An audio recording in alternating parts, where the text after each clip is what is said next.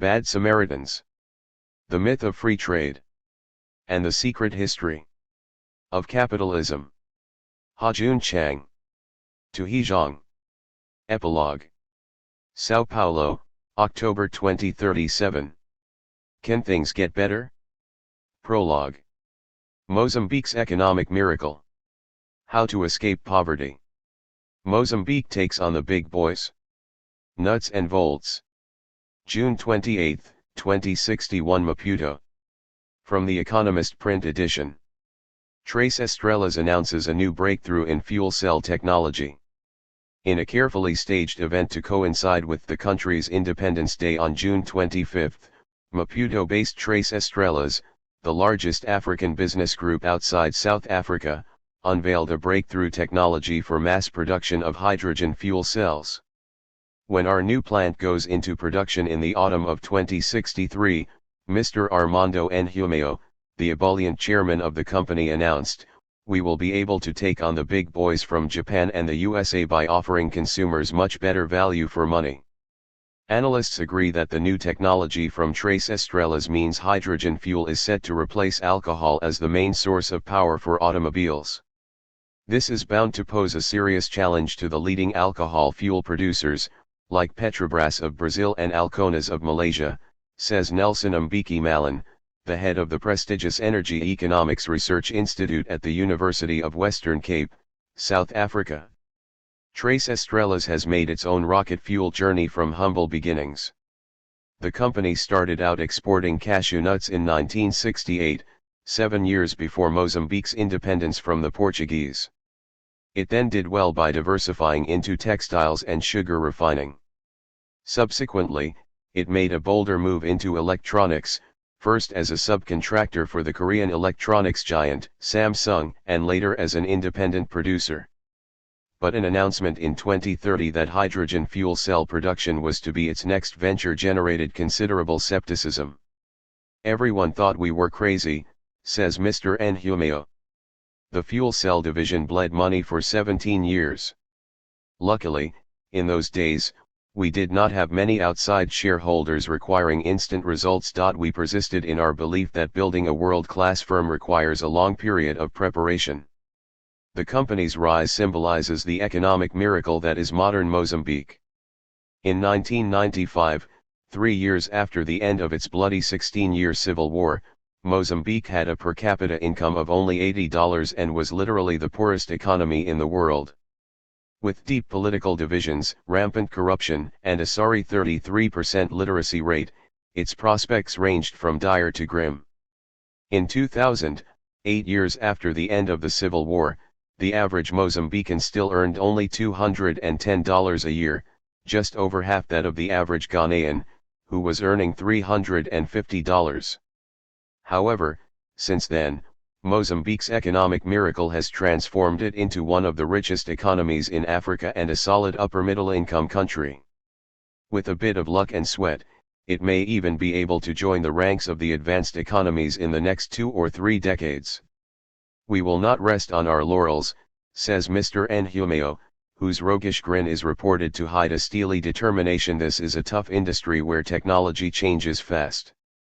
Product life cycles are short and no one can expect to last long as the market leader based on only one innovation. Competitors may appear on the horizon out of nowhere any day. After all, his company has just sprung a nasty surprise on the Americans and the Japanese. Might a relatively unknown fuel cell manufacturer somewhere in Nigeria decide that, if Tres Estrellas was able to move from the darkest shadows to the top of the tree, then perhaps it could too? Mozambique may or may not succeed in living up to my fantasy.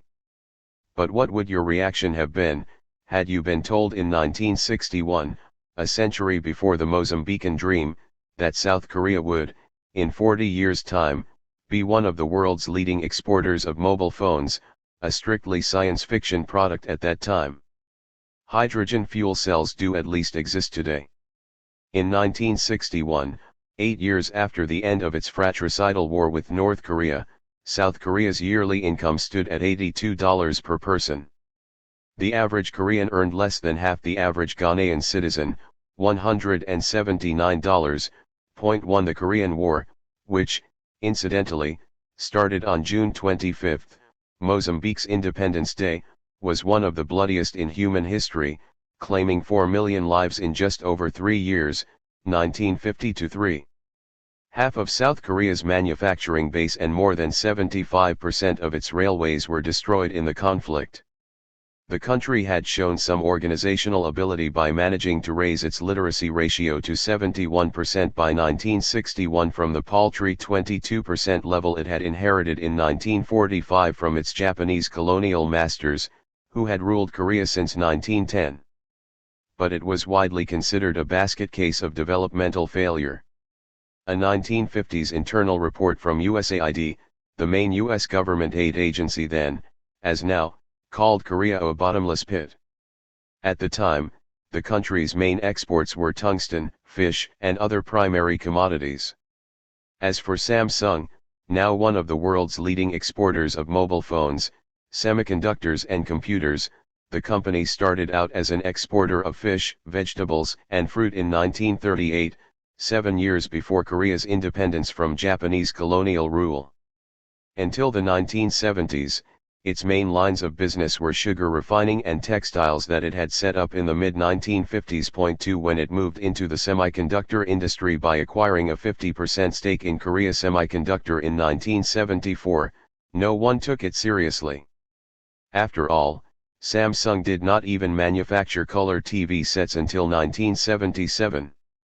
When it declared its intention, in 1983, to take on the big boys of the semiconductor industry from the US and Japan by designing its own chips, few were convinced.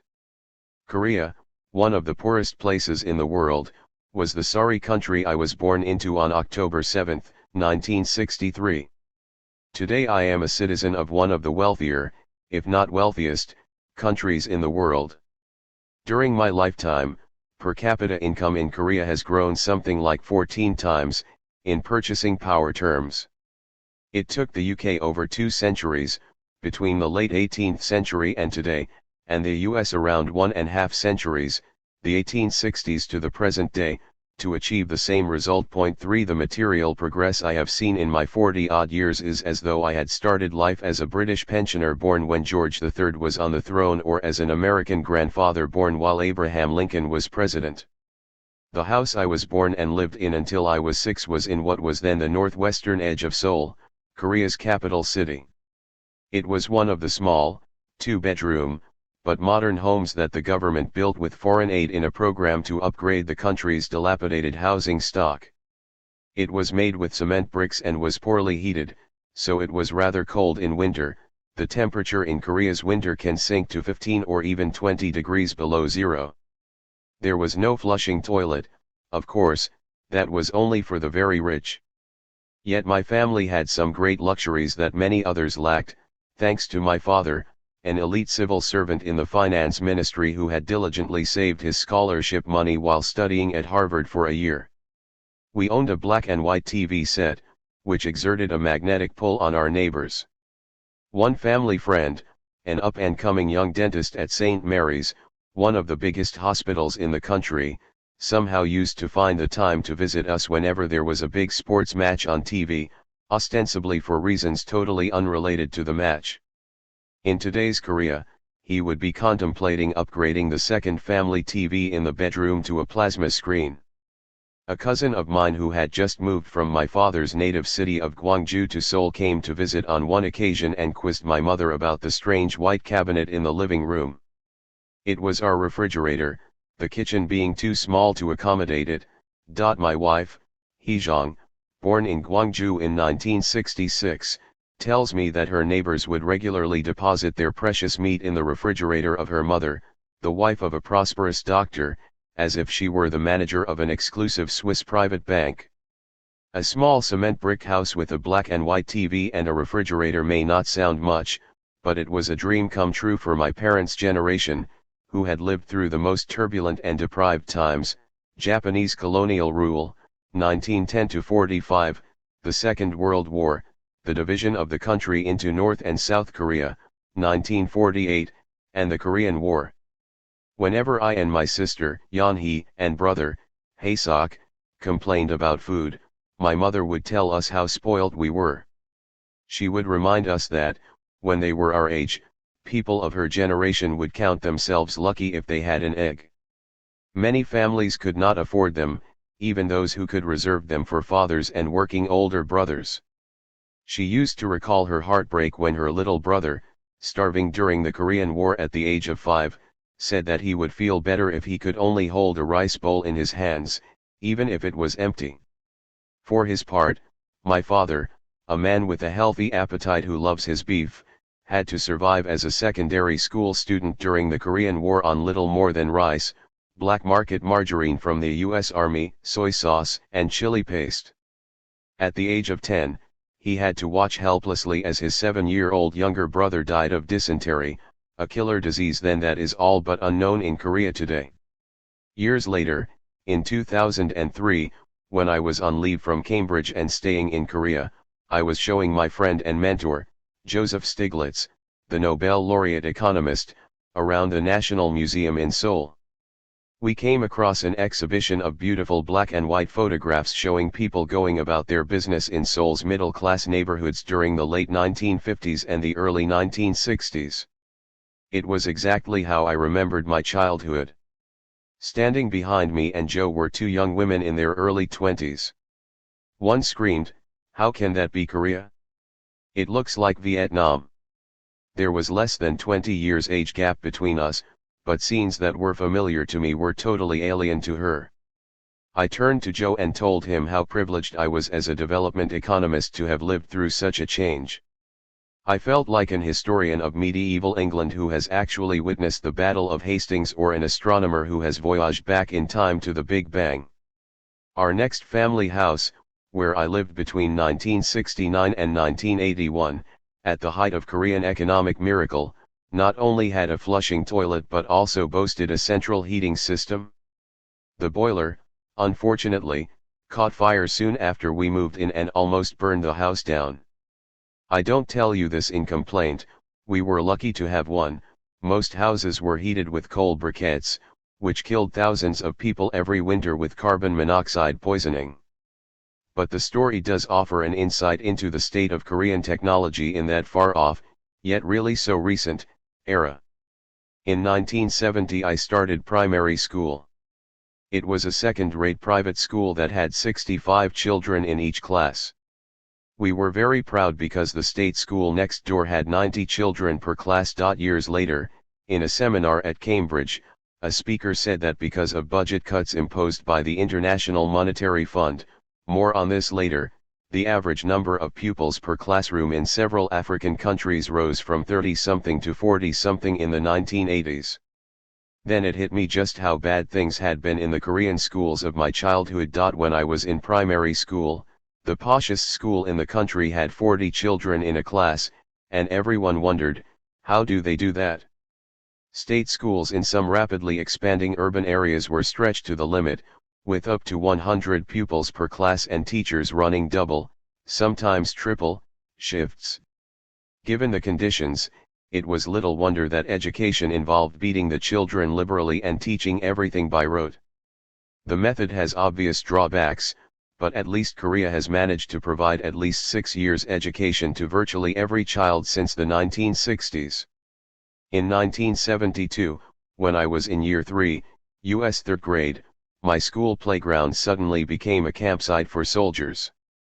They were there to preempt any student demonstrations against the martial law being imposed by the president of the country, former General Park Chung-hee.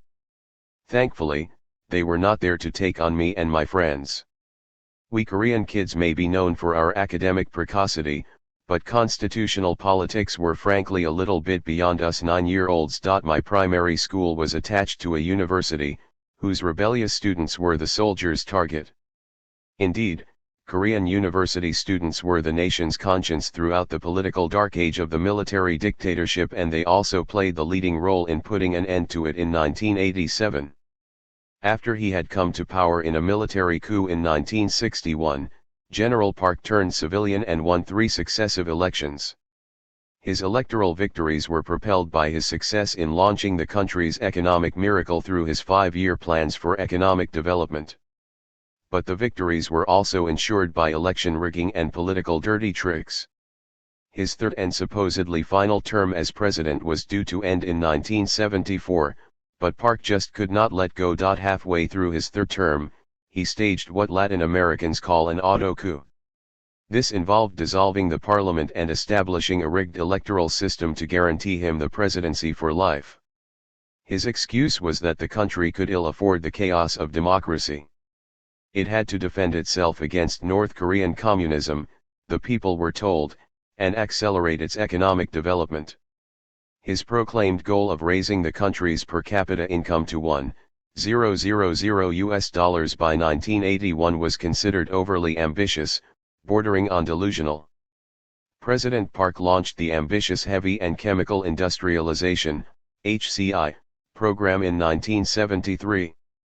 The first steel mill and the first modern shipyard went into production, and the first locally designed cars, made mostly from imported parts, rolled off the production lines.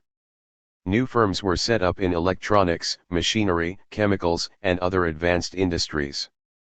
During this period, the country's per capita income grew phenomenally by more than 5 times, in US dollar terms, between 1972 and 1979.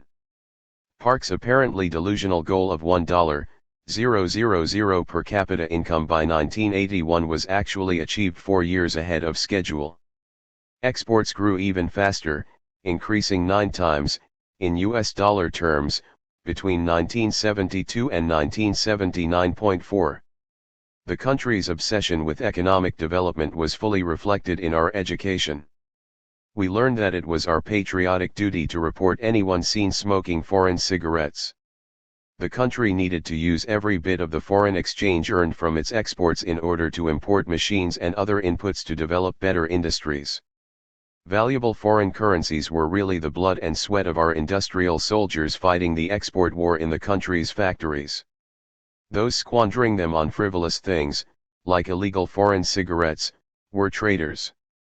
I don't believe any of my friends actually went as far as reporting such acts of treason. But it did feed the gossip mill when kids saw foreign cigarettes in a friend's house. The friend's father, it was almost invariably men who smoked, would be darkly commented on as an unpatriotic and therefore immoral, if not exactly criminal, individual. Spending foreign exchange on anything not essential for industrial development was prohibited or strongly discouraged through import bans, high tariffs, and excise taxes, which were called luxury consumption taxes. Luxury items included even relatively simple things, like small cars, whiskey or cookies. I remember the minor national euphoria when a consignment of Danish cookies was imported under special government permission in the late 1970s. For the same reason, foreign travel was banned unless you had explicit government permission to do business or study abroad. As a result, despite having quite a few relatives living in the US, I had never been outside Korea until I traveled to Cambridge at the age of 23 to start as a graduate student there in 1986. This is not to say that no one smoked foreign cigarettes or ate illicit cookies.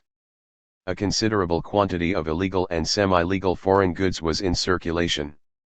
There was some smuggling, especially from Japan, but most of the goods involved were things brought in, illegally or semi-legally, from the numerous American army bases in the country.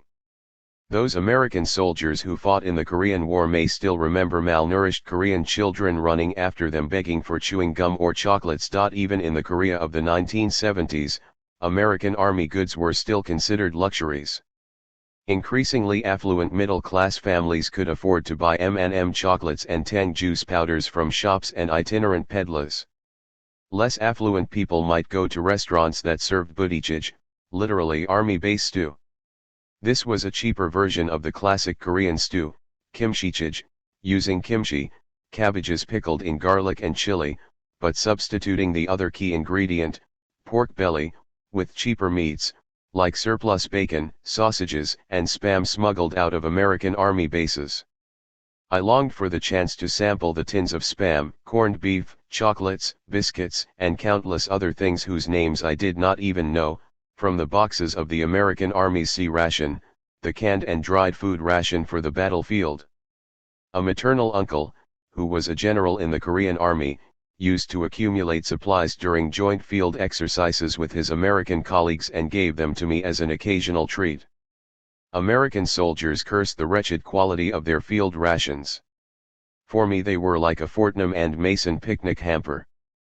But, then, I was living in a country where vanilla ice cream had so little vanilla in it that I thought vanilla meant no flavor, until I learned English in secondary school.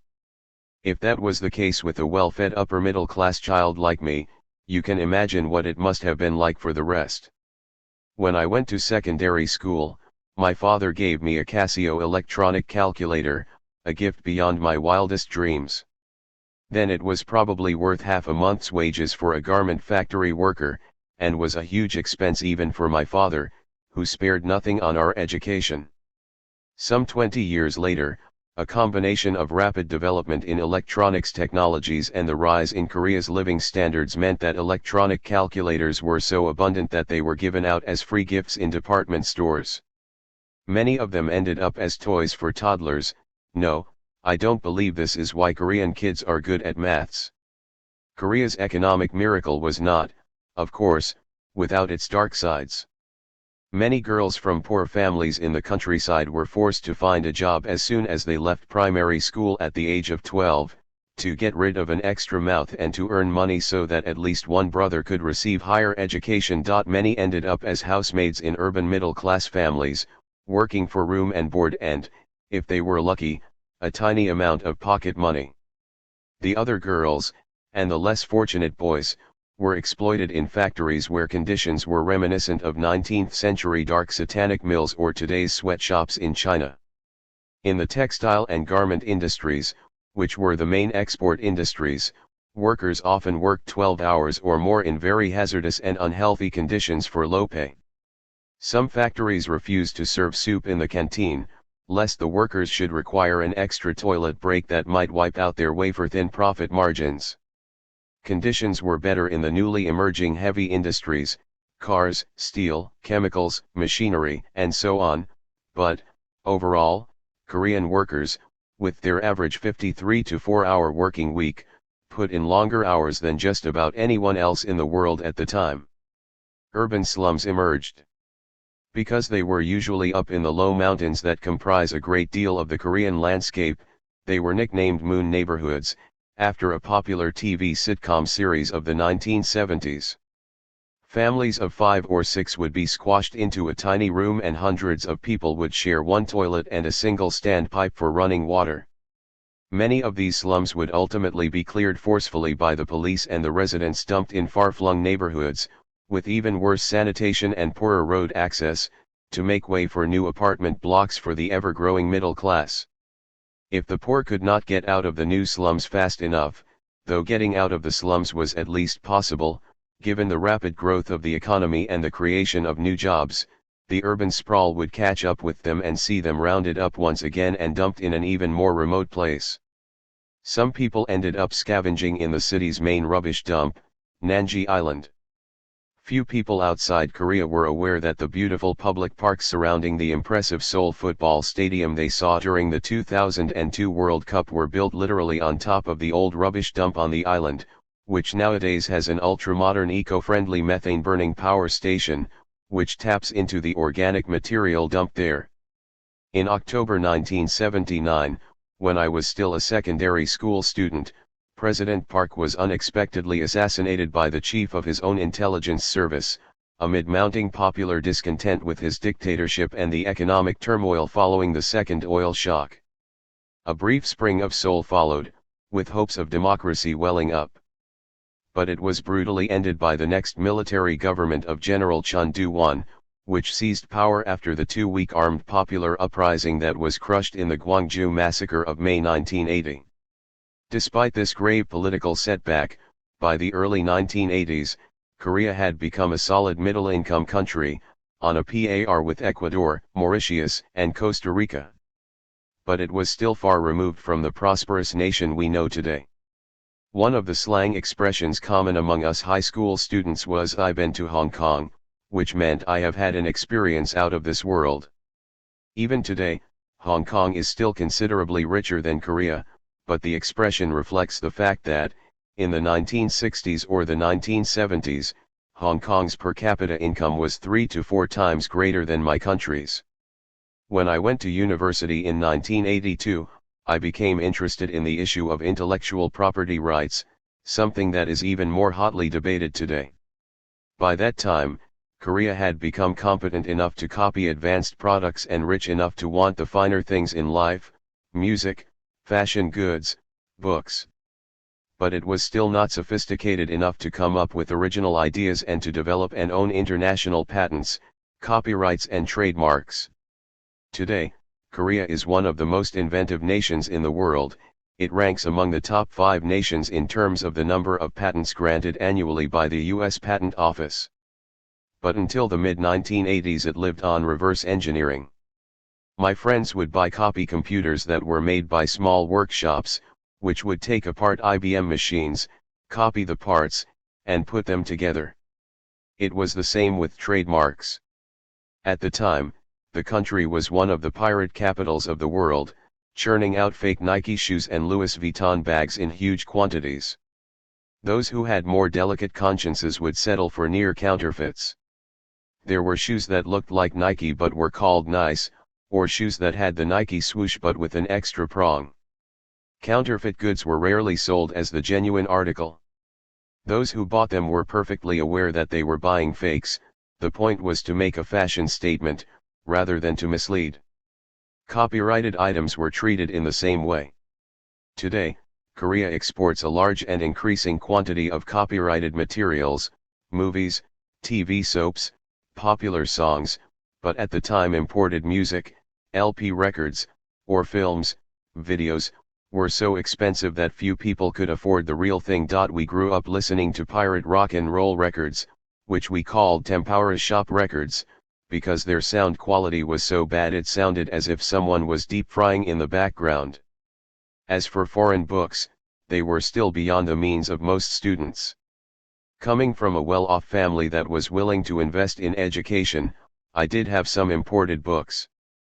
But most of my books in English were pirated. I could never have entered and survived Cambridge without those illegal books. By the time I was finishing my graduate studies at Cambridge in the late 1980s, Korea had become a solid upper-middle income country. The surest proof of this was that European countries stopped demanding that Koreans get an entry visa. Most of us by then had no reason to want to emigrate illegally anyway. In 1996, the country even joined the OECD, Organization for Economic Cooperation and Development, the club of the rich countries, and declared itself to have arrived, although that euphoria was badly deflated by the financial crisis that engulfed Korea in 1997. Since that financial crisis, the country has not been doing as well by its own high standards, mainly because it has over-enthusiastically embraced the free market rules model. But that is a story for later.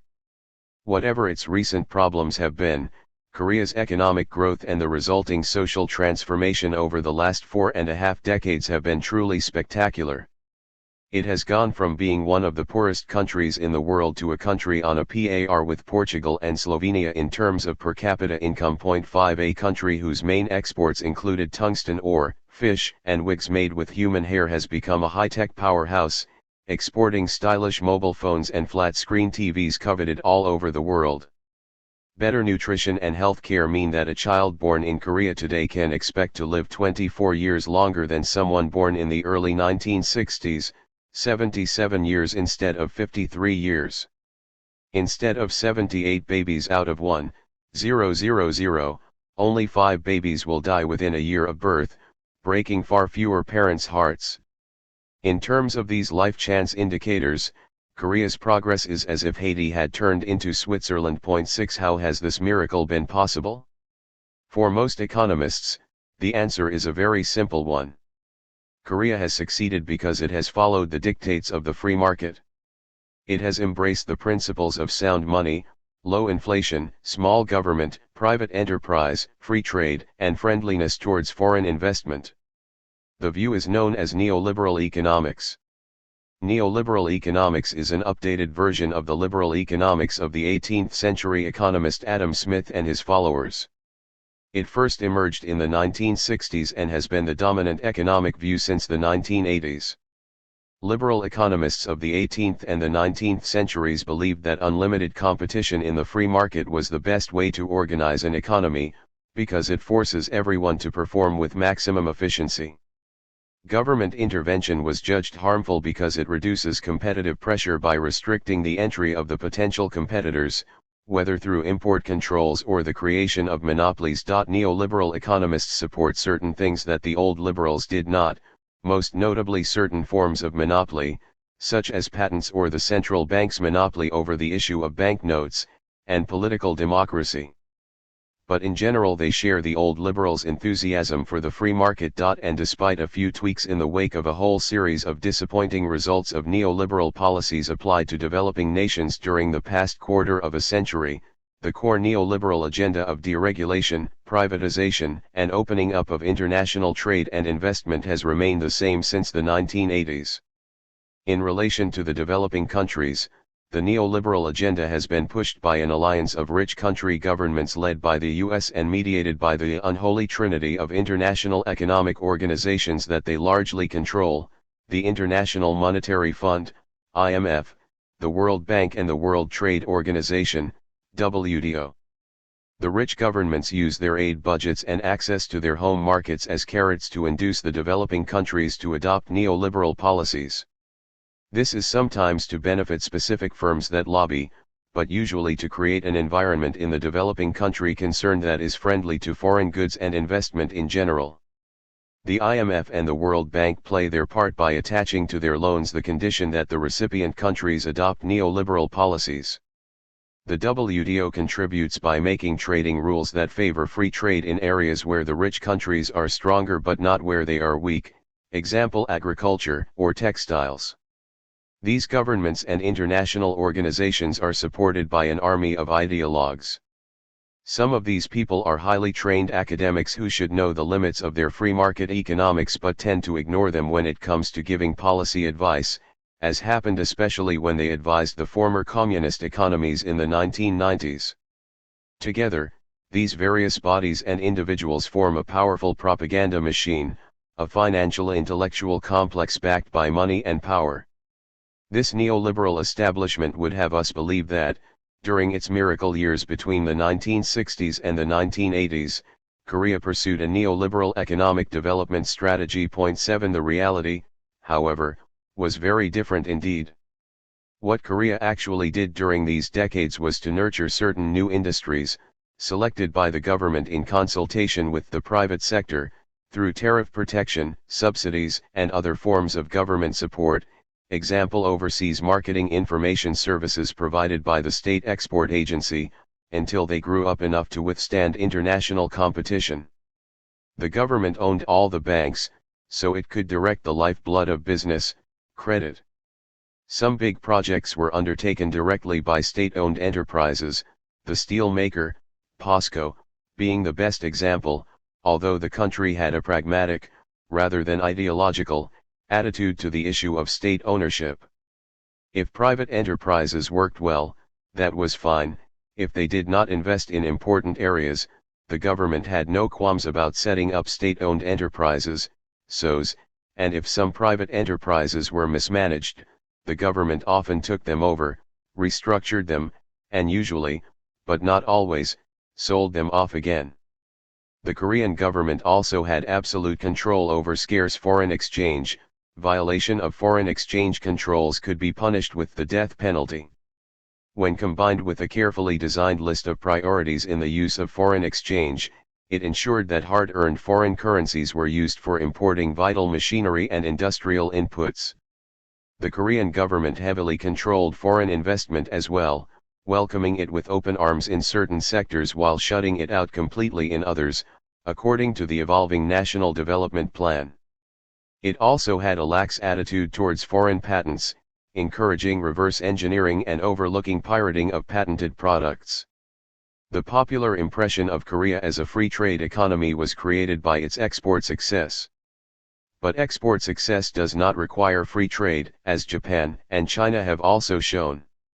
Korean exports in the earlier period, things like simple garments and cheap electronics, were all means to earn the hard currencies needed to pay for the advanced technologies and expensive machines that were necessary for the new, more difficult industries, which were protected through tariffs and subsidies. At the same time, tariff protection and subsidies were not there to shield industries from international competition forever, but to give them the time to absorb new technologies and establish new organizational capabilities until they could compete in the world market. The Korean economic miracle was the result of a clever and pragmatic mixture of market incentives and state direction. The Korean government did not vanquish the market as the communist states did. However, it did not have blind faith in the free market either. While it took markets seriously, the Korean strategy recognized that they often need to be corrected through policy intervention. Now, if it was only Korea that became rich through such heretical policies, the free market gurus might be able to dismiss it as merely the exception that proves the rule. However, Korea is no exception.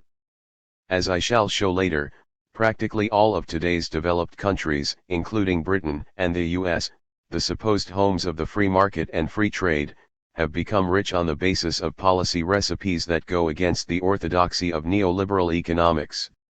Today's rich countries used protection and subsidies, while discriminating against foreign investors, all anathema to today's economic orthodoxy and now severely restricted by multilateral treaties, like the WTO agreements, and proscribed by aid donors and international financial organizations, notably the IMF and the World Bank.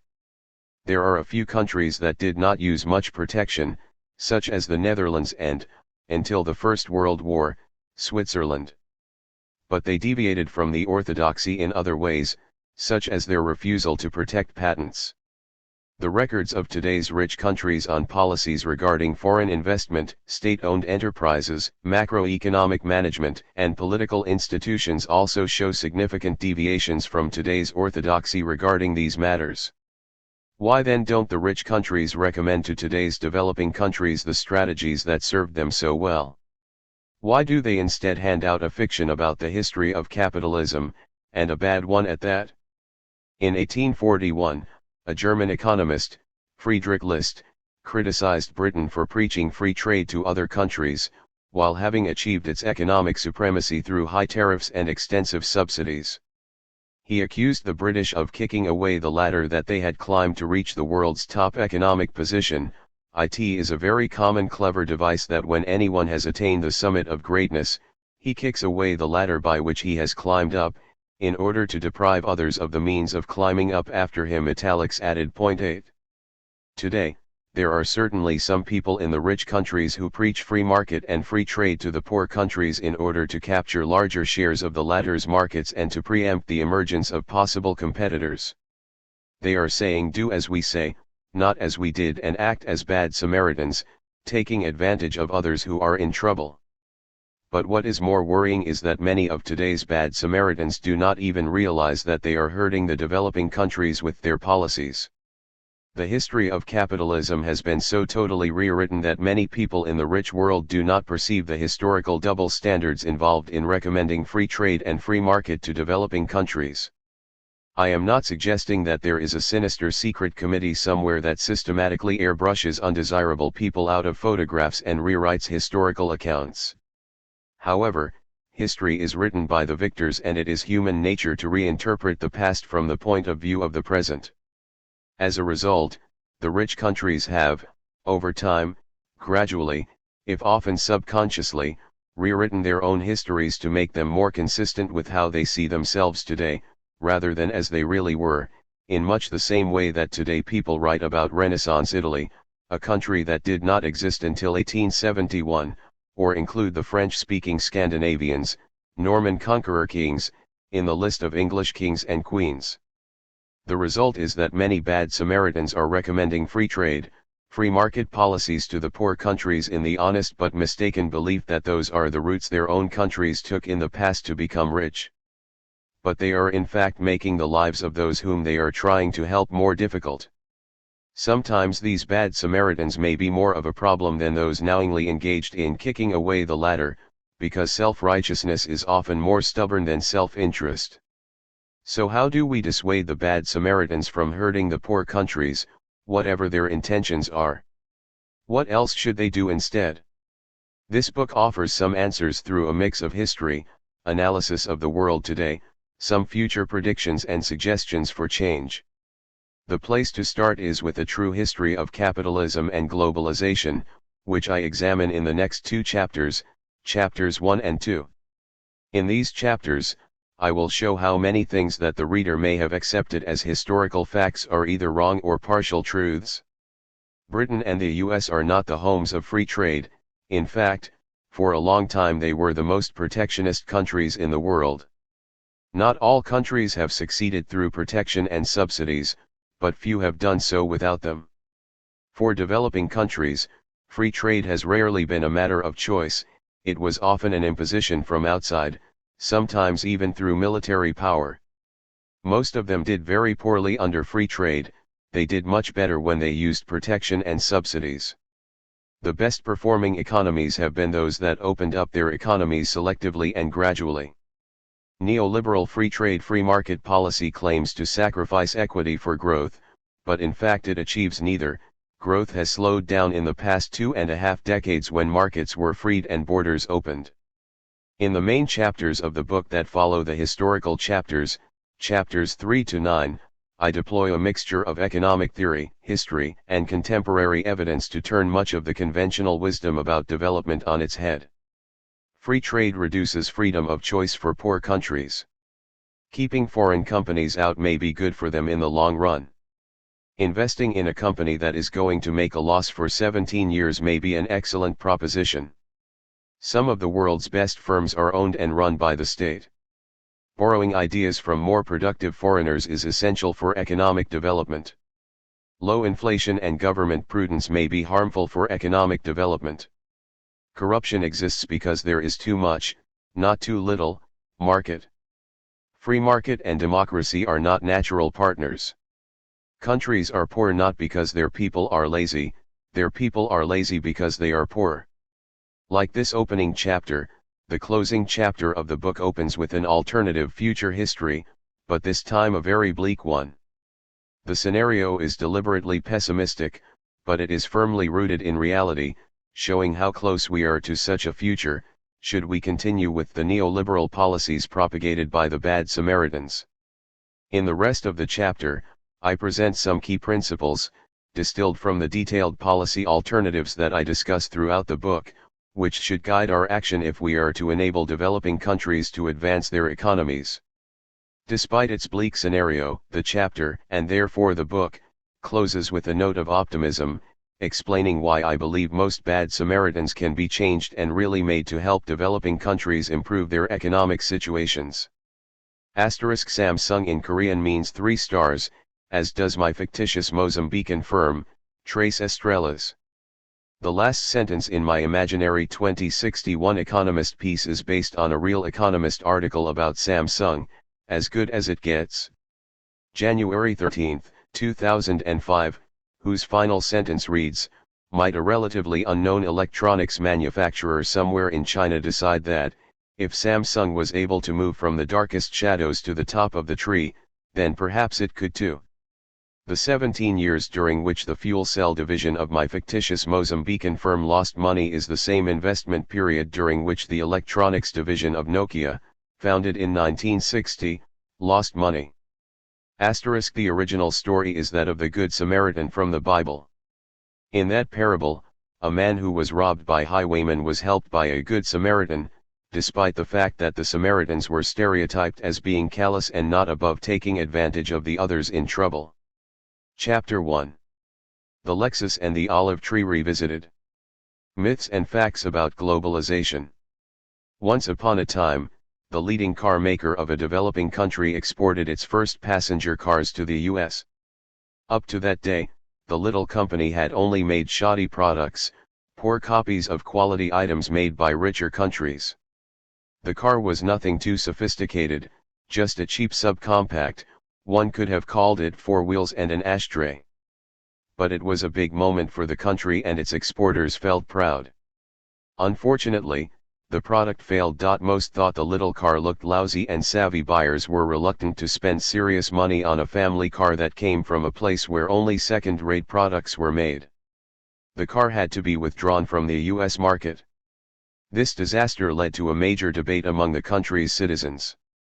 Many argued that the company should have stuck to its original business of making simple textile machinery. After all, the country's biggest export item was silk. If the company could not make good cars after 25 years of trying, there was no future for it. The government had given the car maker every opportunity to succeed. It had ensured high profits for it at home through high tariffs and draconian controls on foreign investment in the car industry. Fewer than 10 years ago, it even gave public money to save the company from imminent bankruptcy.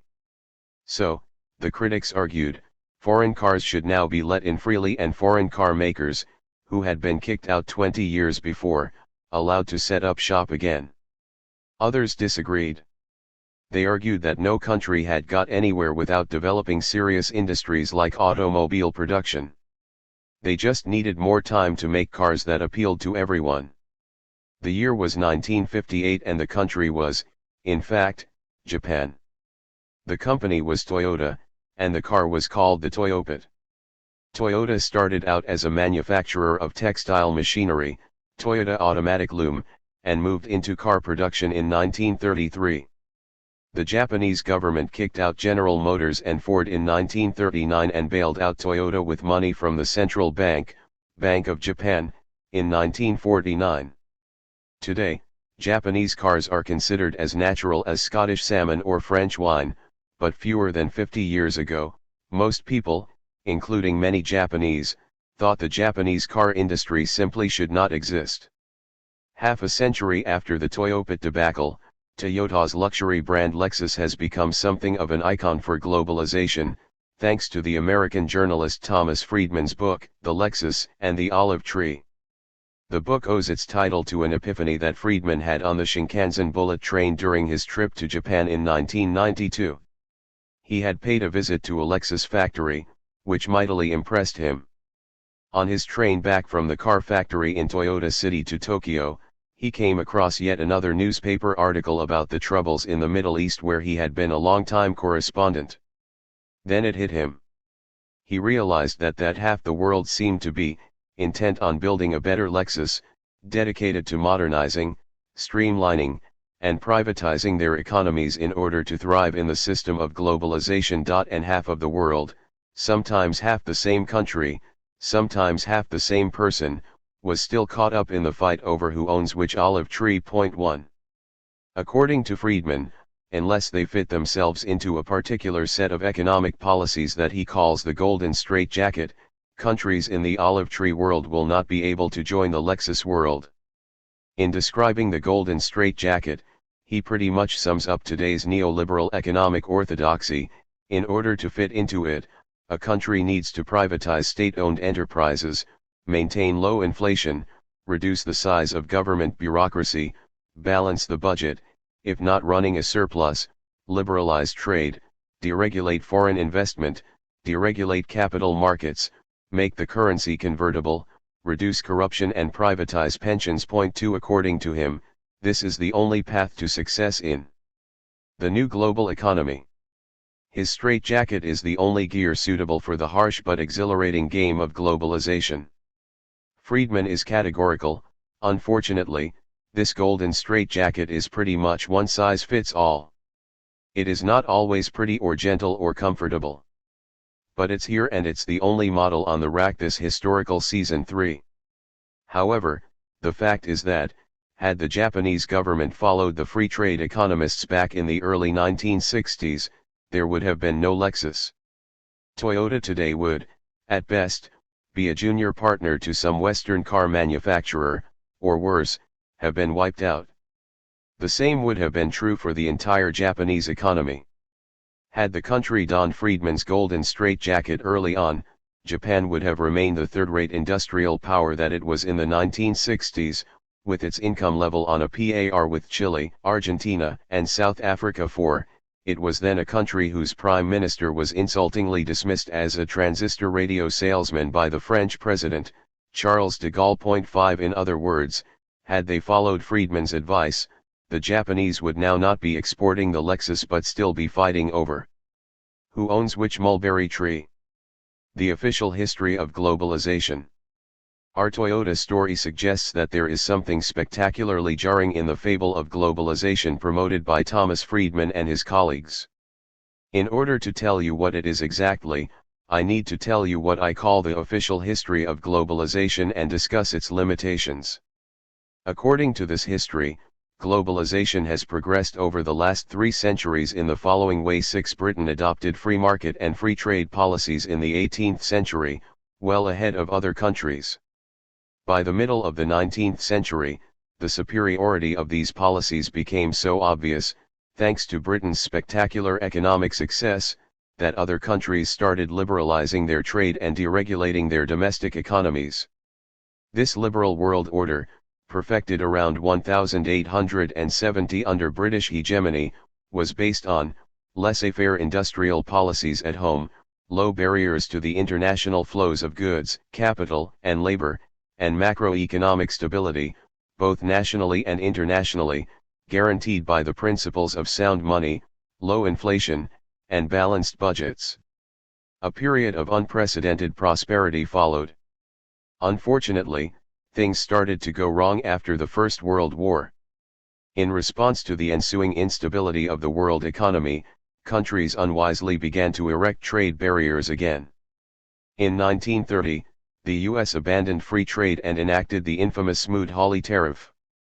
Countries like Germany and Japan abandoned liberal policies and erected high trade barriers and created cartels, which were intimately associated with their fascism and external aggression. The world free trade system finally ended in 1932, when Britain, hitherto the champion of free trade, succumbed to temptation and itself reintroduced tariffs. The resulting contraction and instability in the world economy, and then, finally, the Second World War, destroyed the last remnants of the first liberal world order. After the Second World War, the world economy was reorganized on a more liberal line, this time under American hegemony. In particular, some significant progress was made in trade liberalization among the rich countries through the early GATT, General Agreement on Trade and Tariffs, talks. But protectionism and state intervention still persisted in most developing countries and, needless to say, in the communist countries. Fortunately, illiberal policies have been largely abandoned across the world since the 1980s following the rise of neoliberalism. By the late 1970s, the failures of so-called import substitution industrialization, ISI, in developing countries, based on protection, subsidies, and regulation, had become too obvious to ignore. The economic miracle in East Asia, which was already practicing free trade and welcoming foreign investment, was a wake-up call for the other developing countries. After the 1982 Third World Debt Crisis, many developing countries abandoned interventionism and protectionism, and embraced neoliberalism. The crowning glory of this trend towards global integration was the fall of communism in 1989. These national policy changes were made all the more necessary by the unprecedented acceleration in the development of transport and communications technologies. With these developments, the possibilities of entering mutually beneficial economic arrangements with partners in faraway countries, through international trade and investment, increased dramatically. This has made openness an even more crucial determinant of a country's prosperity than before. Reflecting the deepening global economic integration, the global governance system has recently been strengthened. Most importantly, in 1995 the GATT was upgraded to the WTO, World Trade Organization, a powerful agency pushing for liberalization not just in trade but also in other areas, like foreign investment regulation and intellectual property rights. The WTO now forms the core of the global economic governance system, together with the IMF, International Monetary Fund, in charge of access to short-term finance, and the World Bank, in charge of longer-term investments. The result of all these developments, according to the official history, is a globalized world economy comparable in its liberality and potential for prosperity only to the earlier golden age of liberalism, 1870 to 1913. Renato Ruggiero, the first Director General of the WTO, solemnly declared that, as a consequence of this new world order, we now have the potential for eradicating global poverty in the early part of the next 21st century, a utopian notion even a few decades ago, but a real possibility today. 7. This version of the history of globalization is widely accepted. It is supposed to be the route map for policy makers in steering their countries towards prosperity. Unfortunately, it paints a fundamentally misleading picture, distorting our understanding of where we have come from, where we are now and where we may be heading for. Let's see how. The real history of globalization. On June 30, 1997, Hong Kong was officially handed back to China by its last British governor, Christopher Patten. Many British commentators fretted about the fate of Hong Kong's democracy under the Chinese Communist Party, although democratic elections in Hong Kong had only been permitted as late as 1994, 152 years after the start of British rule and only 3 years before the planned handover. But no one seems to remember how Hong Kong came to be a British possession in the first place. Hong Kong became a British colony after the Treaty of Nanking in 1842, the result of the Opium War. This was a particularly shameful episode, even by the standards of 19th-century imperialism. The growing British taste for tea had created a huge trade deficit with China. In a desperate attempt to plug the gap, Britain started exporting opium produced in India to China. The mere detail that selling opium was illegal in China could not possibly be allowed to obstruct the noble cause of balancing the books. When a Chinese official seized an illicit cargo of opium in 1841, the British government used it as an excuse to fix the problem once and for all by declaring war. China was heavily defeated in the war and forced to sign the Treaty of Nanking, which made China lease Hong Kong to Britain and give up its right to set its own tariffs. So there it was, the self-proclaimed leader of the liberal world declaring war on another country because the latter was getting in the way of its illegal trade in narcotics. The truth is that the free movement of goods, people, and money that developed under British hegemony between 1870 and 1913, the first episode of globalization, was made possible, in large part, by military might, rather than market forces. Apart from Britain itself, the practitioners of free trade during this period were mostly weaker countries that had been forced into, rather than had voluntarily adopted, it as a result of colonial rule or unequal treaties, like the Nanking Treaty, which, among other things, deprived them of the right to set tariffs and imposed externally determined low, flat-rate tariffs, 3 to 5%, on them. 8.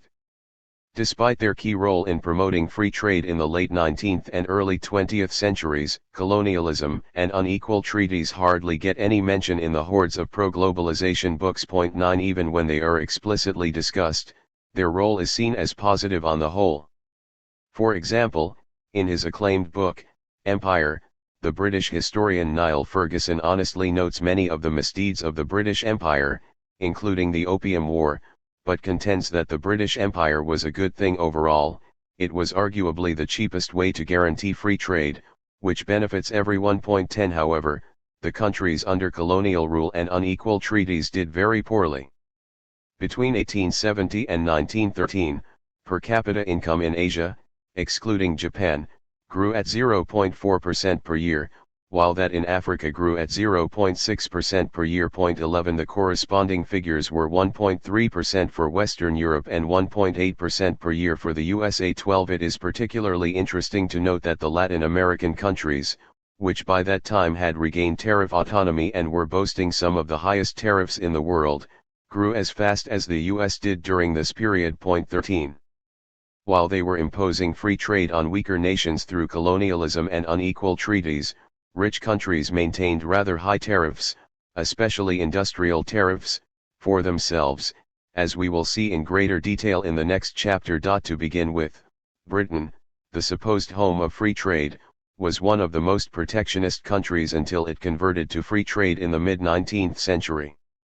There was a brief period during the 1860s and the 1870s when something approaching free trade did exist in Europe, especially with zero tariffs in Britain. However, this proved short-lived. From the 1880s, most European countries raised protective barriers again, partly to protect their farmers from cheap food imported from the New World and partly to promote their newly emerging heavy industries, such as steel, chemicals, and machinery. 14 Finally, even Britain, as I have noted, the chief architect of the first wave of globalization, abandoned free trade and reintroduced tariffs in 1932. The official history describes this event as Britain succumbing to the temptation of protectionism. But it typically fails to mention that this was due to the decline in British economic supremacy, which in turn was the result of the success of protectionism on the part of competitor countries, especially the USA, in developing their own new industries. Thus, the history of the first globalization in the late 19th and early 20th centuries has been rewritten today in order to fit the current neoliberal orthodoxy. The history of protectionism in today's rich countries is vastly underplayed, while the imperialist origin of the high degree of global integration on the part of today's developing countries is hardly ever mentioned. The final curtain coming down on the episode, that is, Britain's abandonment of free trade, is also presented in a biased way. It is rarely mentioned that what really made Britain abandon free trade was precisely the successful use of protectionism by its competitors. Neoliberals vs. neo-idiotics? In the official history of globalization, the early post-Second World War period is portrayed as a period of incomplete globalization. While there was a significant increase in integration among the rich countries, accelerating their growth, it is said, most developing countries refused to fully participate in the global economy until the 1980s, thus holding themselves back from economic progress. This story misrepresents the process of globalization among the rich countries during this period. These countries did significantly lower their tariff barriers between the 1950s and the 1970s. But during this period, they also used many other nationalistic policies to promote their own economic development, subsidies, especially for research and development, or R&D, state-owned enterprises, government direction of banking credits, capital controls and so on. When they started implementing neoliberal programs, their growth decelerated. In the 1960s and the 1970s, per capita income in the rich countries grew by 3.2% a year, but its growth rate fell substantially to 2.1% in the next 2 decades. 15. But more misleading is the portrayal of the experiences of developing countries. The post-war period is described by the official historians of globalization as an era of economic disasters in these countries. This was because, they argue, these countries believed in wrong economic theories that made them think they could defy market logic. As a result, they suppressed activities which they were good at, agriculture, mineral extraction and labor-intensive manufacturing, and promoted white elephant projects that made them feel proud but were economic nonsense. The most notorious example of this is Indonesia producing heavily subsidized jet aeroplanes. The right to asymmetric protection that the developing countries secured in 1964 at the GATT is portrayed as the proverbial rope on which to hang one's own economy, in a well-known article by Jeffrey Sachs and Andrew Warner. 16 Gustavo Franco, a former president of the Brazilian Central Bank, 1997–99, made the same point more succinctly, if more crudely, when he said his policy objective was to undo 40 years of stupidity and that the only choice was to be neoliberal or neo-idiotic. 17. The problem with this interpretation is that the bad old days in the developing countries weren't so bad at all. During the 1960s and the 1970s, when they were pursuing the wrong policies of protectionism and state intervention, per capita income in the developing countries grew by 3% annually. 18 As my esteemed colleague Professor Ajit Singh once pointed out, this was the period of industrial revolution in the Third World. 19 This growth rate is a huge improvement over what they achieved under free trade during the age of imperialism, see above, and compares favorably with the 1–15% achieved by the rich countries during the Industrial Revolution in the 19th century. It also remains the best that they have ever recorded. Since the 1980s, after they implemented neoliberal policies, they grew at only about half the speed seen in the 1960s and the 1970s, 1.7%. Growth slowed down in the rich countries too, but the slowdown was less marked, from 3.2% to 2.1%, not least because they did not introduce neoliberal policies to the same extent as the developing countries did. The average growth rate of developing countries in this period would be even lower if we exclude China and India. These two countries, which accounted for 12% of total developing country income in 1980 and 30% in 2000, have so far refused to put on Thomas Friedman's golden straitjacket. Point 20. Growth failure has been particularly noticeable in Latin America and Africa, where neoliberal programs were implemented more thoroughly than in Asia.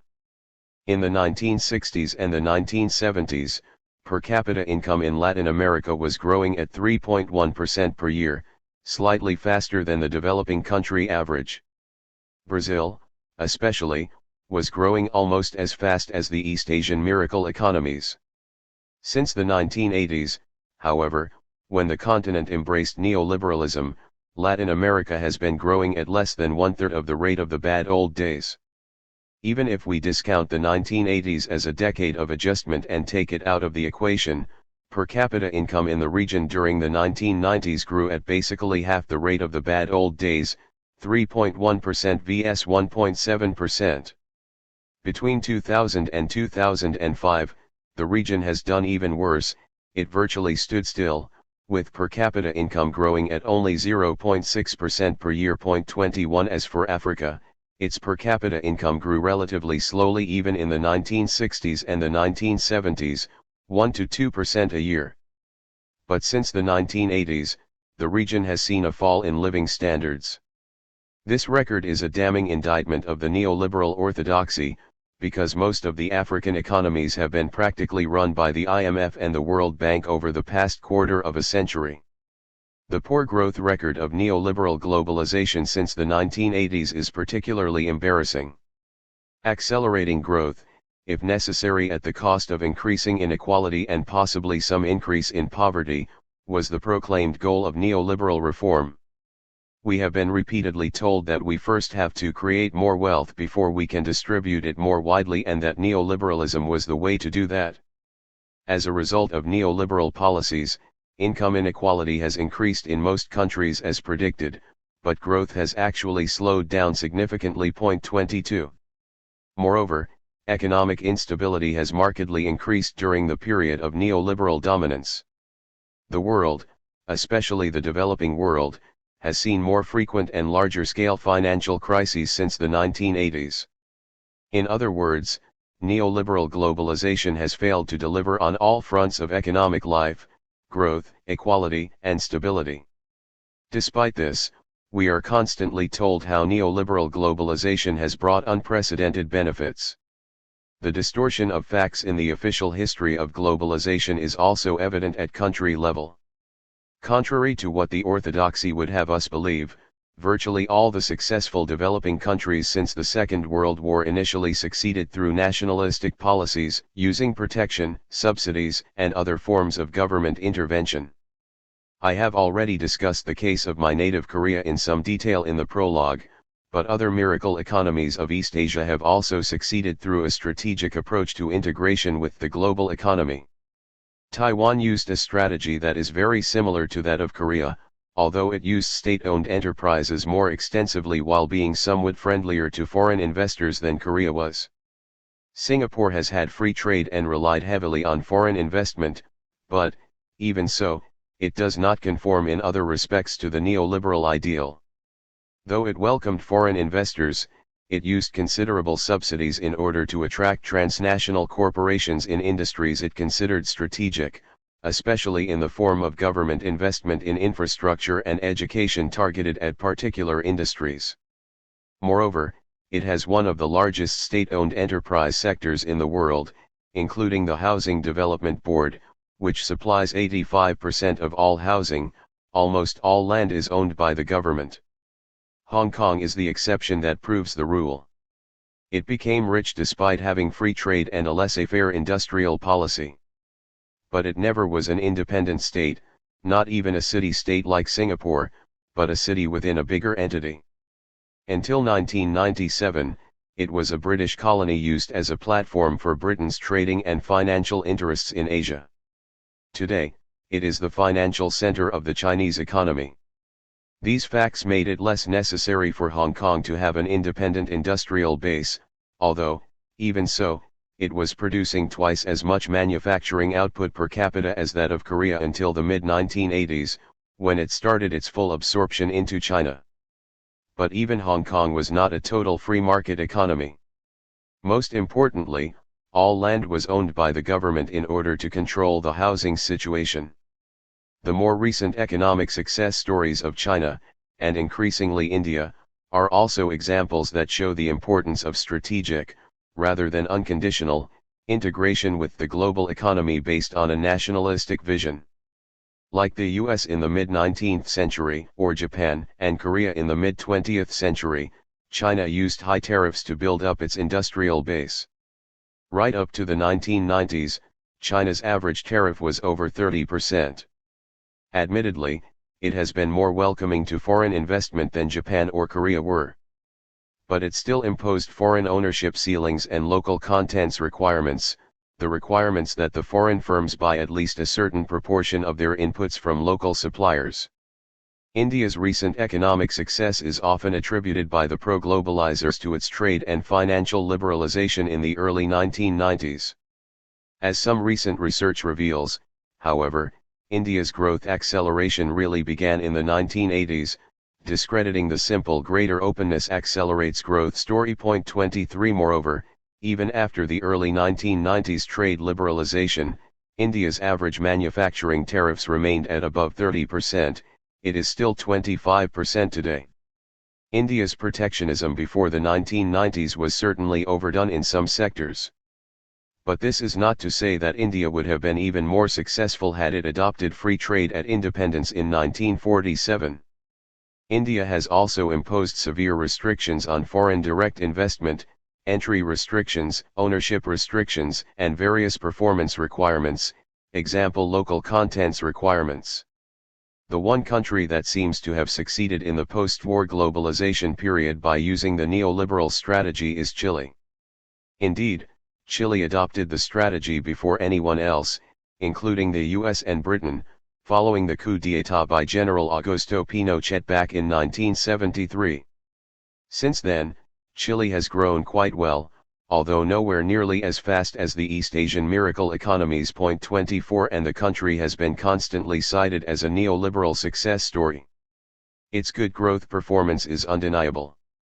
But even Chile's story is more complex than the orthodoxy suggests. Chile's early experiment with neoliberalism, led by the so-called Chicago Boys, a group of Chilean economists trained at the University of Chicago, one of the centers of neoliberal economics, was a disaster. It ended in a terrible financial crash in 1982, which had to be resolved by the nationalization of the whole banking sector. Thanks to this crash, the country recovered the pre-Pinochet level of income only in the late 1980s. Point 25. It was only when Chile's neoliberalism got more pragmatic after the crash that the country started doing well. For example, the government provided exporters with a lot of help in overseas marketing and R&D. Point 26. It also used capital controls in the 1990s to successfully reduce the inflow of short-term speculative funds, although its recent free trade agreement with the US has forced it to promise never to use them again. More importantly, there is a lot of doubt about the sustainability of Chile's development. Over the past 3 decades, the country has lost a lot of manufacturing industries and become excessively dependent on natural resources-based exports. Not having the technological capabilities to move into higher productivity activities, Chile faces a clear limit to the level of prosperity it can attain in the long run. To sum up, the truth of post-1945 globalization is almost the polar opposite of the official history. During the period of controlled globalization underpinned by nationalistic policies between the 1950s and the 1970s, the world economy, especially in the developing world, was growing faster, was more stable and had more equitable income distribution than in the past 2.5 decades of rapid and uncontrolled neoliberal globalization. Nevertheless, this period is portrayed in the official history as a one of unmitigated disaster of nationalistic policies, especially in developing countries. This distortion of the historical record is peddled in order to mask the failure of neoliberal policies. Who's running the world economy? Much of what happens in the global economy is determined by the rich countries, without even trying. They account for 80% of world output, conduct 70% of international trade and make 70 to 90%, depending on the year, of all foreign direct investments. 27 This means that their national policies can strongly influence the world economy. But more important than their sheer weight is the rich countries' willingness to throw that very weight about in shaping the rules of the global economy. For example, developed countries induce poorer countries to adopt particular policies by making them a condition for their foreign aid or by offering them preferential trade agreements in return for good behavior, adoption of neoliberal policies. Even more important in shaping options for developing countries, however, are the actions of multilateral organizations such as the Unholy Trinity, namely the IMF, the World Bank and the WTO, World Trade Organization. Though they are not merely puppets of the rich countries, the Unholy Trinity are largely controlled by the rich countries, so they devise and implement bad Samaritan policies that those countries want. The IMF and the World Bank were originally set up in 1944 at a conference between the Allied forces, essentially the US and Britain, which worked out the shape of post-war international economic governance. This conference was held in the New Hampshire resort of Bretton Woods, so these agencies are sometimes collectively called the Bretton Woods Institutions, BWIs. The IMF was set up to lend money to countries in balance of payments crises so that they can reduce their balance of payments deficits without having to resort to deflation. The World Bank was set up to help the reconstruction of war-torn countries in Europe and the economic development of the post-colonial societies that were about to emerge, which is why it is officially called the International Bank for Reconstruction and Development. This was supposed to be done by financing projects in infrastructure development, example roads, bridges, dams. Following the Third World Debt Crisis of 1982, the roles of both the IMF and the World Bank changed dramatically. They started to exert a much stronger policy influence on developing countries through their joint operation of so-called Structural Adjustment Programs, SAPs. These programs covered a much wider range of policies than what the Bretton Woods institutions had originally been mandated to do. The BWIs now got deeply involved in virtually all areas of economic policy in the developing world. They branched out into areas like government budgets, industrial regulation, agricultural pricing, labor market regulation, privatization, and so on. In the 1990s, there was a further advance in this mission creep as they started attaching so-called governance conditionalities to their loans. These involved intervention in hitherto unthinkable areas, like democracy, government decentralization, central bank independence and corporate governance. This mission creep raises a serious issue. The World Bank and the IMF initially started with rather limited mandates. Subsequently, they argued that they have to intervene in new areas outside their original mandates, as they, too, affect economic performance, a failure in which has driven countries to borrow money from them. However, on this reasoning, there is no area of our life in which the BWIs cannot intervene. Everything that goes on in a country has implications for its economic performance. By this logic, the IMF and the World Bank should be able to impose conditionalities on everything from fertility decisions, ethnic integration and gender equality, to cultural values. Don't get me wrong. I am not one of those people who are against loan conditionalities on principle. It is reasonable for the lender to attach conditions. But conditions should be confined to only those aspects that are most relevant to the repayment of the loan. Otherwise, the lender may intrude in all aspects of the borrower's life. Suppose I am a small businessman trying to borrow money from my bank in order to expand my factory. It would be natural for my bank manager to impose a unilateral condition on how I am going to repay. It might even be reasonable for him to impose conditions on what kind of construction materials I can use and what kind of machinery I can buy in expanding my factory. But, if he attaches the condition that I cut down on my fat intake on the, not totally irrelevant, grounds that a fatty diet reduces my ability to repay the loan by making me unhealthy, I would find this unreasonably intrusive. Of course, if I am really desperate, I may swallow my pride and agree even to this unreasonable condition. But when he makes it a further condition that I spend less than an hour a day at home, on the grounds that spending less time with the family will increase my time available for business and therefore reduce the chance of loan default, I would probably punch him in the face and storm out of the bank. It is not that my diet and family life have no bearings whatsoever on my ability to manage my business. As my bank manager reasons, they are relevant.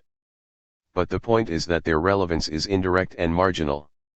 In the beginning, the IMF only imposed conditions closely related to the borrower country's management of its balance of payments, such as currency devaluation. But then it started putting conditions on government budgets on the grounds that budget deficits are a key cause of balance of payments problems. This led to the imposition of conditions like the privatization of state-owned enterprises, because it was argued that the losses made by those enterprises were an important source of budget deficits in many developing countries. Once such an extension of logic began, there was no stopping. Since everything is related to everything else, anything could be a condition. In 1997, in Korea, for example, the IMF laid down conditions on the amount of debt that private sector companies could have, on the grounds that overborrowing by these companies was the main reason for Korea's financial crisis.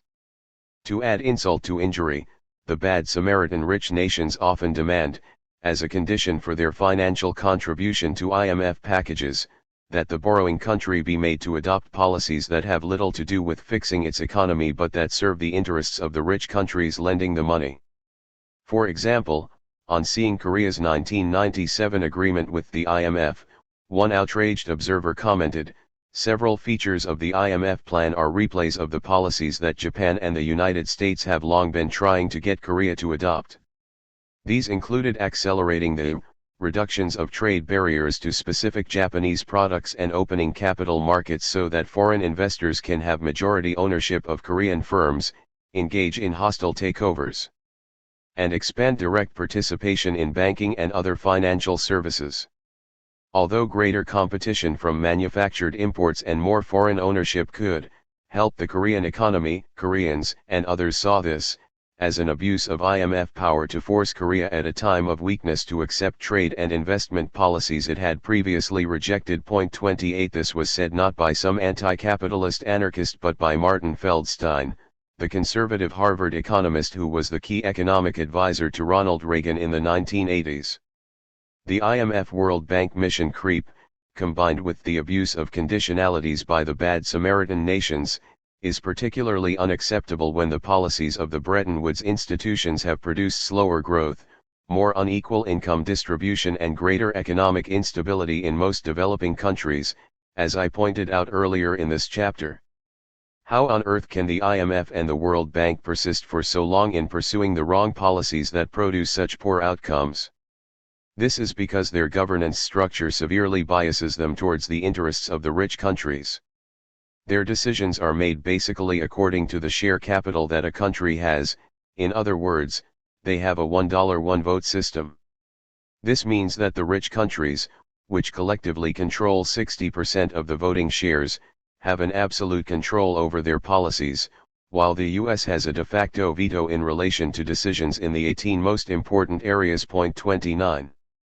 One result of this governance structure is that the World Bank and the IMF have imposed on developing countries standard policy packages that are considered to be universally valid by the rich countries, rather than policies that are carefully designed for each particular developing country, predictably producing poor results as a consequence. Another result is that, even when their policies may be appropriate, they have often failed because they are resisted by the locals as impositions from outside. In response to mounting criticisms, the World Bank and the IMF have recently reacted in a number of ways. On the one hand, there have been some window dressing moves. Thus the IMF now calls the Structural Adjustment Program the Poverty Reduction and Growth Facility Program, in order to show that it cares about poverty issues, though the contents of the program have hardly changed from before. On the other hand, there have been some genuine efforts to open dialogues with a wider constituency, especially the World Bank's engagement with NGOs, non-governmental organizations. But the impacts of such consultation are at best marginal. Moreover, when increasing numbers of NGOs in developing countries are indirectly funded by the World Bank, the value of such an exercise is becoming more doubtful. The IMF and the World Bank have also tried to increase the local ownership of their programs by involving local people in their design. However, this has borne few fruits. Many developing countries lack the intellectual resources to argue against powerful international organizations with an army of highly trained economists and a lot of financial clout behind them. Moreover, the World Bank and the IMF have taken what I call the Henry Ford approach to diversity. He once said that a customer could have a car painted any color, so long as it's black. The range of local variation in policies that they find acceptable is very narrow. Also, with the increasing tendency for developing countries to elect or appoint ex-World Bank or ex-IMF officials to key economic posts, local solutions are increasingly resembling the solutions provided by the Bretton Woods institutions. Completing the unholy trinity, the World Trade Organization was launched in 1995, following the conclusion of the so-called Uruguay round of the GATT talks. I will discuss the substance of what the WTO does in greater detail in later chapters, so here let me focus just on its governance structure. The World Trade Organization has been criticized on a number of grounds. Many believe that it is little more than a tool with which the developed countries pry open developing markets. Others argue that it has become a vehicle for furthering the interests of transnational corporations. There are elements of truth in both of these criticisms, as I will show in later chapters.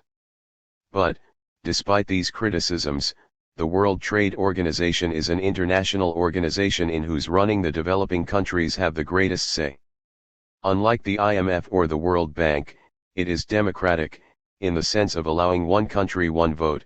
Of course, we can debate whether giving China, with 1.3 billion people, and Luxembourg, with fewer than 500,000 people, one vote each is really democratic. And, unlike in the UN, where the 5 permanent members of the Security Council have veto power, no country has a veto in the WTO. Since they have the numerical advantage, the developing countries count far more in the WTO than they do in the IMF or the World Bank. Unfortunately, in practice, votes are never taken, and the organization is essentially run by an oligarchy comprising a small number of rich countries. It is reported that, in various ministerial meetings, Geneva 1998, Seattle 1999, Doha 2001, Cancun 2003, all the important negotiations were held in the so-called green rooms on a by-invitation only basis. Only the rich countries and some large developing countries that they cannot ignore, example India and Brazil, were invited. Especially during the 1999 Seattle meeting, it was reported that some developing country delegates who tried to get into green rooms without invitations were physically thrown out. But even without such extreme measures, the decisions are likely to be biased towards the rich countries. They can threaten and bribe developing countries by means of their foreign aid budgets or using their influence on the loan decisions by the IMF, the World Bank and regional multilateral financial institutions. Moreover, there exists a vast gap in intellectual and negotiation resources between the two groups of countries. A former student of mine, who has just left the diplomatic service of his native country in Africa, once told me that his country had only 3 people, including himself, to attend all the meetings at the WTO in Geneva. The meetings often numbered more than a dozen a day, so he and his colleagues dropped a few meetings altogether and divided up the rest between the 3 of them. This meant that they could allocate only 2 to 3 hours to each meeting. Sometimes they went in at the right moment and made some useful contributions. Some other times, they were not so lucky and got completely lost. In contrast, the US, to take the example at the other extreme, had dozens of people working on intellectual property rights alone. But my former student said, his country was lucky, more than 20 developing countries do not have a single person based in Geneva, and many have to get by with only 1 or 2 people. Many more stories like this could be told, but they all suggest that international trade negotiations are a highly lopsided affair. It is like a war where some people fight with pistols while the others engage in aerial bombardment. Are the bad Samaritans winning? Margaret Thatcher, the British Prime Minister who spearheaded the neoliberal counter-revolution, once famously dismissed her critics saying that there is no alternative. The spirit of this argument, known as TINA, there is no alternative, permeates the way globalization is portrayed by the bad Samaritans. The bad Samaritans like to present globalization as an inevitable result of relentless developments in the technologies of communication and transportation. They like to portray their critics as backward-looking modern-day Luddites 30 who fight over who owns which olive tree. Going against this historical tide only produces disasters, it is argued, as evidenced by the collapse of the world economy during the interwar period and by the failures of state-led industrialization in the developing countries in the 1960s and the 1970s. It is argued that there is only one way to survive the historic tidal force that is globalization, and that is to put on the one-size-fits-all golden straitjacket which virtually all the successful economies have allegedly worn on their way to prosperity.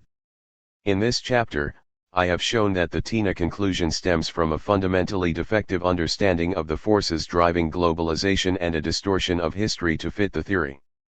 Free trade was often imposed on, rather than chosen by, weaker countries. Most countries that had the choice did not choose free trade for more than brief periods. Virtually all successful economies, developed and developing, got where they are through selective, strategic integration with the world economy, rather than through unconditional global integration.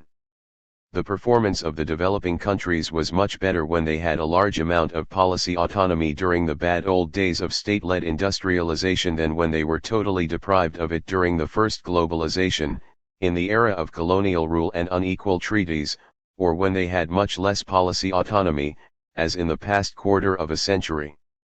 There is nothing inevitable about globalization, because it is driven more by politics, that is, human will and decision, than technology, as the bad Samaritans claim. If it were technology that determined the extent of globalization, it would be impossible to explain how the world was much less globalized in the 1970s, when we had all the modern technologies of transport and communication except the Internet, than in the 1870s, when we relied on steamships and wired telegraphy.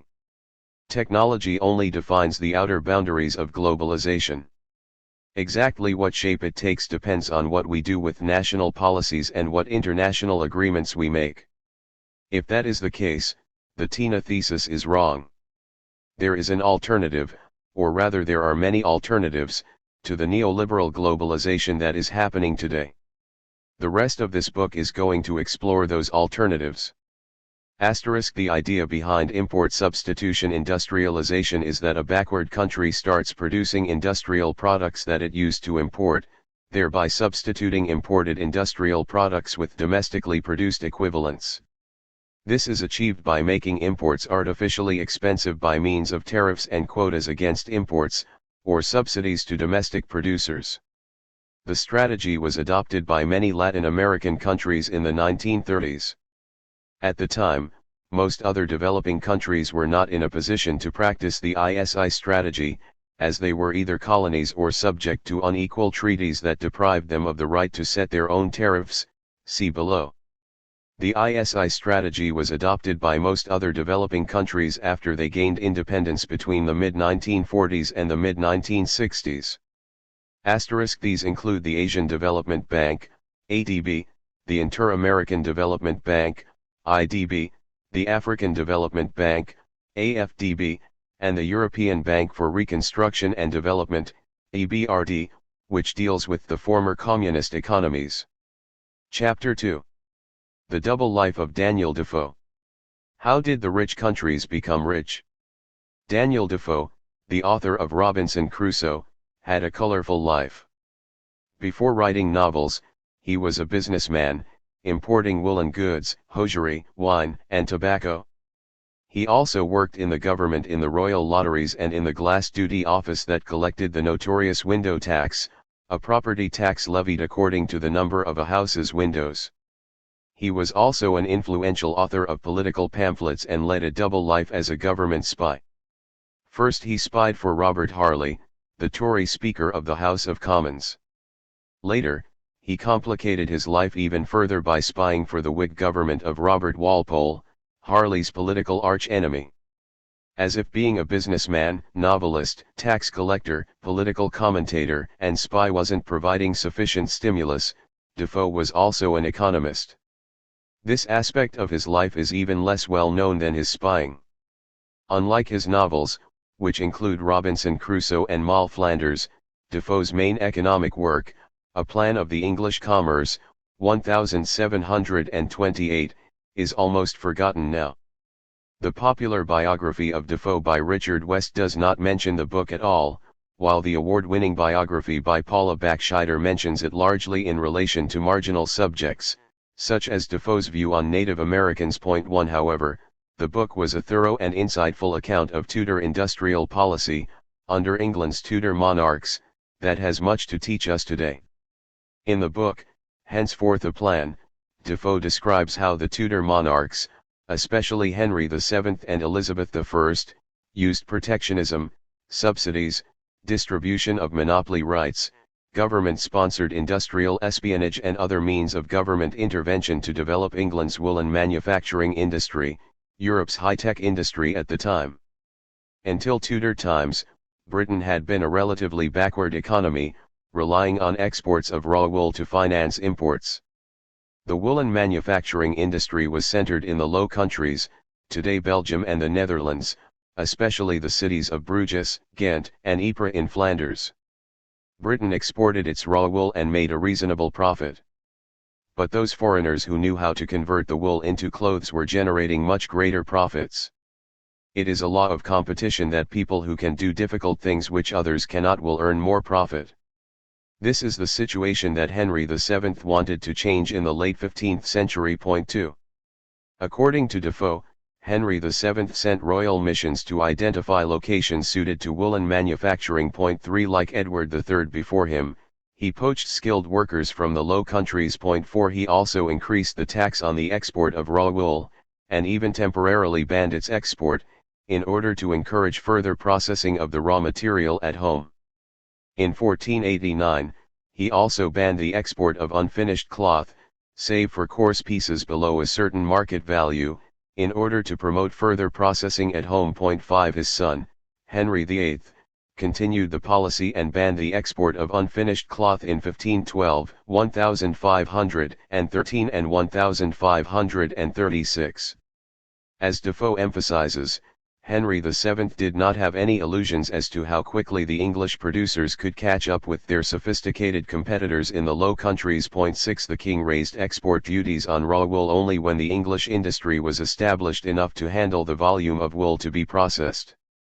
Henry then quickly withdrew his ban on raw wool exports when it became clear that Britain simply did not have the capacity to process all the raw wool it produced. 7 Indeed, according to a plan, it was not until 1578, in the middle of Elizabeth I's reign, 1558 to 1603, nearly 100 years after Henry VII had started his import substitution industrialization policy in 1489, that Britain had sufficient processing capacity to ban raw wool exports totally. 8 Once in place, however, the export ban drove the competing manufacturers in the Low Countries, who were now deprived of their raw materials, to ruin.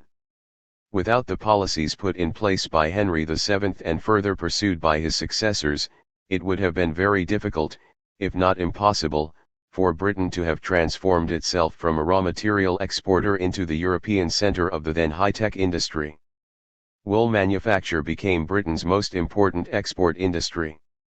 It provided most of the export earnings to finance the massive import of raw materials and food that fed the Industrial Revolution. 9a plan shatters the foundation myth of capitalism that Britain succeeded because it figured out the true path to prosperity before other countries, free market and free trade. Daniel Defoe's fictional hero, Robinson Crusoe, is often used by economics teachers as the pure example of rational economic man, the hero of neoliberal free market economics. They claim that, even though he lives alone, Crusoe has to make economic decisions all the time. He has to decide how much to work in order to satisfy his desire for material consumption and leisure. Being a rational man, he puts in precisely the minimum amount of work to achieve the goal. Suppose Crusoe then discovers another man living alone on a nearby island. How should they trade with each other? The free market theory says that introducing a market, exchange, does not fundamentally alter the nature of Crusoe's situation. Life goes on much as before, with the additional consideration that he now needs to establish the rate of exchange between his product and his neighbors. Being a rational man, he will continue to make the right decisions. According to free market economics, it is precisely because we are like Crusoe that free markets work. We know exactly what we want and how best to achieve it. Consequently, leaving people to do what they desire and know to be good for themselves is the best way to run the economy. Government just gets in the way. The kind of economics that underpins Defoe's plan is exactly the opposite of Robinson Crusoe economics.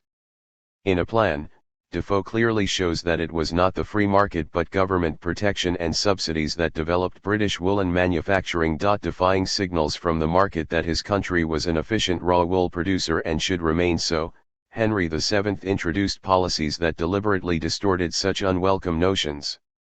By doing so, he started the process that eventually transformed Britain into a leading manufacturing nation. Economic development requires people like Henry VII, who build a new future, rather than people like Robinson Crusoe, who live for today. Thus, in addition to his double life as a spy, Defoe also led a double life as an economist. Without realizing it, he created the central character in free market economics in his fictional work, yet his own economic analysis clearly illustrated the limits of free market and free trade. Britain takes on the world. Defoe started his double life as a spy for the Tory government, but later, as I mentioned, he spied for the Whig government of Robert Walpole.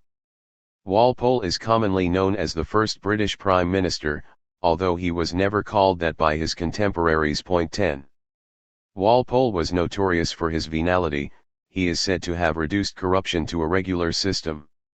He deftly juggled the disbursement of aristocratic titles, government offices, and perks in order to maintain his power base, which enabled him to remain the Prime Minister for a staggering 21 years, 1721 to 42.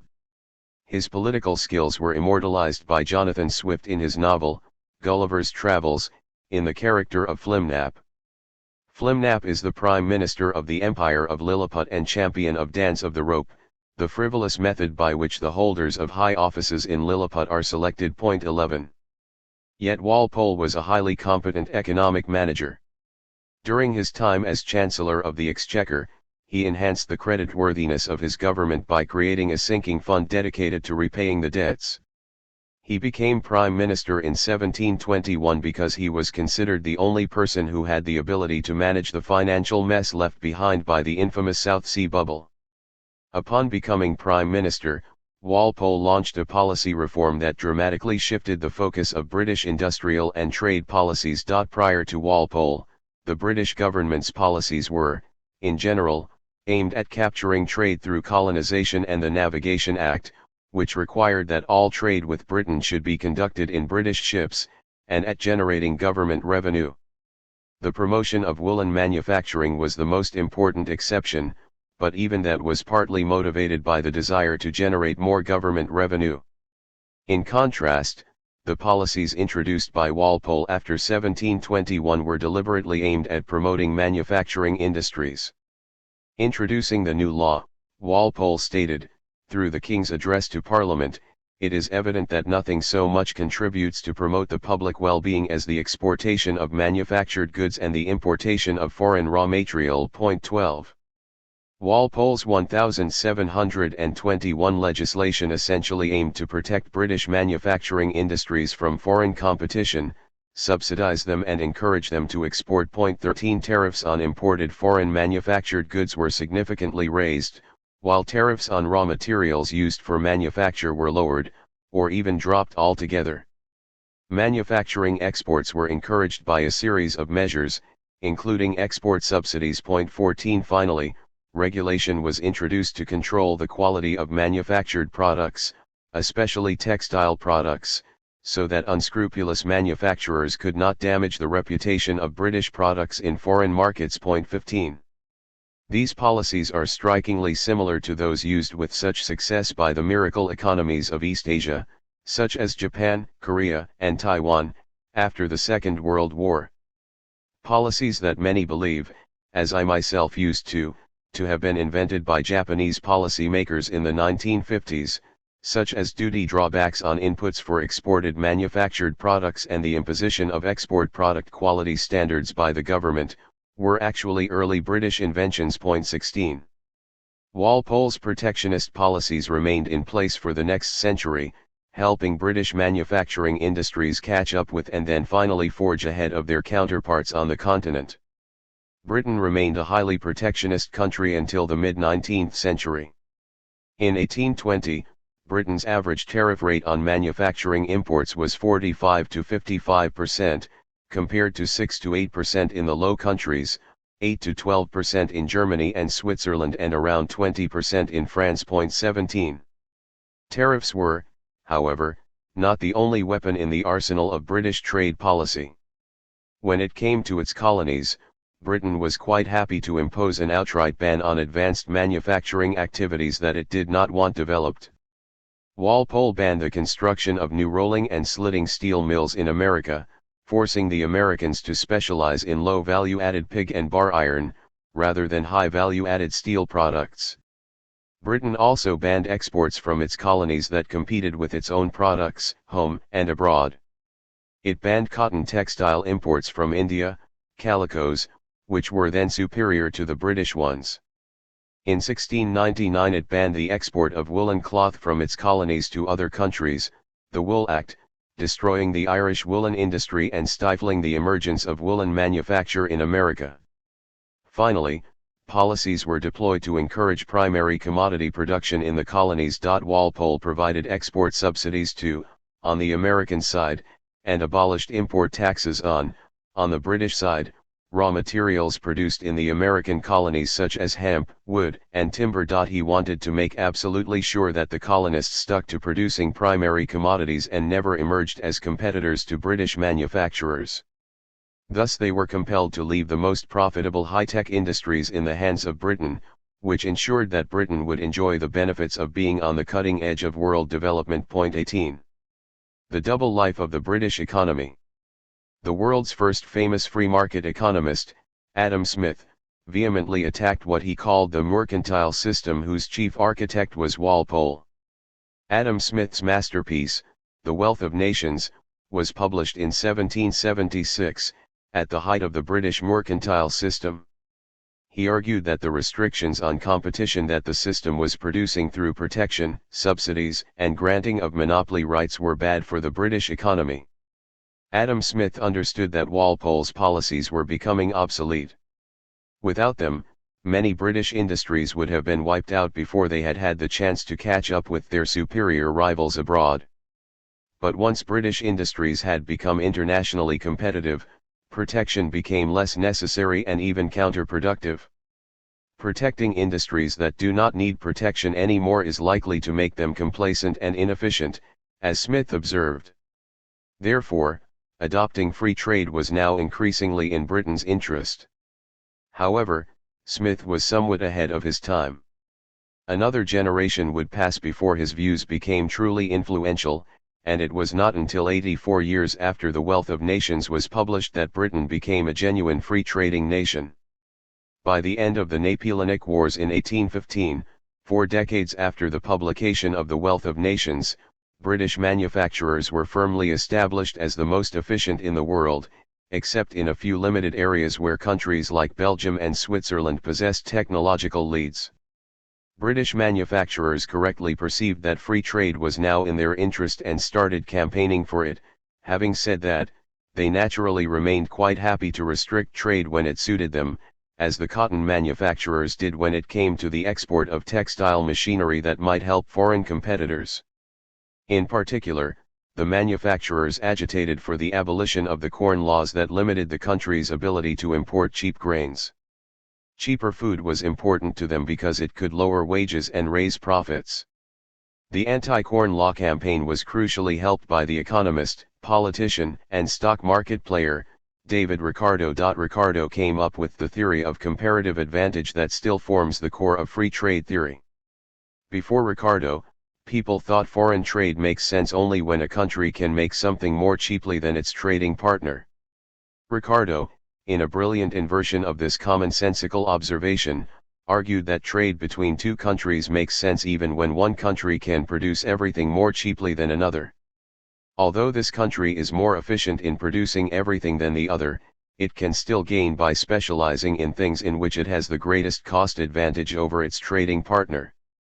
Conversely, even a country that has no cost advantage over its trading partner in producing any product can gain from trade if it specializes in products in which it has the least cost disadvantage. With this theory, Ricardo provided the 19th century free traders with a simple but powerful tool to argue that free trade benefits every country. Ricardo's theory is absolutely right, within its narrow confines. His theory correctly says that, accepting their current levels of technology as given, it is better for countries to specialize in things that they are relatively better at. One cannot argue with that. His theory fails when a country wants to acquire more advanced technologies so that it can do more difficult things that few others can do, that is, when it wants to develop its economy. It takes time and experience to absorb new technologies, so technologically backward producers need a period of protection from international competition during this period of learning. Such protection is costly, because the country is giving up the chance to import better and cheaper products. However, it is a price that has to be paid if it wants to develop advanced industries. Ricardo's theory is, thus seen, for those who accept the status quo but not for those who want to change it. The big change in British trade policy came in 1846, when the Corn Laws were repealed and tariffs on many manufacturing goods were abolished. Free trade economists today like to portray the repeal of the Corn Laws as the ultimate victory of Adam Smith's and David Ricardo's wisdom over wrong-headed mercantilism. 19 The leading free trade economist of our time, Jagdish Bhagwati of Columbia University, calls this a historic transition. 20 However, many historians familiar with the period point out that making food cheaper was only one aim of the anti-corn law campaigners. It was also an act of free trade imperialism intended to halt the move to industrialization on the continent by enlarging the market for agricultural produce and primary materials. 21 By opening its domestic agricultural market wider, Britain wanted to lure its competitors back into agriculture. Indeed, the leader of the anti-corn law movement, Richard Cobden, argued that, without the Corn Laws, the factory system would, in all probability, not have taken place in America and Germany. It most certainly could not have flourished, as it has done, both in these states, and in France, Belgium, and Switzerland, through the fostering bounties which the high-priced food of the British artisan has offered to the cheaper-fed manufacturer of those countries. 22 In the same spirit, in 1840, John Bowring of the Board of Trade, a key member of the Anti-Corn Law League, explicitly advised the member states of the German Zollverein, custom union, to specialize in growing wheat and sell the wheat to buy British manufacturers. 23 Moreover, it was not until 1860 that tariffs were completely abolished. In other words, Britain adopted free trade only when it had acquired a technological lead over its competitors behind high and long-lasting tariff barriers, as the eminent economic historian Paul Barrick once put it. 24 No wonder Friedrich List talked about kicking away the ladder. America enters the fray. The best critique of Britain's hypocrisy may have been written by a German, but the country that best resisted Britain's ladder kicking in terms of policy was not Germany. Nor was it France, commonly known as the protectionist counterpoint to free trading Britain. In fact, the counterbalance was provided by the US, Britain's former colony and today's champion of free trade. Under British rule, America was given the full British colonial treatment. It was naturally denied the use of tariffs to protect its new industries. It was prohibited from exporting products that competed with British products. It was given subsidies to produce raw materials. Moreover, outright restrictions were imposed on what Americans could manufacture. The spirit behind this policy is best summed up by a remark William Pitt the Elder made in 1770. Hearing that new industries were emerging in the American colonies, he famously said, "The New England colonies should not be permitted to manufacture so much as a horseshoe nail." 25 In reality, British policies were a little more lenient than this may imply. Some industrial activities were permitted, but the manufacture of high-technology products was banned.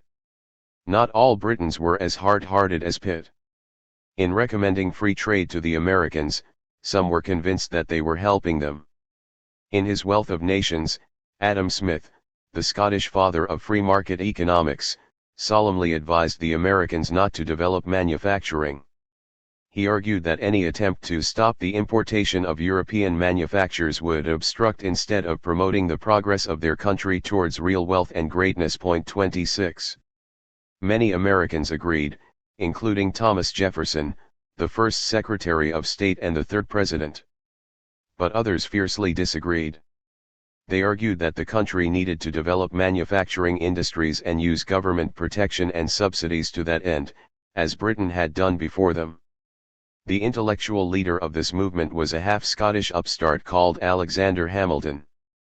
Hamilton was born on the Caribbean island of Nevis, the illegitimate child of a Scottish peddler, who dubiously claimed an aristocratic lineage, and a woman of French descent. He climbed to power thanks to his sheer brilliance and boundless energy. At 22, he was an aide-de-camp to George Washington in the War of Independence. In 1789, at the outrageously early age of 33, he became the country's first Treasury Secretary. In 1791, Hamilton submitted his report on the subject of manufactures, henceforth the report, to the U.S. Congress. In it, he expounded his view that the country needed a big program to develop its industries.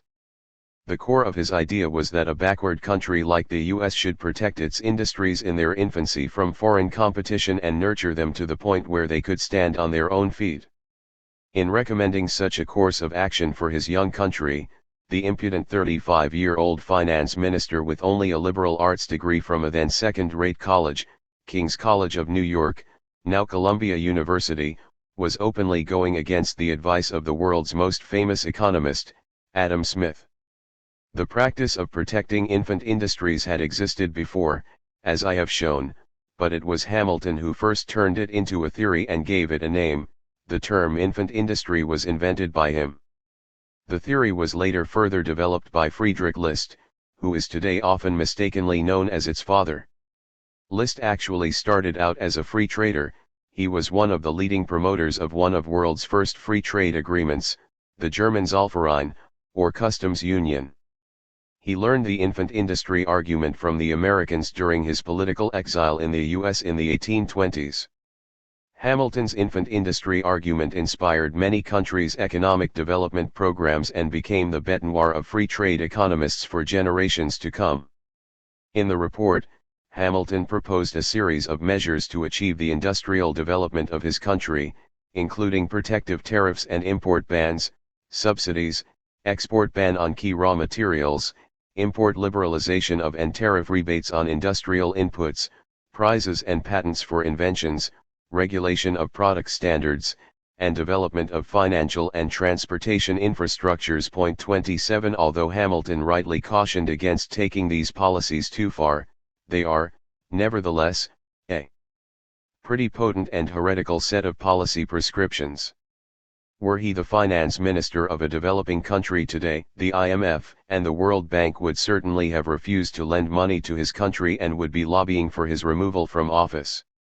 Congress's action following Hamilton's report fell far short of his recommendations, largely because U.S. politics at the time were dominated by Southern plantation owners with no interest in developing American manufacturing industries. Quite understandably, they wanted to be able to import higher quality manufactured products from Europe at the lowest possible price with the proceeds they earned from exporting agricultural products. Following Hamilton's report, the average tariff on foreign manufactured goods was raised from around 5% to around 12.5%, but it was far too low to induce those buying manufactured goods to support the nascent American industries.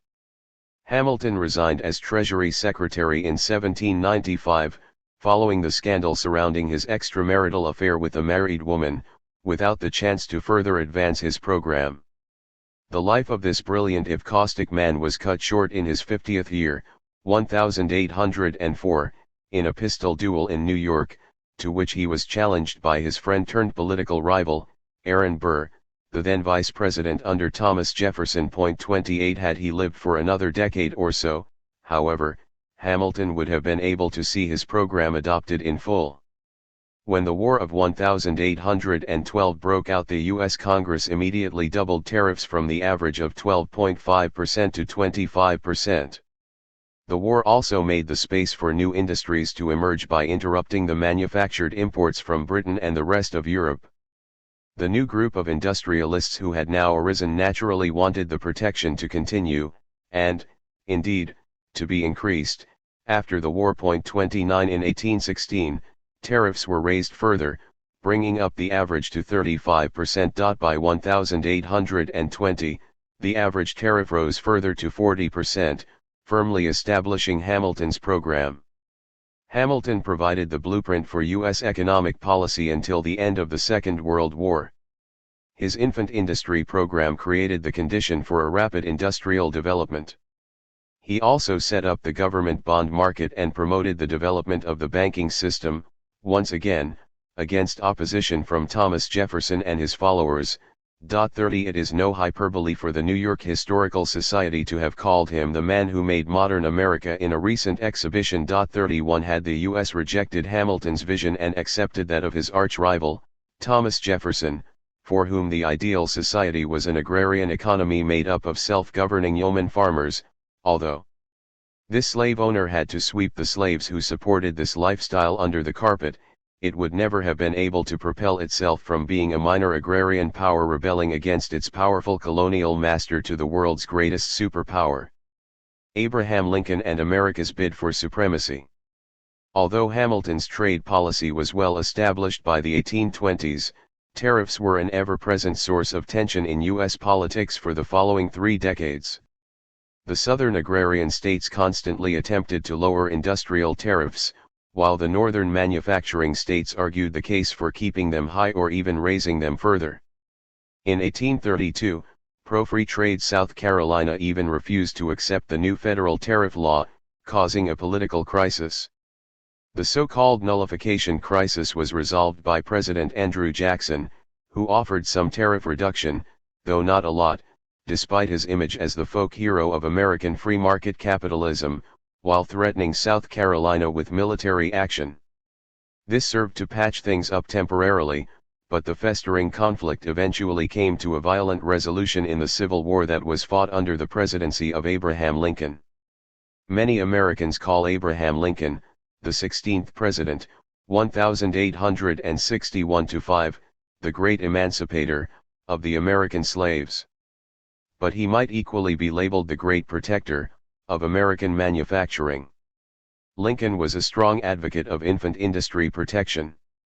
He cut his political teeth under Henry Clay of the Whig Party, who advocated the building of the American system, which consisted of infant industry protection, protection for home industries, in Clay's words, and investment in infrastructure such as canals, internal improvements. 32 Lincoln, born in the same state of Kentucky as Clay, entered politics as a Whig state lawmaker of Illinois in 1834 at the age of 25, and was Clay's trusted lieutenant in the early days of his political career. The charismatic Clay stood out from early on in his career. Almost as soon as he was elected to Congress in 1810, he became the Speaker of the House, from 1811 until 1820 and then again in 1823-5. As a politician from the West, he wanted to persuade the Western states to join forces with the Northern states, in the development of whose manufacturing industries Clay saw the future of his country. Traditionally, the Western states, having little industry, had been advocates of free trade and thus allied themselves with the pro-free trade Southern states. Clay argued that they should switch sides to back a protectionist program of industrial development in return for federal investments in infrastructure to develop the region. Clay ran for the presidency 3 times, 1824, 1832 and 1844, without success, although he came very close to winning the popular vote in the 1844 election. The Whig candidates who did manage to become presidents, William Harrison, 1841-4, and Zachary Taylor, 1849-51, were generals with no clear political or economic views. In the end, what made it possible for the protectionists to win the presidency with Lincoln as their candidate was the formation of the Republican Party. Today the Republican Party calls itself the GOP, Grand Old Party, but it is actually younger than the Democratic Party, which has existed in one form or another since the days of Thomas Jefferson, when it was called, somewhat confusingly to the modern observer, the Democratic Republicans. The Republican Party was a mid-19th century invention, based on a new vision that befitted a country that was rapidly moving outward, into the West, and forward, through industrialization, rather than harking back to an increasingly unsustainable agrarian economy based on slavery. The winning formula that the Republican Party came up with was to combine the American system of the Whigs with the free distribution of public land, often already illegally occupied, so strongly wanted by the Western states. This call for free distribution of public land was naturally anathema to the Southern landlords, who saw it as the start of a slippery slope towards a comprehensive land reform. The legislation for such distribution had been constantly thwarted by the Southern congressmen. The Republican Party undertook to pass the Homestead Act, which promised to give 160 acres of land to any settler who would farm it for 5 years. This act was passed during the Civil War in 1862, by which time the South had withdrawn from Congress. Slavery was not as divisive an issue in pre-Civil War U.S. politics as most of us today believe it to have been. Abolitionists had a strong influence in some northern states, especially Massachusetts, but the mainstream northern view was not abolitionist. Many people who were opposed to slavery thought that black people were racially inferior and thus were against giving them full citizenship, including the right to vote. They believed the proposal by radicals for an immediate abolition of slavery to be highly unrealistic. The great emancipator himself shared these views. In response to a newspaper editorial urging immediate slave emancipation, Lincoln wrote, "If I could save the Union without freeing any slave, I would do it, and if I could save it by freeing all the slaves, I would do it, and if I could do it by freeing some and leaving others alone, I would also do that." 33 historians of the period agree that his abolition of slavery in 1862 was more of a strategic move to win the war than an act of moral conviction. Disagreement over trade policy, in fact, was at least as important as, and possibly more important than, slavery in bringing about the Civil War. During the 1860 election campaign, the Republicans in some protectionist states assailed the Democrats as a Southern British anti-tariff disunion party, my italics, playing on Clay's idea of the American system, which implied that free trade was in the British, not American, interest. 34 However, Lincoln tried to keep quiet on the tariff issue during the election campaign, not just to avoid attacks from the Democrats but also to keep the fragile new party united, as there were some free traders in the party, mostly former Democrats who were anti-slavery. But, once elected, Lincoln raised industrial tariffs to their highest level so far in U.S. history. 35 The expenditure for the Civil War was given as an excuse, in the same way in which the first significant rise in U.S. tariffs came about during the Anglo-American War, 1812-16. However, after the war, tariffs stayed at wartime levels or above. Tariffs on manufactured imports remained at 40 to 50% until the First World War, and were the highest of any country in the world. 36. In 1913, following the Democratic electoral victory, the Underwood Tariff Bill was passed, reducing the average tariff on manufactured goods from 44% to 25%. 37 But tariffs were raised again very soon afterwards, thanks to American participation in the First World War. After the Republican return to power in 1921, tariffs went up again, although they did not go back to the heights of the 1861 to 1913 period. By 1925, the average manufacturing tariff had climbed back up to 37%. Following the onset of the Great Depression, there came the 1930 Smoot-Hawley tariff, which raised tariffs even higher. Along with the much trumpeted wisdom of the anti-Corn Law movement, the stupidity of the Smoot-Hawley tariff has become a key fable in free trade mythology. Jagdish Bhagwati has called it the most visible and dramatic act of anti-trade folly. 38 But this view is misleading. The Smoot-Hawley tariff may have provoked an international tariff war, thanks to bad timing, especially given the new status of the U.S. as the world's largest creditor nation after the First World War. But it was simply not the radical departure from the country's traditional trade policy stance that free trade economists claim it to have been. Following the bill, the average industrial tariff rate rose to 48%. The rise from 37%, 1925, to 48%, 1930, is not exactly small, but it is hardly a seismic shift. Moreover, the 48% obtained after the bill comfortably falls within the range of the rates that had prevailed in the country ever since the Civil War, albeit in the upper region thereof. Despite being the most protectionist country in the world throughout the 19th century and right up to the 1920s, the US was also the fastest growing economy. The eminent Swiss economic historian, Paul Baruch, points out that there is no evidence that the only significant reduction of protectionism in the U.S. economy, between 1846 and 1861, had any noticeable positive impact on the country's rate of economic growth. 39 Some free trade economists argue that the U.S. grew quickly during this period despite protectionism, because it had so many other favorable conditions for growth, particularly its abundant natural resources, large domestic market and high literacy rate. 40 The force of this counter-argument is diminished by the fact that, as we shall see, many other countries with few of those conditions also grew rapidly behind protective barriers. Germany, Sweden, France, Finland, Austria, Japan, Taiwan, and Korea come to mind. It was only after the Second World War that the U.S., with its industrial supremacy now unchallenged, liberalized its trade and started championing the cause of free trade. But the U.S. has never practiced free trade to the same degree as Britain did during its free trade period, 1860 to 1932. It has never had a zero-tariff regime like Britain. It has also been much more aggressive in using non-tariff protectionist measures when necessary. 41 Moreover, even when it shifted to freer, if not absolutely free, trade, the U.S. government promoted key industries by another means, namely, public funding of R&D.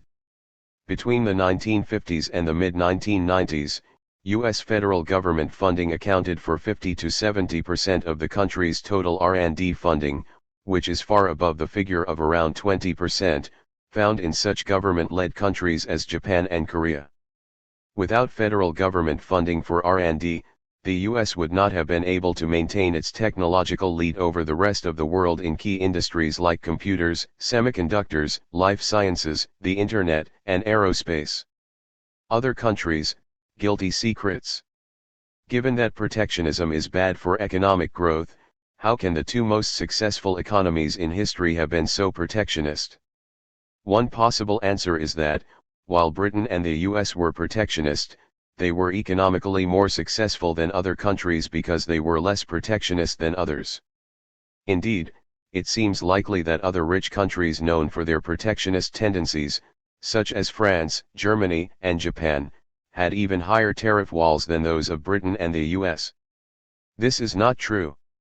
None of the other countries among today's wealthy nations were ever as protectionist as Britain or the US, with the brief exception of Spain in the 1930s. 42 France, Germany, and Japan, the three countries that are usually considered to be the homes of protectionism, always had lower tariffs than Britain or the US, until the latter two countries converted to free trade following their economic ascendancy. France is often presented as the protectionist counterpoint to free trade Britain. But, between 1821 and 1875, especially up until the early 1860s, France had lower tariffs than Britain. 43 Even when it became protectionist, between the 1920s and the 1950s, its average industrial tariff rate was never over 30%. The average industrial tariff rates in Britain and the US were 50 to 55% at their heights. Tariffs were always relatively low in Germany. Throughout the 19th and in the early 20th century, until the First World War, the average manufacturing tariff rate in Germany was 5 to 15%, way below the American and the British, before the 1860s, rates of 35 to 50%. Even in the 1920s, when it became more protective of its industries, Germany's average industrial tariff rate stayed around 20%. The frequent equation of fascism with protectionism in free trade mythology is highly misleading in this sense. As for Japan, in the very early days of its industrial development, it actually practiced free trade. But this was not out of choice but due to a series of unequal treaties that it was forced by Western countries to sign upon its opening in 1853. These treaties bound Japan's tariff rate below 5% until 1911. But, even after it regained tariff autonomy and raised manufacturing tariffs, the average industrial tariff rate was only about 30%. It was only after the Second World War, when the US became top dog and liberalized its trade, that countries like France came to look protectionist. But, even then, the difference was not that great. In 1962, the average industrial tariff in the US was still 13%. With only 7% average industrial tariff rates, the Netherlands and West Germany were considerably less protectionist than the US. Tariff rates in Belgium, Japan, Italy, Austria, and Finland were only slightly higher, ranging from 14% to 20%. France, with a tariff rate of 30% in 1959, was the one exception. 44 By the early 1970s, the US could not claim to be the leading practitioner of free trade anymore. By then, other rich countries had caught up with it economically and found themselves able to lower their industrial tariffs. In 1973, the US average industrial tariff rate was 12%, compared to Finland's 13%, Austria's 11%, and Japan's 10%. The average tariff rate of the EEC, European Economic Community, countries was considerably lower than the US rate, at only 8%. 45.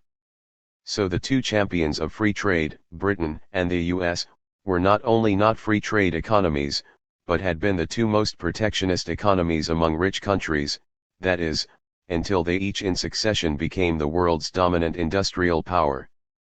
Of course, tariffs are only one of the many tools that a country can use to promote its infant industries. After all, Hamilton's original recommendation listed 11 types of measures to promote infant industry, including patents, product quality standards and public investment in infrastructure. Britain and the US may have used tariffs most aggressively, but other countries often used other means of policy intervention, for example, state-owned enterprises, subsidies, or export marketing support, more intensively. In the early days of their industrialization, when there were not enough private sector entrepreneurs who could take on risky, large-scale ventures, most of today's rich country governments, except the US and the British, set up state-owned enterprises. In some case, they provided so many subsidies and other help, example poaching skilled workers from abroad, to some private sector enterprises that they were effectively public-private joint ventures. In the 18th century, Prussia, the leader of German industrialization, promoted industries like linen, iron, and steel by means of these methods. Japan started steel, shipbuilding, and railway industries through state ownership and targeted subsidies, more on this in Chapter 5. In the late 19th century, the Swedish government took the lead in developing the railways. As of 1913, it owned 1/3 of the railways in terms of mileage and 60% in terms of goods transported, this at a time when the leaders in railway development, namely Britain and the US, relied almost entirely on the private sector. Public-private cooperation in Sweden continued in the development of the telegraph, telephone, and hydroelectric sectors. The Swedish government also subsidized R&D from early on. After the Second World War, state efforts to promote industry were intensified in most rich countries. The biggest shift was in France. Contrary to the popular image, the French state has not always been interventionist. There certainly had been a tradition of state activism, represented by Jean-Baptiste Colbert, Louis XIV's longtime finance minister, 1865–83, but it was rejected after the French Revolution. So, between the end of Napoleon's rule and the Second World War, except during the rule of Napoleon III, the French state took an extreme laissez-faire approach to economic policy.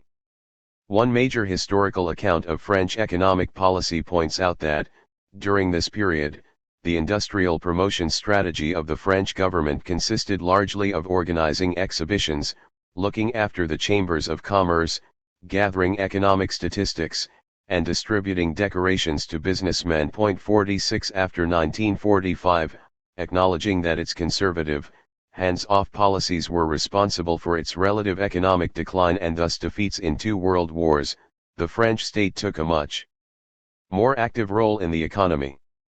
It launched indicative, as opposed to communism's compulsory, planning, took over key industries through nationalization, and channeled investment into strategic industries through state-owned banks.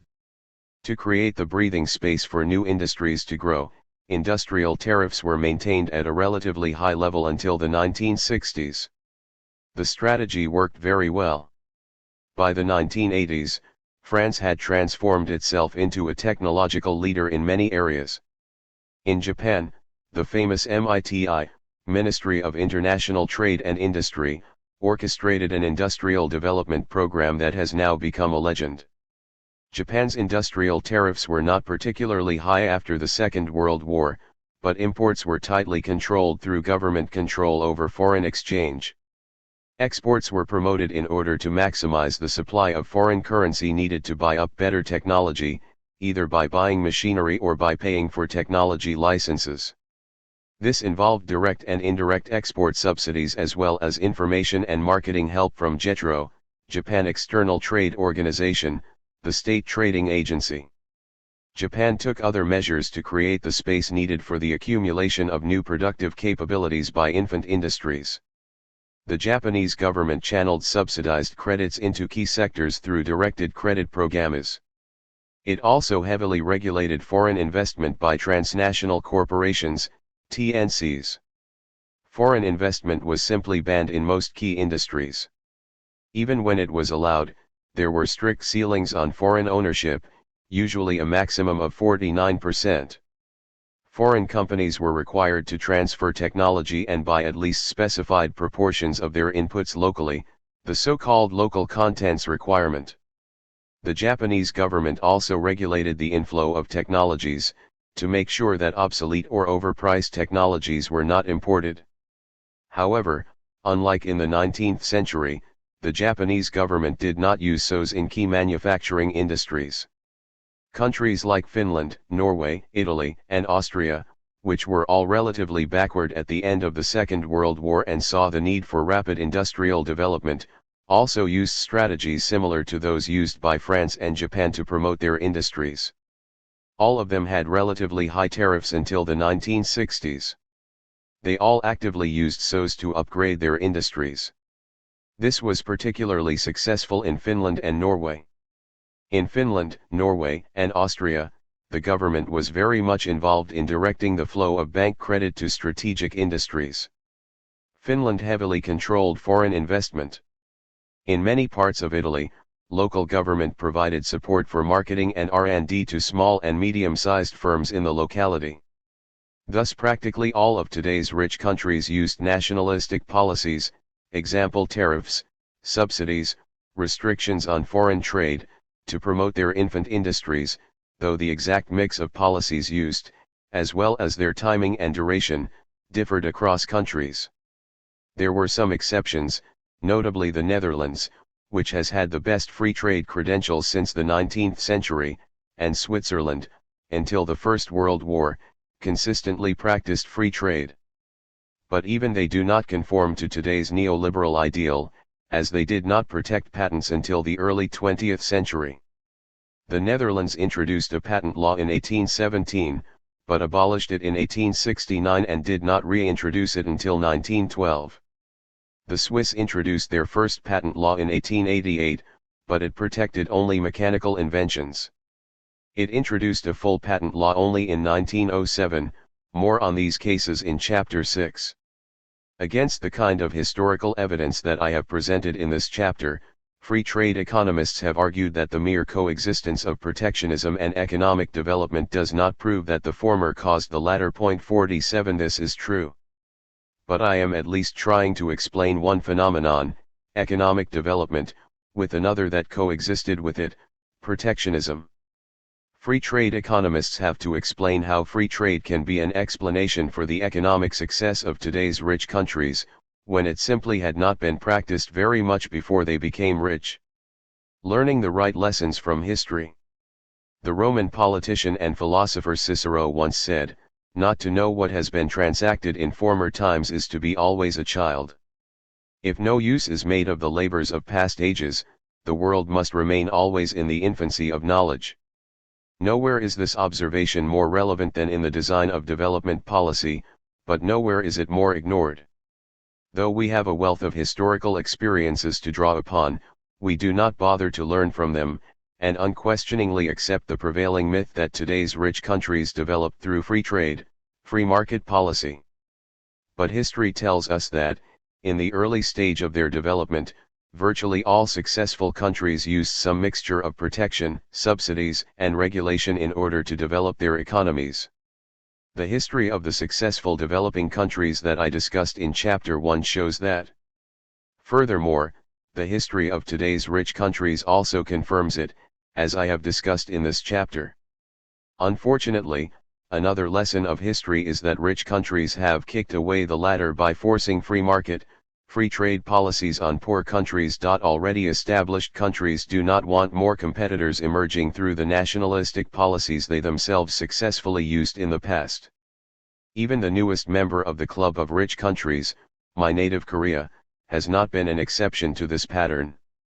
Despite once having been one of the most protectionist countries in the world, it now advocates steep cuts in industrial tariffs, if not total free trade, in the WTO.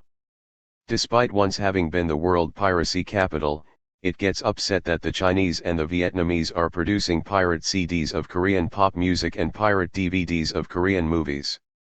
Worse, these Korean free marketeers are often the same people who, not so long ago, actually drafted and implemented interventionist, protectionist policies in their earlier jobs. Most of them probably learned their free market economics from pirate-copied American economics textbooks, while listening to pirate-copied rock and roll music and watching pirate-copied videos of Hollywood films in their spare time. Even more prevalent and important than ladder kicking, however, is historical amnesia. In the prologue, I explain the gradual and subtle process in which history is rewritten to fit a country's present self-image.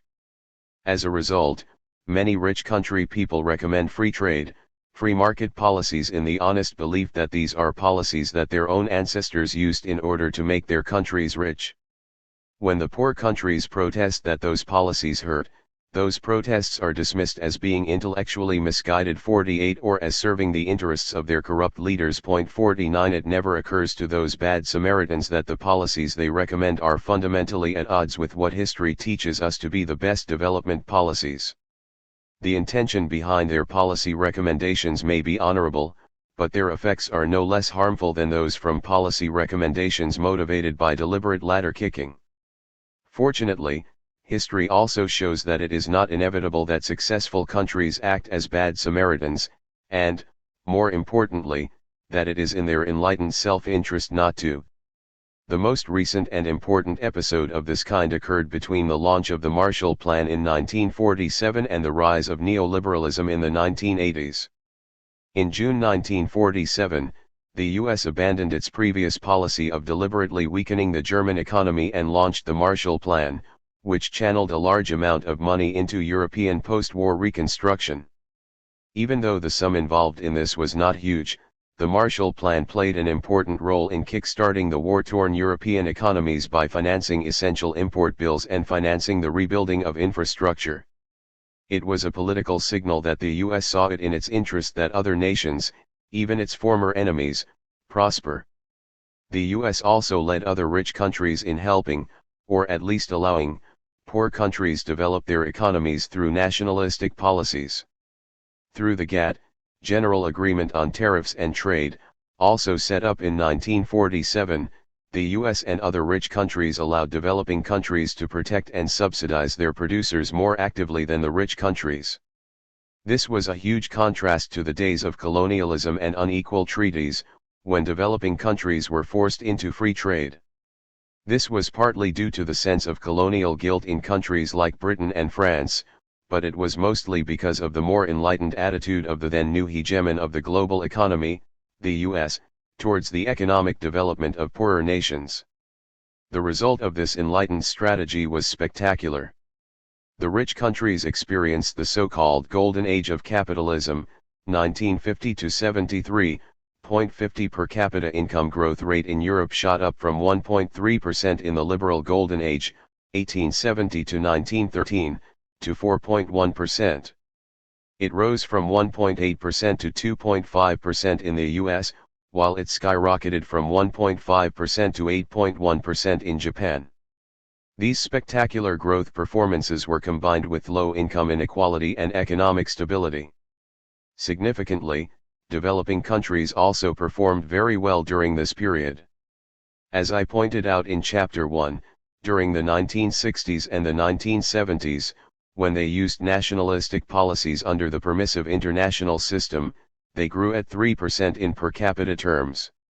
This is way above what they had achieved under old liberal policies during first globalization, 1870 to 1913, and twice the rate they have recorded since the 1980s under neoliberal policies. Some have discounted the generosity of the U.S. during the 1947 to 1979 period on the grounds that it was being nice to poor countries only because of the rivalry with the USSR in the Cold War. It would be silly to deny that the Cold War had an important influence on U.S. foreign policy, but that should not stop us from giving credit where it is due. During the age of imperialism in the late 19th and the early 20th century, the powerful countries behaved abominably towards the weaker countries despite the intense rivalry amongst themselves. The history, recent and more distant, that I have discussed in the last two chapters will inform my discussion in the following chapters, where I explain how exactly today's bad Samaritans are wrong in relation to the key areas of economic policy, international trade, foreign investment regulation, privatization, protection of intellectual property rights like patents and macroeconomic policy, and suggest how their behavior should be changed if we are to promote economic development in poor countries.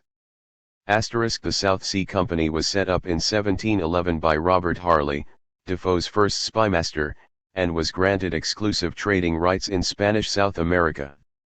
It made little actual profit, but talked up its stock with the most extravagant rumors of the value of its potential trade. A speculative frenzy developed around its shares in 1720, with its stock price rising by 10 times in 7 months between January and August 1720. The stock price then started falling and, by early 1721, was back where it had been in January 1720. This is a practice where a manufacturer exporting a product is paid back the tariff that it has paid for the imported inputs used in producing the product.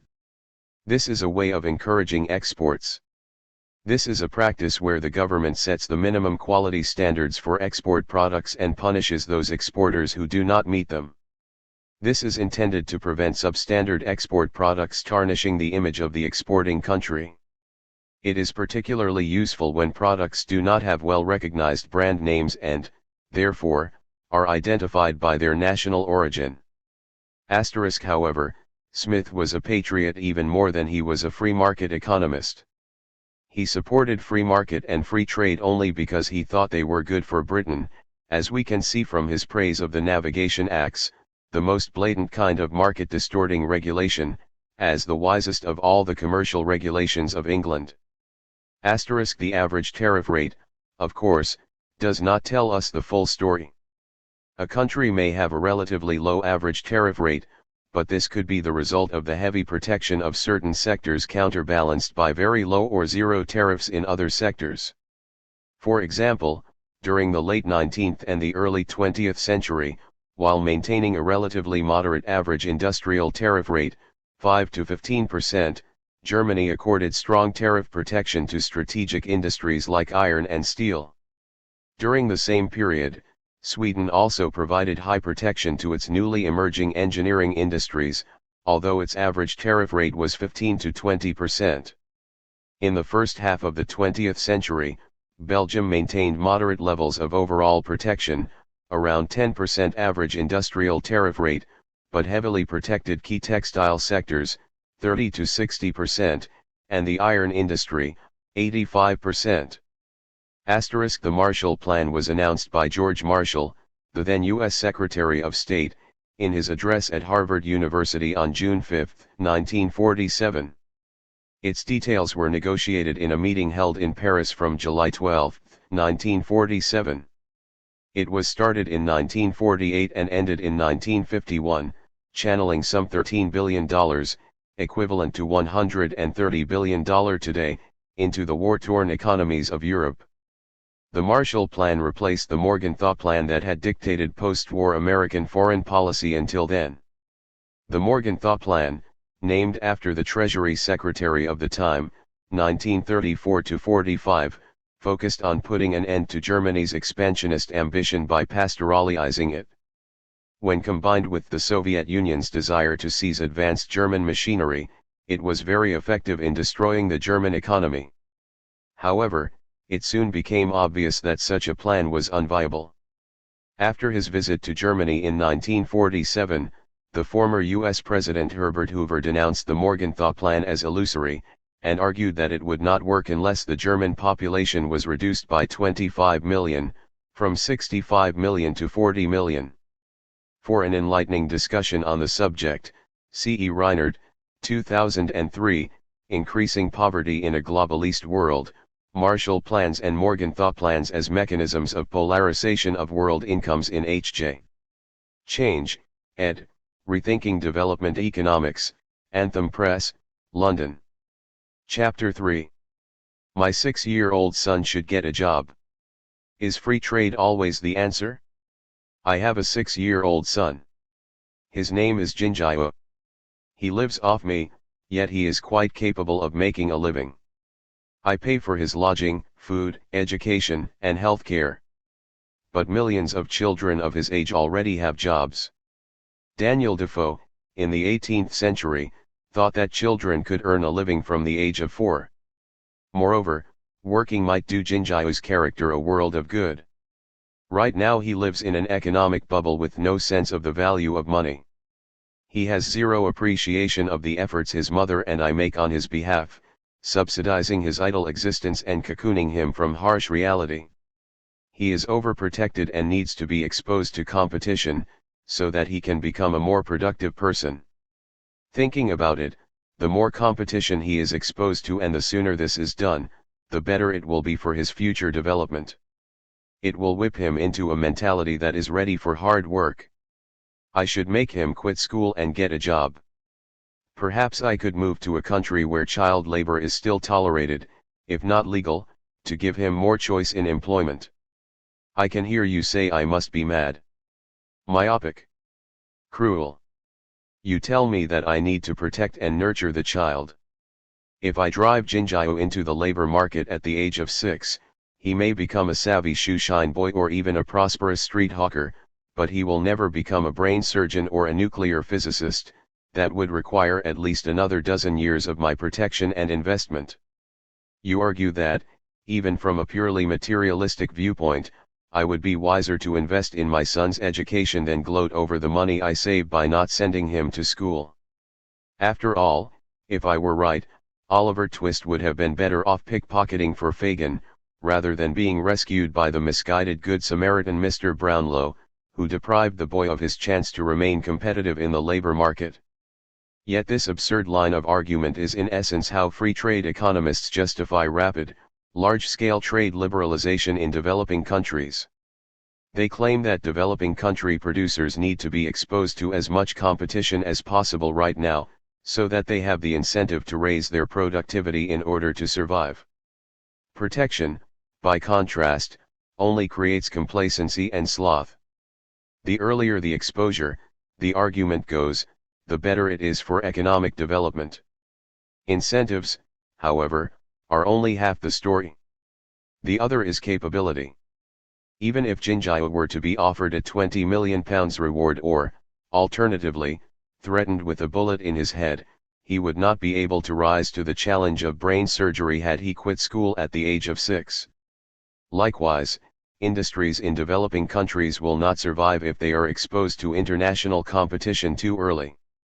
They need time to improve their capabilities by mastering advanced technologies and building effective organizations. This is the essence of the infant industry argument, first theorized by Alexander Hamilton, first Treasury Secretary of the U.S., and used by generations of policy makers before and after him, as I have just shown in the previous chapter. Naturally, the protection I provide to Jinjiao, as the infant industry argument itself says, should not be used to shelter him from competition forever. Making him work at the age of 6 is wrong, but so is subsidizing him at the age of 40. Eventually he should go out into the big wide world, get a job and live an independent life. He only needs protection while he is accumulating the capabilities to take on a satisfying and well-paid job. Of course, as happens with parents bringing up their children, infant industry protection can go wrong. Just as some parents are overprotective, governments can cosset infant industries too much. Some children are unwilling to prepare themselves for adult life, just as infant industry support is wasted on some firms. In the way that some children manipulate their parents into supporting them beyond childhood, there are industries that prolong government protection through clever lobbying. But the existence of dysfunctional families is hardly an argument against parenting itself. Likewise, cases of failures in infant industry protection cannot discredit the strategy per se. The examples of bad protectionism merely tell us that the policy needs to be used wisely.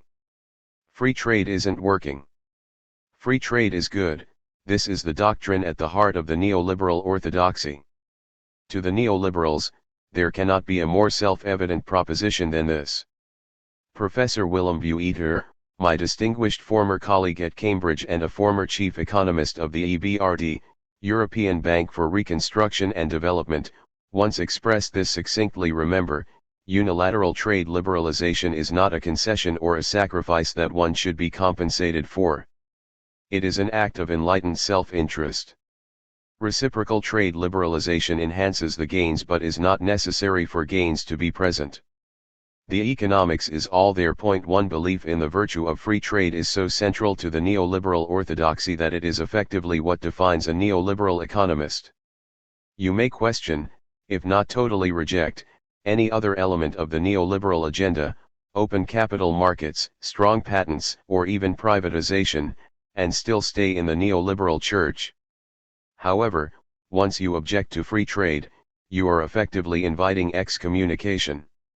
Based on such convictions, the bad Samaritans have done their utmost to push developing countries into free trade, or, at least, much freer trade. During the past quarter of a century, most developing countries have liberalized trade to a huge degree. They were first pushed by the IMF and the World Bank in the aftermath of the Third World Debt Crisis of 1982. There was a further decisive impetus towards trade liberalization following the launch of the WTO in 1995. During the last decade or so, bilateral and regional free trade agreements, FTAs, have also proliferated. Unfortunately, during this period, developing countries have not done well at all, despite, or because of, in my view, massive trade liberalization, as I showed in Chapter 1. The story of Mexico, poster boy of the free trade camp, is particularly telling. If any developing country can succeed with free trade, it should be Mexico.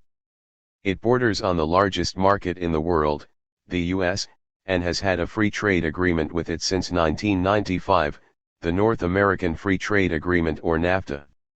It also has a large diaspora living in the US, which can provide important informal business links. Point 2. Unlike many other poorer developing countries, it has a decent pool of skilled workers, competent managers, and relatively developed physical infrastructure, roads, ports and so on.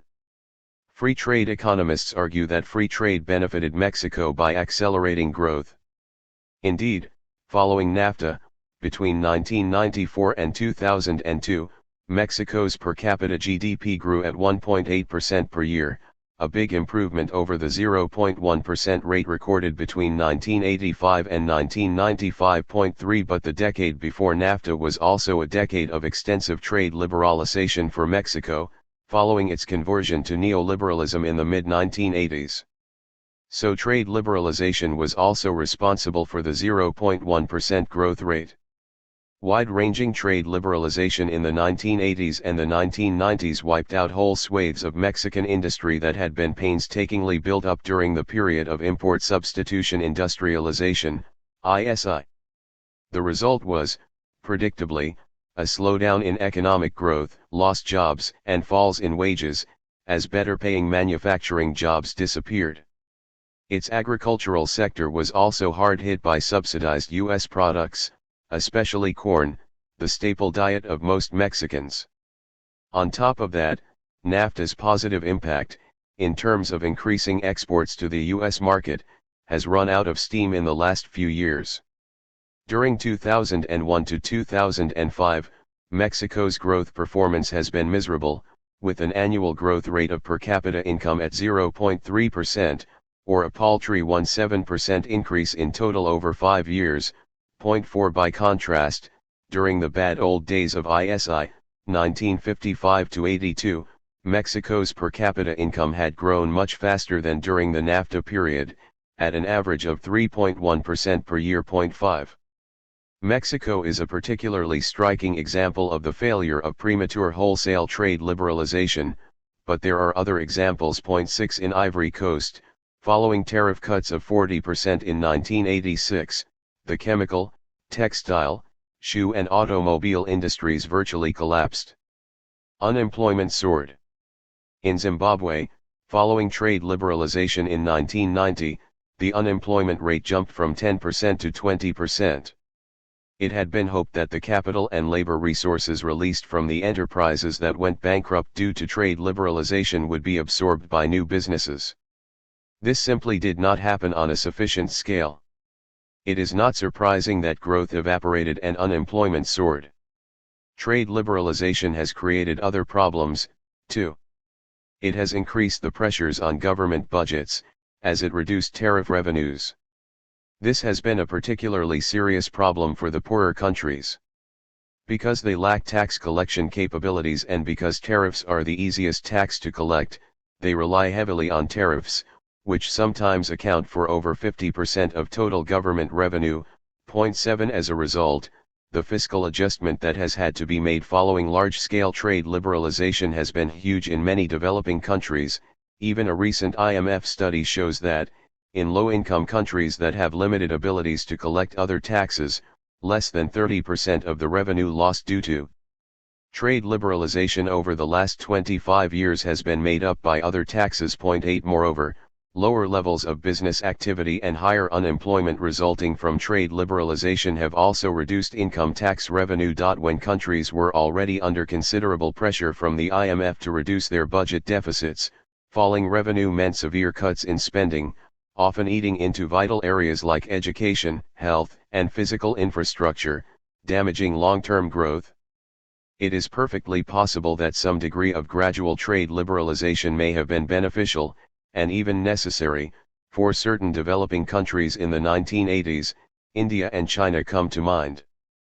But what has happened during the past quarter of a century has been a rapid, unplanned, and blanket trade liberalization. Just to remind the reader, during the bad old days of protectionist import substitution industrialization, ISI, developing countries used to grow, on average, at double the rate that they are doing today under free trade. Free trade simply isn't working for developing countries. Poor theory, poor results. Free trade economists find all this quite mysterious. How can countries do badly when they are using such theoretically well-proven, the economics is all there, as Professor Bueter says, policy as free trade? But they should not be surprised. For their theory has some serious limitations. Modern free trade argument is based on the so-called Heckscher-Ohlin-Samuelson theory, or the HOS theory. The HOS theory derives from David Ricardo's theory, which I outlined in Chapter 2, but it differs from Ricardo's theory in one crucial respect. It assumes that comparative advantage arises from international differences in the relative endowments of factors of production, capital and labor, rather than international differences in technology, as in Ricardian theory. 9. According to free trade theory, be it Ricardian or the HOS version, every country has a comparative advantage in some products, as it is, by definition, relatively better at producing some things than others. In the HOS theory, a country has comparative advantage in products that more intensively use the factor of production with which it is relatively more richly endowed. So even if Germany, a country relatively richer in capital than labor, can produce both automobiles and stuffed toys more cheaply than Guatemala, it pays for it to specialize in automobiles, as their production uses capital more intensively. Guatemala, even if it is less efficient in producing both automobiles and stuffed toys than Germany, should still specialize in stuffed toys, whose production uses more labor than capital. The more closely a country conforms to its underlying pattern of comparative advantage, the more it can consume. This is possible due to the increase in its own production, of the goods for which it has comparative advantage, and, more importantly, due to increased trading with other countries that specialize in different products. How can the country achieve this? By leaving things as they are. When they are free to choose, firms will rationally, like Robinson Crusoe, specialize in things that they are relatively good at and trade with foreigners. From this follows the propositions that free trade is best and that trade liberalization, even when it is unilateral, is beneficial. But the conclusion of the HOS theory critically depends on the assumption that productive resources can move freely across economic activities. This assumption means that capital and labor released from any one activity can immediately and without cost be absorbed by other activities. With this assumption, known as the assumption of perfect factor mobility among economists, adjustments to changing trade patterns pose no problem. If a steel mill shuts down due to an increase in imports because, say, the government reduces tariffs, the resources employed in the industry, the workers, the buildings, the blast furnaces, will be employed, at the same or higher levels of productivity and thus higher returns, by another industry that has become relatively more profitable, say, the computer industry. No one loses from the process. In reality, this is not the case. Factors of production cannot take any form as it becomes necessary. They are usually fixed in their physical qualities, and there are few general-use machines or workers with a general skill that can be used across industries. Blast furnaces from a bankrupt steel mill cannot be remolded into a machine making computers. Steel workers do not have the right skills for the computer industry. Unless they are retrained, the steel workers will remain unemployed. At best, they will end up working in low-skill jobs, where their existing skills are totally wasted. This point is poignantly made by the British hit comedy film of 1997, The Full Monty, where 6 unemployed steel workers from Sheffield struggle to rebuild their lives as male strippers. There are clearly winners and losers involved in changing trade patterns, whether it is due to trade liberalization or to the rise of new, more productive foreign producers. Most free trade economists would accept that there are winners and losers from trade liberalization, but argue that their existence cannot be an argument against trade liberalization. Trade liberalization brings overall gains. As the winners gain more than what is lost by the losers, the winners can make up all the latter's losses and still have something left for themselves. This is known as the compensation principle. If the winners from an economic change can fully compensate the losers and still have something left, the change is worth making. The first problem with this line of argument is that trade liberalization does not necessarily bring overall gain. Even if there are winners from the process, their gains may not be as large as the losses suffered by the losers. For example, when trade liberalization reduces the growth rate or even make the economy shrink, as has happened in many developing countries in the past 2 decades. Moreover, even if the winners gain more than the losers lose, the compensation is not automatically made through the workings of the market, which means that some people will be worse off than before. Trade liberalization will benefit everyone only when the displaced workers can get better, or at least equally good, jobs quickly, and when the discharged machines can be reshaped into new machines, which is rarely. This is a more serious problem in developing countries, where the compensation mechanism is weak, if not non-existent. In developed countries, the welfare state works as a mechanism to partially compensate the losers from the trade adjustment process through unemployment benefits, guarantees of health care and education, and even guarantees of a minimum income. In some countries, such as Sweden and other Scandinavian countries, there are also highly effective retraining schemes for unemployed workers so that they can be equipped with new skills. In most developing countries, however, the welfare state is very weak and sometimes virtually non-existent. As a result, the victims of trade adjustment in these countries do not get even partially compensated for the sacrifice that they have made for the rest of society. As a result, the gains from trade liberalization in poor countries are likely to be more unevenly distributed than in rich countries. Especially when considering that many people in developing countries are already very poor and close to the subsistence level, large-scale trade liberalization carried out in a short period of time will mean that some people have their livelihoods wrecked. In developed countries, unemployment due to trade adjustment may not be a matter of life and death, but in developing countries it often is. This is why we need to be more cautious with trade liberalization in poorer economies. The short-run trade adjustment problem arising from the immobility of economic resources and the weakness of compensating mechanisms is, although serious, only a secondary problem with free trade theory. The more serious problem, at least for an economist like myself, is that the theory is about efficiency in the short-run use of given resources, and not about increasing available resources through economic development in the long run. Contrary to what their proponents would have us believe, free trade theory does not tell us that free trade is good for economic development. The problem is this: producers in developing countries entering new industries need a period of partial insulation from international competition, through protection, subsidies, and other measures, before they can build up their capabilities to compete with superior foreign producers. Of course, when the infant producers grow up and are able to compete with the more advanced producers, the insulation should go. But this has to be done gradually. If they are exposed to too much international competition too soon, they are bound to disappear. That is the essence of the infant industry argument that I set out at the beginning of the chapter with a little help from my son, Jin Jae-woo. In recommending free trade to developing countries, the Bad Samaritans point out that all the rich countries have free-ish trade. This is, however, like people advising the parents of a 6-year-old boy to make him get a job, arguing that successful adults don't live off their parents and, therefore, that being independent must be the reason for their successes. They do not realize that those adults are independent because they are successful, and not the other way around. In fact, most successful people are those who have been well supported, financially and emotionally, by their parents when they were children. Likewise, as I discussed in Chapter 2, the rich countries liberalized their trade only when their producers were ready, and usually only gradually even then. In other words, historically, trade liberalization has been the outcome rather than the cause of economic development.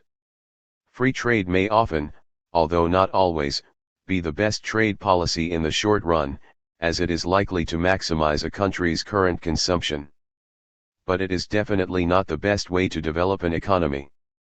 In the long run, free trade is a policy that is likely to condemn developing countries to specialize in sectors that offer low productivity growth and thus low growth in living standards. This is why so few countries have succeeded with free trade, while most successful countries have used infant industry protection to one degree or another. Low income that results from lack of economic development severely restricts the freedom that the poor countries have in deciding their future. Paradoxically, therefore, free trade policy reduces the freedom of the developing countries that practice it. The international trading system and its discontents. Never mind that free trade works neither in practice nor in theory. Despite its abysmal record, the bad Samaritan rich countries have strongly promoted trade liberalization in developing since the 1980s. As I discussed in the earlier chapters, the rich countries had been quite willing to let poor countries use more protection and subsidies until the late 1970s.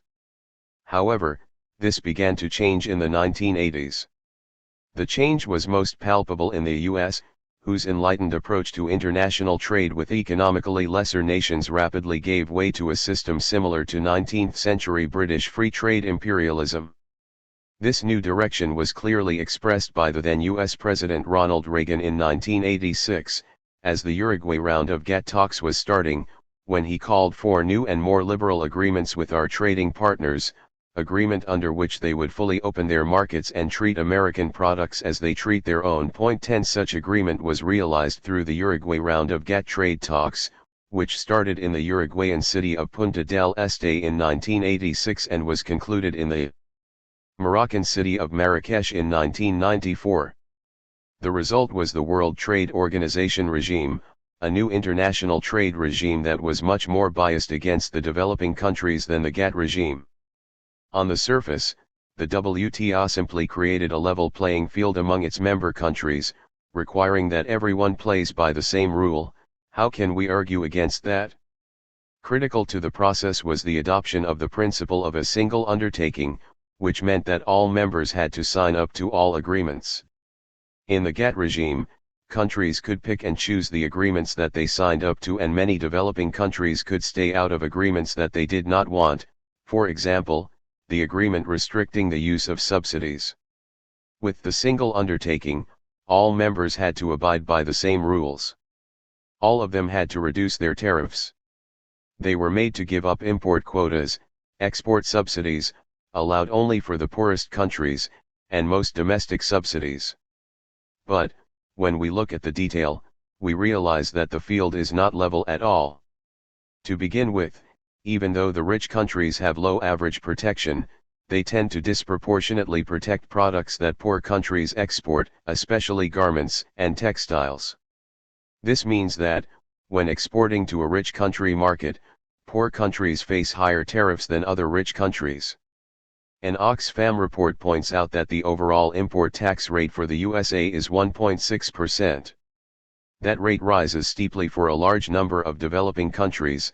Average import taxes range from around 4% for India and Peru, to 7% for Nicaragua, and as much as 14 to 15% for Bangladesh, Cambodia, and Nepal. 11 As a result, in 2002, India paid more tariffs to the US government than Britain did, despite the fact that the size of its economy was less than one-third that of the UK.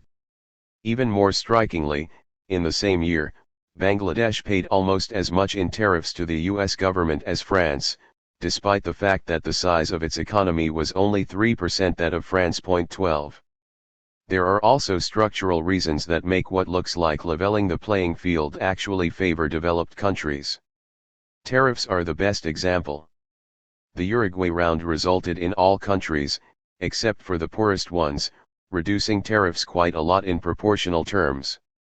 But the developing countries ended up reducing their tariffs a lot more in absolute terms, for the simple reason that they started with higher tariffs. For example, before the WTO agreement, India had an average tariff rate of 71%. It was cut to 32%. The US average tariff rate fell from 7% to 3%.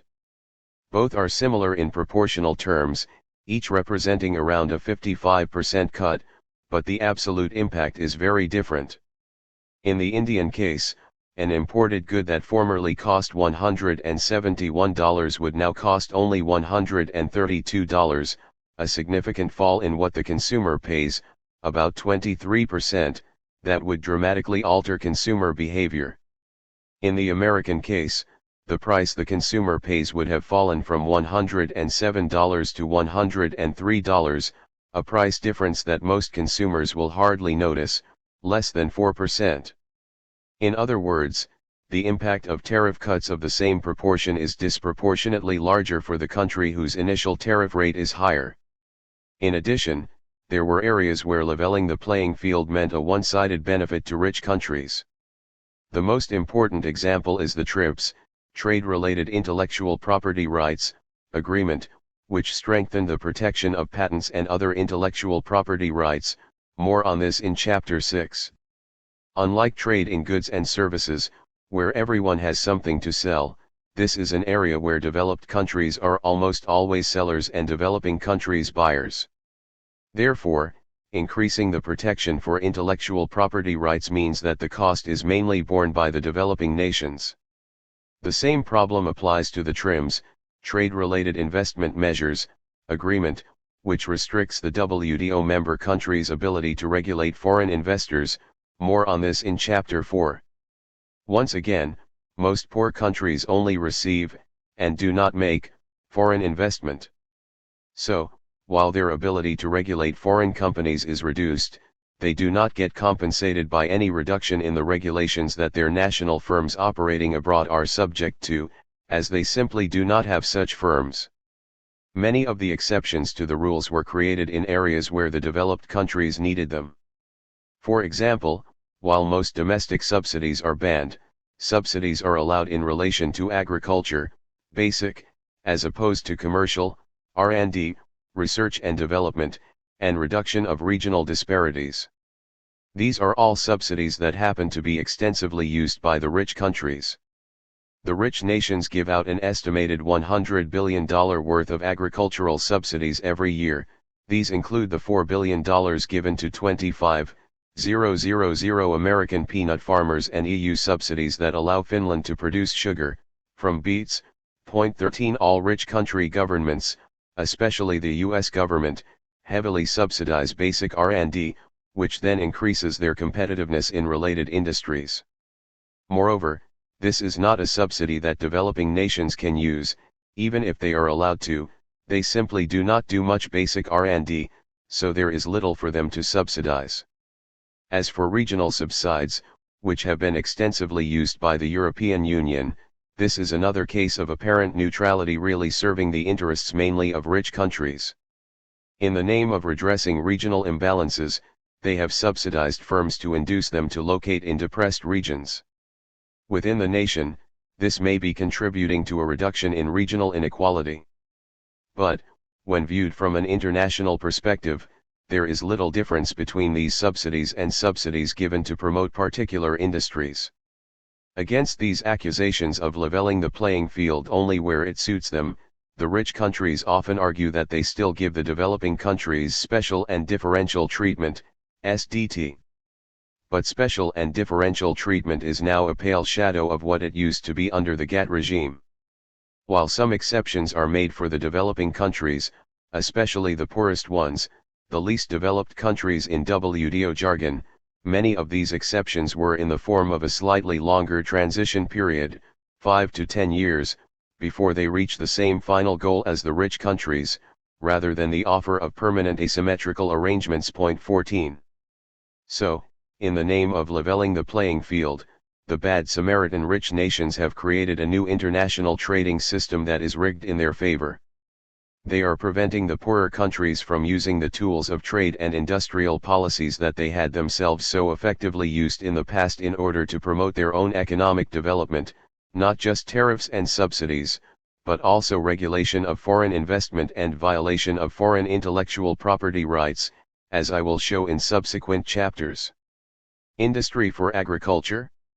Not satisfied with the result of the Uruguay round, the rich countries have been pushing for further liberalization by developing economies. There has been a push to tighten restrictions on controls over foreign investment, over and above what was accepted in the TRIMS agreement. This was attempted first through the OECD, in 1998, and then through the World Trade Organization, in 2003.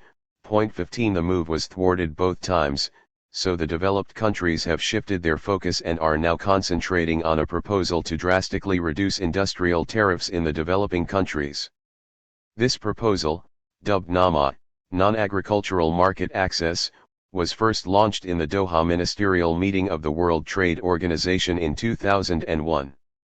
It got a critical impetus when, in December 2002, the US government dramatically upped the ante by calling for the abolition of all industrial tariffs by 2015. There are various proposals floating around, but, if the rich countries have their way in the NAMA negotiations, the tariff ceiling for developing economies could fall from the current 10 to 70% to 5 to 10%, a level that has not been seen since the days of the unequal treaties in the 19th and early 20th centuries, when the weaker countries were deprived of tariff autonomy and forced to set a low, uniform tariff rate, typically 3 to 5%.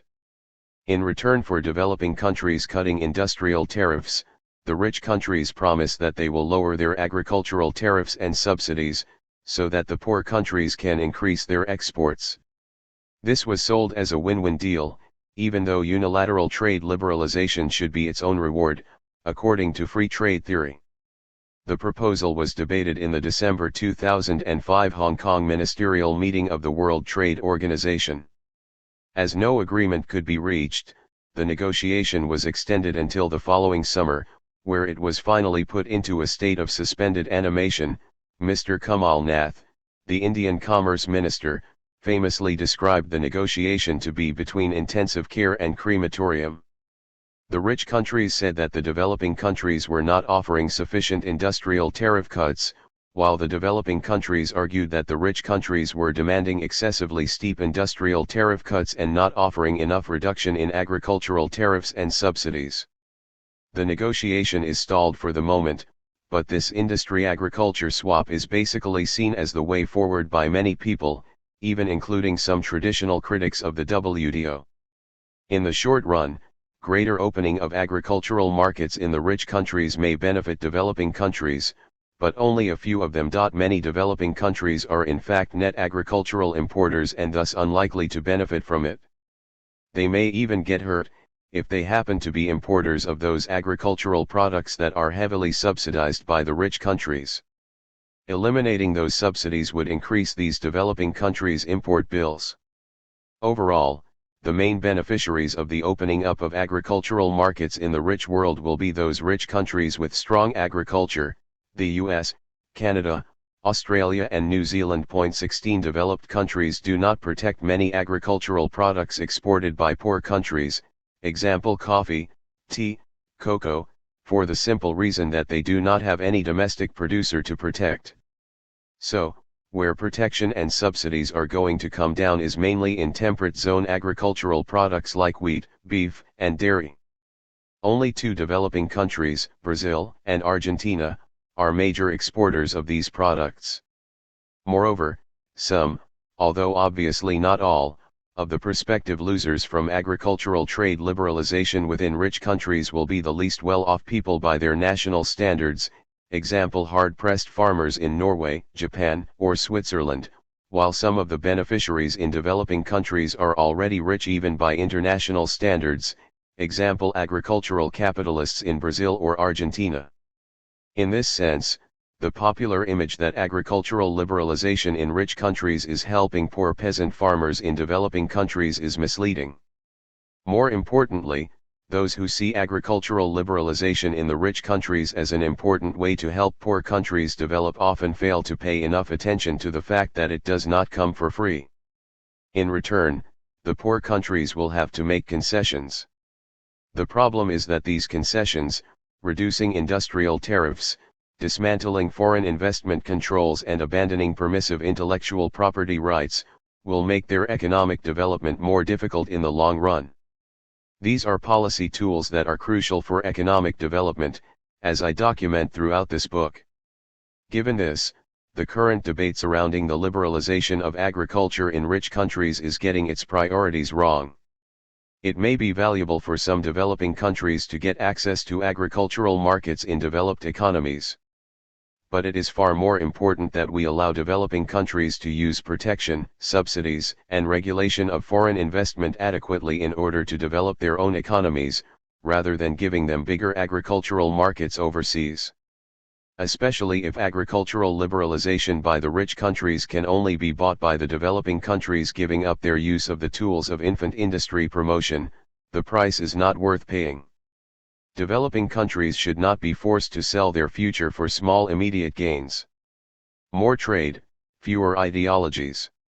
It is hard to believe today, but North Korea used to be richer than South Korea. It was the part of Korea that Japan had developed industrially when it ruled the country from 1910 until 1945. The Japanese colonial rulers saw the northern part of Korea as the ideal base from which to launch their imperialist plan to take over China. It is close to China, and has considerable mineral resources, especially coal. Even after the Japanese left, their industrial legacy enabled North Korea to maintain its economic lead over South Korea well into the 1960s. Today, South Korea is one of the world's industrial powerhouses, while North Korea languishes in poverty. Much of this is thanks to the fact that South Korea aggressively traded with the outside world and actively absorbed foreign technologies while North Korea pursued its doctrine of self-sufficiency. Through trade, South Korea learned about the existence of better technologies and earned the foreign currency that it needed in order to buy them. In its own way, North Korea has managed some technological feats. For example, it has figured out a way to mass-produce vanillin, a synthetic fiber made out of all things, limestone, invented by a Korean scientist in 1939. Despite being the second ever man-made fiber after nylon, vanillin did not catch on elsewhere because it did not make a comfortable fabric, but it has allowed North Koreans to be self-sufficient in clothes. But there is a limit to what a single developing country can invent on its own without continuous importation of advanced technologies. Thus, North Korea is technologically stuck in the past, with 1940s Japanese and 1950s Soviet technologies, while South Korea is one of the most technologically dynamic economies in the world. Do we need any better proof that trade is good for economic development? In the end, economic development is about acquiring and mastering advanced technologies. In theory, a country can develop such technologies on its own, but such a strategy of technological self-sufficiency quickly hits the wall, as seen in the North Korean case. This is why all successful cases of economic development have involved serious attempts to get hold of and master advanced foreign technologies, more on this in Chapter 6. But in order to be able to import technologies from developed countries, developing nations need foreign currency to pay for them, whether they want to buy directly, example technology licenses, technology consultancy services, or indirectly, example better machines. Some of the necessary foreign currency may be provided through gifts from rich countries, foreign aid, but most has to be earned through exports. Without trade, therefore, there will be little technological progress and thus little economic development. But there is a huge difference between saying that trade is essential for economic development and saying that free trade is best, or, at least, that freer trade is better, for economic development, as the bad Samaritans do. It is this sleight of hand that free trade economists have so effectively deployed in cowing their opponents. If you are against free trade, they insinuate, you must be against progress. As South Korea shows, active participation in international trade does not require free trade. Indeed, had South Korea pursued free trade and not promoted infant industries, it would not have become a major trading nation. It would still be exporting raw materials, example tungsten ore, fish, seaweed, or low technology, low price products, example textiles, garments, wigs made with human hair, that used to be its main export items in the 1960s. To go back to the imagery of Chapter 1, had they followed free trade policy from the 1960s, Koreans might still be fighting over who owns which tuft of hair, so to speak. The secret of its success lay in a judicious mix of protection and open trade, with the areas of protection constantly changing as new infant industries were developed and old infant industries became internationally competitive. In a way, this is not much of a secret. As I have shown in the earlier chapters, this is how almost all of today's rich countries became rich, and this is at the root of almost all recent success stories in the developing world. Protection does not guarantee development, but development without it is very difficult. Therefore, if they are genuinely to help developing countries develop through trade, wealthy countries need to accept asymmetric protectionism, as they used to between the 1950s and the 1970s. They should acknowledge that they need to have much lower protection for themselves than the developing countries have. The global trading system should support the developmental efforts of developing countries by allowing them to use more freely the tools of infant industry promotion, such as tariff protection, subsidies, and foreign investment regulation. At the moment, the system allows protection and subsidies much more readily in areas where the developed countries need them. But it should be the other way around. Protection and subsidies should be easier to use where the developing countries need them more. Here, it is particularly important to get our perspective right about agricultural liberalization in the rich countries. Lowering agricultural protection in those countries may help some developing countries, especially Brazil and Argentina, but not most. Above all, agricultural liberalization in the rich world should not be conditional upon further restrictions on the use of the tools of infant industry promotion by developing nations, as is currently being demanded by the rich countries. The importance of international trade for economic development cannot be overemphasized. But free trade is not the best path to economic development. Trade helps economic development only when the country employs a mixture of protection and open trade, constantly adjusting it according to its changing needs and capabilities. Trade is simply too important for economic development to be left to free trade economists. The HOS theory is named after the two Swedish economists, Eli Heckscher and Bertil Ohlin, who pioneered it in the early 20th century, and Paul Samuelson, the American economist who perfected it in the mid-20th century. In this version of free trade theory, for each product there is only one best practice, i.e., most efficient, technology, which all countries will use if they are producing it. If each product has one best production technology for its production, a country's comparative advantage cannot be determined by its technologies, as in Ricardo's theory. It is determined by how suitable the technology used for each product is for the country.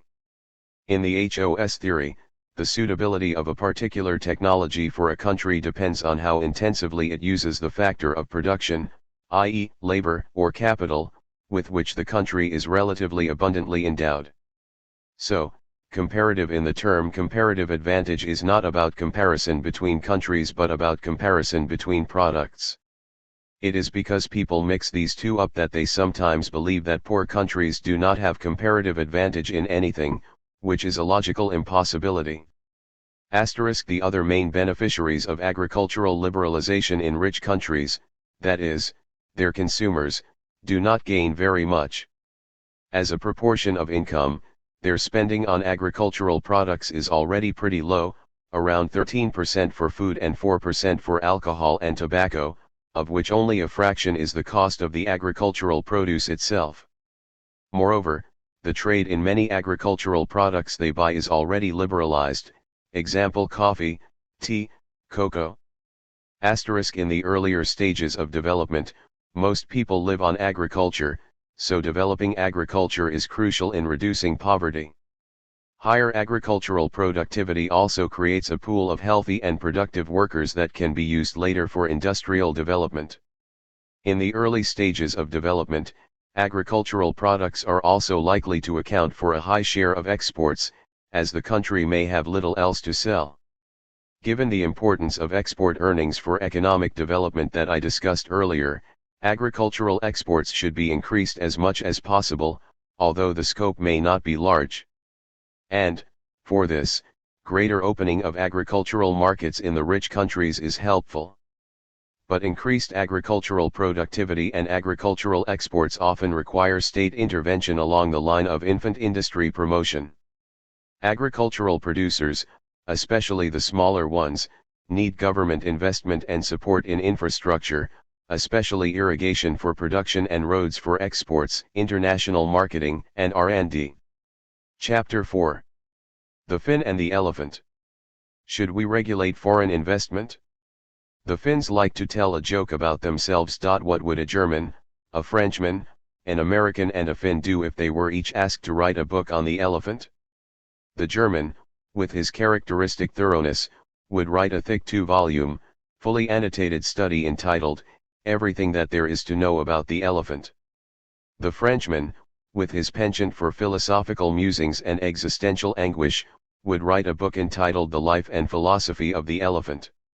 The American, with his famous nose for good business opportunities, would naturally write a book entitled, How to Make Money with an Elephant. The Finn would write a book entitled What Does the Elephant Think of the Finns? The Finns are laughing at their excessive self-consciousness. Their preoccupation with their own identity is understandable. They speak a language that is more related to Korean and Japanese than to the language of their Swedish or Russian neighbors. Finland was a Swedish colony for around 600 years and a Russian colony for about 100. As a Korean, whose country has been pushed around for thousands of years by every neighbor in sight, the Chinese, the Huns, the Mongolians, the Manchurians, the Japanese, the Americans, the Russians, you name it, I know the feeling. So, it was unsurprising that, after gaining independence from Russia in 1918, Finland tried its best to keep foreigners out. The country introduced a series of laws in the 1930s that officially classified all the enterprises with more than 20% foreign ownership as, hold your breath, dangerous. The Finns may not be the subtlest people in the world, but this is heavy stuff even for them. Finland got, as it had wanted, very little foreign investment. 1 When Monty Python sang in 1980, Finland, Finland, Finland. You are so sadly neglected, and often ignored, the Finland song, they did not perhaps guess that the Finns had sought to be neglected and ignored. The Finnish law was eventually relaxed in 1987, and the foreign ownership ceiling was raised to 40%, but all foreign investments still had to be approved by the Ministry of Trade and Industry. General liberalization of foreign investment did not come until 1993, as part of the preparations for the country's accession to the EU in 1995. According to the neoliberal orthodoxy, this sort of extreme anti-foreign strategy, especially if sustained for over half a century, should have severely damaged Finland's economic prospects. However, since the mid-1990s, Finland has been touted as the paragon of successful global integration. In particular, Nokia, its mobile phone company, has been, figuratively speaking, inducted into the Globalization Hall of Fame. A country that did not want to be a part of the global economy has suddenly become an icon of globalization. How was this possible? We shall answer that later, but first let us examine the arguments for and against foreign investment. Is foreign capital essential? Many developing countries find it difficult to generate enough savings to satisfy their own investment demands. Given this, it seems uncontroversial that any additional money they can get from other countries that have surplus savings should be good. Developing countries should open their capital markets, it is argued by the bad Samaritans, so that such money can flow in freely. The benefit of having free international movement of capital, neoliberal economists argue, does not stop at plugging such a savings gap. It improves economic efficiency by allowing capital to flow into projects with the highest possible returns on a global scale. Free cross-border capital flows are also seen as spreading best practice in government policy and corporate governance. Foreign investors would simply pull out, the reasoning goes, if companies and countries were not well run. 2 Some even, controversially, argue that these collateral benefits are even more important than the direct benefits that come from the more efficient allocation of capital. 3. Foreign capital flows into developing countries consist of three main elements: grants, debts, and investments. Grants are money given away, but often with strings attached, by another country and are called foreign aid or official development assistance, ODA. Debts consist of bank loans and bonds, government bonds and corporate bonds. 4 Investments are made up of portfolio equity investment, which is equity, share, ownership seeking financial returns rather than managerial influence, and foreign direct investment, FDI, which involves the purchase of equity with a view to influence the management of the firm on a regular basis. 5. There is an increasingly popular view among neoliberal economists that foreign aid does not work, although others argue that the right kind of aid, that is, aid that is not primarily motivated by geopolitics, works. 6 Debts and portfolio equity investment have also come under attack for their volatility. 7 Bank loans are notoriously volatile. For example, in 1998, total net bank loans to developing countries were $50 billion, following a series of financial crises that engulfed the developing world: Asia in 1997, Russia and Brazil in 1998, Argentina in 2002, they turned negative for the next 4 years, $6.5 billion per year on average. By 2005, however, they were 30% higher than in 1998, $67 billion. Although not as volatile as bank loans, capital inflows through bonds fluctuate a lot. 8 Portfolio equity investment is even more volatile than bonds, although not as volatile as bank loans. 9. These flows are not just volatile, they tend to come in and go out exactly at the wrong time. When economic prospects in a developing country are considered good, too much foreign financial capital may enter. This can temporarily raise asset prices, example prices of stocks, real estate prices, beyond their real value, creating asset bubbles. When things get bad, often because of the bursting of the very same asset bubble, foreign capital tends to leave all at the same time, making the economic downturn even worse. Such herd behavior was most vividly demonstrated in the 1997 Asian crises, when foreign capital flowed out on a massive scale, despite the good long-term prospects of the economies concerned: Korea, Hong Kong, Malaysia, Thailand, and Indonesia. 10. Of course, this kind of behavior, known as pro-cyclical behavior, also exists among domestic investors. Indeed, when things go bad, these investors, using their insider information, often leave the country before the foreigners do. But the impact of herd behavior by foreign investors is much greater for the simple reason that developing country financial markets are tiny relative to the amounts of money sloshing around the international financial system. The Indian stock market, the largest stock market in the developing world, is less than 1/30th the size of the US stock market. 11 The Nigerian stock market, the second largest in sub-Saharan Africa, is worth less than 1/5000th of the US stock market. Ghana's stock market is worth only 0.006% of the US market. 12 What is a mere drop in the ocean of rich country assets will be a flood that can sweep away financial markets in developing countries. Given this, it is no coincidence that developing countries have experienced more frequent financial crises since many of them opened their capital markets at the urge of the bad Samaritans in the 1980s and the 1990s. According to a study by two leading economic historians, between 1945 and 1971, when global finance was not liberalized, developing countries suffered no banking crises, 16 currency crises and 1 twin crisis, simultaneous currency and banking crises. Between 1973 and 1997, however, there were 17 banking crises, 57 currency crises and 21 twin crises in the developing world. 13 This is not even counting some of the biggest financial crises that occurred after 1998, Brazil, Russia, and Argentina being the most prominent cases. The volatility and the pro-cyclicality of international financial flows are what make even some globalization enthusiasts, such as Professor Jagdish Bhagwati, warn against what he calls the perils of gung-ho international financial capitalism. 14 Even the IMF, which used to push strongly for capital market opening during the 1980s and especially the 1990s, has recently changed its stance on this matter, becoming a lot more muted in its support of capital market opening in developing countries. 15 Now it accepts that premature opening of the capital account can hurt a country by making the structure of the inflows unfavorable and by making the country vulnerable to sudden stops or reversals of flows. 16. The Mother Teresa of foreign capital? The behavior of international financial flows, debt and portfolio equity investment, is in stark contrast with that of foreign direct investment.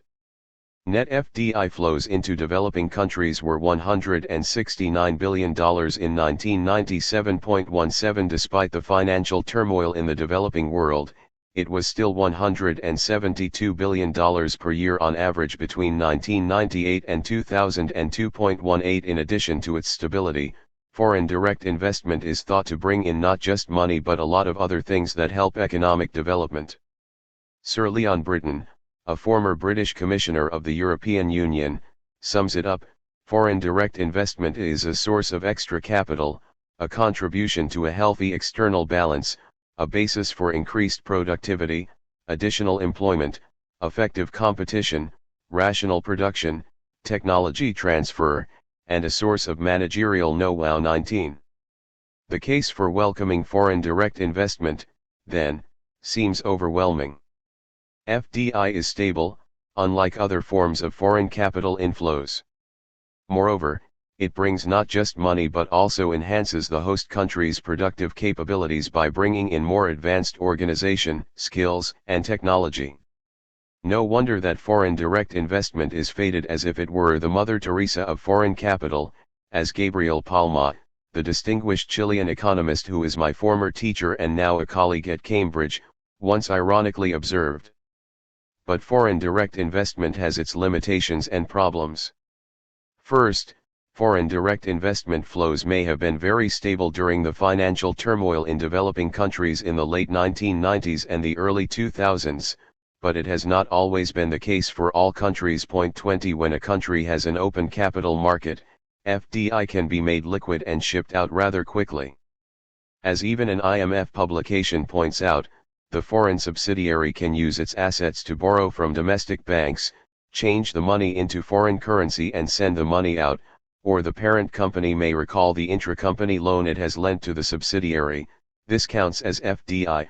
21 In the extreme case, most foreign direct investment that came in can go out again through such channels, adding little to the host country's foreign exchange reserve position. 22.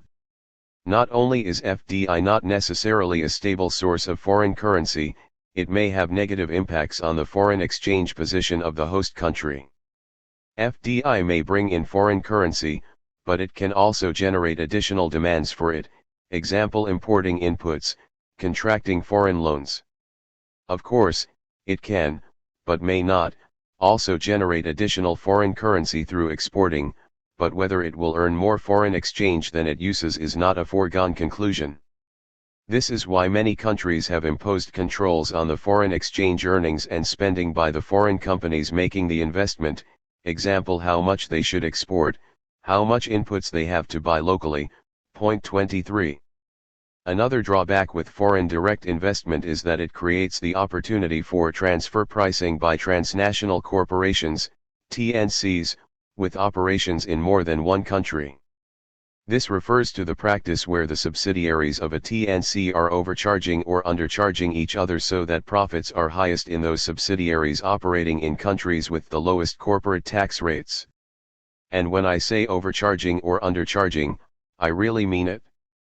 A Christian Aid report documents cases of underpriced exports like TV antennas from China at 40 cents apiece, rocket launchers from Bolivia at $40 and US bulldozers at $528, and overpriced imports such as German hacksaw blades at $5, 485 each, Japanese tweezers at $4, 896, and French wrenches at $1, 089.24. This is a classic problem with TNCs, but today the problem has become more severe because of the proliferation of tax havens that have no or minimal corporate income taxes. Companies can vastly reduce their tax obligations by shifting most of their profits to a paper company registered in a tax haven. It may be argued that the host country should not complain about transfer pricing, because, without the foreign direct investment in question, the taxable income would not have been generated in the first place. But this is a disingenuous argument. All firms need to use productive resources provided by government with taxpayers' money, example roads, the telecommunications network, workers who have received publicly funded education and training. So, if the TNC subsidiary is not paying its fair share of tax, it is effectively free riding on the host country.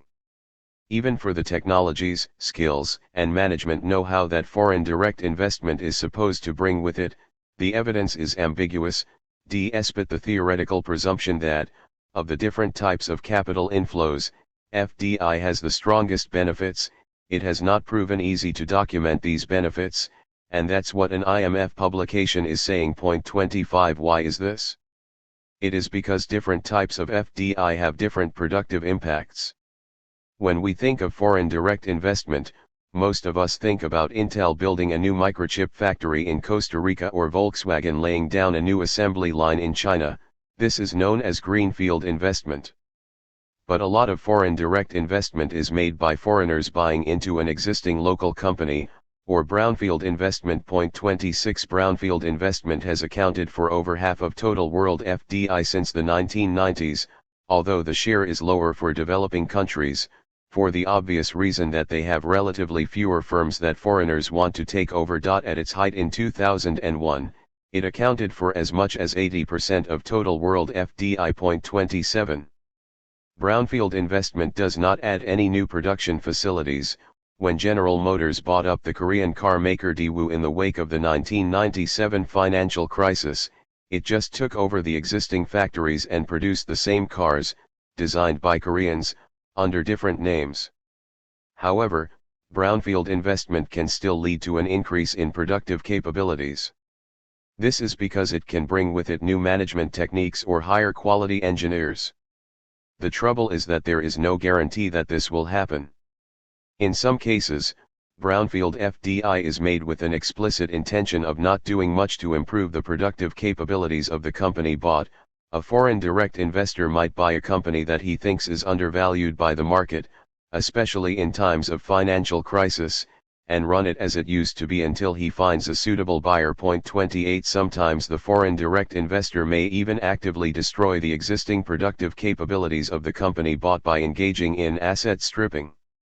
For example, when the Spanish airline Iberia bought some Latin American airlines in the 1990s, it swapped its own old planes for the new ones owned by the Latin American airlines, eventually driving some of the latter into bankruptcy due to a poor service record and high maintenance costs. Of course, the value of foreign direct investment to the host economy is not confined to what it does to the enterprise in which the investment has been made. The enterprise concerned hires local workers, who may learn new skills, buys inputs from local producers, who may pick up new technologies in the process, and has some demonstration effects on domestic firms, by showing them new management techniques or providing knowledge about overseas markets. These effects, known as spillover effects, are real additions to a nation's long-run productive capabilities and not to be scoffed at. Unfortunately, the spillover effects may not happen.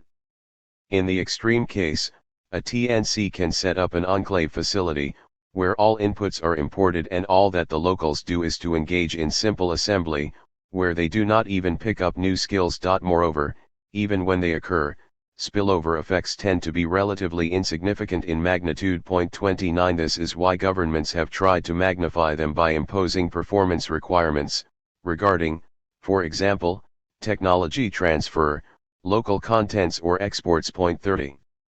A critical but often ignored impact of FDI is that on the current and future domestic competitors.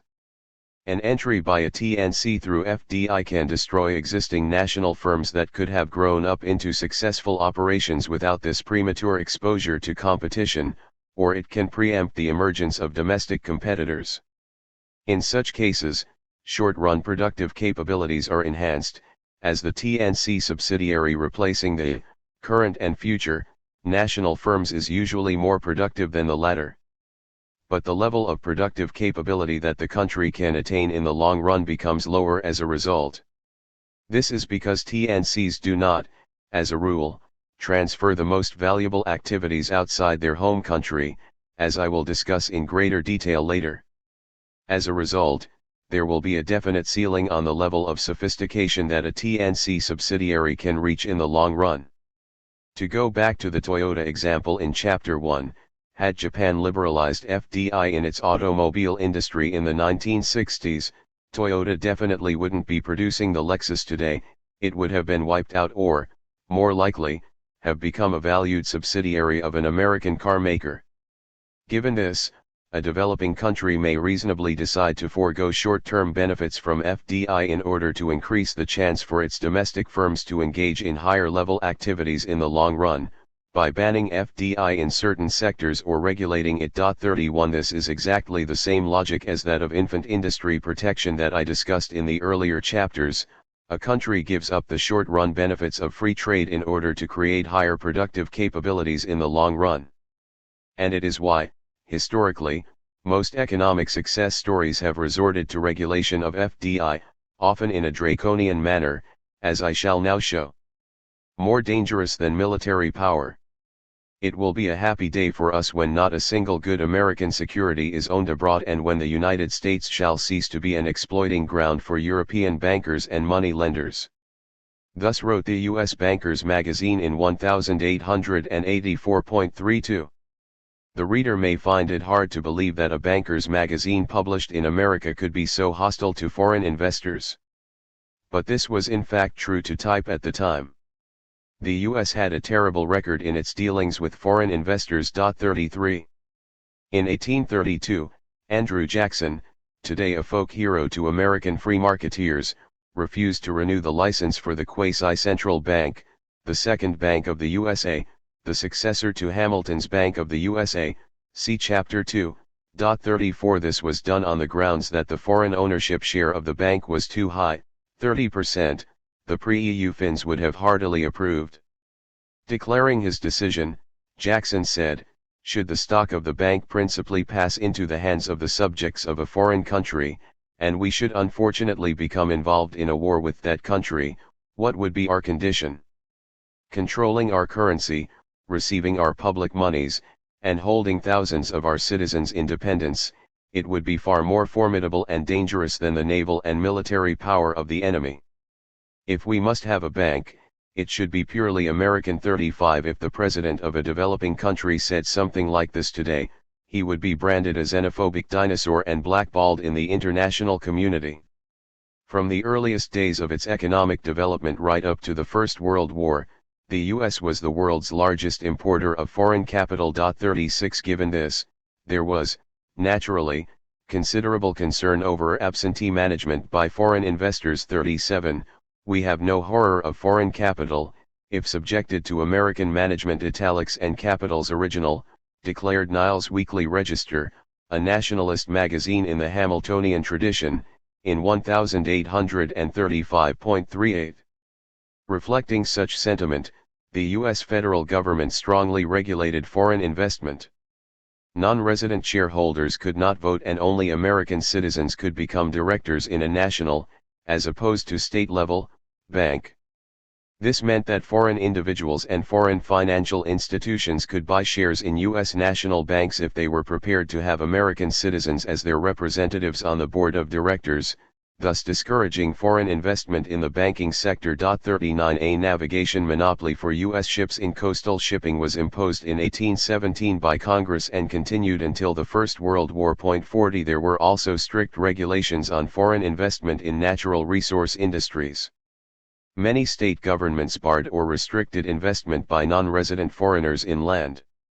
The 1887 Federal Alien Property Act prohibited the ownership of land by aliens, or by companies more than 20% owned by aliens, in the territories, as opposed to the fully fledged states, where land speculation was particularly rampant. 41 Federal mining laws restricted mining rights to U.S. citizens and companies incorporated in the U.S. In 1878, a timber law was enacted, permitting only U.S. residents to log on public land. Some state, as opposed to federal, laws were even more hostile to foreign investment. A number of states taxed foreign companies more heavily than the American ones. There was a notorious Indiana law of 1887 that withdrew court protection from foreign firms altogether. 42 In the late 19th century, the New York state government took a particularly hostile attitude towards FDI in the financial sector, an area where it was rapidly developing a world-class position, a clear case of infant industry protection. 43 It instituted a law in the 1880s that banned foreign banks from engaging in banking business, such as taking deposits and discounting notes or bills. The 1914 banking law banned the establishment of foreign bank branches. For example, the London City and Midland Bank, then the world's third-largest bank, measured by deposits, could not open a New York branch, even though it had 867 branches worldwide and 45 correspondent banks in the U.S. alone. 44. Despite its extensive, and often strict, controls on foreign investment, the U.S. was the largest recipient of foreign investment throughout the 19th century and the early 20th century. In the same way, strict regulation of TNCs in China has not prevented a large amount of FDI from pouring into that country in recent decades. This flies in the face of the belief by the bad Samaritans that foreign investment regulation is bound to reduce investment flows, or, conversely, that the liberalization of foreign investment regulation will increase foreign investment flows. Moreover, despite, or, I would argue, partly because of, its strict regulation of foreign investment, as well as having in place manufacturing tariffs that were the highest in the world, the U.S. was the world's fastest growing economy throughout the 19th century and up until the 1920s. This undermines the standard argument that foreign investment regulation harms the growth prospects of an economy. Even more draconian than the U.S. in regulating foreign investment was Japan. 45 Especially before 1963, foreign ownership was limited to 49%, while in many vital industries FDI was banned altogether. Foreign investment was steadily liberalized, but only in industries where the domestic firms were ready for it. As a result, of all countries outside the communist bloc, Japan has received the lowest level of FDI as a proportion of its total national investment. 46 Given this history, the Japanese government saying that placing constraints on foreign direct investment would not seem to be an appropriate decision even from the perspective of development policy in a recent submission to the WTO is a classic example of selective historical amnesia, double standards, and kicking away the latter. 47. Korea and Taiwan are often seen as pioneers of pro-FDI policy, thanks to their early successes with export processing zones, EPZs, where the investing foreign firms were little regulated. But, outside these zones, they actually imposed many restrictive policies on foreign investors. These restrictions allowed them to accumulate technological capabilities more rapidly, which, in turn, reduced the need for the anything-goes approach found in their EPZs in subsequent periods. They restricted the areas where foreign companies could enter and put ceilings on their ownership shares. They also screened the technologies brought in by TNCs and imposed export requirements. Local content requirements were quite strictly imposed, although they were less stringently applied to exported products, so that lower quality domestic inputs would not hurt export competitiveness too much. As a result, Korea was one of the least FDI-dependent countries in the world until the late 1990s, when the country adopted neoliberal policies. 48 Taiwan, where the policies were slightly milder than in Korea, was somewhat more dependent on foreign investment, but its dependence was still well below the developing country average. 49. The bigger European countries, the UK, France, and Germany, did not go as far as Japan, the USA, or Finland in regulating foreign investment. Before the Second World War, they didn't need to, they were mostly making, rather than receiving, foreign investments. But, after the Second World War, when they started receiving large amounts of American, and then Japanese, investment, they also restricted FDI flows and imposed performance requirements. Until the 1970s, this was done mainly through foreign exchange controls. After these controls were abolished, informal performance requirements were used. Even the ostensibly foreign investor-friendly UK government used a variety of undertakings and voluntary restrictions regarding local sourcing of components, production volumes, and exporting. 50 When Nissan established a UK plant in 1981, it was forced to procure 60% of value added locally, with a time scale over which this would rise to 80%. It is reported that the British government also put pressure on Ford and GM to achieve a better balance of trade. 51. Even cases like Singapore and Ireland, countries that have succeeded by extensively relying on FDI, are not proof that host country governments should let TNCs do whatever they want. While welcoming foreign companies, their governments used selective policies to attract foreign investment into areas that they considered strategic for the future development of their economies. Unlike Hong Kong, which did have a liberal FDI policy, Singapore has always had a very targeted approach. Ireland started genuinely prospering only when it shifted from an indiscriminate approach to FDI, the more, the merrier, to a focused strategy that sought to attract foreign investment in sectors like electronics, pharmaceuticals, software and financial services. It also used performance requirements quite widely. 52. To sum up, history is on the side of the regulators.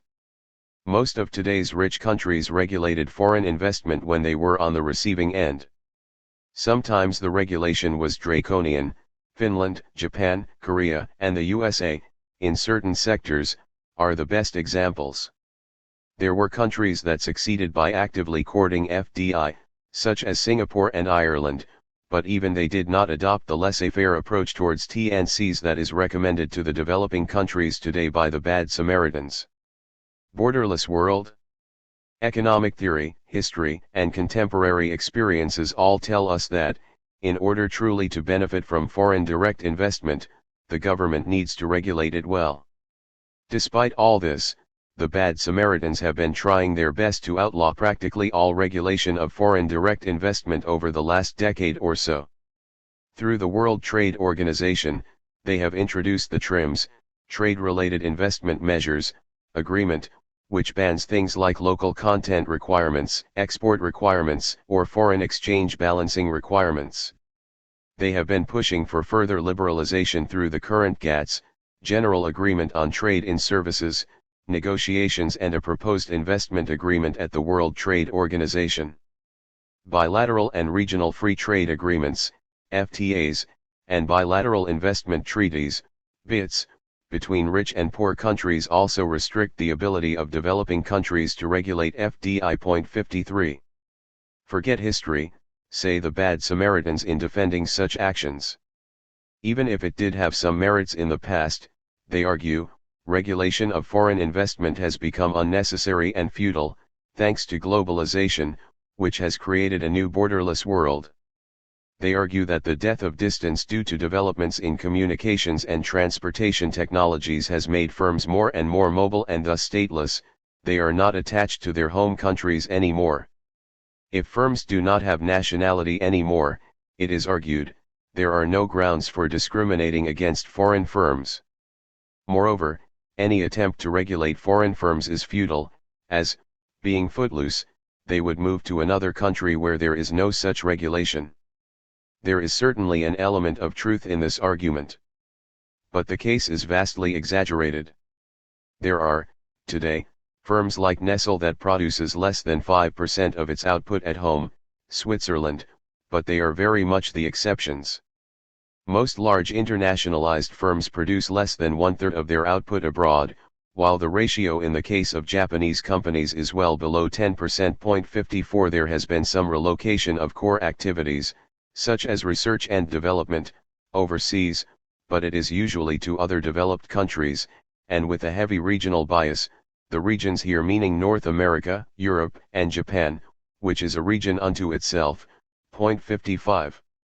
In most companies, the top decision makers are still mostly home country nationals.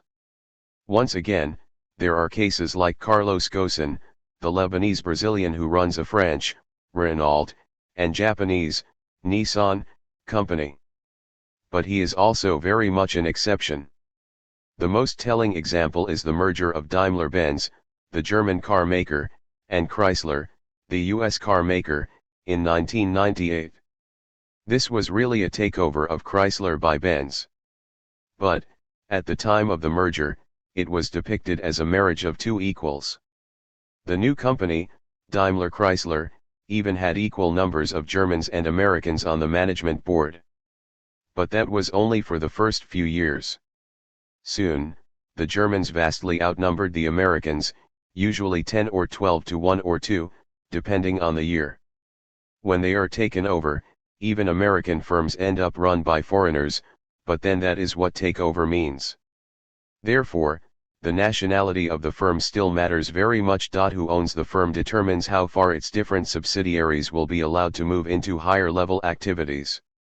It would be very naive, especially on the part of developing countries, to design economic policies on the assumption that capital does not have national roots anymore. But then how about the argument that, whether necessary or not, it is no longer possible in practice to regulate foreign investment? Now that TNCs have become more or less footloose, it is argued, they can punish countries that regulate foreign investment by voting with their feet. One immediate question one can ask is, if firms have become so mobile as to make national regulation powerless, why are the bad Samaritan rich countries so keen on making developing countries sign up to all those international agreements that restrict their ability to regulate foreign investment? Following the market logic so loved by the neoliberal orthodoxy, why not just leave countries to choose whatever approach they want and then let foreign investors punish or reward them by choosing to invest only in those countries friendly towards foreign investors?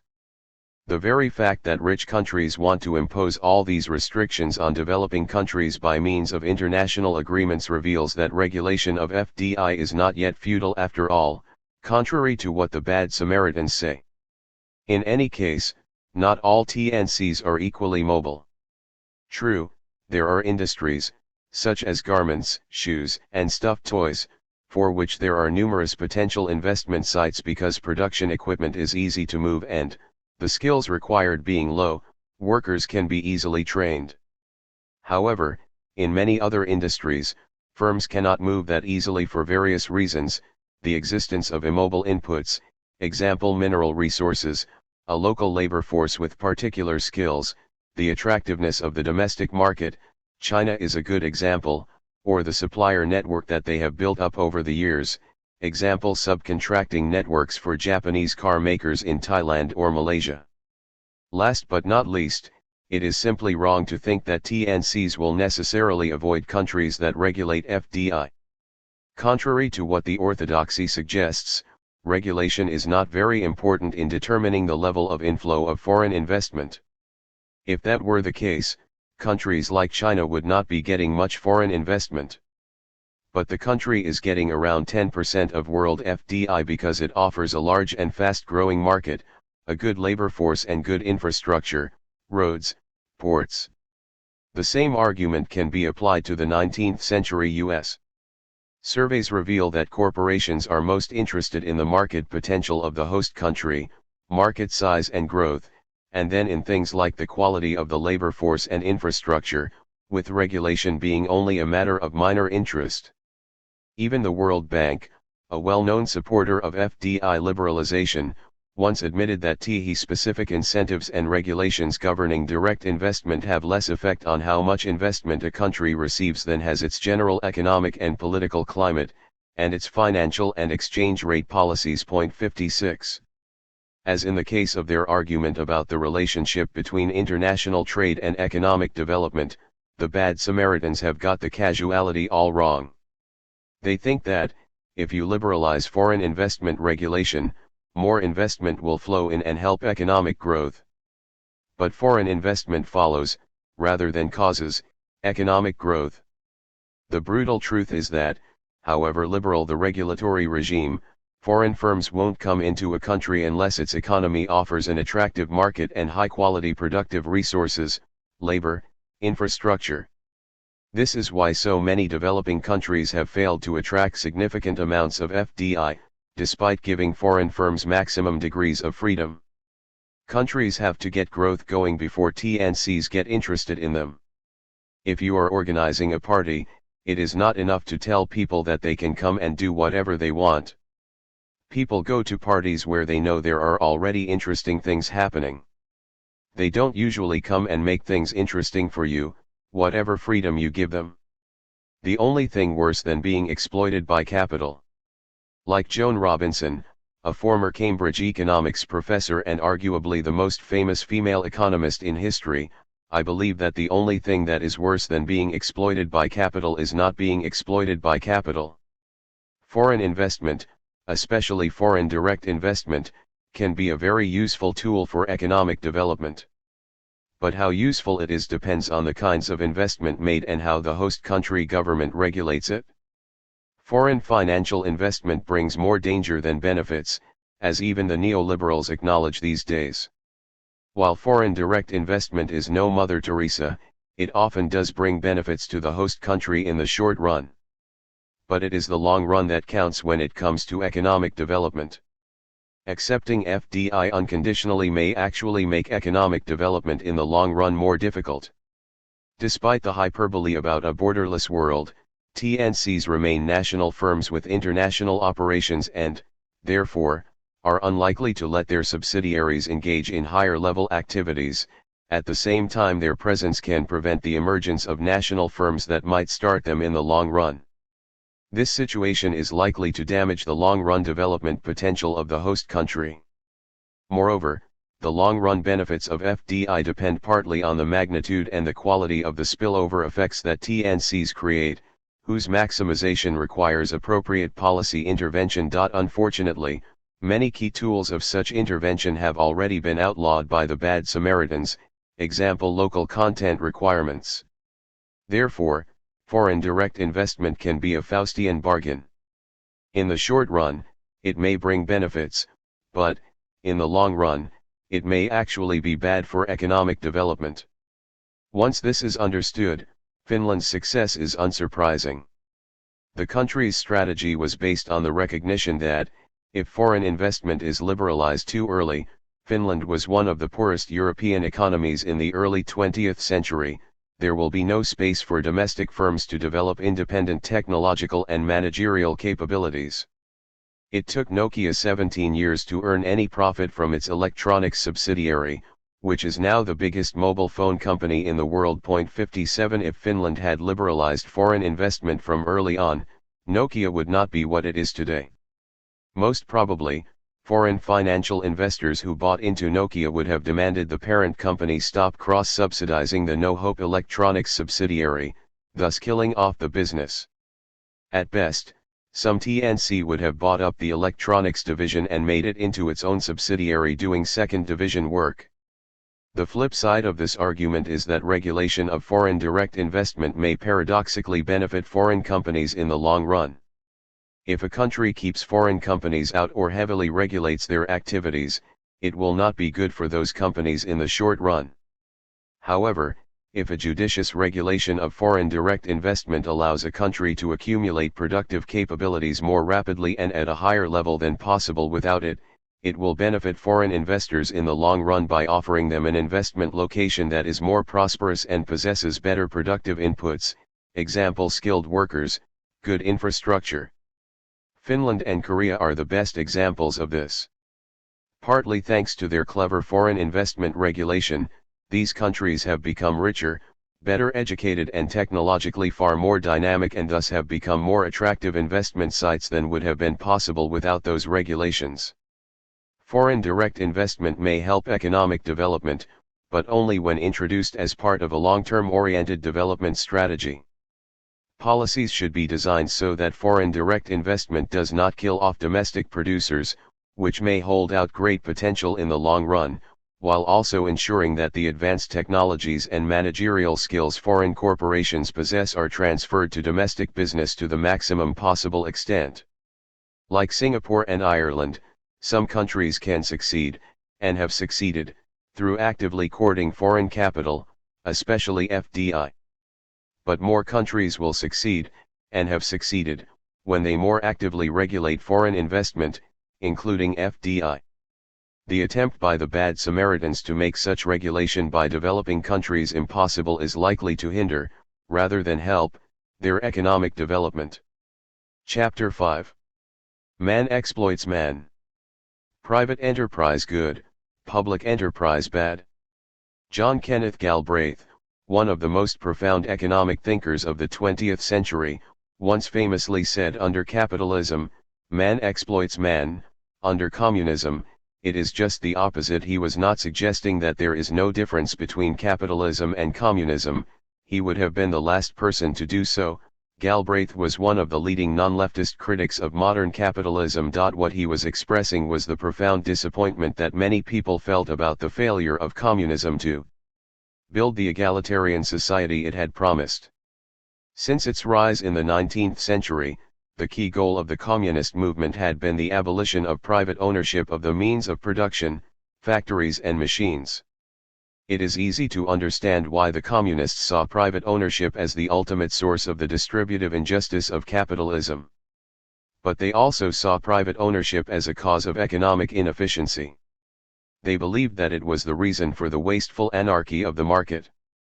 Too many capitalists routinely invest in producing the same things, they argued, because they do not know the investment plans of their competitors. Eventually, there is overproduction and some of the enterprises involved go bankrupt, condemning some machines to the scrap heap and laying perfectly employable workers idle. The waste caused by this process, it was argued, would disappear if the decisions of different capitalists could be coordinated in advance through rational, centralized planning. After all, capitalist firms are islands of planning in the surrounding anarchic sea of the market, as Karl Marx, the leading communist theorist, once put it. Therefore, if private property were abolished, communists believed, the economy could be run as if it were a single firm and thus managed more efficiently. Unfortunately, the centrally planned economy based on state ownership of enterprises performed very poorly. Communists may have been right in saying that unfettered competition can lead to social waste, but suppressing all competition through total central planning and universal state ownership exacted enormous costs of its own by killing off economic dynamism. Lack of competition and excessive top-down regulation under communism also bred conformism, bureaucratic red tape and corruption. Few would now dispute that communism failed as an economic system. But it is a huge leap of logic to go from that conclusion to the proposition that state-owned enterprises, SOEs, or public enterprises, do not work. This judgment became popular in the wake of Margaret Thatcher's pioneering privatization program in Britain in the early 1980s, and acquired the status of a pseudo-religious credo during the transformation of the former communist economies in the 1990s. For a while, it was as if the whole ex-communist world was hypnotized by the mantra, private good, public bad, reminiscent of the anti-human slogan, 4 legs good, 2 legs bad, in George Orwell's Animal Farm, that great satire of communism. Privatization of SOEs has also been a centerpiece of the neoliberal agenda that the bad Samaritans have imposed on most developing countries in the past quarter of a century. State ownership in the dock. Why do the bad Samaritans think state-owned enterprises need to be privatized? At the heart of the argument against SOEs lies a simple but powerful idea. The idea is that people do not fully take care of things that are not theirs. We see the corroboration of this notion on a daily basis. When your plumber takes his third coffee break of the morning at 11 a.m., you begin to wonder whether he would do the same if he was fixing his own boiler. You know that most of those people who throw away litter in public parks would never do so in their own gardens. It seems to be human nature for people to do their best to take care of the things they own while maltreating those things that they do not. Therefore, it is argued by the opponents of state ownership, you have to give people ownership, or property rights, over things, including enterprises, if you want them to use them most efficiently. Point 1. Ownership gives the owner two important rights in relation to his property. The first is the right to dispose of it. The second is the right to claim the profits from its use. Since profits are, by definition, what are left to the owner of the property after he has paid for all the inputs he has bought in order to use his property productively, example raw materials, labor, and other inputs used in his factory, the right to claim the profits is known as the residual claim. The problem is that, if the owner has the residual claim, the amount of the profits does not concern those suppliers of inputs who get fixed payments. By definition, state-owned enterprises are properties collectively owned by all the citizens, who hire professional managers on fixed salaries to run them.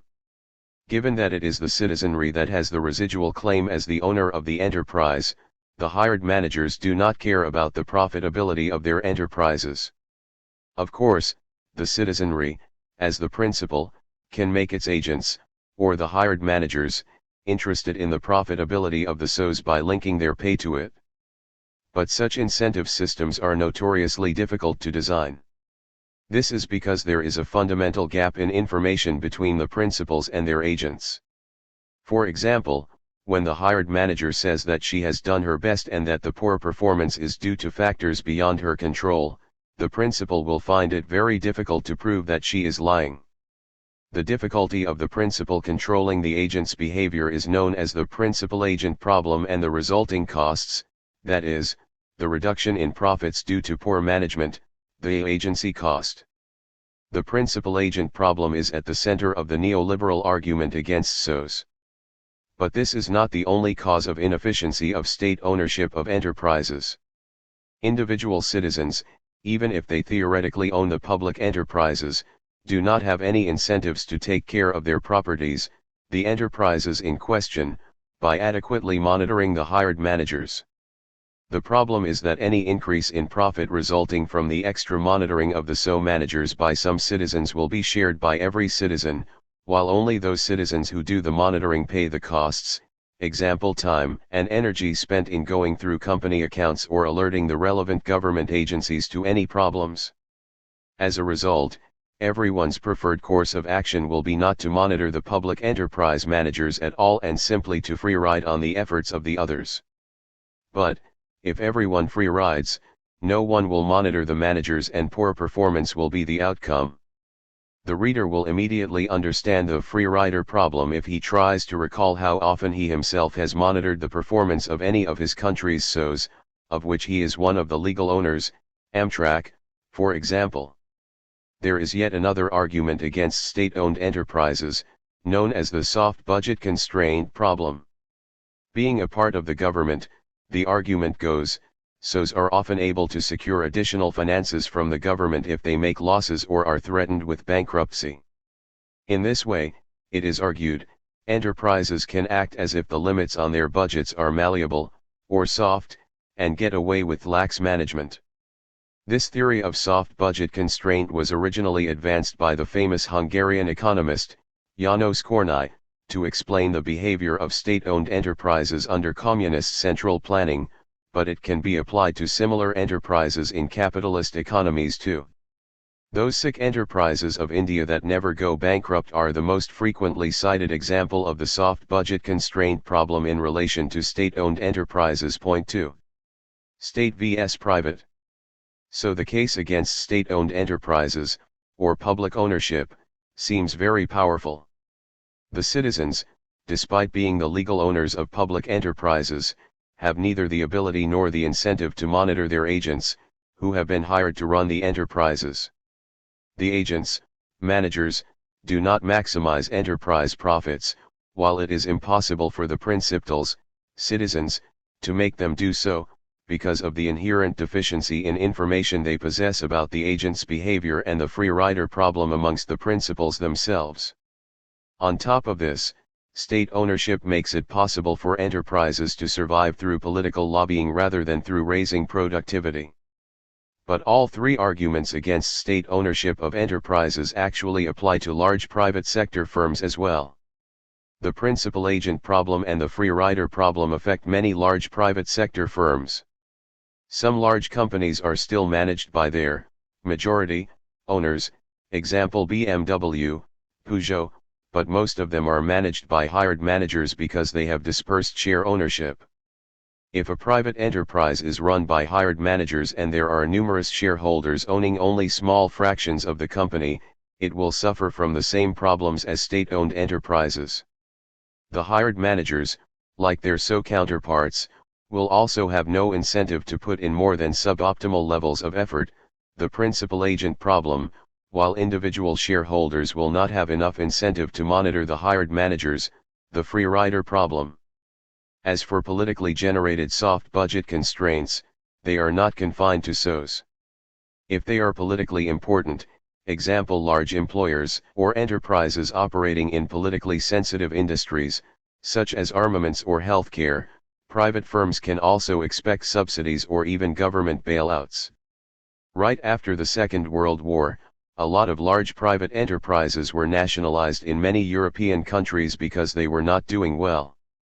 In the 1960s and the 1970s, the British industrial decline prompted both Labour and Conservative governments to nationalise key firms, Rolls-Royce in 1971 under the Conservatives, British Steel in 1967, British Leyland in 1977, and British Aerospace in the same year under Labour.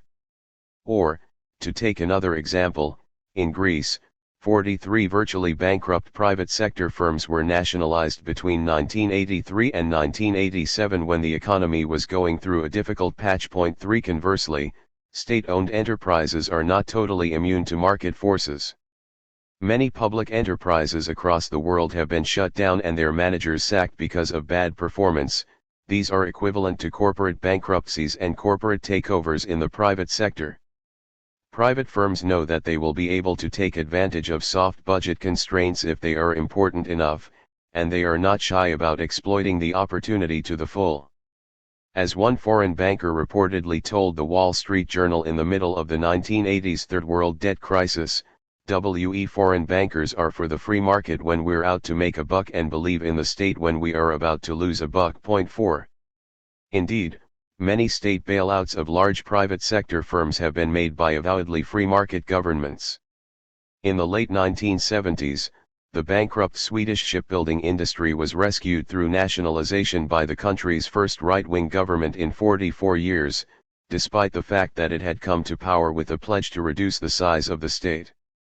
In the early 1980s, the troubled U.S. car maker Chrysler was rescued by the Republican administration under Ronald Reagan, which was in the vanguard of neoliberal market reforms at the time.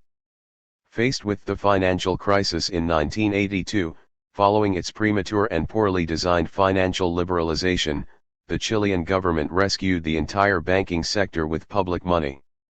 This was General Pinochet's government, which had seized power in a bloody coup in the name of defending the free market and private ownership. The neoliberal case against state-owned enterprises is further undermined by the fact that there are numerous well-functioning SOs in real life. Many of them are actually world-class firms.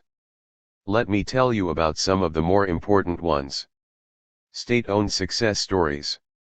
Singapore Airlines is one of the most highly regarded airlines in the world. Often voted the world's favorite airline, it is efficient and friendly. Unlike most other carriers, it has never made a financial loss in its 35-year history. The airline is a state-owned enterprise, 57% controlled by Temasek, the holding company whose sole shareholder is Singapore's Ministry of Finance. Temasek Holdings owns controlling stakes, usually the majority share, in a host of other highly efficient and profitable enterprises, called GLCs, government-linked companies. The GLCs do not just operate in the usual public utility industries, such as telecommunications, power, and transport.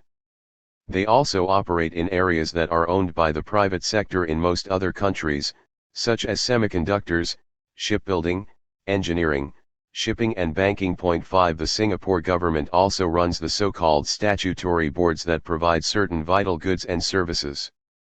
Virtually all land in the country is publicly owned and around 85% of housing is provided by the Housing and Development Board.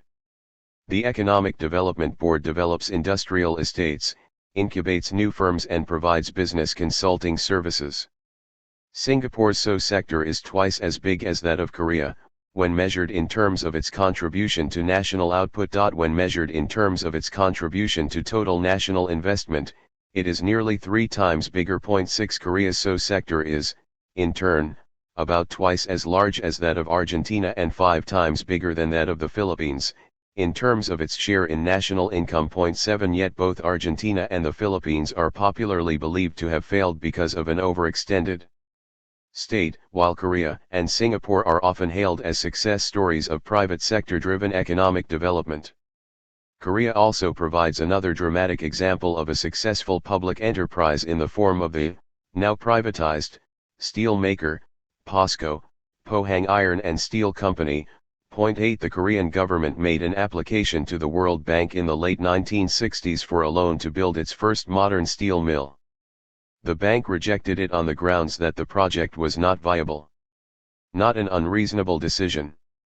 The country's biggest export items at the time were fish, cheap apparel, wigs and plywood. Korea didn't possess deposits of either of the two key raw materials, iron ore and coking coal. Furthermore, the Cold War meant it could not even import them from nearby communist China. They had to be brought all the way from Australia. And to cap it all, the Korean government proposed to run the venture as an so. What more perfect recipe for disaster?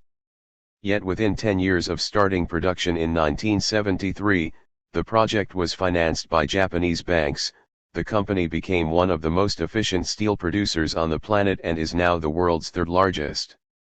Taiwan's experience with state-owned enterprises has been even more remarkable. 9 Taiwan's official economic ideology is the so-called Three People's Principles of Dr. Sun Yat-sen, the founder of the Nationalist Party, Kuomintang, that engineered the Taiwanese economic miracle. 10 These principles dictate that the key industries should be owned by the state. Accordingly, Taiwan has had a very large SO sector. Throughout the 1960s and the 1970s, it accounted for over 16% of national output. Little of it was privatized until 1996. Even after the privatization of 18, of many, state-owned enterprises in 1996, the Taiwanese government still retains a controlling stake in them, averaging 35.5%, and appoints 60% of the directors to their boardrooms. Taiwan's strategy has been to let the private sector grow by creating a good economic environment, including, importantly, the supply of cheap, high-quality inputs by public enterprises, and not bothering about privatization very much. In the past 3 decades of its economic ascendancy, China has used a strategy similar to that of Taiwan. All Chinese industrial enterprises had been owned by the state under Maoist communism. Now China's SO sector only accounts for around 40% of industrial output. 11 Over the past 30 years of economic reform, some smaller state-owned enterprises have been privatized under the slogan of Zwada Fang Xiao, grabbing the big, letting go of the small. But the fall in the share of state ownership has been mainly due to the growth of the private sector. The Chinese have also come up with a unique type of enterprise based on a hybrid form of ownership, called TVEs, Township and Village Enterprises. These enterprises are formally owned by local authorities, but usually operate as if they were privately owned by powerful local political figures. It is not only in East Asia that we can find good public enterprises. The economic successes of many European economies, such as Austria, Finland, France, Norway, and Italy after the Second World War, were achieved with very large SO sectors at least until the 1980s. In Finland and France especially, the SO sector was at the forefront of technological modernization. In Finland, public enterprises led technological modernization in forestry, mining, steel, transport equipment, paper machinery, and chemical industries. 12 The Finnish government gave up its controlling stake in only a few of these enterprises even after recent privatizations. In the case of France, the reader may be surprised to learn that many French household names, like Renault, automobiles, Alcatel, telecommunications equipment, Saint-Gobain, glass and other building materials, Usinor, steel, merged into Arcelor, which is now part of ArcelorMittal, the biggest steel maker in the world, Thomson, Electronics, Thales, Defense Electronics, Elf Aquitaine, oil and gas, Rhône-Poulenc, pharmaceuticals, merged with the German company Hooks to form Aventis, which is now part of Sanofi Aventis, all used to be SOs. 13 These firms led the country's technological modernization and industrial development under state ownership until their privatization at various points between 1986 and 2000.14. Well-performing state-owned enterprises are also found in Latin America. The Brazilian state-owned oil company Petrobras is a world-class firm with leading-edge technologies. Embraer, Empresa Brasileira de Aeronáutica, the Brazilian manufacturer of regional jets, short-range jet planes, also became a world-class firm under state ownership. Embraer is now the world's biggest producer of regional jets and the world's third-largest aircraft manufacturer of any kind, after Airbus and Boeing. It was privatized in 1994, but the Brazilian government still owns the golden share, 1% of the capital, which allows it to veto certain deals regarding military aircraft sales and technology transfers to foreign countries. 15. If there are so many successful public enterprises, why do we rarely hear about them? It is partly because of the nature of reporting, whether journalistic or academic. Newspapers tend to report bad things, wars, natural disasters, epidemics, famines, crime, bankruptcy, etc. While it is natural and necessary for newspapers to focus on these events, the journalistic habit tends to present the public with the bleakest possible view of the world. In the case of SOs, journalists and academics usually investigate them only when things go wrong, inefficiency, corruption or negligence. Well-performing SOs attract relatively little attention in the same way that a peaceful and productive day in the life of a model citizen is unlikely to make front-page news. There is another, perhaps more important, reason for the paucity of positive information on state-owned enterprises. The rise of neoliberalism during the past couple of decades has made state ownership so unpopular in the public mind that successful SOs themselves want to underplay their connection with the state. Singapore Airlines does not advertise the fact that it is owned by the state. Renault, POSCO, and Embraer, now all privatized, try to underplay, if not exactly hide, the fact that they became world-class firms under state ownership. Partial state ownership is practically hushed up. For example, few people know that the state, land, government of Lower Saxony, Niedersachsen, with an 18.6% stake, is the largest shareholder in the German car maker Volkswagen. The unpopularity of state ownership, however, is not entirely, or even mainly, due to the power of neoliberal ideology. There are many SOs all over the world that are not performing well. My examples of high-performing SOs are not meant to distract the reader's attention away from the poorly performing ones. They are given to show that there is nothing inevitable about poor performance by public enterprises and that improving their performance does not necessarily require privatization. The case for state ownership. I have shown that all the reasons cited as causes of poor SO performance apply also to large private sector firms with dispersed ownership, if not always to the same degree. My examples also show that there are many public enterprises that do very well. But even that is not the whole story. Economic theory shows that there are circumstances under which public enterprises are superior to private sector firms. One such circumstance is where private sector investors refuse to finance a venture despite its long-term viability because they think it is too risky. Precisely because money can move around quickly, capital markets have an inherent bias towards short-term gains and do not like risky, large-scale projects with long gestation periods. If the capital market is too cautious to finance a viable project, this is known as capital market failure among economists. The state may do it by setting up and so. Capital market failures are more pronounced in the earlier stages of development, when capital markets are underdeveloped and their conservatism greater. So, historically, countries have resorted to this option more frequently in the earlier stages of their development, as I mentioned in Chapter 2. In the 18th century, under Frederick the Great, 1740–86, Prussia set up a number of model factories in industries like textiles, linen above all, metals, armaments, porcelain, silk and sugar refining. 16 Emulating Prussia, its role model, the Meiji Japanese state established state-owned model factories in a number of industries in the late 19th century.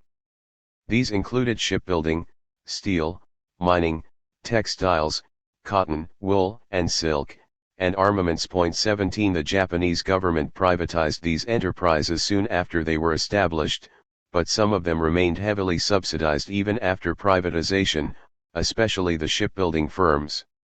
The Korean steel maker POSCO is a more modern and more dramatic case of an so set up due to capital market failure. The general lesson is clear: public enterprises have often been set up in order to kickstart capitalism, not to supersede it, as it is commonly believed. State-owned enterprises can also be ideal where there exists natural monopoly. This refers to the situation where technological conditions dictate that having only one supplier is the most efficient way to serve the market. Electricity, water, gas, railways and, landline, telephones are examples of natural monopoly. In these industries, the main cost of production is the building of the distribution network and, therefore, the unit cost of provision will go down if the number of customers that use the network serves is increased. In contrast, having multiple suppliers each with its own networks of, say, water pipes, increases the unit cost of supplying each household. Historically, such industries in the developed countries often started out with many small competing producers but were then consolidated into large regional or national monopolies, and then often nationalized. When there is a natural monopoly, the producer can charge whatever it wants to, as consumers have no one else to turn to. But it is not just a matter of the producer exploiting the consumer. This situation also generates a social loss that even the monopoly supplier cannot appropriate, known as allocative deadweight loss in technical jargon. In this case, it may be economically more efficient for the government to take over the activity in question and operate it itself, producing the socially optimal quantity. The third reason for the government to set up state-owned enterprises is equity among citizens. For example, if left to private sector firms, people living in remote areas may be denied access to vital services such as post, water, or transport. The cost of delivering a letter to an address in the remote mountain areas of Switzerland is much higher than to an address in Geneva. If the firm delivering the letter was solely interested in profit, it would raise the price of letter delivery to the mountain areas, forcing the residents to reduce their use of the postal service, or might even discontinue the service altogether. If the service in question is a vital one that every citizen should be entitled to, the government may decide to run the activity itself through a public enterprise, even if it means losing money in the process. All of the above reasons for having SOs can be, and have been, addressed by schemes whereby private enterprises operate under some combination of government regulation and or tax and subsidy scheme. For example, the government may finance, through a government-owned bank, for example, or subsidize, out of its tax revenue, the private enterprise undertaking a risky, long-term venture which may be beneficial for the country's economic development, but which the capital market is unwilling to finance. Or the government may license private sector firms to operate in natural monopoly industries but regulate the prices they can charge and also the quantity they produce. It can license private sector firms to provide essential services, example post, rail, water, on condition that they provide universal access. Therefore, it may appear that SOs are no longer necessary. But the regulation and/or subsidy solutions are often more difficult to manage than SOs, particularly for developing country governments. Subsidies require tax revenues in the first place. Collecting tax may seem straightforward, but it is not easy. It requires capabilities to collect and process information, calculate the taxes owed, and detect and punish evaders. Even in today's rich countries, it took a long time to develop such capabilities, as history shows. 18 Developing countries have only limited abilities to collect taxes and, consequently, to use subsidies to address the limitations of the markets. As I pointed out in Chapter 3, this difficulty has been recently compounded by the reduction in tariff revenues following trade liberalization, especially for the poorest countries that have a particularly high dependence on tariff revenues in their government budgets. Good regulation has proved difficult even in the richest countries, which have sophisticated regulators commanding ample resources. The messy outcome of British rail privatization in 1993, which resulted in the de facto renationalization of the rail tracks in 2002, or the failure of electricity deregulation in California, which resulted in the infamous blackout in 2001, are merely the most prominent examples. Developing countries are even more deficient in their capacity to write good regulatory rules and to deal with the legal maneuvering and political lobbying by the regulated firms that are often subsidiaries of, or joint ventures with, gigantic well-resourced enterprises from rich countries.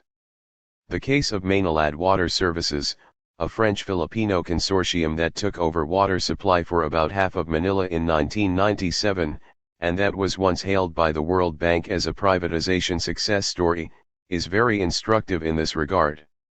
Despite having secured, through skillful lobbying, a series of tariff hikes that were not formally permitted under the terms of the original contract, Mainland walked away from the contract when the regulator refused to grant yet another tariff hike in 2002.19. State-owned enterprises are often more practical solutions than a system of subsidies and regulations for private sector providers, especially in developing countries that lack tax and regulatory capabilities. Not only can they do, and, in many cases, have done, well, under certain circumstances they may be superior to private sector firms. The pitfalls of privatization. As I have pointed out, all the alleged key causes of SO inefficiency, the principal agent problem, the free rider problem and the soft budget constraint, are, while real, not unique to state-owned enterprises. Large private sector firms with dispersed ownership also suffer from the principal agent problem and the free rider problem. So, in these two areas, forms of ownership do matter, but the critical divide is not between state and private ownership, it is between concentrated and dispersed ownerships. In the case of the soft budget constraint, arguably the distinction between state and private ownership is sharper, but even here it is not absolute. For, as we have seen, politically important private sector firms are also able to get financial help from government, while SOs can be, and, on occasion, have been, subject to hard budget constraints, including management change and the ultimate sanction of liquidation. If state ownership itself is not entirely, or even predominantly, the root cause of problems with SOs, changing their ownership status, that is, privatization, is not likely to solve the problems. What is more, privatization has a lot of pitfalls. The first challenge is selling the right enterprises. It would be a bad idea to sell public enterprises with natural monopolies or those providing essential services, especially if the regulatory capability of the state is weak. But even when it comes to selling off enterprises for which public ownership is not necessary, there is a dilemma. The government usually wants to sell the worst performing enterprises, precisely those that least interest potential buyers.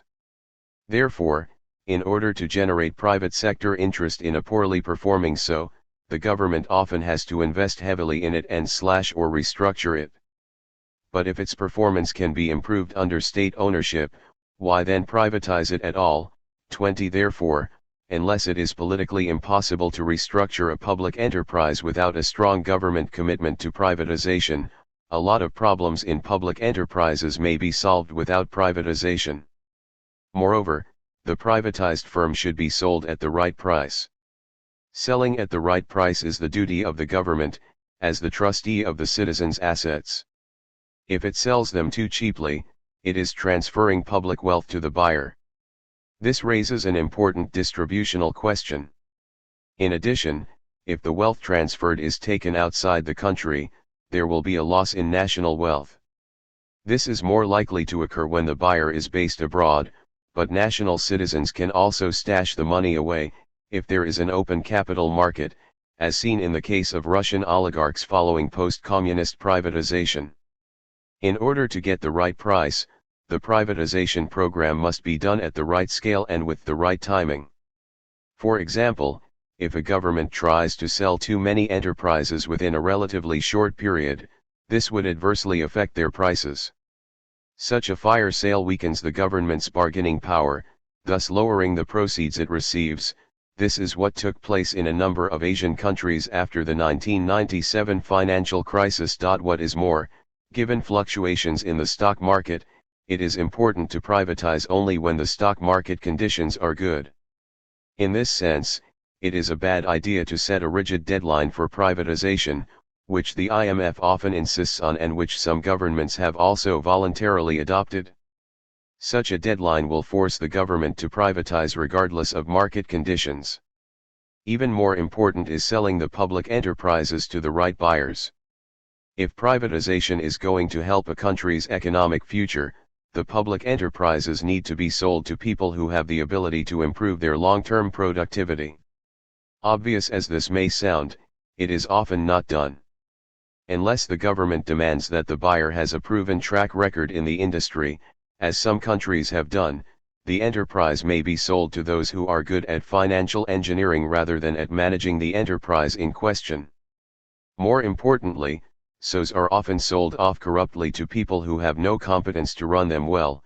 Massive state-owned assets were transferred in a corrupt way to the new oligarchy in Russia after the fall of communism.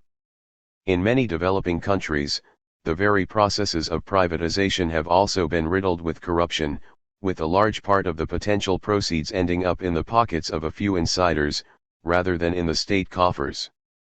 Corrupt transfers can sometimes be effected illegally, through bribery.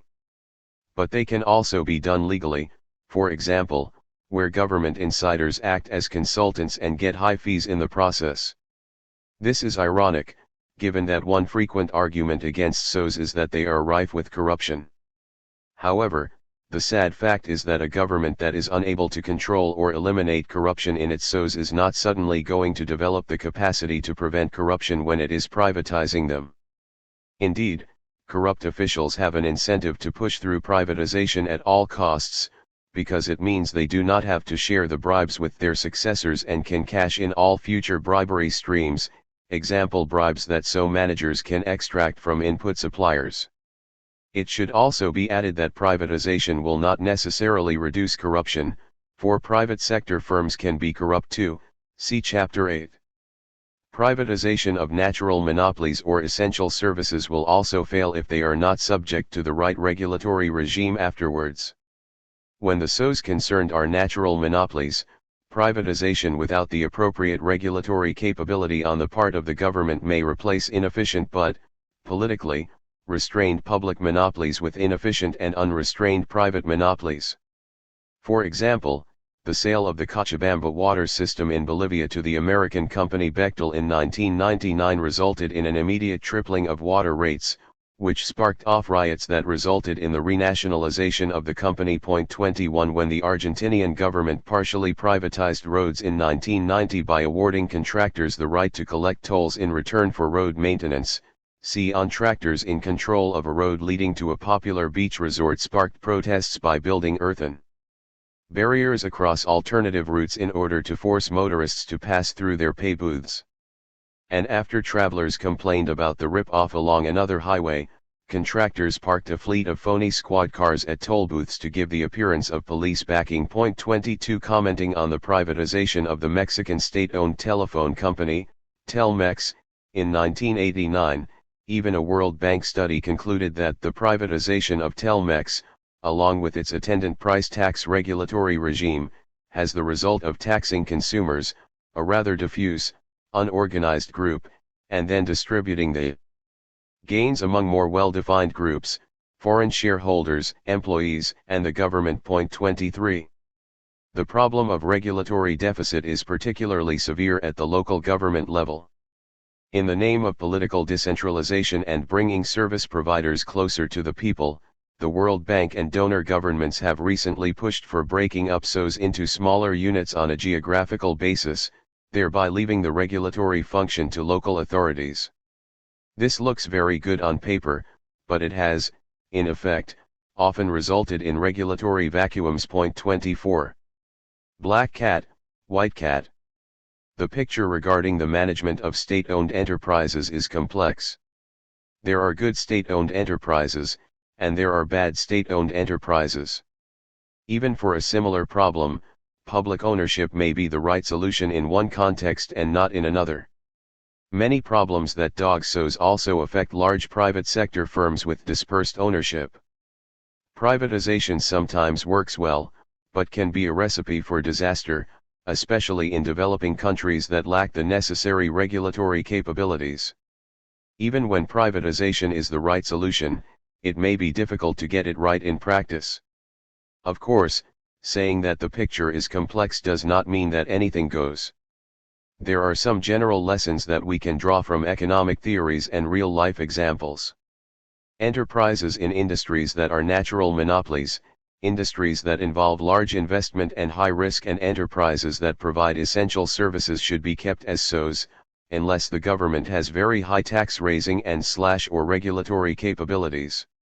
Other things being equal, there is a greater need for SOs in the developing countries than in the developed countries, as they have underdeveloped capital markets and weak regulatory and taxation capabilities. Privatizing politically important enterprises on the basis of dispersed share sales is unlikely to resolve the underlying problems of poor SO performance, because the newly privatized firm will have more or less the same problems as when it was under state ownership. When privatizing, care must be taken to sell the right enterprise at the right price to the right buyer, and to subject the enterprise to the right regulatory regime thereafter. If this is not done, privatization is not likely to work, even in industries that do not naturally favor state ownership. So performance can often be improved without privatization. One important thing to do is to review critically the goals of the enterprises and establish clear priorities among them. Very often, public enterprises are charged with serving too many goals, for example, social goals, example affirmative action for women and minorities, employment generation, and industrialization. There is nothing wrong with state-owned enterprises serving multiple goals, but what the goals are and the relative priority among them need to be made clear. The monitoring system can also be improved. In many countries, SOs are monitored by multiple agencies, which means either that they are not meaningfully supervised by any particular agency or that there is a supervisory overkill that disrupts daily management. For example, the state-owned Korean electricity company was reported to have undergone 8 government inspections, lasting 108 days, in 1981 alone. In such cases, it may be helpful if the monitoring responsibilities are consolidated into a single agency, as they were in Korea in 1984. Increase in competition can also be important in improving SO performance. More competition is not always better, but competition is often the best way to improve enterprise performance. 25 Public enterprises that are not natural monopolies can easily be made to compete with private sector firms, both domestically or in the export market. This has been the case with many SOs. For example, in France, Renault, fully state-owned until 1996 and still 30% controlled by the state, faced direct competition from the private firm Peugeot Citroën, as well as from foreign producers. Even when they were virtual monopolies in their domestic markets, SOs like Embraer and POSCO were required to export and, therefore, had to compete internationally. Moreover, where feasible, competition can be increased by setting up another So.26. For example, in 1991, South Korea set up a new So.com, specializing in international calls, whose competition with the existing state-owned monopoly, Korea Telecom, greatly contributed to increasing efficiency and service quality throughout the 1990s. Of course, SOs are often in industries where there is a natural monopoly, where increasing competition within the industry is either impossible or would be socially unproductive. But, even in these sectors, some degree of competition may be injected by boosting some neighboring industries, airlines vs railways. Point 27. In conclusion, there is no hard and fast rule as to what makes a successful state-owned enterprise. Therefore, when it comes to SO management, we need a pragmatic attitude in the spirit of the famous remark by China's former leader Deng Xiaoping, "It does not matter whether the cat is white or black as long as it catches mice." Asterisk, there is no agreed definition of what is a controlling stake in an enterprise's shares. A holding of as little as 15% could give the shareholder effective control over an enterprise, depending on the holding structure. But, typically, a holding of around 30% is considered a controlling stake. Asterisk, the full argument is somewhat technical, but the gist of it is as follows. In a competitive market, producers do not have the freedom to set the price, as a rival can always undercut them until the point where lowering the price further will result in a loss. But the monopolist firm can decide the price it charges by varying the quantity it produces, so it will produce only up to the quantity where its profit is maximized. This level of output is, under normal circumstances, lower than the socially optimal one, which is where the maximum price a consumer is willing to pay is the same as the minimum price that the producer requires in order not to lose money. When the amount produced is less than the socially optimal quantity, it means not serving some consumers who are perfectly willing to pay more than the minimum price that the producer requires but who are unwilling to bear the price at which the monopoly firm can maximize its profit. The unfulfilled desire of those neglected consumers is essentially the social cost of monopoly. Chapter 6. Windows 98 in 1997. Is it wrong to borrow ideas? In the summer of 1997, I was attending a conference in Hong Kong. The boundless energy and commercial bustle of the city were thrilling even to a Korean, who is no stranger to such things. Walking down the busy street, I noticed dozens of street hawkers selling pirated computer software and music CDs. What caught my eye was the display of the Windows 98 operating system for PCs. I knew that people in Hong Kong were, like my fellow Koreans, good at pirate copying, but how could the copy come out before the real thing? Had someone invented a time machine? Unlikely, even in Hong Kong. Someone must have smuggled out the prototype Windows 98 that was being given the final touch in the research labs of Microsoft and knocked off a bootleg version. Computer software is notoriously easy to duplicate. A new product which is the result of hundreds of man-years of software development effort can be duplicated onto a disk in a few seconds. So, Mr. Bill Gates may be exceptionally generous in his charity work, but he is a pretty hard man when it comes to someone copying his software. The entertainment industry and the pharmaceutical industry have the same problem. This is why they are exceptionally aggressive in promoting the strong protection of intellectual property rights, IPRs, such as patents, copyrights and trademarks. Unfortunately, this handful of industries has been driving the whole international agenda on IPRs over the past 2 decades. They led the campaign to introduce the so-called TRIPS, Trade-Related Intellectual Property Rights, agreement in the World Trade Organization. This agreement has widened the scope, extended the duration and heightened the degree of protection for IPRs to an unprecedented extent, making it much more difficult for developing countries to acquire the new knowledge they need for economic development. The fuel of interest to the fire of genius. Many African countries are suffering from an HIV/AIDS epidemic. 1 Unfortunately, HIV/AIDS drugs are very expensive, costing $10 to $12,000 per patient per year. This is 3 to 4 times the annual income per person of even the richest African countries, such as South Africa or Botswana, both of which happen to have the most serious HIV/AIDS epidemic in the world. It is 30 to 40 times that of the poorest countries, like Tanzania and Uganda, which also have a high incidence of the disease. 2 Given this, it is understandable that some African countries have been importing copy drugs from countries like India and Thailand, which cost only $300 to $500, or 2 to 5% of the real thing. The African governments have not been doing anything revolutionary. All patent laws, including the most pro-patent US law, have a provision for restricting the rights of IPR holders when they clash with the public interest. In such circumstances, governments can cancel patents, impose compulsory licensing, forcing the patent holder to license it to third parties, at a reasonable fee, or allow parallel imports of copy products from countries where the product is not patented. Indeed, in the aftermath of the anthrax terror scare in 2001, the US government utilized the public interest provision to maximum effect. It used the threat of compulsory licensing to extract a whopping 80% discount for Cipro, the patent-protected anti-anthrax drug from Bayer, the German pharmaceutical company. 3.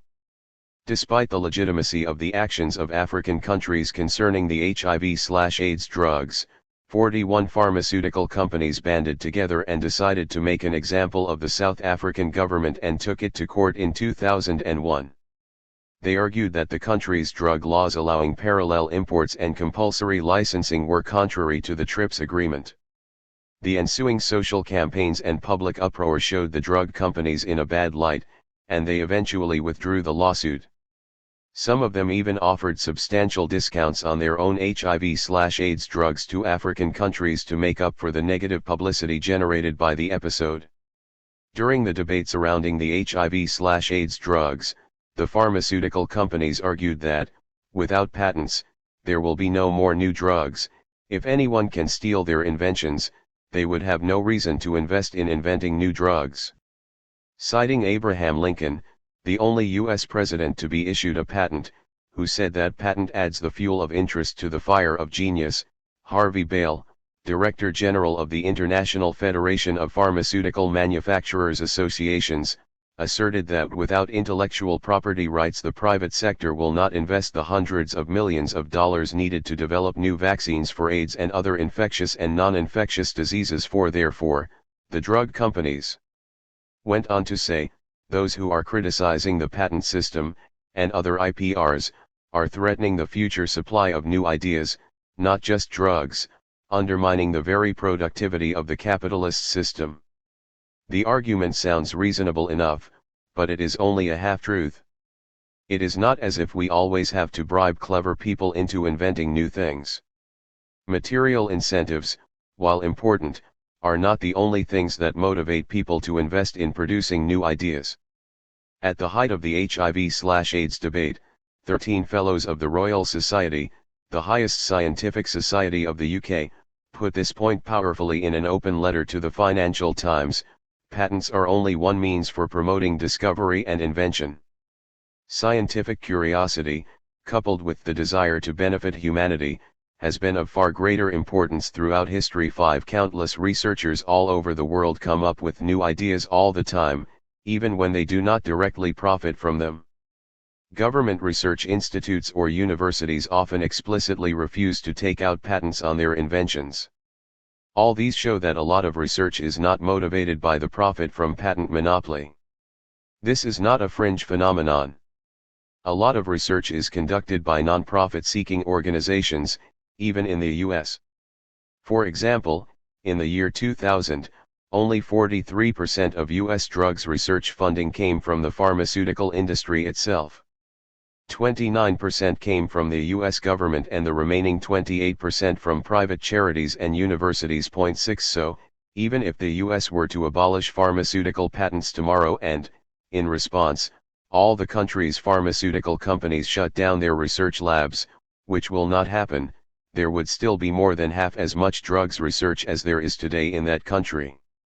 A slight weakening of patentee rights, for example, being forced to charge lower prices to poor people/countries or being made to accept a shorter patent life in developing countries, is even less likely to result in the disappearance of new ideas, despite the patent lobby mantra. We should also not forget that patents are critical only for some industries, such as pharmaceutical and other chemicals, software, and entertainment, where copying is easy. 7 In other industries, copying new technology is not easy, and innovation automatically gives the inventor a temporary technological monopoly, even in the absence of the patent law. The monopoly is due to the natural advantages accorded to the innovator, such as imitation lag, due to the time it takes for others to absorb new knowledge, reputational advantage, of being the first and so best known producer, and the head start in racing down learning curves, i.e., the natural increase in productivity through experience. 8 The resulting temporary monopoly profit is reward enough for the innovative activity in most industries.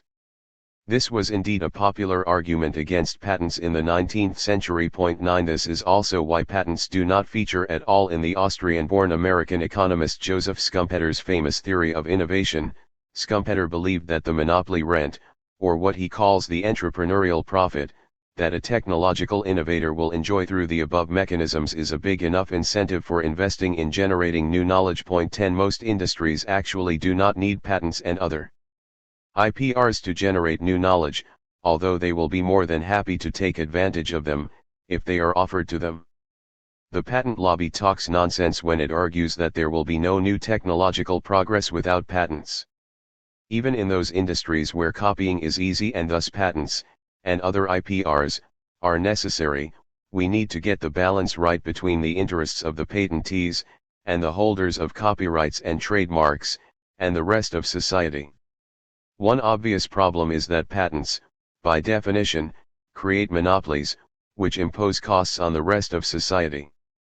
For example, the patentee could use its technological monopoly to exploit the consumers, as some people believe Microsoft is doing.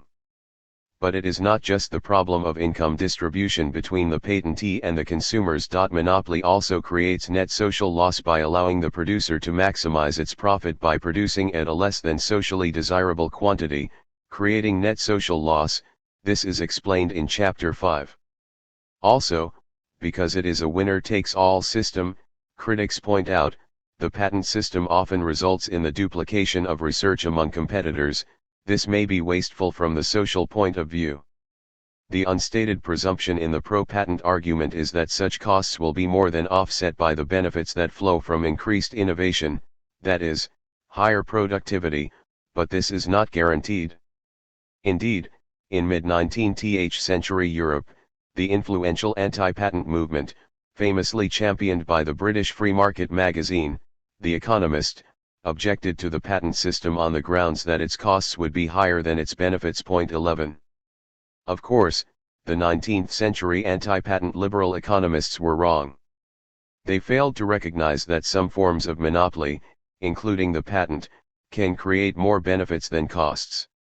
For example, infant industry protection does produce inefficiency by artificially creating monopoly power for domestic firms, as free trade economists are only too pleased to point out.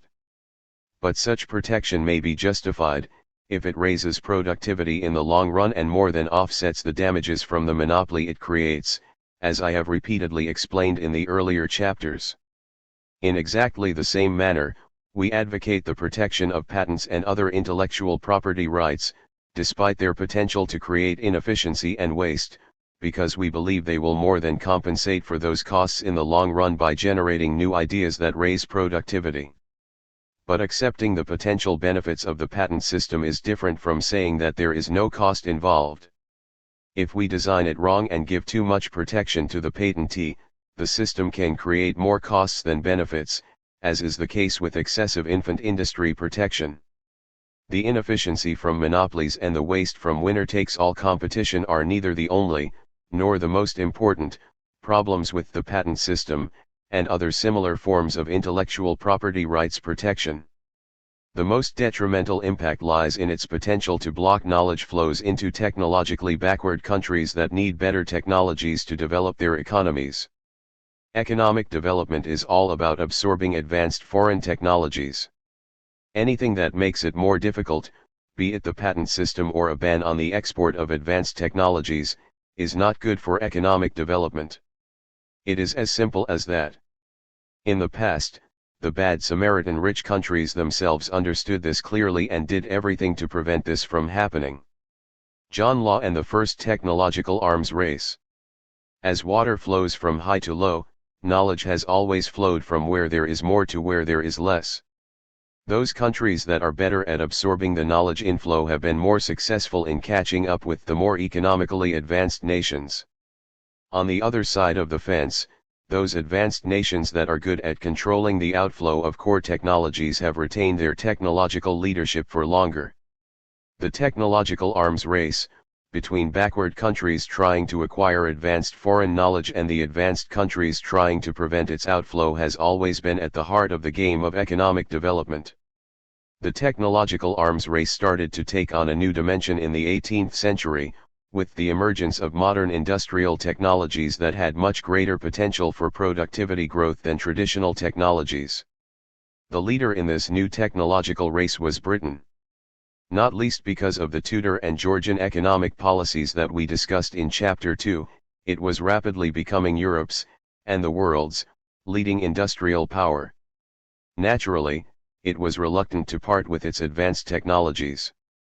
It even set up legal barriers to technology outflows. The other industrializing countries in Europe, and the US, had to violate those laws in order to acquire superior British technologies. This new technological arms race was started in full spate by John Law, 1671 to 1729, the legendary Scottish financier economist who even became France's finance minister for just under a year. Law was named the money maker by the author of his popular biography, Janet Gleason. 12 He was a money maker in more than one sense. He was an extremely successful financier, making huge killings on currency speculation, setting up and merging large banks and trading companies, getting royal monopolies for them and selling their shares at huge profits. His financial scheme was too successful for its own good.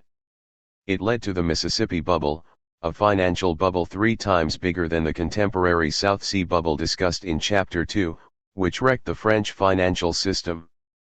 Law was also known as a great gambler with an incredible ability to calculate the odds. As an economist, he advocated the use of paper money backed by a central bank. 13 The idea that we can make worthless paper into money through government fiat was a radical notion then. At the time, most people believed that only things that have a value of their own, like gold and silver, could serve as money. John Law is today remembered mainly as the financial wheeler-dealer who created the Mississippi Bubble, but his understanding of economics went far beyond mere financial engineering. He understood the importance of technology in building a strong economy. While he was expanding his banking operation and building up the Mississippi Company, he also recruited hundreds of skilled workers from Britain in an attempt to upgrade France's technology. 14. At the time, getting skilled workers was the key to accessing advanced technologies. No one could say, even today, that workers are mindless automata repeating the same task in the manner so hilariously but poignantly depicted by Charlie Chaplin in his classic film, Modern Times. What workers know and can do matters greatly in determining a firm's productivity. In earlier times, though, their importance was even more pronounced, since they themselves embodied a lot of technologies. Machines were still rather primitive, so productivity depended very much on how skilled the workers who operated them were. The scientific principles behind industrial operations were poorly understood, so technical instructions could not be written down easily in universal terms. Once again, the skilled worker had to be there to run the operation smoothly. Galvanized by Law's attempt to poach skilled workers and also by a similar Russian attempt, Britain decided to introduce a ban on the migration of skilled workers. The law, introduced in 1719, made it illegal to recruit skilled workers for jobs abroad, known as suborning. Emigrant workers who did not return home within 6 months of being warned to do so would lose their right to lands and goods in Britain and have their citizenship taken away. Specifically mentioned in the law were industries such as wool, steel, iron, brass, other metals, and watchmaking, but in practice the law covered all industries. 15. With the passage of time, machines became more complex and began to embody more technologies.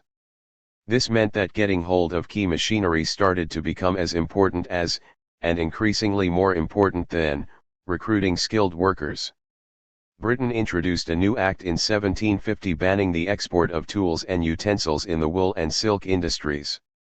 The ban was subsequently widened and strengthened to include the cotton and linen industries. In 1785, the Tools Act was introduced to ban the export of many different types of machinery. 16. Other countries intent on catching up with Britain knew that they had to get hold of these advanced technologies, whether the method used to do so was legal or illegal from the British point of view. The legal means included apprenticeships and factory tours. 17. The illegal means involved the governments of continental Europe and the US luring skilled workers contrary to British law. These governments also routinely employed industrial spies. In the 1750s, the French government appointed John Holkier, a former Manchester textile finisher and Jacobite officer, as Inspector General of Foreign Manufactures. While also advising French producers on textile technologies, Holkier's main job was running industrial spies and poaching skilled workers from Britain. 18. There was also a lot of machine smuggling. Smuggling was hard to detect. Because machines were still quite simple and had relatively few parts, they could be taken apart and smuggled out bit by bit relatively quickly. Throughout the 18th century, the technological arms race was fought viciously, using recruitment schemes, machine smuggling, and industrial espionage. But by the end of the century, the nature of the game had changed fundamentally with the increasing importance of disembodied knowledge, that is, knowledge that can be separated from the workers and the machines that used to hold them. The development of science meant that a lot of, although not all, knowledge could be written down in a scientific language that could be understood by anyone with appropriate training. An engineer who understood the principles of physics and mechanics could reproduce a machine simply by looking at the technical drawings. Similarly, if a chemical formula could be acquired, medicines could be easily reproduced by trained chemists. Disembodied knowledge is more difficult to protect than knowledge embodied in skilled workers or actual machines. Once an idea is written down in general scientific and engineering language, it becomes much easier to copy it. When you have to recruit a skilled foreign worker, there are all sorts of personal and cultural problems. When you import a machine, you may not get the maximum out of it because you may only poorly understand its operative principles. As the importance of disembodied knowledge grew, it became more important to protect the ideas themselves than the workers or machines that embody them. Consequently, the British ban on skilled worker emigration was abolished in 1825, while that on machinery export was dropped in 1842. In their place, the patent law became the key instrument in managing the flow of ideas. The first patent system is supposed to have been used by Venice in 1474, when it granted 10 years privileges to inventors of new arts and machines. It was also somewhat haphazardly used by some German states in the 16th century and by Britain from the 17th century. 19. Then, reflecting the growing importance of disembodied knowledge, it spread very quickly from the late 18th century, starting with France in 1791, the US in 1793 and Austria in 1794. Most of today's rich countries established their patent laws within half a century of the French patent law. 20. Other intellectual property laws, such as copyright law, first introduced in Britain in 1709, and trademark law, first introduced in Britain in 1862, were adopted by most of today's rich countries in the second half of the 19th century. Over time, there emerged international agreements on IPRs, such as the Paris Convention on Patents and Trademarks, 1883, 21, and the Berne Convention on Copyrights, 1886. But even these international agreements did not end the use of illegal means in the technological arms race. The lawyers get involved. The year 1905 is known as the Annus Mirabilis of modern physics. In that year, Albert Einstein published 3 papers that changed the course of physics for good. 22. Interestingly, at the time, Einstein was not a professor of physics but a humble patent clerk, an assistant technical examiner, in the Swiss Patent Office, which was his first job. 23. Had Einstein been a chemist rather than a physicist, his first job could not have been in the Swiss Patent Office. 4. Until 1907, Switzerland did not grant patents to chemical inventions. 24. Switzerland, in fact, had no patent law of any kind until 1888.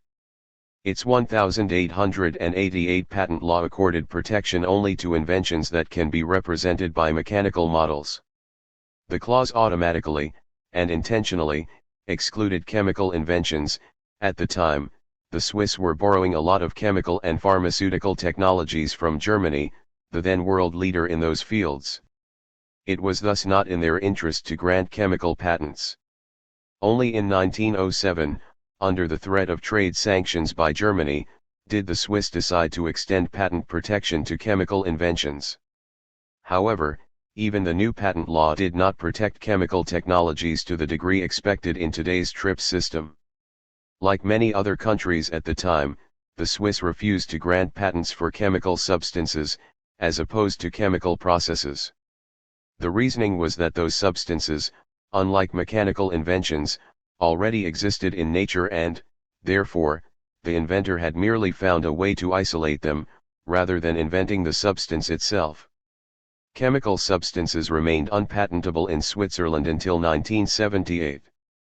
Switzerland was not the only country at the time without a patent law. The Netherlands actually abolished its 1817 patent law in 1869, not to introduce it again until 1912. When the Dutch abolished the law, they were in no small measure influenced by the anti-patent movement I mentioned above. They were convinced that patent, as artificially created monopoly, went against their free trade principle. 25. Exploiting the absence of a patent law, the Dutch electronics company, Philips, a household name today, started out in 1891 as a producer of light bulbs based on the patents borrowed from the American inventor, Thomas Edison. 26. Switzerland and the Netherlands may have been extreme cases.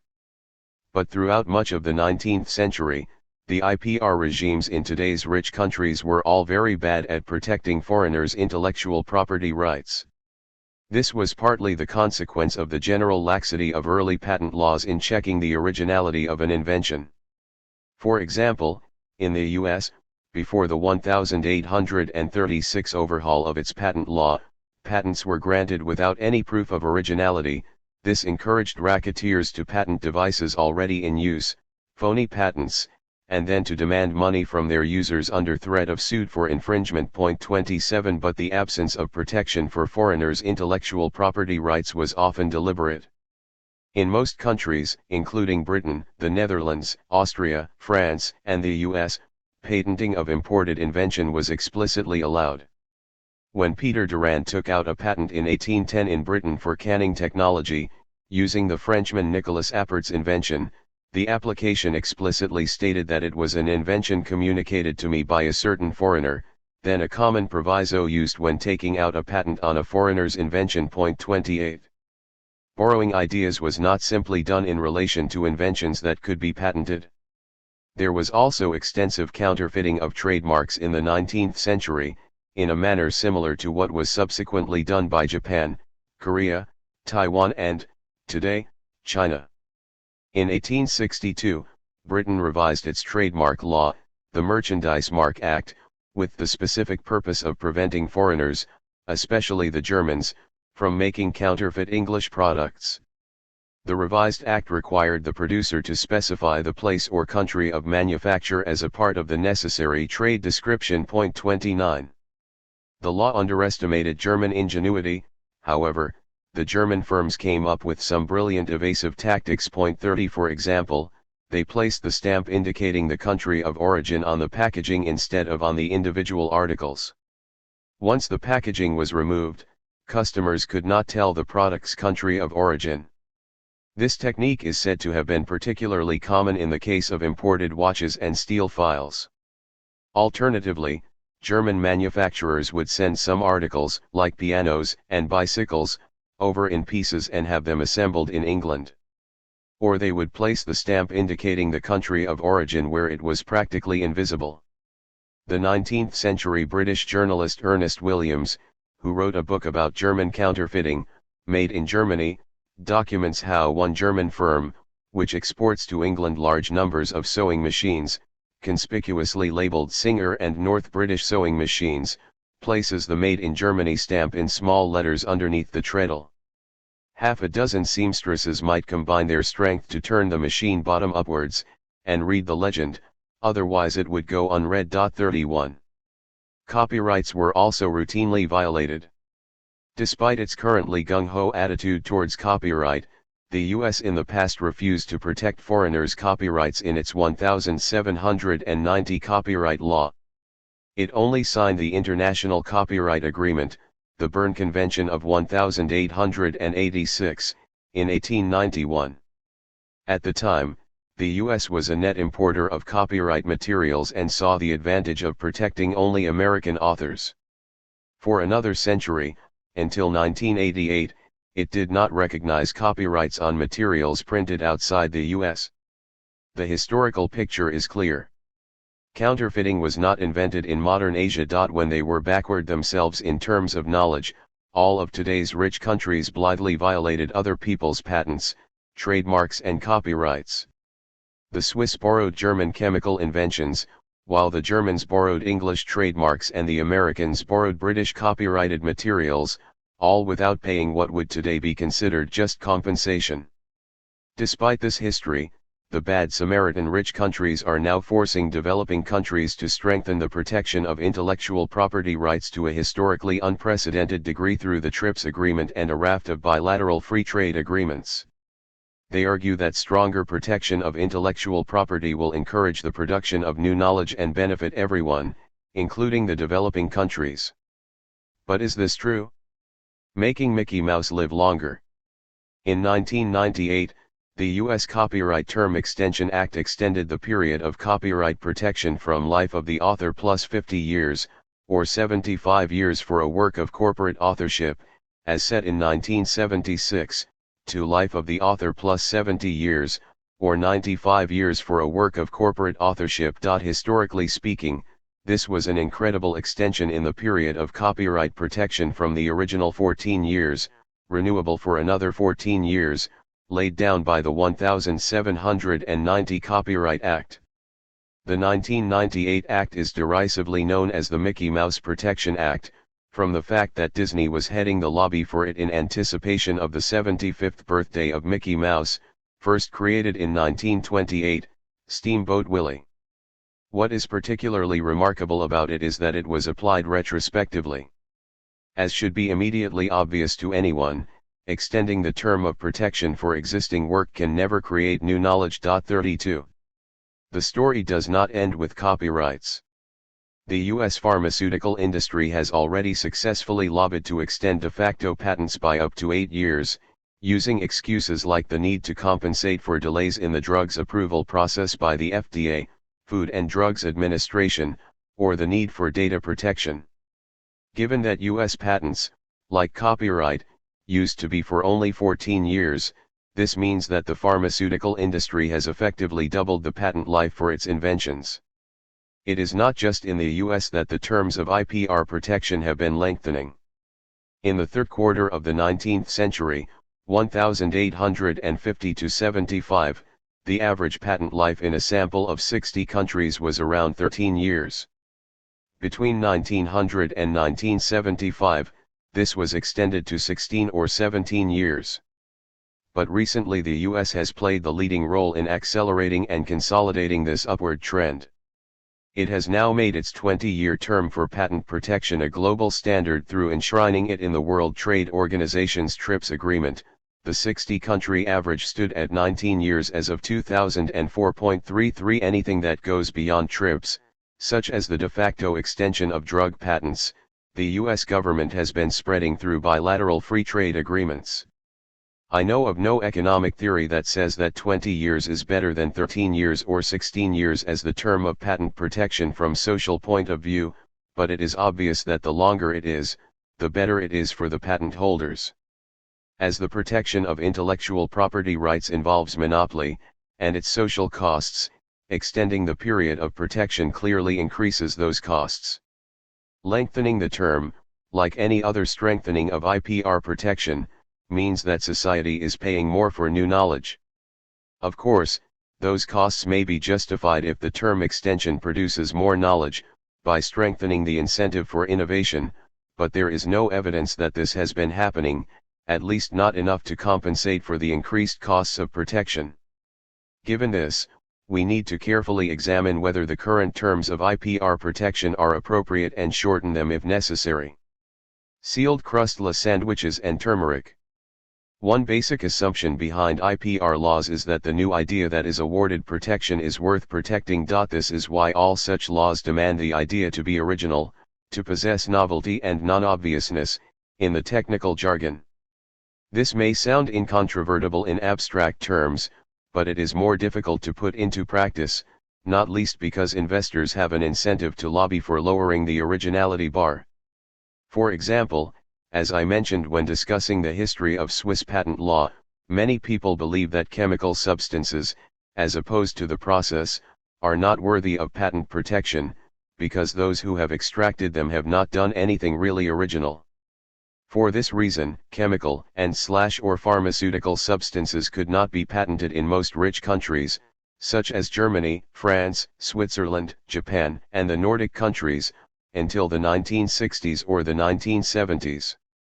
Pharmaceutical products remained unpatentable in Spain and Canada right up to the early 1990s. 34 Before the TRIPS agreement, most developing countries did not give pharmaceutical product patents. 35 Most countries had never given them, others, such as India and Brazil, had abolished the pharmaceutical product patents, process patent as well, in the case of Brazil, that they once had. 36 Even for things whose patentability is not disputed, there is no obvious way to judge what is a worthy invention. For example, when Thomas Jefferson was the U.S. Patent Commissioner, quite ironic given that he opposed patents, more on this later, but this was ex officio as Secretary of State, he did a very good job of rejecting patent applications at the slightest excuse. It is reported that the number of patents granted each year trebled after Jefferson resigned from his cabinet post and thus ceased to be the patent commissioner. This was, of course, not because the Americans suddenly became 3 times more inventive. Since the 1980s, the originality hurdle for patents has been significantly lowered in the U.S. In their important book on the current state of the U.S. patent system, Professors Adam Jaffe and Josh Lerner point out that patents have been granted to some very obvious things, like Amazon.com's one-click internet shopping, the Smucker's Food Company's sealed crustless sandwiches, and even things like a bread refreshing method, essentially toasting the stale bread, or a method of swinging on a swing, apparently invented by a 5-year-old. 37 In the first 2 cases, the patent holders even used their new rights to take their competitors to court, BarnesandNoble.com in the former case and a small Michigan catering company called Albies Foods Incorporated in the latter. 38 While these cases are at the wackier end of the spectrum, they reflect the general trend that the tests for novelty and non-obviousness, which are supposed to ensure that the patent monopoly is granted only to truly original ideas, have become largely non-operative. 39 The result of this has been what Jaffe and Lerner call a patent explosion. They document how the number of patents granted in the U.S. grew by 1% a year between 1930 and 1982, the year when the American patent system was loosened, but grew by 5.7% a year during 1983 to 2002, when patents were more liberally granted. 40 This increase is definitely not due to some sudden explosion in American creativity. 41 But why should the rest of the world care if the Americans are issuing silly patents? They should care because the new American system has encouraged the theft of ideas that are well known in other countries, especially developing countries, but are not legally protected precisely because they have been so well known for such a long time. This is known as the theft of traditional knowledge. The best example in this regard is the patent granted in 1995 to 2 Indian researchers at the University of Mississippi for the medicinal use of turmeric, whose wound-healing properties have been known in India for thousands of years. The patent was only cancelled thanks to the challenge mounted in the American courts by the New Delhi-based Council for Agriculture Research. This patent might be still there if the wronged country had been some small and very poor developing nation that lacked India's human and financial resources to fight such battles. Shocking though these examples may be, the consequences of the lowering of originality bar is not the biggest problem with the recent unbalancing of the intellectual property rights system. The most serious problem is that the IPR system has begun to be an obstacle, rather than a spur, to technological innovation. The tyranny of interlocking patents. Sir Isaac Newton once famously said, "If I have seen a little further, it is by standing on the shoulders of giants." 42. He was referring to the fact that ideas develop in a cumulative manner. In the early controversy around patents, some people used this as an argument against them. When new ideas emerge from a ferment of intellectual endeavor, how can we say that the person who put the finishing touches to an invention should take all the glory, and the profit? Thomas Jefferson opposed patents on this very basis. He argued that ideas were like air and cannot, therefore, be owned. Although he saw no problem in owning people, he himself owned many slaves. 43.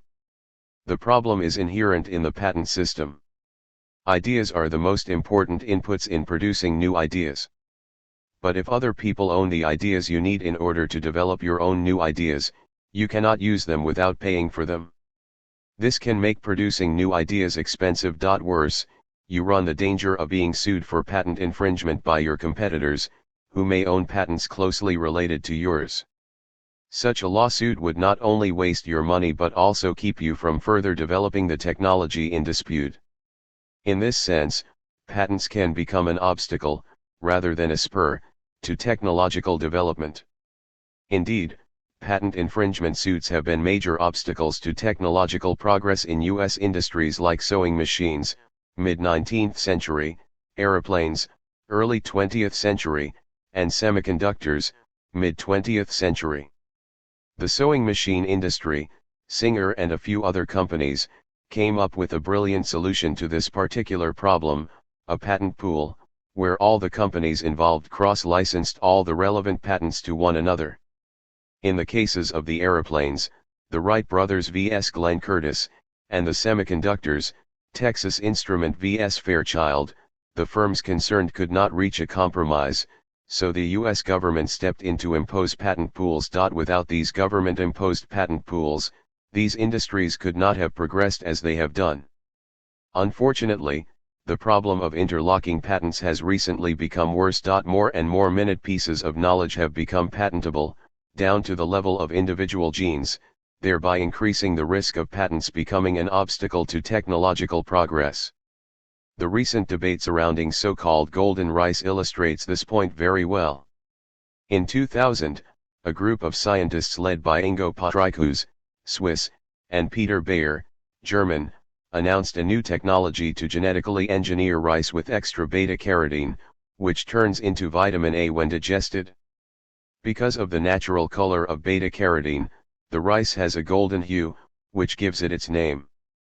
The rice is also considered golden by some because it can potentially bring important nutritional benefits to millions of poor people in countries where rice is the basic staple. 44. Rice is nutritionally very effective, able to sustain more people than wheat, given the same area of land. But it lacks one critical nutrient, vitamin A. Poor people in rice-eating countries tend to eat little else other than rice and therefore suffer from vitamin A deficiency, VAD. At the beginning of the 21st century, it is estimated that 124 million people in 118 countries in Africa and Asia are affected by VAD.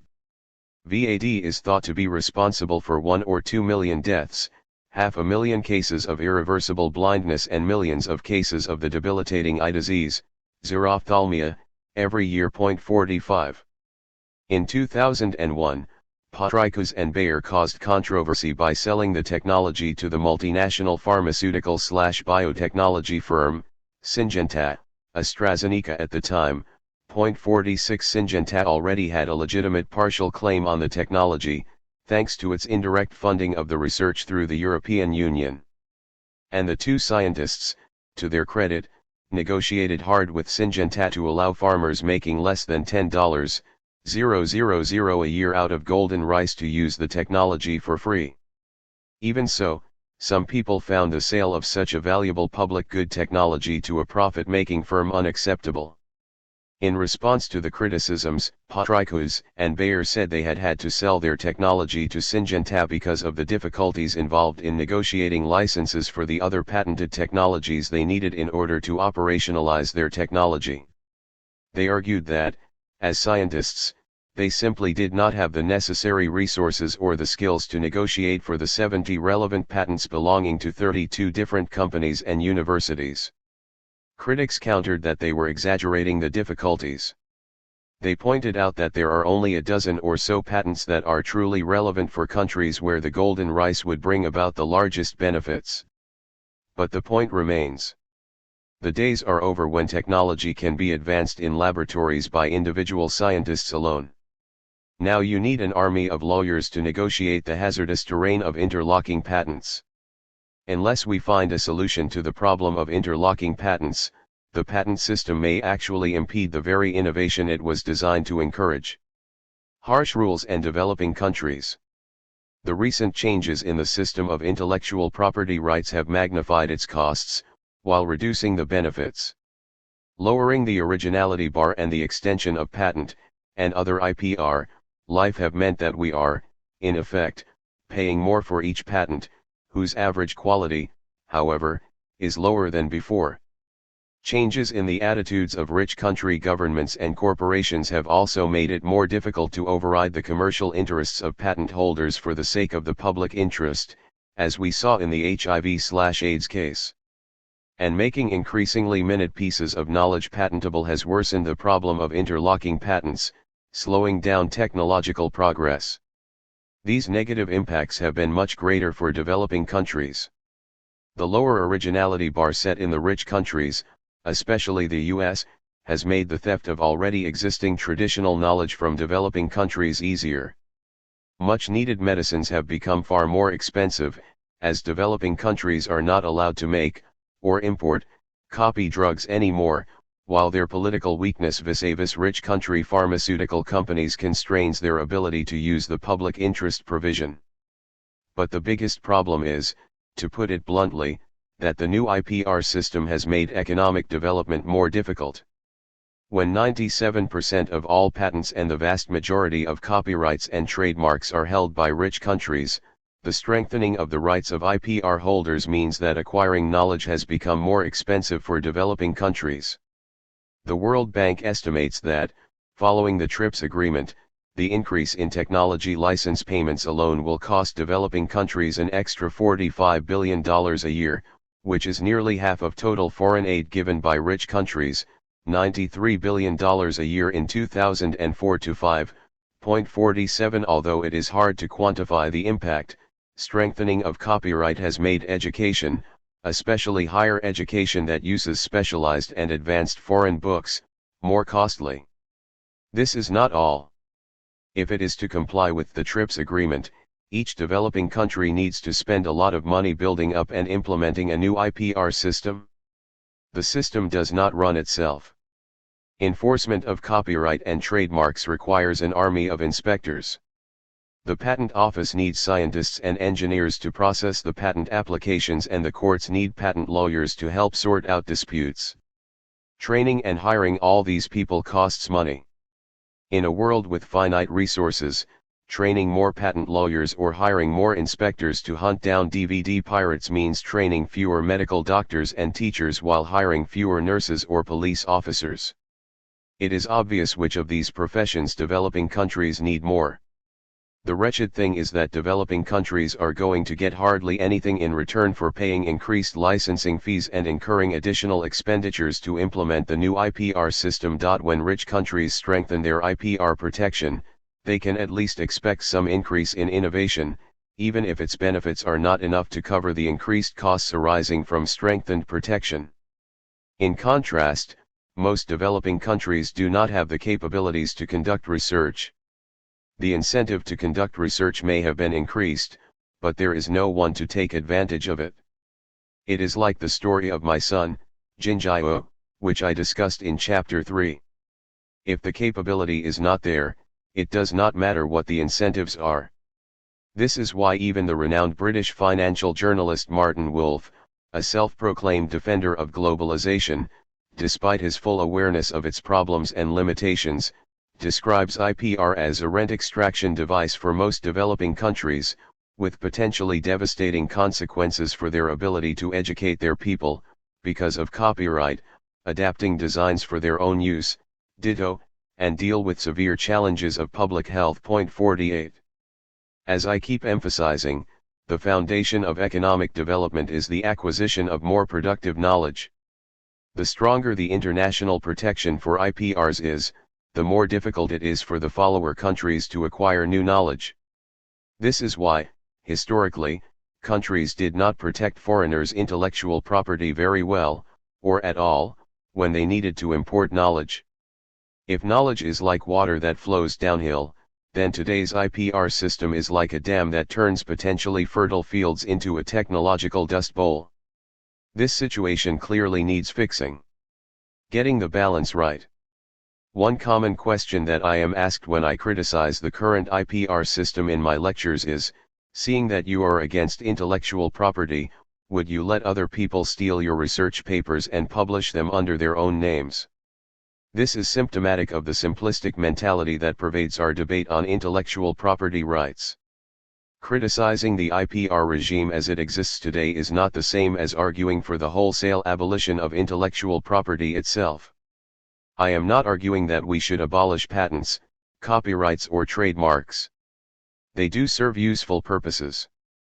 But the fact that some protection of intellectual property rights is beneficial, or even necessary, does not mean that more of it is always better. An analogy with salt may be useful in explaining this point more clearly. Some salt is essential to our survival. Some more of it makes our eating more pleasurable, even though it may do some harm to our health. But, above a certain level, the harm that salt does to our health outweighs the benefits we get from tastier food. Protection of intellectual property rights is like this. Some minimum amount of it may be essential in creating incentives for knowledge creation. Some more of it may bring more benefits than costs. But too much of it may create more costs than benefits so that it ends up harming the economy. So the real question is not whether IPR protection is good or bad in principle. It is how we get the balance right between the need to encourage people to produce new knowledge and the need to ensure that the costs from the resulting monopoly do not exceed the benefits that the new knowledge brings about. In order to do that, we need to weaken the degree of IPR protection prevailing today, by shortening the period of protection, by raising the originality bar, and by making compulsory licensing and parallel imports easier. If a weaker protection leads to insufficient incentives for potential inventors, which may or may not be the case, the public sector can step in. This may involve the direct conduct of research by public bodies, national, example the U.S. National Institutes of Health, or international, example the International Rice Research Institute that developed the Green Revolution varieties of rice. It may be done by means of targeted R&D subsidies to private sector companies, with a condition attached regarding public access to the end product. 49 The public sector, at the national and international level, is already doing these things anyway, so it would not be a radical departure from existing practice. It would simply be a matter of stepping up and redirecting existing efforts. Above all, the international IPR system should be reformed in a way that helps developing countries become more productive by allowing them to acquire new technical knowledge at reasonable costs. Developing countries should be allowed to grant weaker IPRs, shorter patent life, lower licensing royalty rates, probably graduated according to their abilities to pay, or easier compulsory licensing and parallel imports. 50. Last but not least, we should not only make technology acquisition easier for developing countries but also help them develop the capabilities to use and develop more productive technologies. For this purpose, we could institute an international tax on patent royalties and use it to provide technological support to developing countries. The cause may also be promoted by a modification to the international copyright system, which makes access to academic books easier. Like all other institutions, intellectual property rights, patents, copyrights and trademarks, may or may not be beneficial, depending on how they are designed and where they are used. The challenge is not to decide whether to scrap them altogether or strengthen them to the hilt, but to get the balance right between the interests of the IPR holders and the rest of the society, or the rest of the world, if you like. Only when we get the balance right will the IPR system serve the useful purpose it was originally set up to serve, that is, encouraging the generation of new ideas at the lowest possible costs to society. Lincoln received U.S. Patent Number 6,469 for a device for buoying vessels over shoals on May 22, 1849. The invention consists of a set of bellows attached to the hull of a ship just below the water line. On reaching a shallow place, the bellows are filled with air and the vessel, thus buoyed, is expected to float clear. It was never marketed, probably because the extra weight would have increased the probability of running onto sandbars more frequently. Law was born into a banking family in Scotland. In 1694, he had to flee to the continent after killing a man in a duel. In 1716, after years of lobbying, Law was given a license by the French government to set up a note-issuing bank, Banque Générale. His main backer was the Duc d'Orléans, Louis XIV's nephew and the then regent for the child king, Louis XV, the great-grandson of Louis XIV. In 1718, Banque Générale became Banque Royale, with its notes guaranteed by the king. In the meantime, Law bought the Compagnie du Mississippi, the Mississippi Company, in 1717 and floated it as a joint stock company. The company absorbed other rival trading companies and, in 1719, became Compagnie Perpetuelle des Indes, although it was still commonly called Compagnie du Mississippi. The company had a royal monopoly on all overseas trading. With Law launching high-profile settlement schemes in Louisiana, French North America, and generating rumors vastly exaggerating their prospects, a speculative frenzy on the company's stocks started in the summer of 1719. The share price rose by more than 30 times between early 1719 and early 1720. So many large fortunes were made so quickly, and subsequently lost in many cases, that the term millionaire was coined to describe the new mega-rich. In January 1720, Law was even made the finance minister, the Controller General of Finances. But the bubble soon burst, leaving the French financial system in ruins. The Duc d'Orléans dismissed Law in December 1720. Law left France and eventually died penniless in Venice in 1729. Access to academic books is crucial in enhancing the productive capabilities of developing countries, as my own experience with pirate-copied books, described in the prologue, suggests. Rich country publishers should be encouraged to allow cheap reproduction of academic books in developing countries. They are not going to lose much by this, because their books are too expensive for developing country consumers anyway. We could also set up a special international fund to subsidize the purchase of academic books by developing country libraries, academics, and students. A similar argument can put the current hysteria in the rich countries about counterfeit products from developing countries into perspective. As I pointed out in the prologue, it is not as if those people who buy counterfeit products in developing countries, including many tourists who buy them there, can afford the genuine articles. So, as long as they are not smuggled into the rich countries and sold as the genuine articles, which rarely happens, the original manufacturers lose little actual revenue from the counterfeit goods. One could even argue that the developing country consumers are, in effect, doing free advertising for the original manufacturers.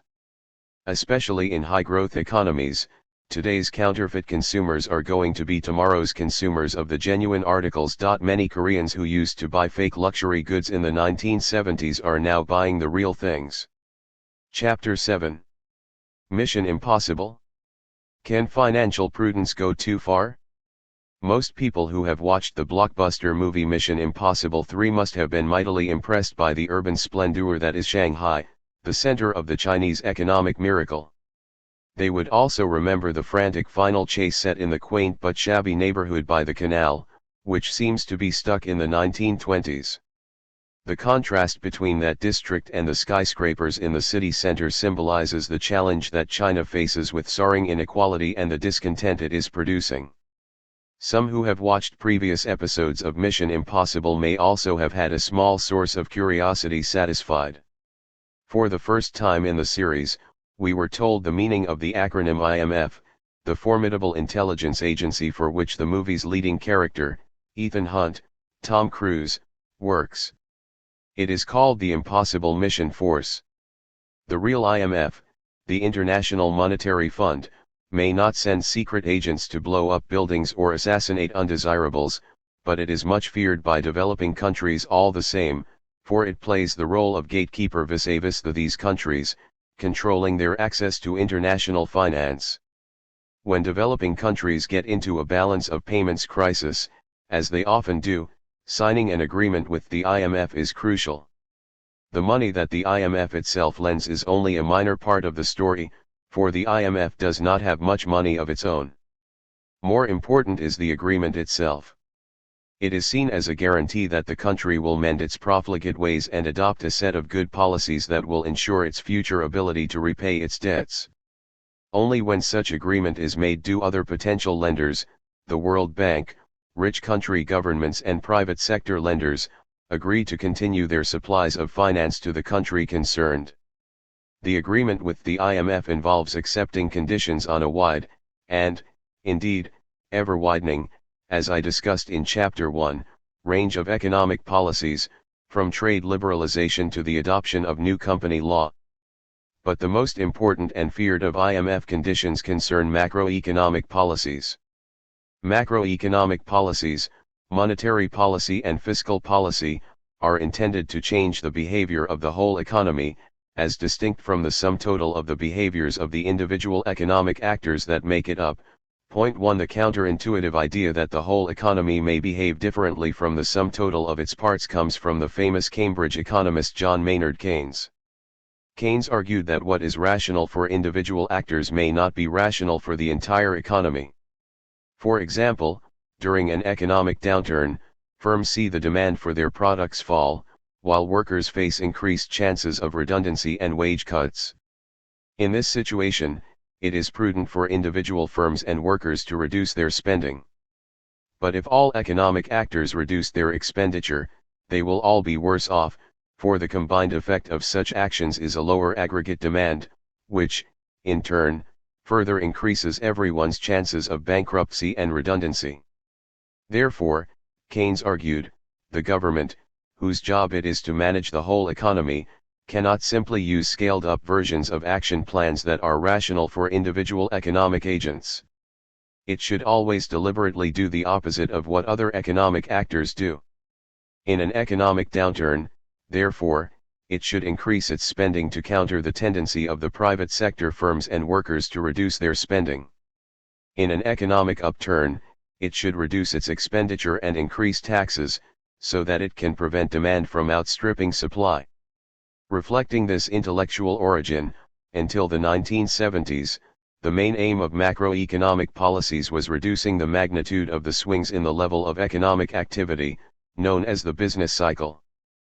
But since the rise of neoliberalism, and its monetarist approach to macroeconomics, in the 1980s, the focus of macroeconomic policies has radically changed. The monetarists are called as such because they believe that prices rise when too much money is chasing after a given quantity of goods and services. They also argue that price stability, i.e., keeping inflation low, is the foundation of prosperity and, therefore, that monetary discipline, which is required for price stability, should be the paramount goal of macroeconomic policy. When it comes to developing countries, the need for monetary discipline is even more emphasized by the bad Samaritans. They believe that most developing countries do not have the self-discipline to live within their means. It is alleged that they print money and borrow as if there were no tomorrow. Domingo Cavallo, a famous, or infamous, after the financial collapse in 2002, former finance minister of Argentina, once described his own country as a rebel teenager who could not control his behavior and needed to grow up. 2 Therefore, the firm guiding hand of the IMF is seen as crucial by the bad Samaritans in securing macroeconomic stability and hence growth in these countries.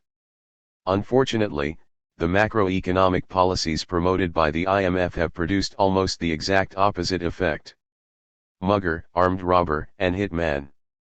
Neoliberals see inflation as public enemy number one. Ronald Reagan once put it most graphically, inflation is as violent as a mugger, as frightening as an armed robber and as deadly as a hitman. 3 They believe that the lower the rate of inflation is, the better it is. Ideally, they want zero inflation. At most, they would accept a very low single-digit rate of inflation. Stanley Fischer, the Northern Rhodesia-born American economist, who was the chief economist of the IMF between 1994 and 2001, explicitly recommended 1 to 3% as the target inflation rate. 4 But why is inflation considered so harmful? To begin with, it is argued that inflation is a form of stealth tax that unjustly robs people of their hard-earned income. The late Milton Friedman, the guru of monetarism, argued that inflation is the one form of taxation that can be imposed without legislation. 5 But the illegitimacy of inflation tax, and the distributive injustice arising out of it, is only the beginning of the problem. Neoliberals argue that inflation is bad for economic growth as well. 6 Most of them would hold that the lower a country's rate of inflation, the higher its economic growth is likely to be. The thinking behind this is as follows: investment is essential for growth, investors do not like uncertainty, so we must keep the economy stable, which means keeping prices flat, thus low inflation is a prerequisite of investment and growth. This argument has had a particularly strong appeal in those Latin American countries, where memories of disastrous hyperinflation in the 1980s combined with collapse in economic growth were strong, especially Argentina, Bolivia, Brazil, Nicaragua, and Peru. Neoliberal economists argue that two things are essential in achieving low inflation. First, there should be monetary discipline. The central bank should not increase the money supply over and above what is absolutely necessary to support real growth in the economy. Second, there should be financial prudence. No government should live beyond its means. More on this later. In order to achieve monetary discipline, the central bank, which controls the money supply, should be made to pursue price stability single-mindedly. Fully embracing this argument, for example, New Zealand in the 1980s indexed the central bank governor's salary to the rate of inflation in inverse proportion, so that he/she would have a very personal interest in controlling inflation. Once we ask the central bank to consider other things, like growth and employment, the argument goes, the political pressure on it would be unbearable. Stanley Fischer argues, a central bank given multiple and general goals may choose among them and will certainly be subject to political pressures to shift among its goals depending on the state of the electoral cycle. 7 The best way to prevent this from happening is to protect the central bank from politicians, who do not understand economics very well and, more importantly, have short time horizons, by making it politically independent. This orthodox belief in the virtues of central bank independence is so strong that the IMF often makes it a condition for its loans, as, for example, it did in the agreement with Korea following the country's currency crisis in 1997. In addition to monetary discipline, neoliberals have traditionally emphasized the importance of government prudence. Unless the government lives within its means, the resulting budget deficits would cause inflation by creating more demands than the economy can meet. 8 More recently, following the wave of developing country financial crises in the late 1990s and the early 2000s, it was recognized that governments do not have a monopoly in living beyond their means. In those crises, much of the overborrowing was by private sector firms and consumers, rather than by governments. As a result, an increasing emphasis has been put on the prudential regulations of the banks and other financial sector firms.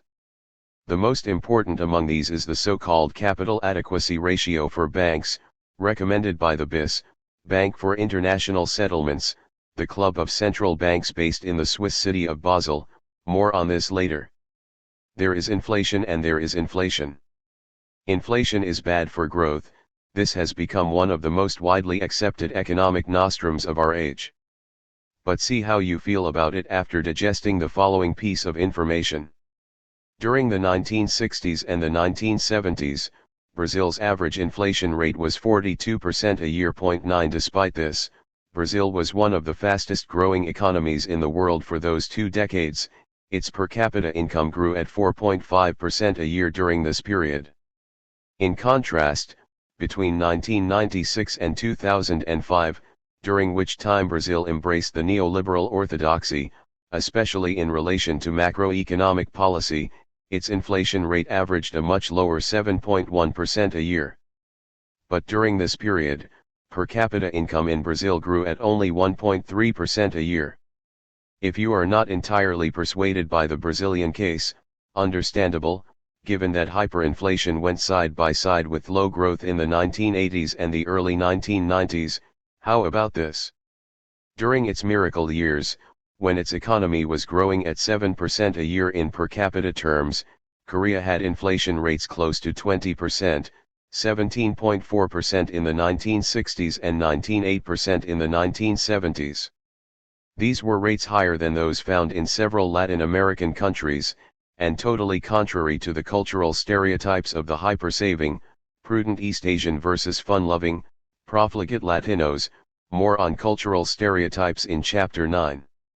In the 1960s, Korea's inflation rate was much higher than that of 5 Latin American countries, Venezuela, Bolivia, Mexico, Peru, and Colombia, and not much lower than that infamous rebel teenager, Argentina. 10. In the 1970s, the Korean inflation rate was higher than that found in Venezuela, Ecuador, and Mexico, and not much lower than that of Colombia and Bolivia. 11. Are you still convinced that inflation is incompatible with economic success?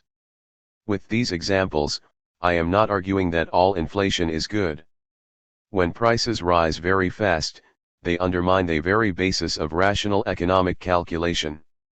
The experience of Argentina in the 1980s and the early 1990s is quite illustrative in this regard. 12. In January 1977, a carton of milk cost 1 peso. 14 years later, the same container cost over 1 billion pesos. Between 1977 and 1991, inflation ran at an annual rate of 333%. There was a 12-month period, ending in 1990, during which actual inflation was 266%. The story has it that, during this period, prices rose so fast that some supermarkets resorted to using blackboards rather than price tags. There is no question that this kind of price inflation makes long-range planning impossible. Without a reasonably long time horizon, rational investment decisions become impossible. And without robust investment, economic growth becomes very difficult. But there is a big logical jump between acknowledging the destructive nature of hyperinflation and arguing that the lower the rate of inflation, the better. 13. As the examples of Brazil and Korea show, the inflation rate does not have to be in the 1 to 3% range, as Stanley Fischer and most neoliberals want, for an economy to do well. Indeed, even many neoliberal economists admit that, below 10%, inflation does not seem to have any adverse effect on economic growth. 14. Two World Bank economists, Michael Bruno, once the chief economist, and William Easterly, have shown that, below 40%, there is no systematic correlation between a country's inflation rate and its growth rate. 15. They even argue that, below 20%, higher inflation seemed to be associated with higher growth during some time periods. In other words, there is inflation and there is inflation. High inflation is harmful, but moderate inflation, up to 40%, is not only not necessarily harmful, but may even be compatible with rapid growth and employment creation. We may even say that some degree of inflation is inevitable in a dynamic economy. Prices change because the economy changes, so it is natural that prices go up in an economy where there are lots of new activities creating new demand. But, If moderate inflation is not harmful, why are neoliberals so obsessed with it? Neoliberals would argue that all inflation, moderate or not, is still objectionable, because it disproportionately hurts people on fixed incomes, notably wage earners and pensioners, who are the most vulnerable sections of the population. Paul Volcker, the chairman of the U.S. Federal Reserve Board, the U.S. Central Bank, under Ronald Reagan, 1979–87, argued, inflation is thought of as a cruel, and maybe the cruelest, tax because it hits in a many-sectored way, in an unplanned way, and it hits the people on a fixed income hardest. 16. But this is only half the story. Lower inflation may mean that what the workers have already earned is better protected, but the policies that are needed to generate this outcome may reduce what they can earn in the future. Why is this? The tight monetary and fiscal policies that are needed to lower inflation, especially to a very low level, are likely also to reduce the level of economic activity, which, in turn, will lower the demand for labor and thus increase unemployment and reduce wages. So a tough control on inflation is a two-edged sword for workers. It protects their existing incomes better, but it reduces their future incomes. It is only the pensioners and others, including, significantly, the financial industry, whose incomes derive from financial assets with fixed returns, for whom lower inflation is a pure blessing. Since they are outside the labor market, tough macroeconomic policies that lower inflation cannot adversely affect their future employment opportunities and wages, while the incomes they already have are better protected. Neoliberals have made a big deal out of the fact that inflation hurts the general public, as we can see from the earlier quote from Volcker. But this populist rhetoric obscures the fact that the policies needed to generate low inflation are likely to reduce the future earnings of most working people by reducing their employment prospects and wage rates.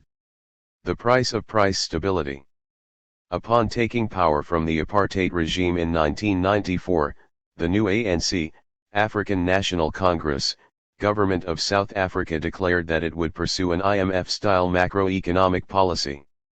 Such a cautious approach was considered necessary if it was not to scare away investors, given its left-wing, revolutionary history. In order to maintain price stability, interest rates were kept high. At their peak in the late 1990s and the early 2000s, the real interest rates were 10 to 12%. Thanks to such tight monetary policy, the country has been able to keep its inflation rate during this period at 6.3% a year. 17. But this was achieved at a huge cost to growth and jobs. Given that the average non-financial firm in South Africa has a profit rate of less than 6%, real interest rates of 10 to 12% meant that few firms could borrow to invest. 18. No wonder the investment rate, as a proportion of GDP, fell from the historical 20 to 25%, it was once over 30% in the early 1980s, down to about 15%. 19. Considering such low levels of investment, the South African economy has not done too badly. Between 1994 and 2005, its per capita income grew at 1.8% a year. But that is only considering. Unless South Africa is going to engage in a major program of redistribution, which is neither politically feasible nor economically wise, the only way to reduce the huge gap in living standards between the racial groups in the country is to generate rapid growth and create more jobs, so that more people can join the economic mainstream and improve their living standards. Currently, the country has an official unemployment rate of 26 to 8%, one of the highest in the world. A 1.8% annual growth rate is way too inadequate to bring about a serious reduction in unemployment and poverty. In the last few years, the South African government has thankfully seen the folly of this approach and has brought the interest rates down, but real interest rates, at around 8%, are still too high for vigorous investment. In most countries, firms outside the financial sector make a 3 to 7% profit. 20. Therefore, if real interest is above that level, it makes more sense for potential investors to put their money in the bank, or buy bonds, rather than invest it in a productive firm. Also taking into account all the trouble involved in managing productive enterprises, labor problems, problems with delivery of parts, trouble with payments by customers, etc. The threshold rate may even be lower. Given that firms in developing countries have little capital accumulated internally, making borrowing more difficult means that firms cannot invest much. This results in low investment, which, in turn, means low growth and scarce jobs. This is what has happened in Brazil, South Africa, and numerous other developing countries when they followed the bad Samaritans' advice and pursued a very low rate of inflation. However, the reader would be surprised to learn that the rich bad Samaritan countries, which are so keen to preach to developing countries the importance of high real interest rates as a key to monetary discipline, themselves have resorted to lax monetary policies when they have needed to generate income and jobs. At the height of their post-Second World War growth boom, real interest rates in the rich countries were all very low, or even negative. Between 1960 and 73, the latter half of the golden age of capitalism, 1950 to 73, when all of today's rich nations achieved high investment and rapid growth, the average real interest rates were 2.6% in Germany, 1.8% in France, 1.5% in the USA, 1.4% in Sweden and -1.0% in Switzerland. 21. Monetary policy that is too tight lowers investment. Lower investment slows down growth and job creation. This may not be a huge problem for rich countries with already high standards of living, generous welfare state provision and low poverty, but it is a disaster for developing countries that desperately need more income and jobs and often are trying to deal with a high degree of income inequality without resorting to a large-scale redistribution program that, anyway, may create more problems than it solves. Given the costs of pursuing a restrictive monetary policy, giving independence to the central bank with the sole aim of controlling inflation is the last thing a developing country should do, because it will institutionally entrench monetarist macroeconomic policy that is particularly unsuitable for developing countries. This is all the more so when there is actually no clear evidence that greater central bank independence even lowers the rate of inflation in developing countries, let alone helps to achieve other desirable aims, like higher growth and lower unemployment. 22. It is a myth that central bankers are nonpartisan technocrats. It is well known that they tend to listen very closely to the view of the financial sector and implement policies that help it, if necessary at the cost of the manufacturing industry or wage earners. So, giving them independence allows them to pursue policies that benefit their own natural constituencies without appearing to do so. The policy bias would be even worse if we explicitly tell them that they should not worry about any policy objectives other than inflation. Moreover, central bank independence raises an important issue for democratic accountability, more on this in Chapter 8. The flip side of the argument that central bankers can take good decisions only because their jobs do not depend on making the electorate happy is that they can pursue policies that hurt the majority of people with impunity, especially if they are told not to worry about anything other than the rate of inflation. Central bankers need to be supervised by elected politicians, so that they can be, even if at one remove, responsive to the popular will. This is exactly why the charter of the U.S. Federal Reserve Board defines its first responsibility as conducting the nation's monetary policy by influencing the monetary and credit conditions in the economy in pursuit of maximum employment, stable prices, and moderate long-term interest rates. Italics added 23. And why the Fed chairman is subject to regular grilling by Congress. Ironic, then, that the U.S. government acts internationally as a bad Samaritan and encourages developing countries to create an independent central bank solely focused on inflation. When prudence isn't prudent. Gordon Brown, who was UK Chancellor of the Exchequer, Finance Minister, before becoming Prime Minister, prided himself on having earned the nickname the Iron Chancellor. This sobriquet used to be associated with the former German Chancellor, Prime Minister, Otto von Bismarck, but, unlike Bismarck's ironmongery, which was in foreign policy, Brown's ironmongery was in the area of public finance. He has been praised for his resolve in not giving in to the demand for deficit spending, coming from his supporters in the public sector, who were understandably clamoring for more money after years of conservative budget cuts.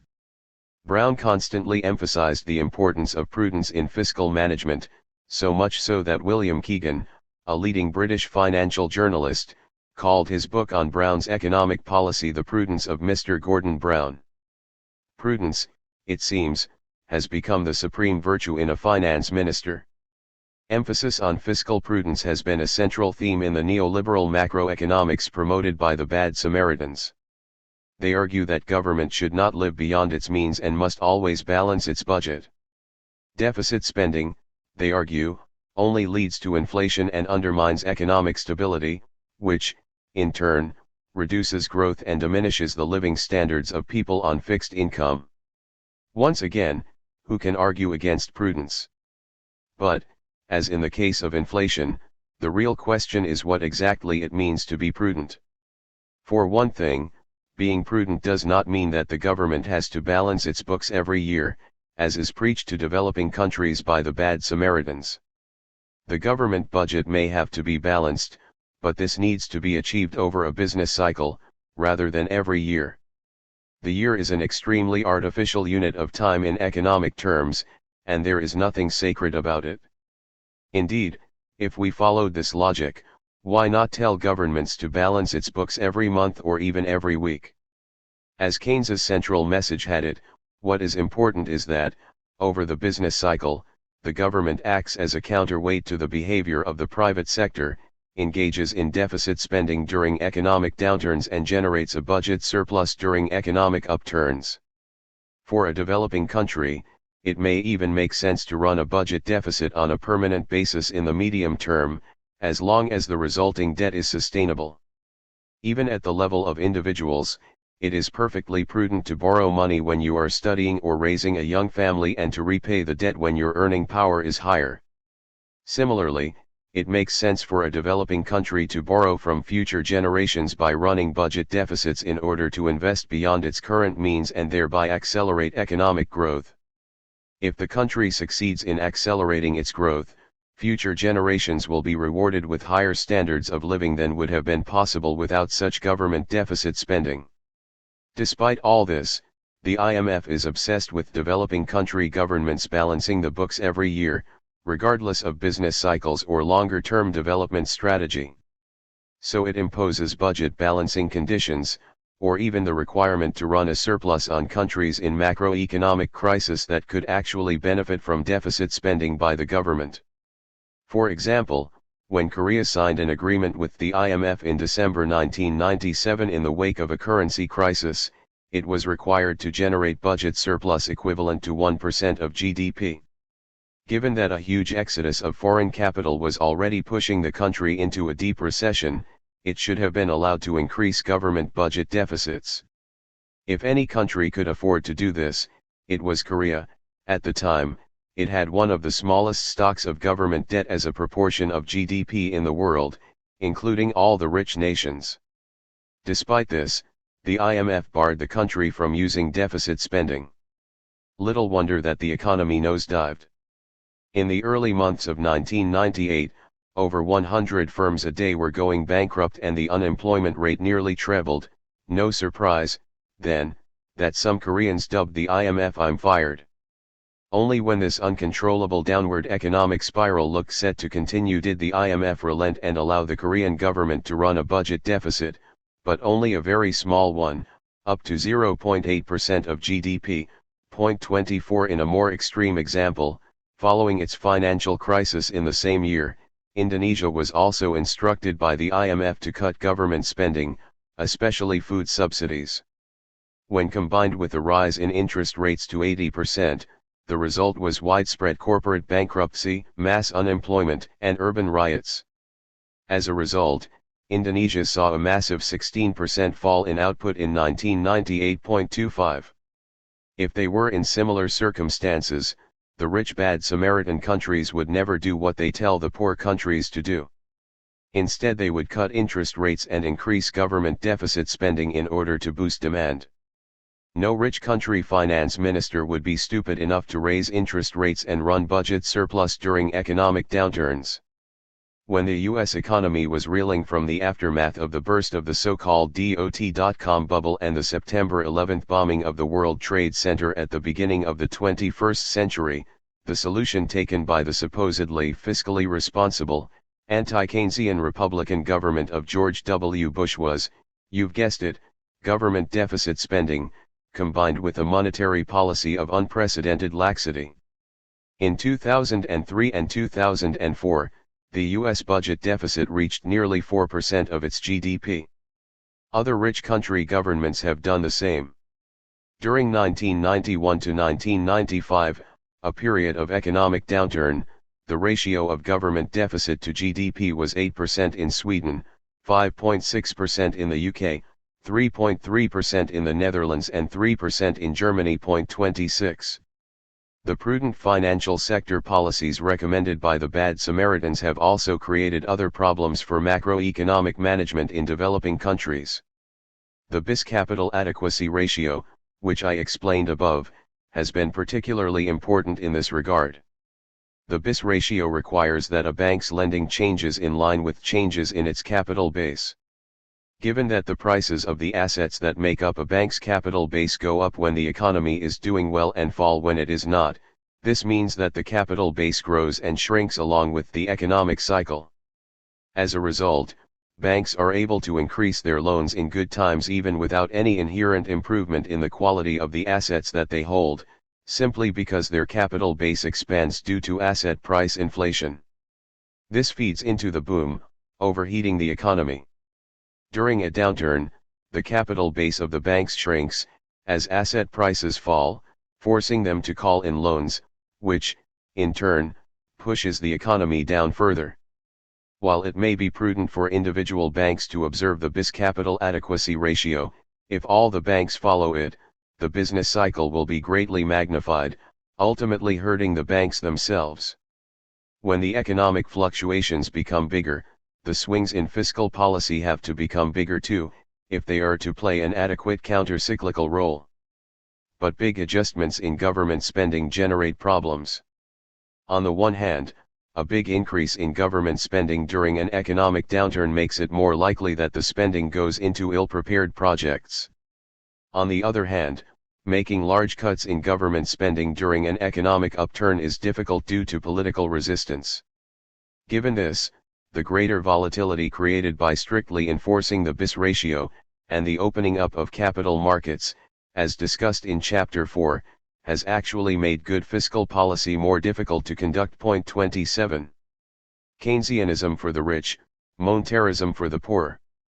Gore Vidal, the American writer, once described the American economic system as free enterprise for the poor and socialism for the rich. 28. Macroeconomic policy on the global scale is a bit like that. It is Keynesianism for the rich countries and monetarism for the poor. When the rich countries get into recession, they usually relax monetary policy and increase budget deficits. When the same thing happens in developing countries, the bad Samaritans, through the IMF, force them to raise interest rates to absurd levels and balance their budgets, or even generate budget surplus, even if these actions treble unemployment and spark riots in the streets. As noted above, during Korea's financial crisis in 1997, the IMF allowed the country to run budget deficits equivalent to only 0.8% of GDP, and, at that, after trying the opposite for several months, with disastrous consequences. When Sweden had a similar problem, due to the ill-managed opening up of its capital market, as was the case with Korea in 1997, in the early 1990s, its budget deficits were, in proportional terms, 10 times that, 8% of its GDP. Ironically, when the citizens of developing countries voluntarily tighten their belts, they are derided for not understanding basic Keynesian economics. For example, when some Korean housewives campaigned for voluntary austerity measures, including serving smaller meals at home in the wake of the 1997 financial crisis, the Financial Times correspondent in Korea sneered at their stupidity, saying that such actions could deepen the country's plunge into recession since it would further reduce the demand needed to bolster growth. 29 But what is the difference between what these Korean housewives were doing and the spending cuts imposed by the IMF? Which the FT correspondent thought were eminently sensible. The bad Samaritans have imposed macroeconomic policies on developing countries that seriously hamper their ability to invest, grow, and create jobs in the long run. The categorical, and simplistic, denunciation of living beyond one's means has made it impossible for them to borrow to invest in order to accelerate economic growth. If we categorically denounce people for living beyond their means, we should, amongst other things, condemn young people for borrowing to invest in their career development or in their children's education. That cannot be right. Living beyond one's means may or may not be right, it all depends on the stage of development that the country is in and the use to which the borrowed money is put. Mr. Cavallo, the Argentine finance minister, may have been right in saying that developing countries are like rebel teenagers who need to grow up. But acting like a grown-up is not really growing up. The teenager needs to get an education and find a proper job. It is not enough just to pretend that he is grown up and quit his school so that he can increase his savings. Similarly, in order really to grow up, it is not enough for developing countries to use policies that suit grown-up countries. What they need to do is to invest in their future. In order to do that, they should be allowed to pursue macroeconomic policies that are more pro-investment and pro-growth than the ones used by the rich countries, and that are a lot more aggressive than those they are allowed to pursue today by the bad Samaritans. This ratio recommends that the total lending of a bank should not be more than a certain multiple of its capital base. 12.5 is the recommended ratio. Unemployment rates in developing countries underestimate the true extent of unemployment, as many poor people cannot afford to remain unemployed, as there is no welfare state, and, therefore, end up working in extremely low productivity jobs, example selling trinkets on the street, catching doors for people for small changes. This is known as disguised unemployment among economists. More recently, the BIS has suggested an even more prudent system called BIS II, where the loans are weighted by their risk rating. For example, riskier loans, example corporate lending, need to be supported by a larger capital base than safer loans, example mortgaged loans for house purchase, of the same nominal value. This will be particularly bad for developing countries, whose firms have low credit ratings, as this means that banks would have a particular incentive to reduce their lending to developing country corporations. Chapter 8. Zaire vs Indonesia. Should we turn our backs on corrupt and undemocratic countries?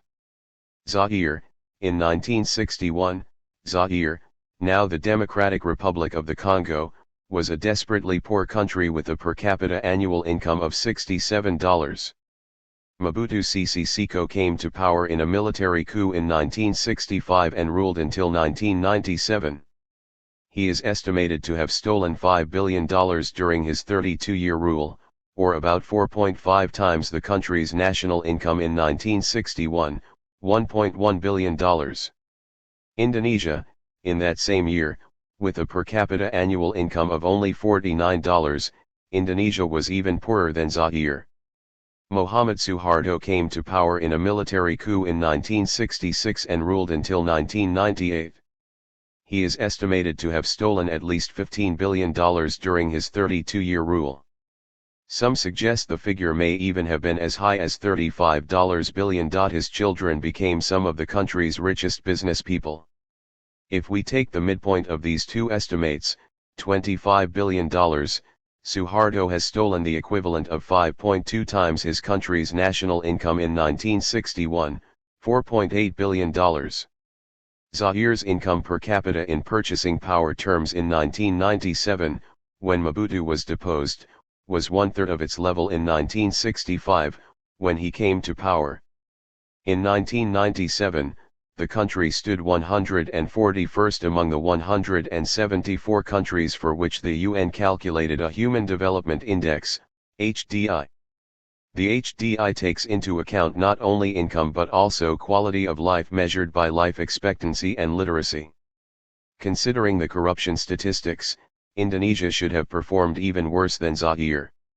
Yet where Zaire's living standards fell by 3 times during Mobutu's rule, Indonesia's rose by more than 3 times during Suharto's rule. Its HDI ranking in 1997 was 105th, not the score of a miracle economy, but creditable nonetheless, especially considering where it had started. The Zaire-Indonesia contrast shows the limitations of the increasingly popular view propagated by the bad Samaritans that corruption is one of the biggest, if not necessarily the biggest, obstacle to economic development. The argument goes that there is no point in helping poor countries with corrupt leaders, because they will do a Mobutu and waste the money.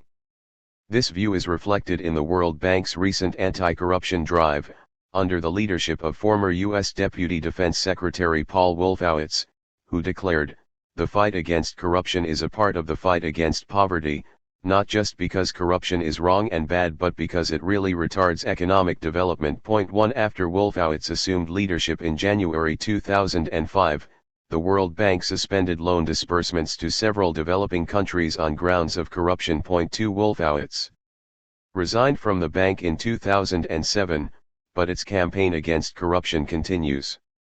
Corruption is a big problem in many developing countries. But the bad Samaritans are using it as a convenient justification for the reduction in their aid commitments, despite the fact that cutting aid will hurt the poor more than it will a country's dishonest leaders, especially in the poorest countries, which tend to be more corrupt, for reasons I shall explain. 3 Moreover, they are increasingly using corruption as an explanation for the failures of the neoliberal policies that they have promoted over the past 2.5 decades.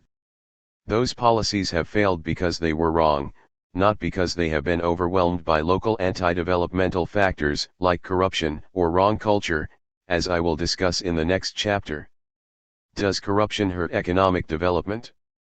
Corruption is a violation of the trust vested by its stakeholders in the holders of offices in any organization, be it a government, a corporation, a trade union or even an NGO, non-governmental organization.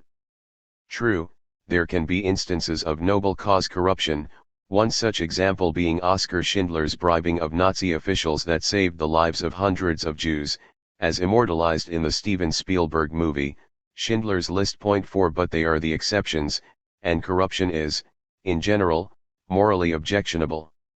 Life would be simpler if morally objectionable things like corruption also had unambiguously negative economic consequences. But the reality is a lot messy. Looking at just the last half a century, there are certainly countries, like Zaire under Mobutu or Haiti under Duvalier, whose economy was ruined by rampant corruption. At the other extreme, we have countries like Finland, Sweden, and Singapore, which are known for their cleanliness and have also done very well economically. Then we have countries like Indonesia that were very corrupt but performed well economically. Some other countries, Italy, Japan, Korea, Taiwan, and China come to mind, have done even better than Indonesia during this period, despite ingrained corruption on a widespread and often massive scale, though not as serious as in Indonesia. And corruption is not just a 20th century phenomenon. Most of today's rich countries successfully industrialized despite the fact that their public life was spectacularly corrupt. In Britain and France, the open sale of public offices, not to speak of honors, was a common practice at least until the 18th century. 5 In Britain, until the early 19th century, it was considered perfectly normal for ministers to borrow their departmental funds for personal profit. 6 Until 1870, appointments of high-ranking civil servants in Britain were made on the basis of patronage, rather than merit. The government chief whip, equivalent to the majority leader in the U.S. Congress, was then actually called the patronage secretary of the Treasury, because distributing patronage was his main job. 7 In the USA, the spoils system, where public offices were allocated to the loyalists of the ruling party regardless of their professional qualifications, became entrenched in the early 19th century and was particularly rampant for a few decades after the Civil War. Not a single U.S. federal bureaucrat was appointed through an open, competitive process until the 1883 Pendleton Act. 8 But this was a period when the U.S. was one of the fastest growing economies in the world. The electoral process was also spectacularly venal.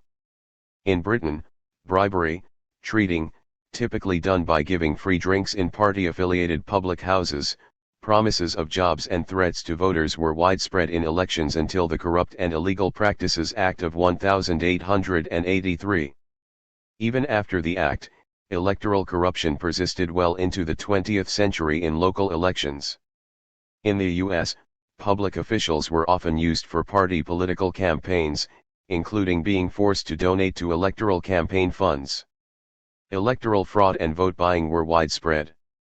Elections in the U.S., where there were a lot of immigrants, involved turning ineligible aliens into instant citizens who could vote, which was done with no more solemnity than, and quite as much celerity as, is displayed in converting swine into pork in a Cincinnati packing house, according to the New York Tribune in 1868.9. With expensive election campaigns, it was no big surprise that many elected officials actively sought bribes.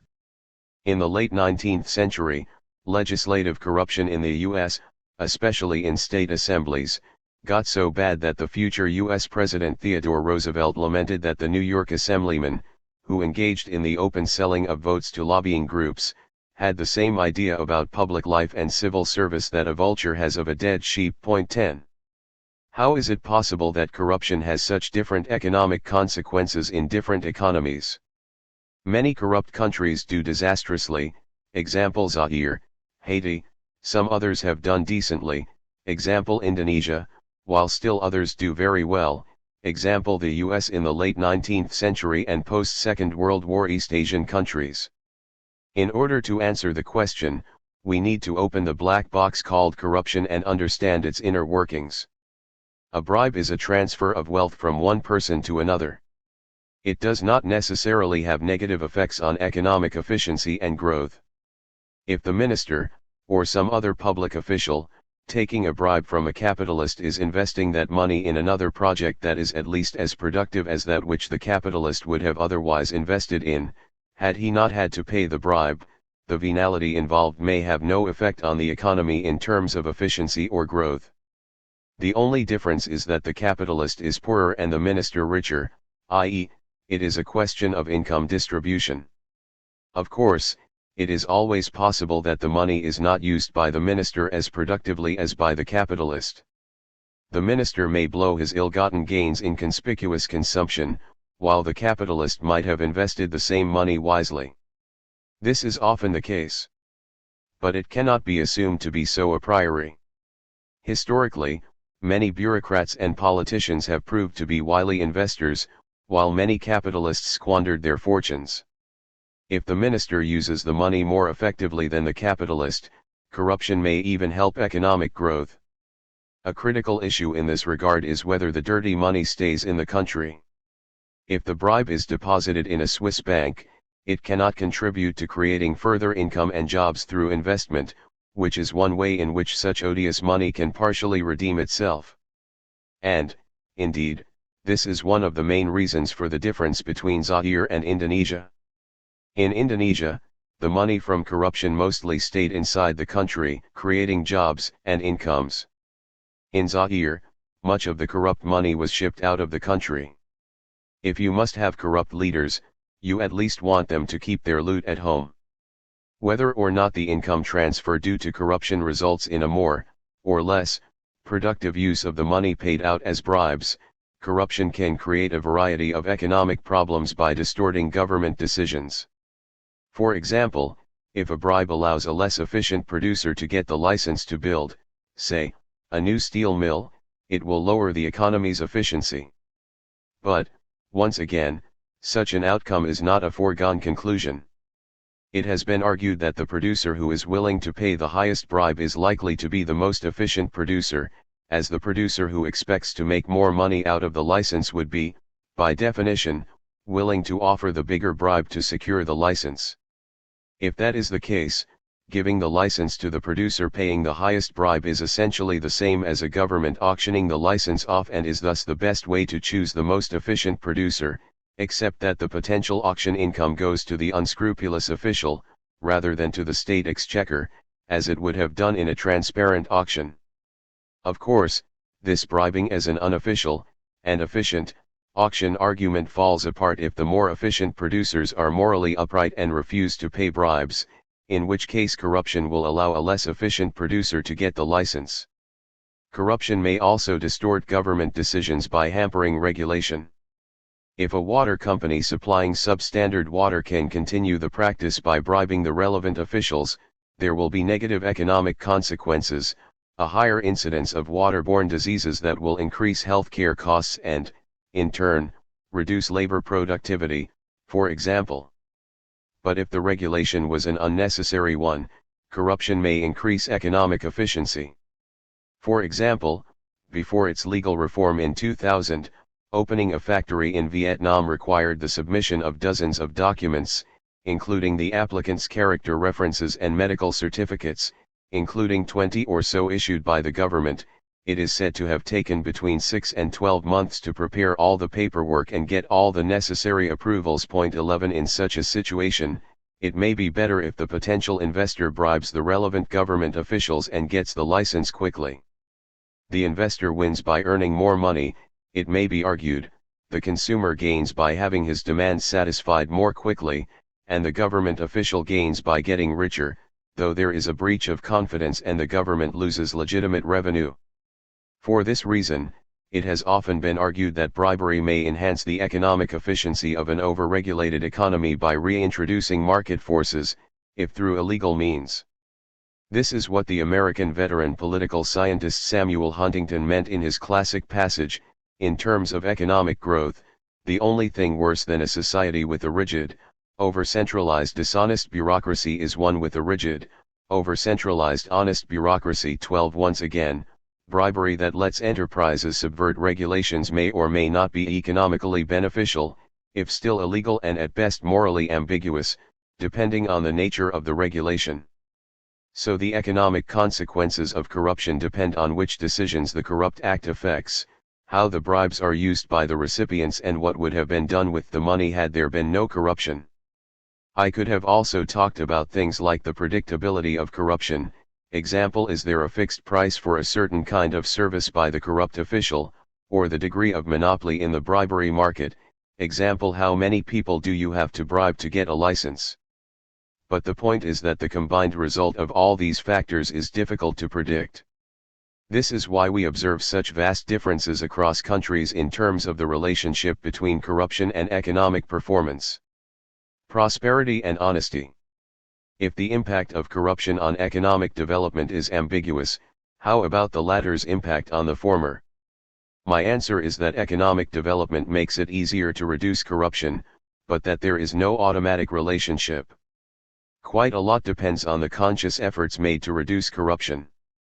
As I discussed earlier, history shows that, at earlier stages of economic development, corruption is difficult to control. The fact that today no country that is very poor is very clean suggests that a country has to rise above absolute poverty before it can significantly reduce venality in the system.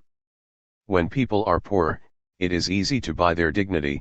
Starving people find it difficult not to sell their votes for a bag of flour, while underpaid civil servants will often fail to resist the temptation to take a bribe.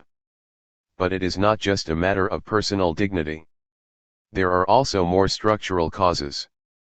Economic activities in developing countries are mostly dispersed across a large number of small units, example small peasant farms, corner shops, hawkers' stalls and backyard workshops. This provides a fertile ground for petty corruption, which may be too numerous to detect for under-resourced developing country governments. These small economic units also have very poor, if at all, accounts, making them invisible for tax purposes. This invisibility combines with the lack of administrative resources within revenue services to produce low tax collection capacity. This inability to collect taxes limits the government budget, which, in turn, encourages corruption in a number of ways. First of all, low government revenue makes it difficult to pay decent salaries to public officials, which makes them vulnerable to bribery. It is actually quite remarkable how so many developing country government officials live honestly despite being paid a pittance. But, the poorer the salaries are, the higher the chance that officials will succumb to the temptation. Also, a limited government budget leads to a weak, or even absent, welfare state. So the poor have to rely on patronage from politicians who give out loyalty-based welfare benefits in return for votes. In order to do this, the politicians need money, so they take bribes from corporations, national and international, that need their favor.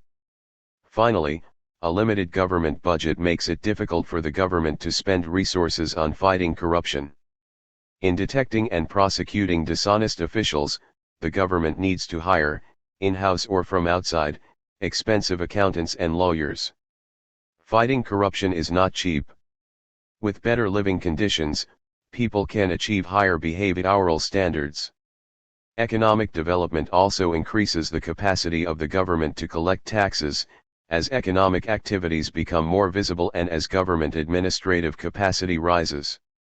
This, in turn, allows it to increase public salaries, expand the welfare state and spend more resources on detecting and punishing malfeasance among officials, all of which help reduce corruption. Having said all this, it is important to point out that economic development does not automatically create a more honest society. For example, the US was more corrupt in the late 19th century than earlier in that century, as I mentioned earlier. Moreover, some rich countries are far more corrupt than poor ones.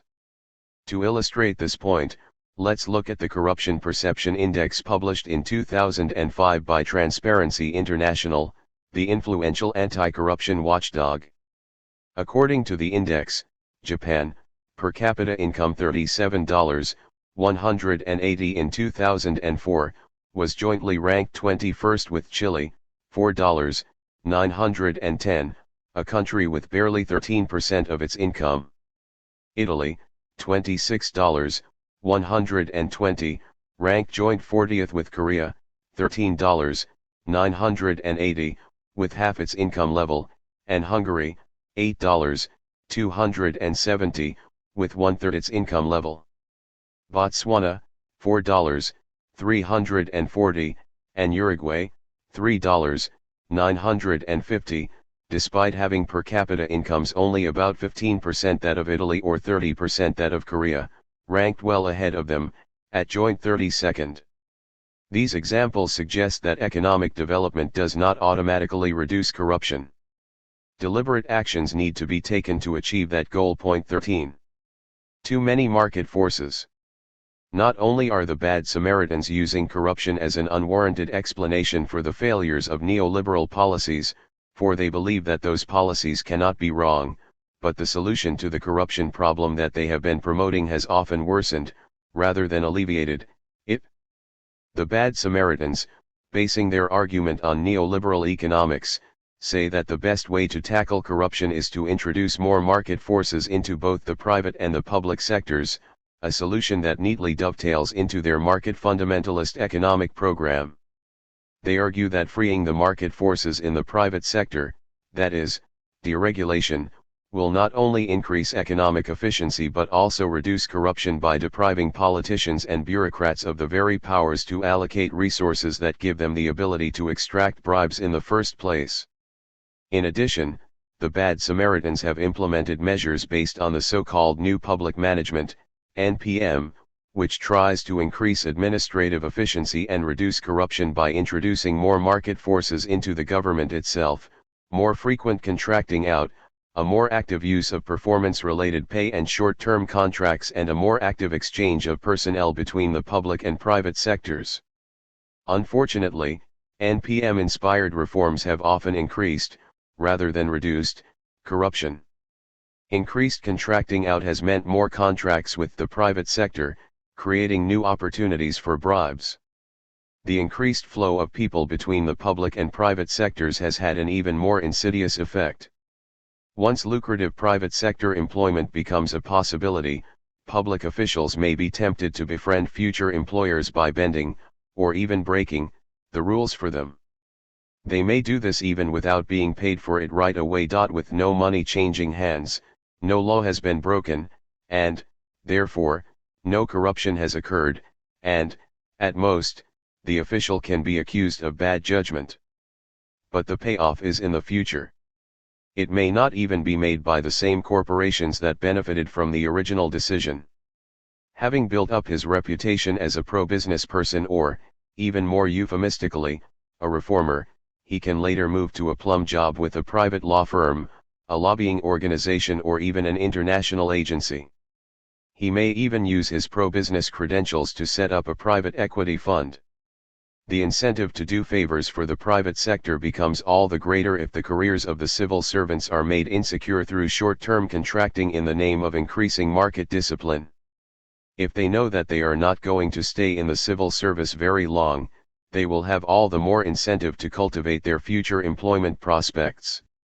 In addition to the impact of the introduction of new public management, neoliberal policies have also indirectly, and unintentionally, increased corruption by promoting trade liberalization, which weakens government finances, which, in turn, makes corruption more likely and difficult to fight. 14. Also, deregulation, another key component of the neoliberal policy package, has increased corruption in the private sector. Private sector crookedness is often ignored in the economic literature because corruption is usually defined as the abuse of public office for personal gain. 15 But dishonesty exists in the private sector too. Financial deregulation and relaxation of accounting standards have led to insider trading and false accounting even in rich nations. Recall cases like the energy company Enron, and the telecommunications company WorldCom and their accountancy firm Arthur Andersen in the roaring 90s in the US. 16 Deregulation can also increase the power of private sector monopolies, which expands the opportunities for their unscrupulous purchasing managers to take bribes from subcontractors. Corruption often exists because there are too many market forces, not too few. Corrupt countries have shadow markets in the wrong things, such as government contracts, jobs, and licenses. Indeed, it is only after they made the sale of things like government offices illegal that today's rich countries could significantly reduce profiteering through the abuse of public office. Unleashing more market forces through deregulation, as the neoliberal orthodoxy constantly pushes for, may worsen the situation. This is why corruption has often increased, rather than decreased, in many developing countries following liberalization pushed by the bad Samaritans. The extreme racketeering seen in the process of liberalization and privatization in post-communist Russia has become notorious, but similar phenomena have been observed in many developing countries. 17. Democracy and the free market. In addition to corruption, there is another political issue that occupies an important place in the neoliberal policy agenda. It is democracy. But democracy, especially its relationship with economic development, is a complex and highly charged issue. So, unlike on issues like free trade, inflation, or privatization, there is no united position on it among the bad Samaritans. Some suggest that democracy is essential for economic development, as it protects citizens from arbitrary expropriation by the rulers. Without such protection, there will be no incentive to accumulate wealth.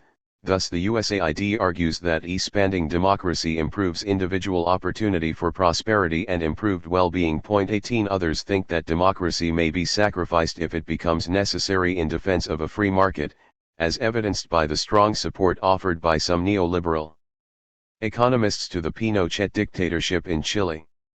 Still others think that democracy will naturally develop once the economy develops, which, of course, can be best achieved by free trade, free market policies, because it will produce an educated middle class that naturally wants democracy. Yet others sing the praises of democracy all the time but keep quiet when the undemocratic country in question is a friend, in keeping with the realpolitik tradition represented by Franklin Roosevelt's famous comment on the Nicaraguan dictator, Anastasio Somoza, that he may be a son of a bitch, but he is our son of a bitch. 19. Despite this diversity of views, there is a strong consensus among neoliberals that democracy and economic development reinforce each other. Of course, neoliberals are not unique in holding such a view. But what distinguishes them is their belief that this relationship is mainly, if not exclusively, mediated by the free market. They argue that democracy promotes free markets, which, in turn, promote economic development, which then promotes democracy. The market underpins democracy, just as democracy should normally strengthen the market, writes Martin Wolf, the British financial journalist, in his renowned book, Why Globalization Works. 20. According to the neoliberal view, democracy promotes free markets because a government that can be unseated without resorting to violent measures has to be restrained in its predatory behavior. If they don't have to worry about losing power, rulers can impose excessive taxes with impunity and even confiscate private property, as numerous autocrats have done throughout history. When this happens, incentives to invest and generate wealth are destroyed and market forces distorted, impeding economic development. By contrast, under democracy, the predatory behavior of the government is restrained and thus free markets can flourish, promoting economic development. In turn, free markets promote democracy because they lead to economic development, which produces wealth holders independent of the government, who will demand a mechanism through which they can counter the arbitrary actions of the politicians, democracy. This is what the former U.S. President Bill Clinton had in mind when he said in support of China's accession to the WTO, as China's people become more mobile, prosperous, and aware of alternative ways of life, they will seek greater say in the decisions that affect their lives. 21. Leaving aside for the moment the question as to whether the free market is the best vehicle for economic development, to which I have repeatedly said no throughout this book, can we at least say that democracy and free markets are, indeed, natural partners and reinforce each other? The answer is no. Unlike what neoliberals say, market and democracy clash at a fundamental level. Democracy runs on the principle of one man, one person, one vote. The market runs on the principle of $1, one vote. Naturally, the former gives equal weight to each person, regardless of the money she/he has. The latter gives greater weight to richer people. Therefore, democratic decisions usually subvert the logic of market. Indeed, most 19th-century liberals opposed democracy because they thought it was not compatible with a free market. 22. They argued that democracy would allow the poor majority to introduce policies that would exploit the rich minority, example a progressive income tax, nationalization of private property, thus destroying the incentive for wealth creation. Influenced by such thinking, all of today's rich countries initially gave voting rights only to those who owned more than a certain amount of property or earned enough income to pay more than a certain amount of tax.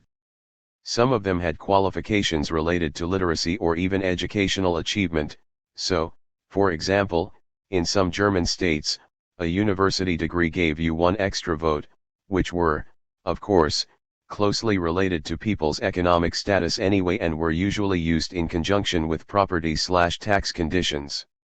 So, in England, the supposed birthplace of modern democracy, only 18% of men could vote, even after the famous 1832 Reform Act. 23. In France, before the introduction of universal male suffrage in 1848, the first in the world, only around 2% of the male population could vote due to restrictions regarding age.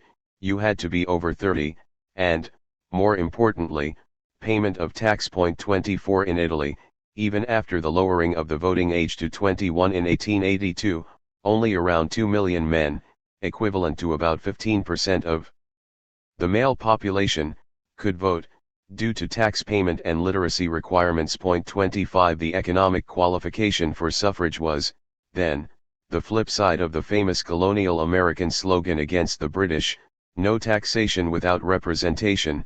There was also to be no representation without taxation. By pointing out the contradiction between democracy and the market, I am not saying that market logic should be rejected. Under communism, total rejection of the $1, one vote principle not only created economic inefficiency but also propagated inequities based on other criteria, political power, personal connections, or ideological credentials. It should also be noted that money can be a greater leveler. It can work as a powerful solvent of undesirable prejudices against people of particular races, social castes, or occupational groups. It is much easier to make people treat members of discriminated groups better if the latter have money, that is, when they are potential customers or investors.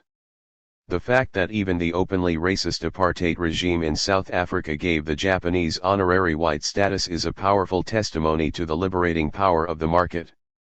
But, however positive market logic may be in some respects, we should not, and cannot, run society solely on the principle of $1, one vote. Leaving everything to the market means that the rich may be able to realize even the most frivolous element of their desires, while the poor may not be able even to survive. Thus the world spends 20 times more research money on slimming drugs than on malaria, which claims more than 1 million lives and debilitates millions more in developing countries every year. Moreover, there are certain things that should simply not be bought and sold, even for the sake of having healthy markets. Judicial decisions, public offices, academic degrees and qualifications for certain professions, lawyers, medical doctors, teachers, driving instructors, are such examples. If these things can be bought, there will be serious problems not just with the legitimacy of the society in question but also with economic efficiency. Substandard medical doctors or unqualified teachers can lower the quality of the labor forces. Venal judicial decisions will undermine the efficacy of the contract law. Democracy and markets are both fundamental building blocks for a decent society. But they clash at a fundamental level. We need to balance them.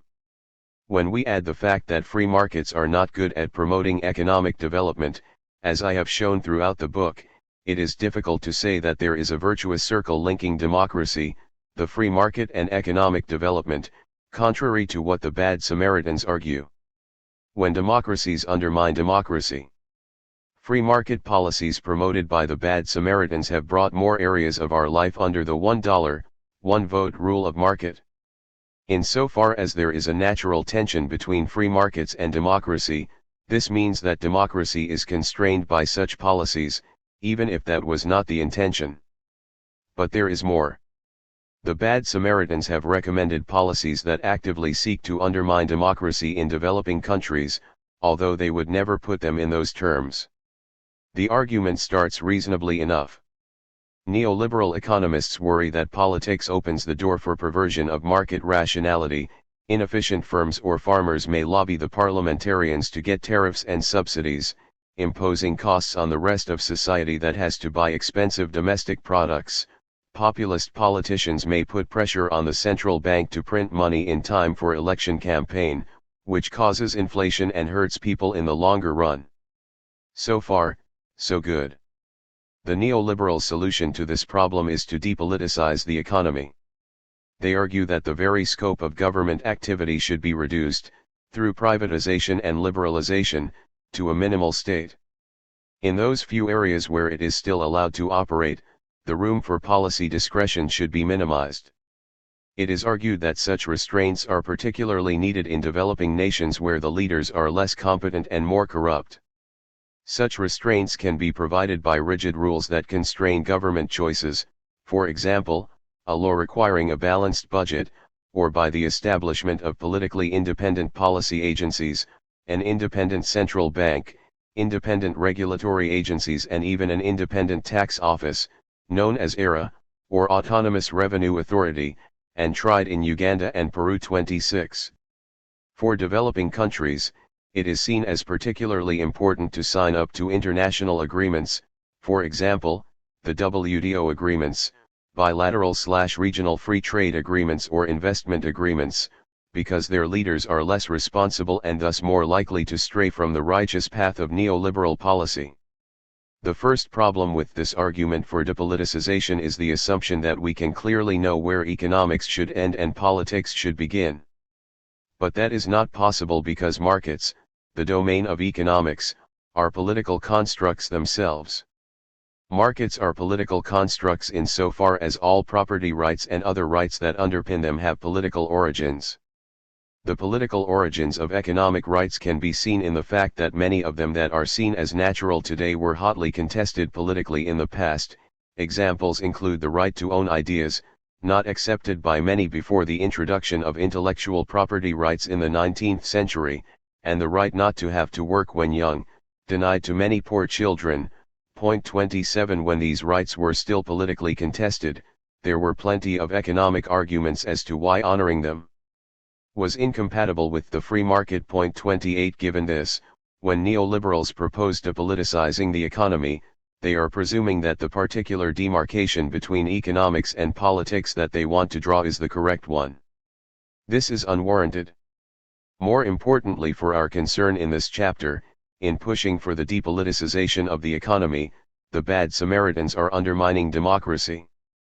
Depoliticization of policy decisions in a democratic polity means, let's not mince our words, weakening democracy. If all the really important decisions are taken away from democratically elected governments and put in the hands of unelected technocrats in the politically independent agencies, what is the point of having democracy? In other words, democracy is acceptable to neoliberals only insofar as it does not contradict the free market. This is why some of them saw no contradiction between supporting the Pinochet dictatorship and praising democracy. To put it bluntly, they want democracy only if it is largely powerless, or as Ken Livingstone, the current left-wing mayor of London, said in a 1987 book title, "If voting changed anything, they'd abolish it." 29. Thus seen, like the old liberals, neoliberals believe deep down that giving political power to those who do not have a stake in the existing economic system will inevitably result in an irrational modification of the status quo in terms of distribution of property, and other economic rights. However, unlike their intellectual predecessors, neoliberals live in an era when they cannot openly oppose democracy, so they try to do it by discrediting politics in general. Point 30. By discrediting politics in general, they gain legitimacy for their actions that take away decision powers from the democratically elected representatives. In doing so, neoliberals have succeeded in diminishing the scope of democratic control without ever openly criticizing democracy itself. The consequence has been particularly damaging in developing countries, where the bad Samaritans have been able to push through anti-democratic actions well beyond what would be acceptable in rich countries, such as political independence for the tax office. Democracy and economic development. Democracy and economic development obviously influence each other, but the relationship is much more complex than what is envisaged in the neoliberal argument, where democracy promotes economic development by making private property more secure and markets freer. To begin with, given the fundamental tension between democracy and market, it is unlikely that democracy will promote economic development through promoting the free market. Indeed, the old liberals feared that democracy may discourage investment and thus growth, example excessive taxation, nationalization of enterprises. 31. On the other hand, democracy may promote economic development through other channels. For example, democracy may redirect government spending into more productive areas, example away from military spending to education or infrastructure investment. This will help economic development. As another example, democracy may promote economic growth by creating the welfare state. Contrary to the popular perception, a well-designed welfare state, especially if combined with a good retraining program, can reduce the cost of unemployment to the workers and thus make them less resistant to automation that raises productivity. It is not a coincidence that Sweden has the world's highest number of industrial robots per worker. I could mention some more possible channels through which democracy may influence economic development, positively or negatively, but the point is that the relationship is very complex. It is no wonder, then, that there is no systematic evidence either for or against the proposition that democracy helps economic development. Studies that have tried to identify statistical regularities across countries in terms of the relationship between democracy and economic growth have failed to come up with a systematic result either way. 32. Even at the individual country level, we see a huge diversity of outcomes. Some developing countries did terribly in economic terms under dictatorships. The Philippines under Marcos, Zaire under Mobutu or Haiti under Duvalier are the best known examples. But there are cases like Indonesia under Suharto or Uganda under Museveni, where dictatorship resulted in decent, if not spectacular, economic performance. Then there are cases like South Korea, Taiwan, Singapore, and Brazil in the 1960s and the 1970s or today's China that have done very well economically under dictatorship.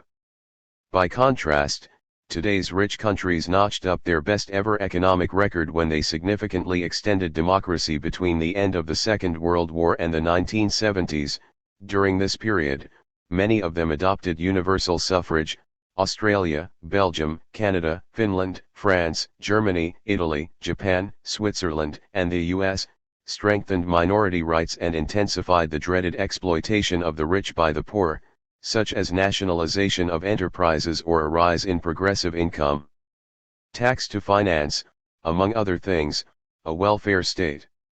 Of course, we don't need to show that democracy positively affects economic growth in order to be able to support it. As Amartya Sen, the Nobel laureate economist, argues, democracy has an intrinsic value and should be a criterion in any reasonable definition of development. 33 Democracy contributes to building a decent society by making certain things immune to the $1, one vote rule of the market, public offices, judicial decisions, educational qualifications, as I discussed earlier. Participation in democratic political processes has intrinsic values that may not be easily translated into monetary value. And so on. Therefore, even if democracy negatively affected economic growth, we might still support it for its intrinsic values. Especially when there is no evidence that it does, we may support it even more strongly. If the impact of democracy on development is ambiguous, the impact of economic development on democracy seems more straightforward. It seems fairly safe to say that, in the long run, economic development brings democracy. But this broad picture should not obscure the fact that some countries have sustained democracy even when they were fairly poor, while many others have not become democracies until they are very rich. Without people actually fighting for it, democracy does not automatically grow out of economic prosperity. 34. Norway was the second true democracy in the world. It introduced universal suffrage in 1913, after New Zealand in 1907, despite the fact that it was one of the poorest economies in Europe at the time. By contrast, the US, Canada, Australia and Switzerland became democracies, even in the purely formal sense of giving everyone a vote, only in the 1960s and the 1970s, when they were already very rich. Canada gave Native Americans voting rights only in 1960. Australia abandoned its White Australia policy and allowed non-whites to vote as late as 1962. Only in 1965 did the southern states in the US allow African Americans to vote, thanks to the civil rights movement led by people like Martin Luther King, Jr. 35 Switzerland allowed women to vote as late as 1971, even later if you count the two renegade cantons, Appenzell-Ausserrhoden and Appenzell-Innerrhoden, which refused to give women votes until 1989 and 1991 respectively. Similar observations may be made in relation to developing countries today. Despite being one of the world's poorest countries until recently, India has maintained democracy well for the last 6 decades, while Korea and Taiwan were not democracies until the late 1980s, when they had become fairly prosperous. Politics and economic development. Corruption and lack of democracy are big problems in many developing countries. But the relationships between them and economic development are far more complex than the bad Samaritans suggest.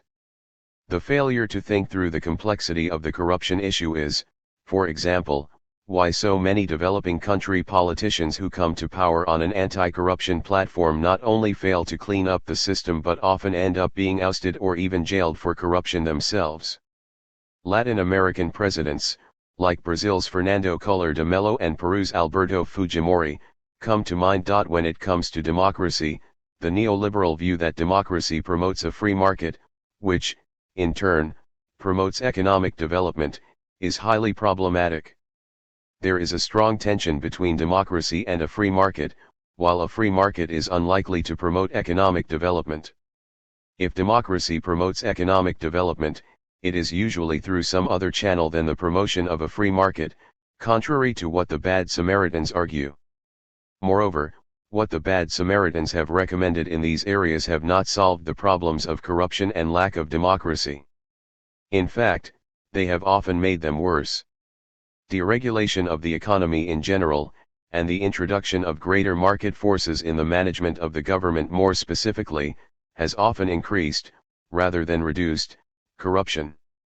By forcing trade liberalization, the bad Samaritans have also inadvertently encouraged corruption. The resulting fall in government revenue has depressed public salaries and thus encouraged petty corruption. While all the time paying lip service to democracy, the bad Samaritans have promoted measures that have weakened democracy. Some of this happened through deregulation itself, which expanded the domain of the market and thus reduced the domain of democracy. But the rest of it happened through deliberate measures, binding governments to rigid domestic laws or international treaties, and giving political independence to the central bank and other government agencies. Having once dismissed political factors as minor details that should not get in the way of good economics, neoliberals have recently become very interested in them. The reason is obvious: their economic program for developing countries as implemented by the unholy trinity of the IMF, World Bank, and WTO has had spectacular failures. Just think of Argentina in the 1990s, and very few successes. Because it is unthinkable to the bad Samaritans that free trade, privatization, and the rest of their policies could be wrong, the explanation for policy failure is increasingly found in non-policy factors, such as politics and culture. In this chapter, I have shown how the neoliberal attempt to explain the failures of their policies with political problems such as corruption and lack of democracy is not convincing. I have also pointed out that their alleged solutions to these problems have often made things worse.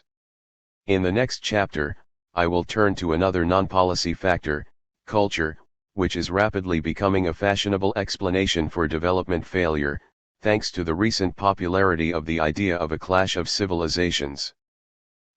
Their corruption was such that the very definition of corruption was different from what prevails today. When he was accused of corruption in Parliament in 1730, Robert Walpole freely admitted that he had great estates and asked, having held some of the most lucrative offices for nearly 20 years, what could anyone expect, unless it was a crime to get estates by great office? He turned the tables on his accusers by asking them, how much greater a crime it must be to get an estate out of lesser offices. C. Neild, 2002, Public Corruption, The Dark Side of Social Evolution, Anthem Press, London, p. 62. The index should be taken with a grain of salt. As the name makes it clear, it is only measuring the perception revealed in surveys of technical experts and businessmen, who have their own limited knowledge and biases. The problem with such a subjective measure is well illustrated by the fact that the perceptions of corruption in the Asian countries affected by the 1997 financial crisis suddenly rose significantly after the crisis, despite having almost constantly fallen in the preceding decade. Ch. Chang 2000, The Hazard of Moral Hazard, Untangling the Asian Crisis, World Development, Volume 28, Number 4. Also, what is perceived as corruption depends on the country, thus affecting the expert perception too. For example, in a lot of countries, US-style spoils disbursement of government jobs will be considered corrupt, but it is not considered so in the US. Applying, say, the Finnish definition will make the US more corrupt than is captured by the index. The US was ranked the 17th. Also, a lot of corruption in developing countries involves firms, or sometimes even governments, from rich countries paying bribes, which is not captured in the perception of corruption in the rich countries themselves. So the rich countries may be more corrupt than they appear, once we include their overseas activities. The index can be downloaded from http://www.transparency.org/content/download/1516/7919. The marked increase in corruption in post-Thatcher Britain, the pioneer of NPM, is a salutary lesson regarding market-based anti-corruption campaigns. Commenting on the experience, Robert Neild, a retired Cambridge economics professor and a member of the famous 1968 Fulton Civil Service Reform Committee, laments that I cannot think of another instance where a modern democracy has systematically undone the system by which incorrupt public services were brought into being. C. Neild, 2002, Public Corruption, Anthem Press, London, p. 198. All this is, of course, not to deny that a certain degree of depoliticization of the resource allocation process may be necessary. For one thing, unless the resource allocation process is at least, to a degree, accepted as objective by the members of the society, the political legitimacy of the economic system itself may be threatened. Moreover, high costs would be incurred in search and bargaining activities if every allocative decision is regarded as potentially contestable, as was the case in the ex-communist countries. However, this is not the same as arguing, as the neoliberals do, that no market under any circumstance should be subject to political modifications, because, in the final analysis, there is no market that can be really free from politics. Chapter 9. Lazy Japanese and Thieving Germans. Are some cultures incapable of economic development? Having toured lots of factories in a developing country, an Australian management consultant told the government officials who had invited him, "My impression as to your cheap labor was soon disillusioned when I saw your people at work. No doubt they are lowly paid, but the return is equally so. To see your men at work made me feel that you are a very satisfied easy-going race who reckon time is no object." When I spoke to some managers, they informed me that it was impossible to change the habits of national heritage. This Australian consultant was understandably worried that the workers of the country he was visiting did not have the right work ethic. In fact, he was being quite polite. He could have been blunt and just called them lazy. No wonder the country was poor, not dirt poor, but with an income level that was less than a quarter of Australia's. For their part, the country's managers agreed with the Australian, but were smart enough to understand that the habits of national heritage, or culture, cannot be changed easily, if at all. As the 19th century German economist cum sociologist Max Weber opined in his seminal work, The Protestant Work Ethic and the Spirit of Capitalism, there are some cultures, like Protestantism, that are simply better suited to economic development than others. The country in question, however, was Japan in 1915.1. It doesn't feel quite right that someone from Australia, a nation known today for its ability to have a good time, could call the Japanese lazy. But this is how most Westerners saw Japan a century ago. In his 1903 book, Evolution of the Japanese, the American missionary Sidney Gulick observed that many Japanese give an impression of being lazy and utterly indifferent to the passage of time. 2 Gulick was no casual observer.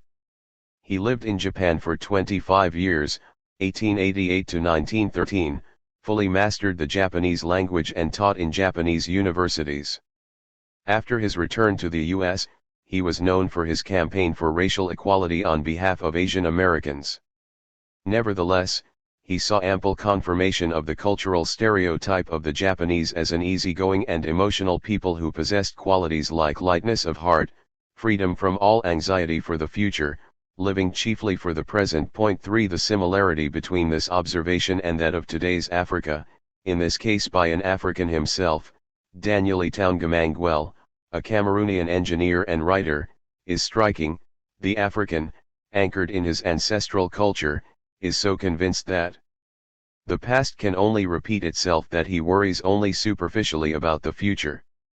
However, without a dynamic perception of the future, there is no planning, no foresight, no scenario building, in other words, no policy to affect the course of events. 4.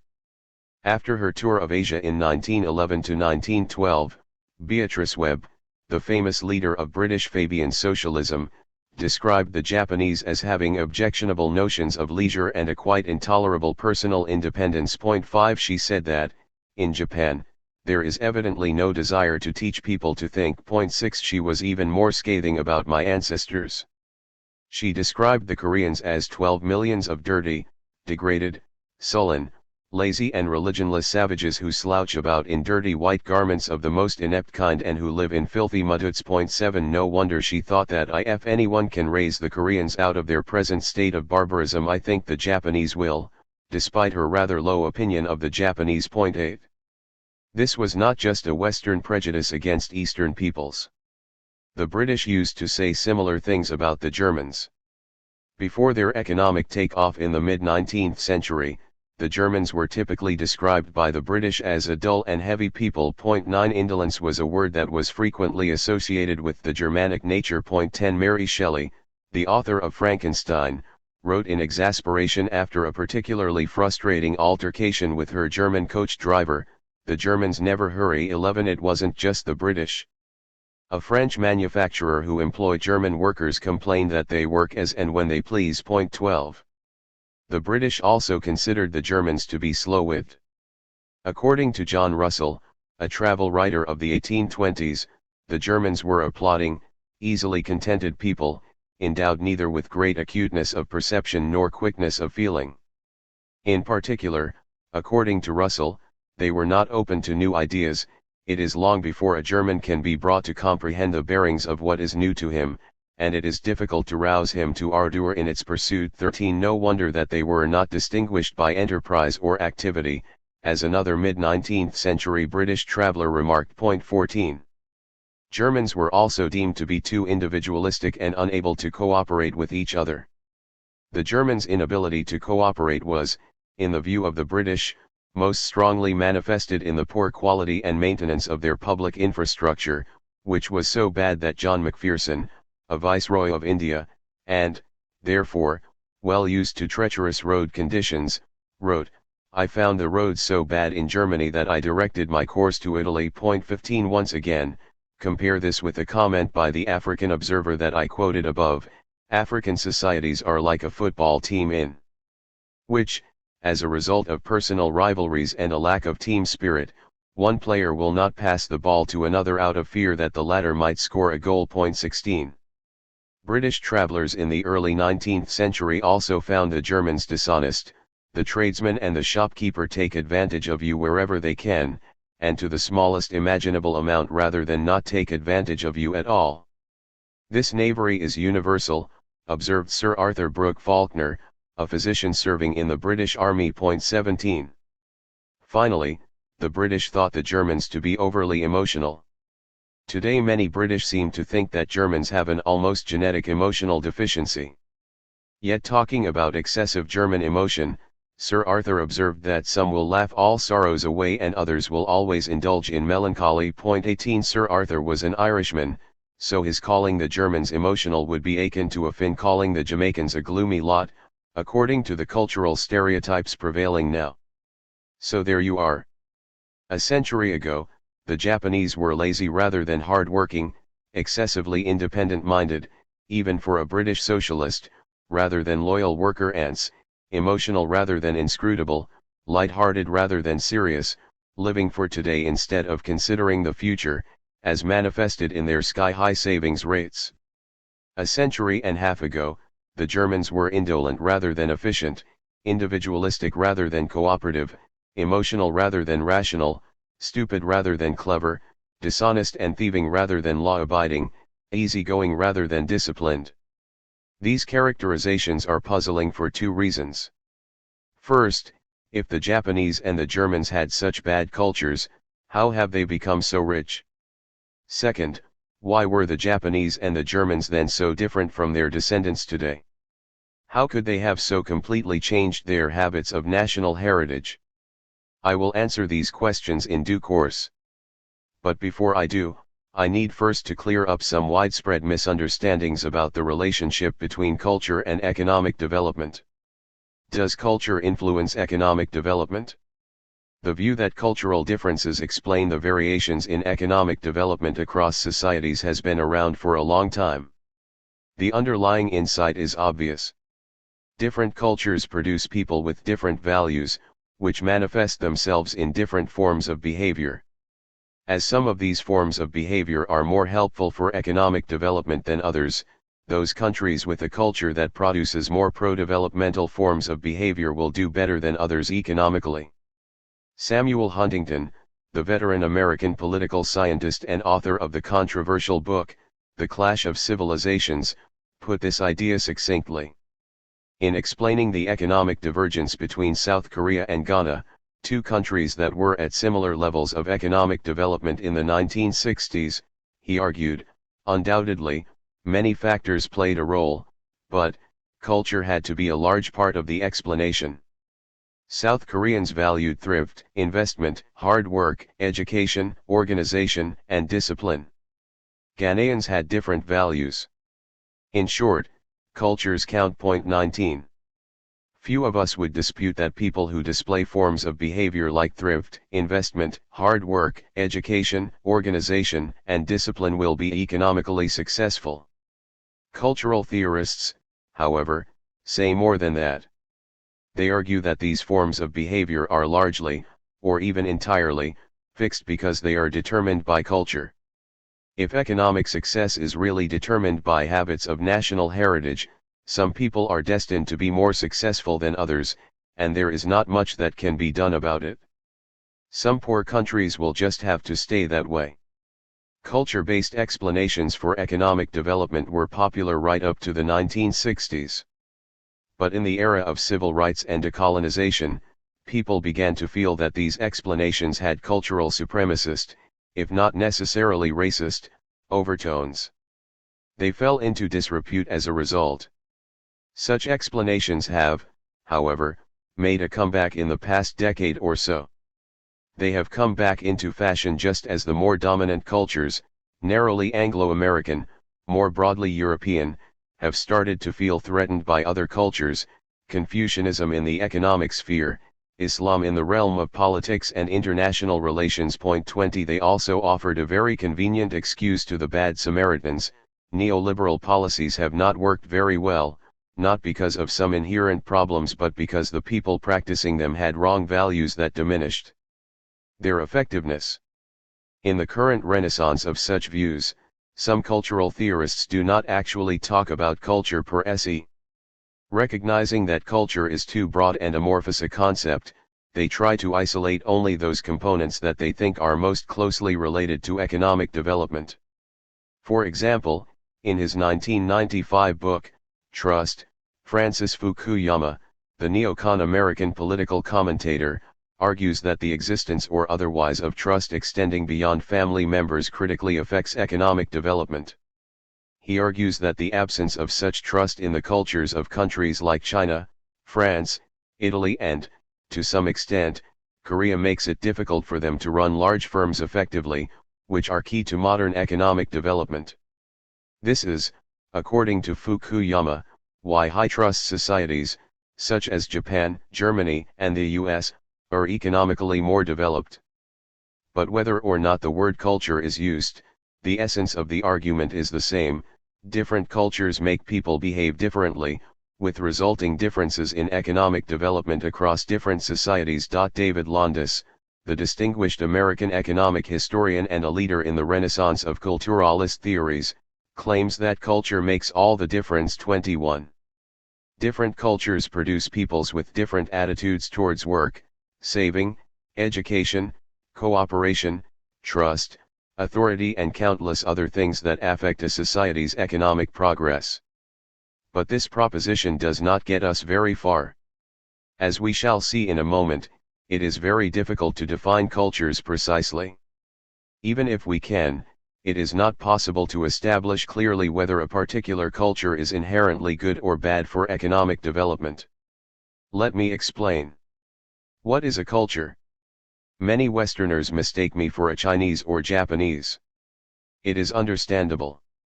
With slanted eyes, straight black hair and prominent cheekbones, East Asians all look the same, at least to a Westerner who does not understand all the subtle differences in facial features, mannerisms, and dress sense among people from different East Asian countries. To Westerners who apologize for mistaking me for a Chinese or Japanese, I tell them it's okay, because most Koreans call all Westerners Americans, a notion that some Europeans might find disagreeable. To the uninitiated Korean, I tell them, all Westerners look the same, with their big noses, round eyes and excessive facial hair. This experience warns against excessively broad categorization of people. Of course, what is excessively broad depends on the purpose of the categorization. If we are comparing the human brain with that of, say, the dolphin, even the overarching category of Homo sapiens may be good enough. But if we are studying how culture makes a difference to economic development, even the relatively narrow category Korean may be problematic. Broader categories, like Christian or Muslim, obscure much more than they reveal. In most culturalist arguments, however, cultures are defined very loosely. We are often offered incredibly coarse categories, such as East-West, which I am not even going to bother to criticize. Very often, we are offered broad religious categories, like Christian, which from time to time is lumped together with Judaism into Judeo-Christian, and which is regularly divided into Catholic and Protestant, Muslim, Jewish, Buddhist, Hindu and Confucian. This latter category is particularly controversial, because it is not a religion. Yet think for a minute about these categories. Within the ostensibly homogeneous group Catholic, we have both the ultra-conservative Opus Dei movement, which has become well known through Dan Brown's best-selling novel, The Da Vinci Code, and left-wing liberation theology, epitomized in the famous saying by the Brazilian Archbishop of Olinda and Recife, Dom Helder Camara, "When I give food to the poor, they call me a saint. When I ask why the poor have no food, they call me a communist." These two Catholic subcultures produce people with very different attitudes towards wealth accumulation, income redistribution, and social obligations. Or, to take another example, there are ultra-conservative Muslim societies that seriously limit women's public participation. Yet more than half the professional staff at the Malaysian Central Bank are women, a much higher proportion than at any central bank in the supposedly more feminist Christian countries.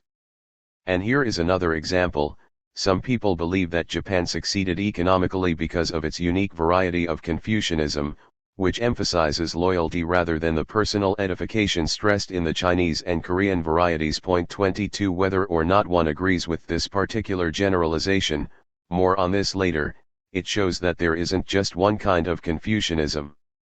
If categories like Confucian or Muslim are too broad, how about taking countries as cultural units? Unfortunately, this does not solve the problem. As the culturalists themselves would be prepared to acknowledge, a country often contains different cultural groups, especially in large and culturally diverse ones, like India and China. But even in a country like Korea, one of the most culturally homogeneous societies in the world, there are significant cultural differences between regions. In particular, people from the southeast, Gyeongsang, think of those from the southwest, Cholia, as clever but totally untrustworthy double dealers. Southwesterners return the compliment by regarding the southeasterners as a crude and aggressive, albeit determined and well-organized, bunch of people. It wouldn't be too far-fetched to say that the stereotypes of these two Korean regions are similar to the stereotypes the French and the Germans have of each other. The cultural animosity between the two regions of Korea is so intense that some families won't even allow their children to marry into families from the other region. So is there a single Korean culture or not? And, if things are as complicated as that for Korea, do we even need to talk about other countries? I could go on, but I think I have made the point that broad categories, like Catholic or Chinese, are simply too crude to be analytically meaningful, and that even a country is too big a cultural unit to generalize about. The culturalists may well retort that all we have to do is work with finer categories like Mormon or Japanese Confucian, rather than broader ones like Christian or Confucian. If only matters were that simple. There are more fundamental problems with culturalist theories, to which I turn now. Dr. Jekyll vs. Mr. Hyde. Ever since the East Asian economic miracle, it has become very popular to argue that it was Confucian culture that was responsible, at least partly, for the region's economic successes. Confucian culture, it was pointed out, emphasizes hard work, education, frugality, cooperation, and obedience to authority. It seemed obvious that a culture that encourages the accumulation of human capital, with its emphasis on education, and physical capital, with its emphasis on thrift, while encouraging cooperation and discipline, must be good for economic development. But, before the East Asian economic miracle, people used to blame Confucianism for the region's underdevelopment. And they were right. For Confucianism does have a lot of aspects that are inimical to economic development. Let me mention the most important ones. Confucianism discourages people from taking up professions like business and engineering that are necessary for economic development. At the pinnacle of the traditional Confucian social system were scholar bureaucrats. They formed the ruling class, together with the professional soldiers, who were second-class rulers.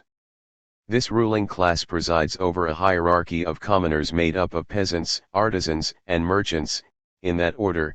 Below them were slaves. But there was a fundamental divide between the peasantry and the other subordinate classes. At least in theory, individual peasants could gain entry into the ruling class if they passed the competitive civil service examination, and they occasionally did. Artisans and merchants, however, were not even allowed to sit for the examination. To make matters worse, the civil service examination only tested people for their scholastic knowledge of the Confucian classics, which made the ruling class scornful of practical knowledge. In the 18th century, Korean Confucian politicians slaughtered rival factions in a row over how long the king should wear mourning following his mother's death, 1 year or 3 years. Scholar bureaucrats were supposed to live in clean poverty, although the practice was often different, and thus they actively looked down upon money-making. In the modern setting, Confucian culture encourages talented people to study law or economics in order to become bureaucrats, rather than engineers, artisans, or businessmen, merchants, occupations that contribute much more directly to economic development. Confucianism also discourages creativity and entrepreneurship. It has a rigid social hierarchy and, as I have noted, prevents certain segments of society, artisans, merchants, from moving upwards.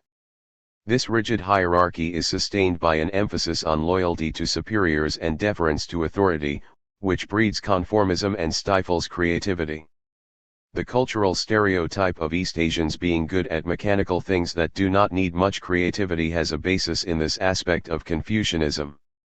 Confucianism, it can also be argued, hampers the rule of law. Many people, particularly neoliberals, believe that the rule of law is crucial for economic development, because it is the ultimate guarantor against arbitrary expropriation of property by rulers. Without the rule of law, it is said, there can be no security of property rights, which, in turn, will make people reluctant to invest and create wealth. Confucianism may not encourage arbitrary rule, but it is true that it does not like the rule of law, which it regards as ineffectual, as seen in the following famous passage from Confucius: if the people be led by laws, and uniformity sought to be given them by punishments, they will try to avoid the punishment, but have no sense of shame. If they be led by virtue, and uniformity sought to be given them by the rules of propriety, they will have the sense of shame, and moreover will become good. I agree. With strict legal sanctions, people will abide by the law out of fear of punishment, but too much emphasis on law can make them feel that they are not trusted as moral actors. Without that trust, people will not go that extra mile that makes their behavior moral and not just law-abiding.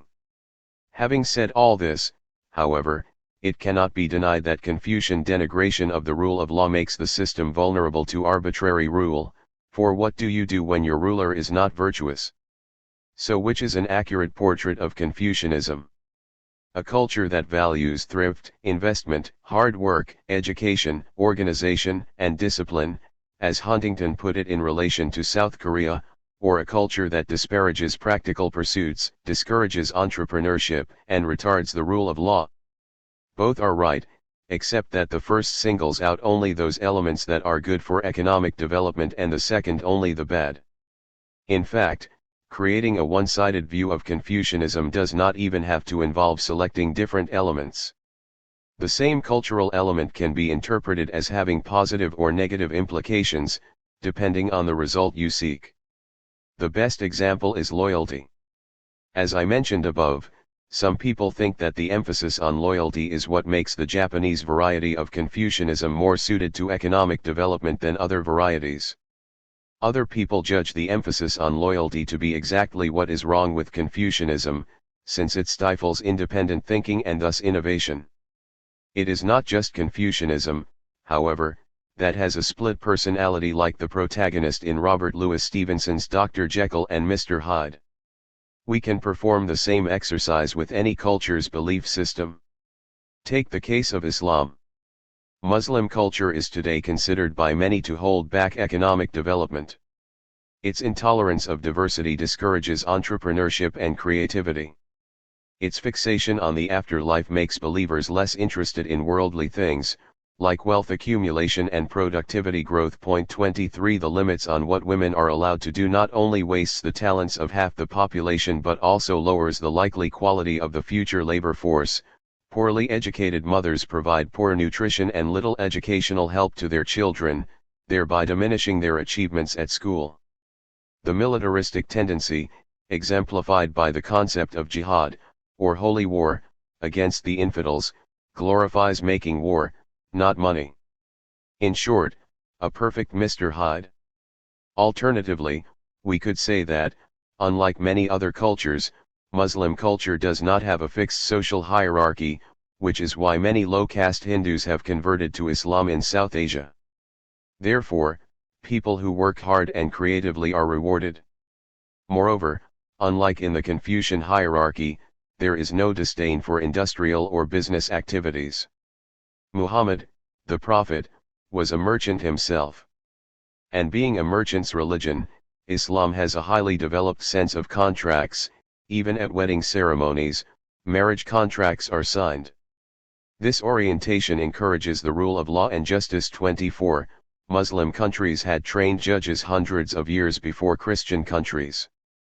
There is also an emphasis on rational thinking and learning. The Prophet notably said that the ink of the scholar is more sacred than the blood of the martyr. This is one of the reasons why the Arab world once led the world in mathematics, science, and medicine.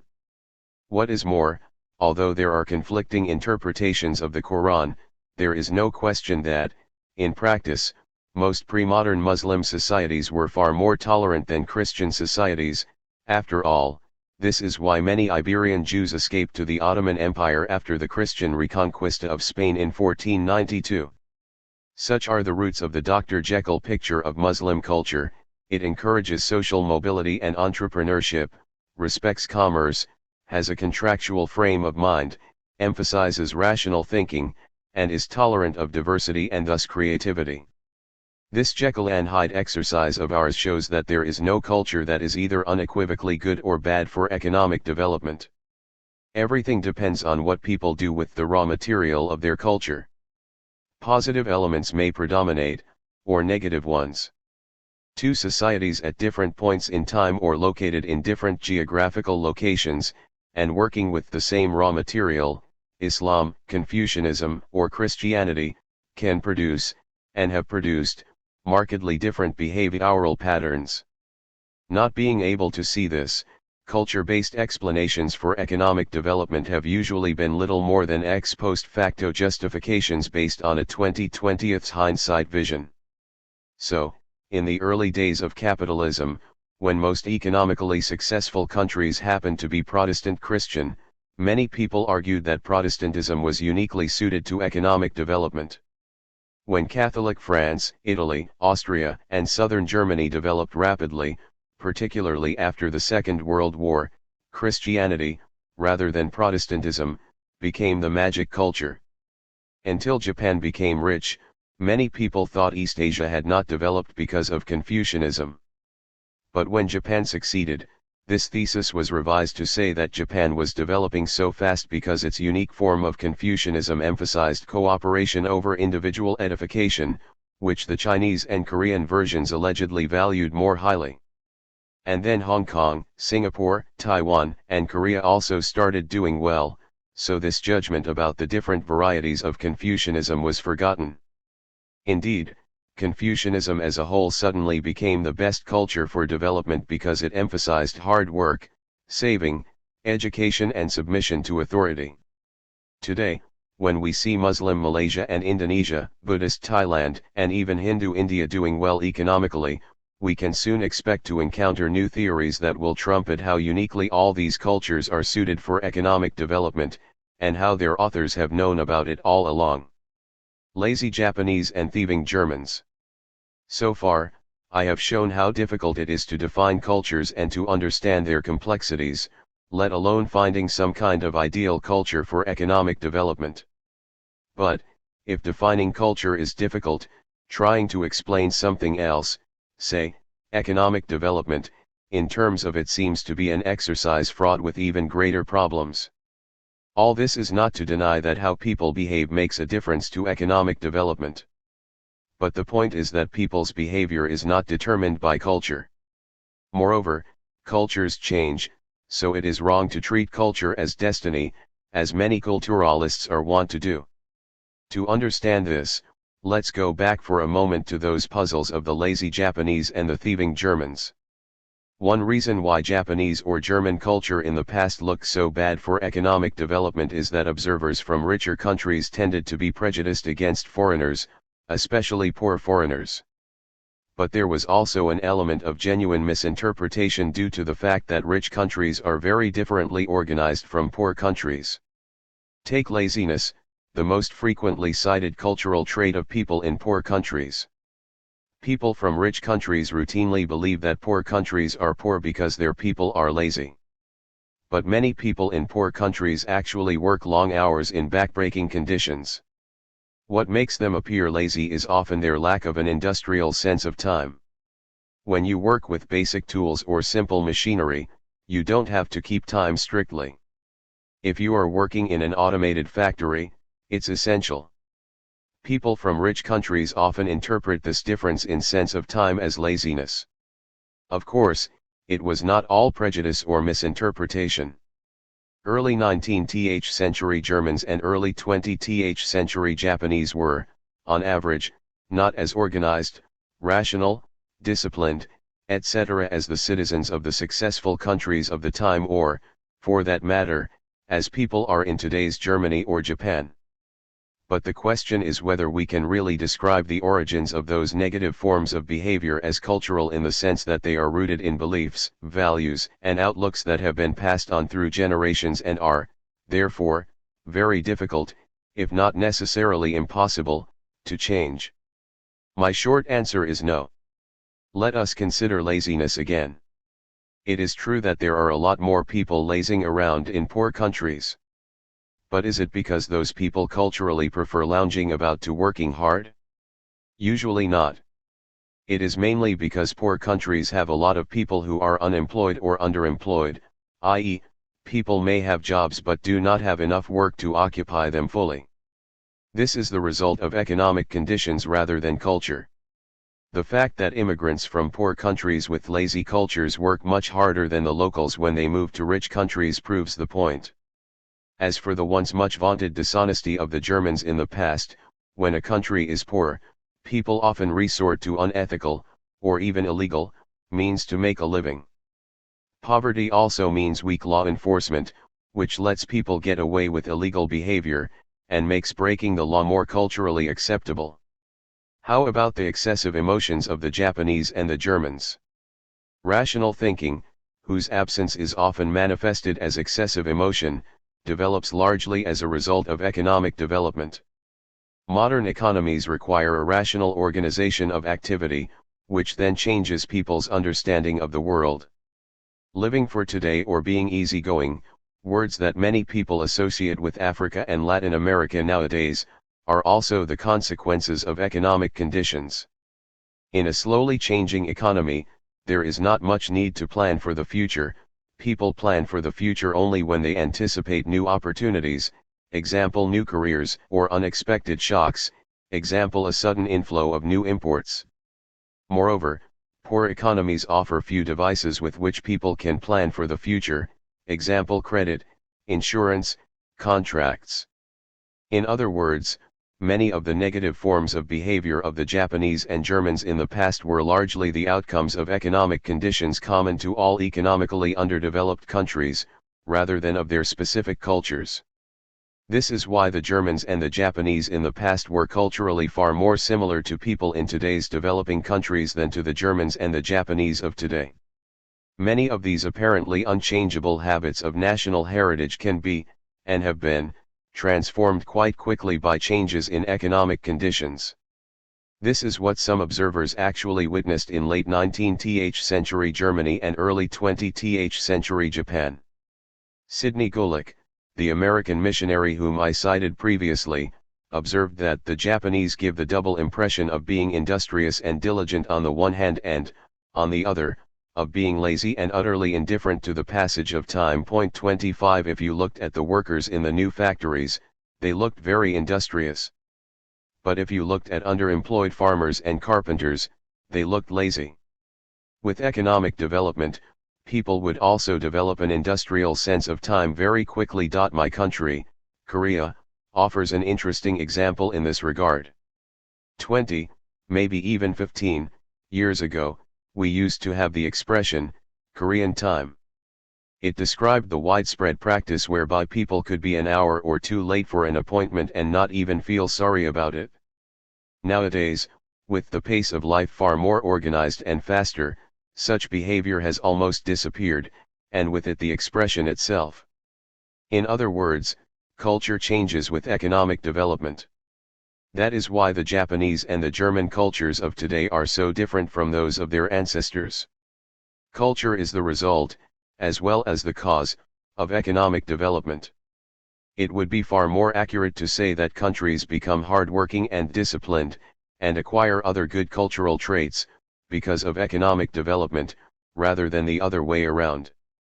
Many culturalists accept, in theory, that cultures change. But in practice most of them treat culture as pretty immutable. This is why, despite endless contemporary accounts to the contrary, culturalists today describe the Japanese on the cusp of economic development in the most flattering light. David Londas, a leading proponent of the cultural theory of economic development, says, the Japanese went about modernization with characteristic intensity and system. They were ready for it by virtue of a tradition, recollection, of effective government, by their high levels of literacy, by their tight family structure, by their work ethic and self-discipline, by their sense of national intensity and inherent superiority. 26 Despite the frequent contemporary observation that the Japanese were lazy, Fukuyama claims in his book, Trust, that there was the Japanese counterpart to the Protestant work ethic, formulated at around the same time. 27 When he classifies Germany as an inherently high-trust society, he is also oblivious to the fact that, before they became rich, many foreigners thought the Germans were cheating others all the time and unable to cooperate with one another. A good cultural argument should be able to admit that the Germans and the Japanese were a pretty hopeless bunch in the past and still be able to explain how they developed their economies. But most culturalists, blinded by their conviction that only countries with the right value systems can develop, reinterpret German or Japanese histories so as to explain their subsequent economic success. The fact that culture changes far more quickly than the culturalists assume should give us hope. Negative behavioral traits, like laziness or lack of creativity, do hamper economic development. If these traits are fully, or even predominantly, culturally determined, we would need a cultural revolution in order to get rid of them and start economic development. 28 If we need a cultural revolution before we can develop the economy, economic development would be next to impossible, since cultural revolutions rarely, if ever, succeed. The failure of the Chinese Cultural Revolution, albeit launched for other reasons than economic development, should serve as a salutary warning. Fortunately, we do not need a cultural revolution before economic development can happen.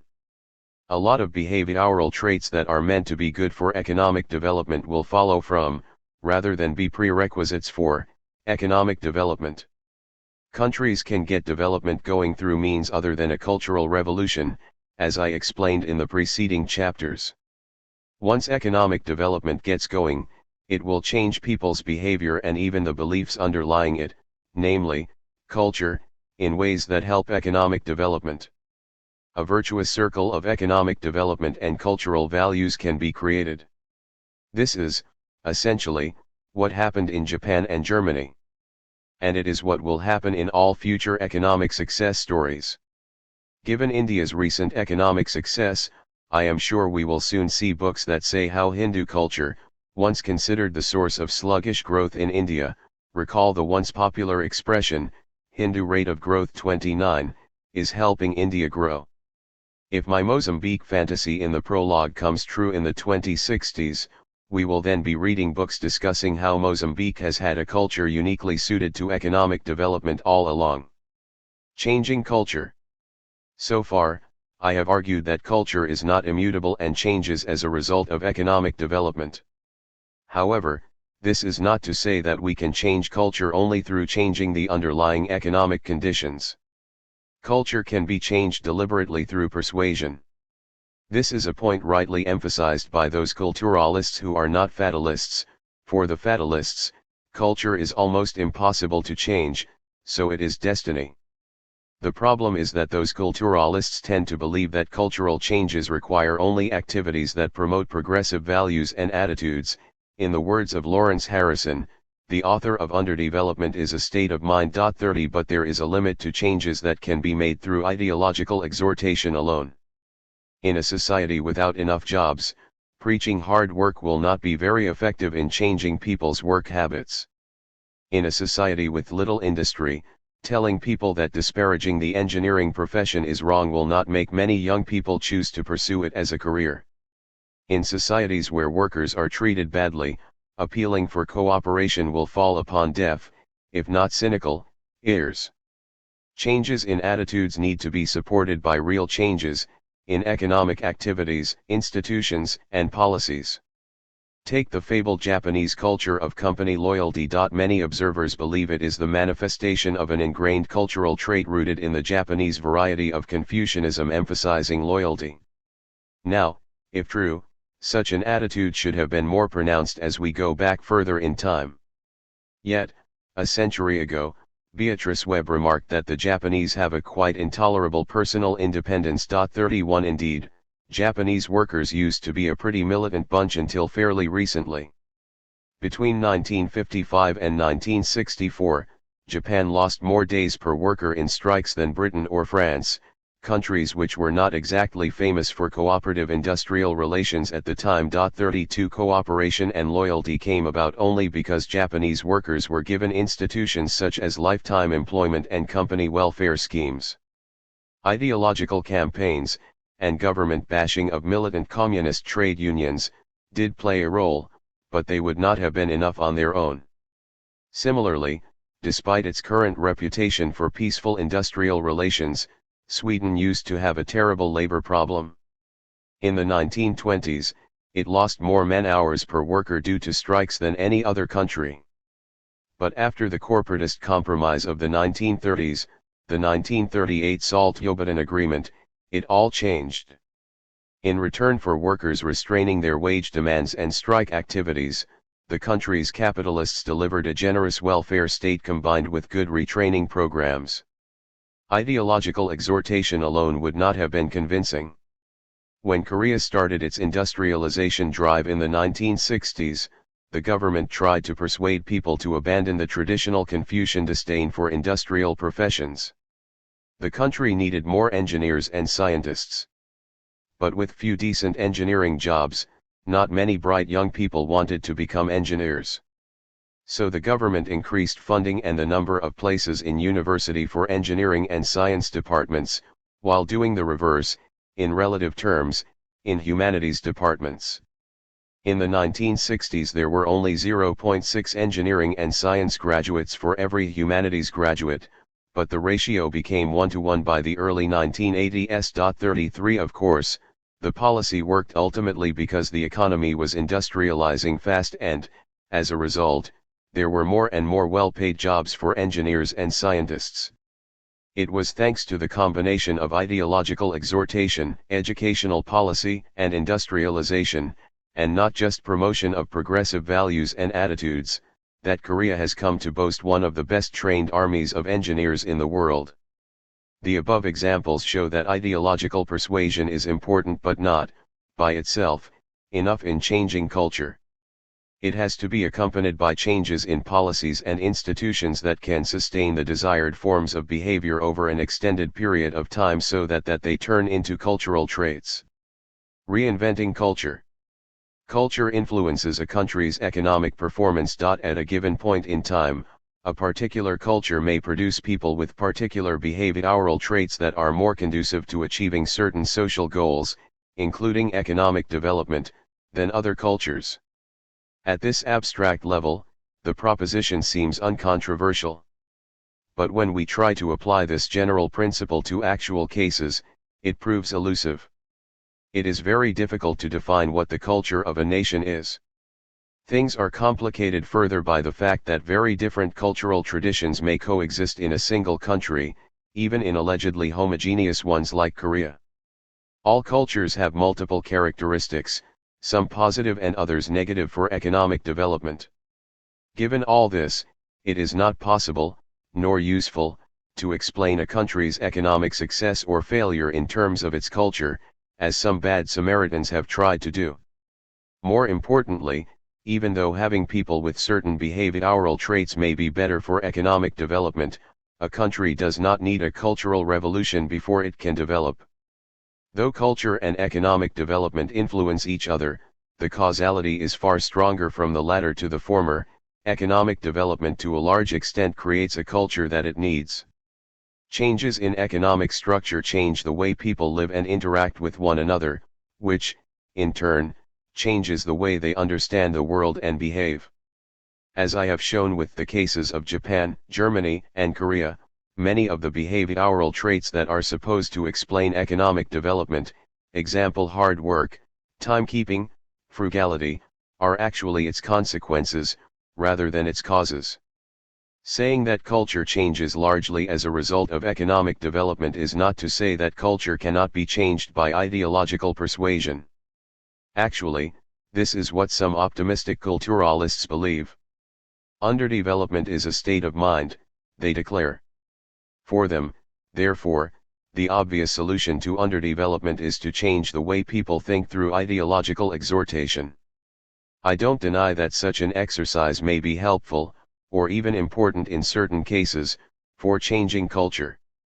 But a cultural revolution will not take root unless there are complementary changes in the underlying economic structures and institutions. So, in order to promote behavioral traits that are helpful for economic development, we need a combination of ideological exhortation, policy measures to promote economic development, and the institutional changes that foster the desired cultural changes. It is not an easy job to get this mix right, but once you do, culture can be changed much more quickly than is normally assumed. Very often what seemed like an eternal national character can change within a couple of decades, if there are sufficient supporting changes in the underlying economic structure and institutions. The rather rapid disappearance of the Japanese national heritage of laziness since the 1920s, the quick development of cooperative industrial relations in Sweden since the 1930s, and the end of Korean time in the 1990s are some prominent examples. The fact that culture can be deliberately changed, through economic policies, institution building, and ideological campaigns, gives us hope. No country is condemned to underdevelopment because of its culture. But at the same time we must not forget that culture cannot be reinvented at will. The failure to create the new man under communism is a good proof of that. The cultural reformer still has to work with existing cultural attitudes and symbols. We need to understand the role of culture in economic development in its true complexity and importance. Culture is complex and difficult to define. It does affect economic development, but economic development affects it more than the other way around. Culture is not immutable. It can be changed through a mutually reinforcing interaction with economic development, ideological persuasion, and complementary policies and institutions that encourage certain forms of behavior, which over time turn into cultural traits. Only then can we free our imaginations both from the unwarranted pessimism of those who believe culture is destiny and from the naive optimism of those who believe they can persuade people to think differently and bring about economic development that way. Confucianism is named after Confucius, the Latinized name of the great Chinese political philosopher, Kongzi, who lived in the 6th century BC. Confucianism is not a religion, as it does not have gods or heaven and hell. It is mainly about politics and ethics, but it also has a bearing on the organization of family life, social ceremonies, and etiquette. Although it has had its ups and downs, Confucianism has remained the basis of Chinese culture since it became the official state ideology during the Han Dynasty, 206 BC to AD 220. It spread to other East Asian countries, like Korea, Japan, and Vietnam, over the next several hundred years. Of course, culture, with economic stagnation, can also change for the worse, at least from the point of view of economic development. The Muslim world used to be rational and tolerant, but, following centuries of economic stagnation, many Muslim countries have turned ultra-religious and intolerant. These negative elements have become stronger because of economic stagnation and lack of future prospects. The fact that such forms of behavior are not an inevitable manifestation of Muslim culture is proven by the rational thinking and tolerance prevalent in many prosperous Muslim empires in the past. It is also corroborated by contemporary examples, like Malaysia, whose economic prosperity has made its Islam tolerant and rational, as all those female central bankers I wrote about earlier will tell you. Epilogue. Sao Paulo, October 2037. Can things get better? Luis Soares is a worried man. His family engineering firm, Soares Tecnologia, S.A., which his grandfather, José Antonio, founded in 1997, is on the brink of collapse. The first years of Soares Tecnologia were difficult. The high interest rate policy, which lasted between 1994 and 2009, severely constrained its ability to borrow and expand. But, by 2013, it had grown into a solid middle-sized firm producing watch parts and other precision equipment, thanks to José Antonio's skills and determination. In 2015, Luis's father, Paulo, came back with a PhD in nanophysics from Cambridge and persuaded José Antonio to set up a nanotechnology division, which he headed. That proved a lucky escape. The Talon round of the WTO concluded in 2017 abolished all industrial tariffs except for a handful of reserved sectors for each country. As a result, most manufacturing industries, other than low technology, low-wage ones, got wiped out in most developing countries, including Brazil. The Brazilian nanotechnology industry survived the so-called talent tsunami only because it was one of the reserved industries. Paulo's foresight paid off. Soon after he took over the firm in 2023, after José Antonio's yacht sank in a freak hurricane in the Caribbean, a result of global warming, they said, Soares Tecnologia launched a molecular machine which converted seawater into fresh water with greater efficiency than its American or Finnish rivals. It was a big hit in a country that was suffering from increasingly frequent droughts due to global warming. By that time, the Amazon forest was barely 40% of its 1970 size due to lack of rain, with a helping hand from pasture-hungry cattle ranchers. In 2028, Paulo was even selected as one of the world's 500 leading technology entrepreneurs by the Shanghai-based Key Enterprise, the world's most influential business magazine. Then disaster struck. In 2029, China was hit by a massive financial crisis. Back in 2021, commemorating the 100th anniversary of the foundation of its ruling Communist Party, China had decided to join the OECD, Organization for Economic Cooperation and Development, the club of rich countries. Opening up its capital market was to be the price of its membership. China had already been resisting for some years the pressure from the rich countries to behave responsibly as the world's second biggest economy and to open up its financial market, but once it started negotiating the terms of OECD accession, there was no escape. Some urged caution, saying that China was still a relatively poor country, with an income level that was only 20% of that of the US, but most others were confident that China would do as well in finance as in manufacturing, where its ascendancy seemed unstoppable. Wang Xingguo, the pro-liberalization governor of the People's Bank of China, the central bank, granted full independence in 2017, summed up this optimism perfectly: "What are we afraid of? The money game is in our genes. After all, paper money is a Chinese invention. When it joined the organization in 2024, China revalued its currency, the renminbi, by 4 times and fully opened its capital market. For a while, the Chinese economy boomed as though the sky was the limit. But the resulting real estate and stock market bubbles burst in 2029, requiring the largest IMF rescue package in history. Soaring unemployment and IMF-imposed cuts to government food subsidies led to riots and eventually to the rise of the Yuan Gongchandang, real communist, movement, fueled by the seething resentment of the losers in a society that had moved from the near-absolute equality of Maoist communism to Brazilian-style inequality in the space of less than 2 generations. The real communists have been contained, at least for the moment, following the arrest of all their leaders in 2035, but the resulting political turmoil and social unrest marked the end of the Chinese economic miracle. The Chinese economy being so big by then, it brought the whole world down with it. What came to be known as the Second Great Depression has been going on for several years now, and there seems to be no end in sight. With its largest export market collapsing, Brazil has suffered greatly, although not as heavily as some other countries. The other leading Asian economies, such as India, Japan, and Vietnam, went belly up. Many African countries could not survive the collapse of what, by then, was the biggest buyer of their raw materials. The U.S. economy suffered withdrawal symptoms from the massive flight of Chinese capital from its treasury bill market. The ensuing deep recession in the U.S. economy triggered an even deeper one in Mexico, leading to an armed uprising by the Nuevos Zapatistas, the left-wing guerrillas claiming to be the legitimate heirs of the legendary early 20th century revolutionary Emiliano Zapata.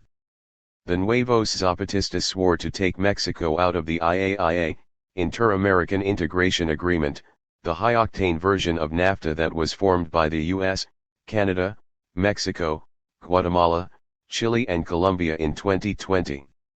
The guerrillas were narrowly defeated after a brutal military operation, aided by the U.S. Air Force and the Colombian Army. The Second Great Depression was bad enough for Source Technology, but then came the coup de grace. In 2033, driven by his free trade convictions and using the dire economic situation as a means to bully the opposition, the maverick Korean-Brazilian president, Alfredo Kim, a former chief economist of the World Bank, took the country into the IAIA. For the Brazilian nanotechnology industry, it was a catastrophe. As a part of the terms of entry into the IAIA, all federal R&D subsidies and government procurement programs, lifelines for the industry, were phased out within 3 years. Tariffs in nanotechnology and a few other reserved sectors that had survived the Talon round were immediately scrapped vis-a-vis the IAIA member countries.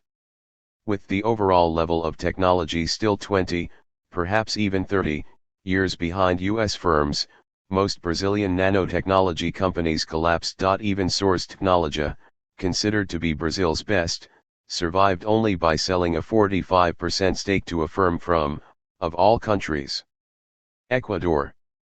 Ecuador had done surprisingly well after forming the Bolivarian Economic Union with Venezuela, Bolivia, Cuba, Nicaragua, and Argentina in 2010. The BU members left the WTO in 2012 in protest at the Talon round agenda. But even survivors like Source Technology were devastated by the new patent law that had now come into force. The US had already extended its patent life from 28 years, instituted in 2018, to 40 years in 2030.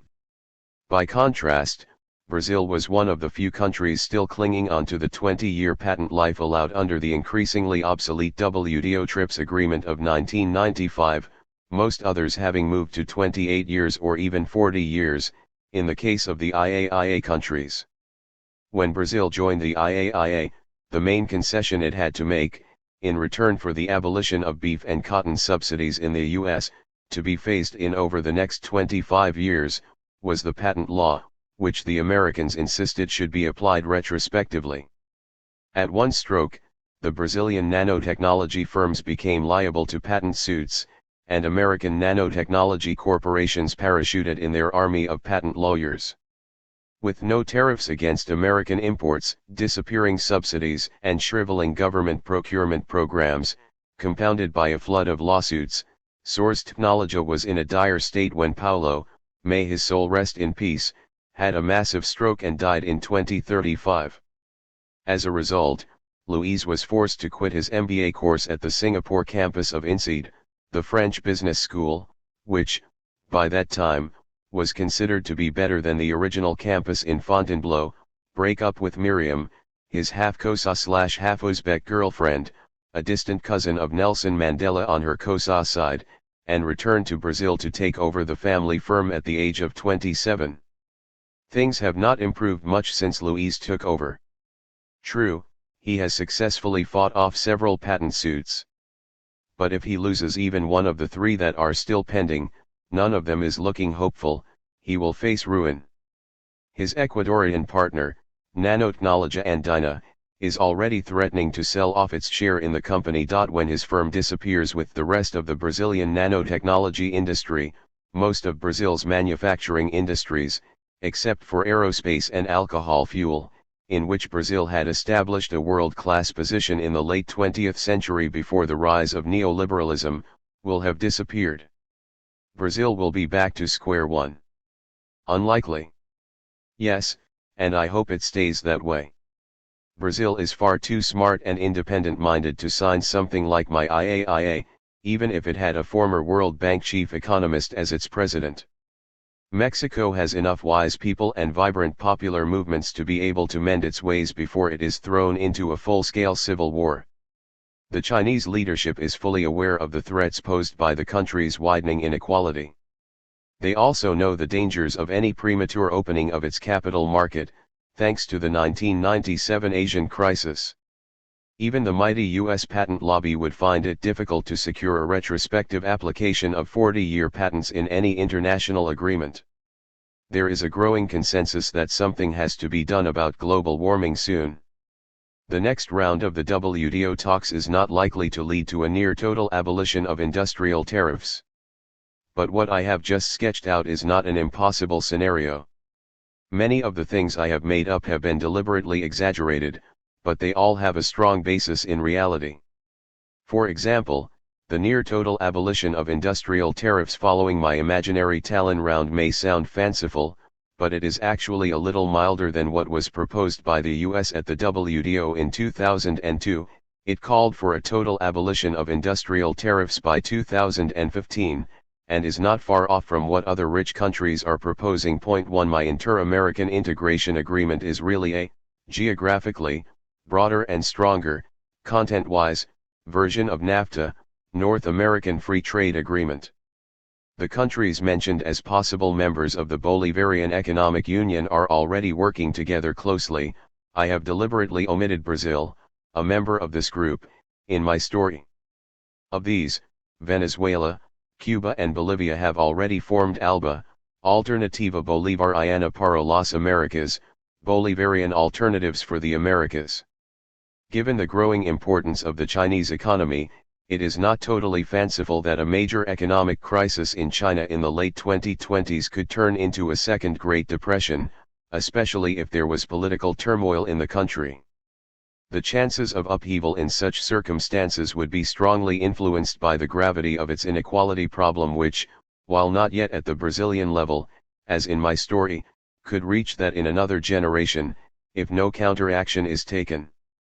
As for a civil war in Mexico, this may sound like a fantasy, but, in today's Mexico, we already have one state, Chiapas, which has been, in effect, ruled by an armed guerrilla group, the Zapatistas under Subcommandant Marcos, since 1994. It would not be impossible for the conflict to escalate if the country were thrown into a major economic crisis, especially if it had continued for another 2 decades with the neoliberal policies that have so ill-served it in the past 2 decades. My US patent scenario is certainly exaggerated, but US pharmaceutical patents can already be de facto extended up to 28 years through data protection and in consideration of the time needed for FDA, Food and Drugs Administration, approval. The US has made sure that these provisions are written into all its free trade agreements. And, as I discussed in the story of Mickey Mouse in Chapter 6, in 1998, U.S. copyright was retrospectively extended.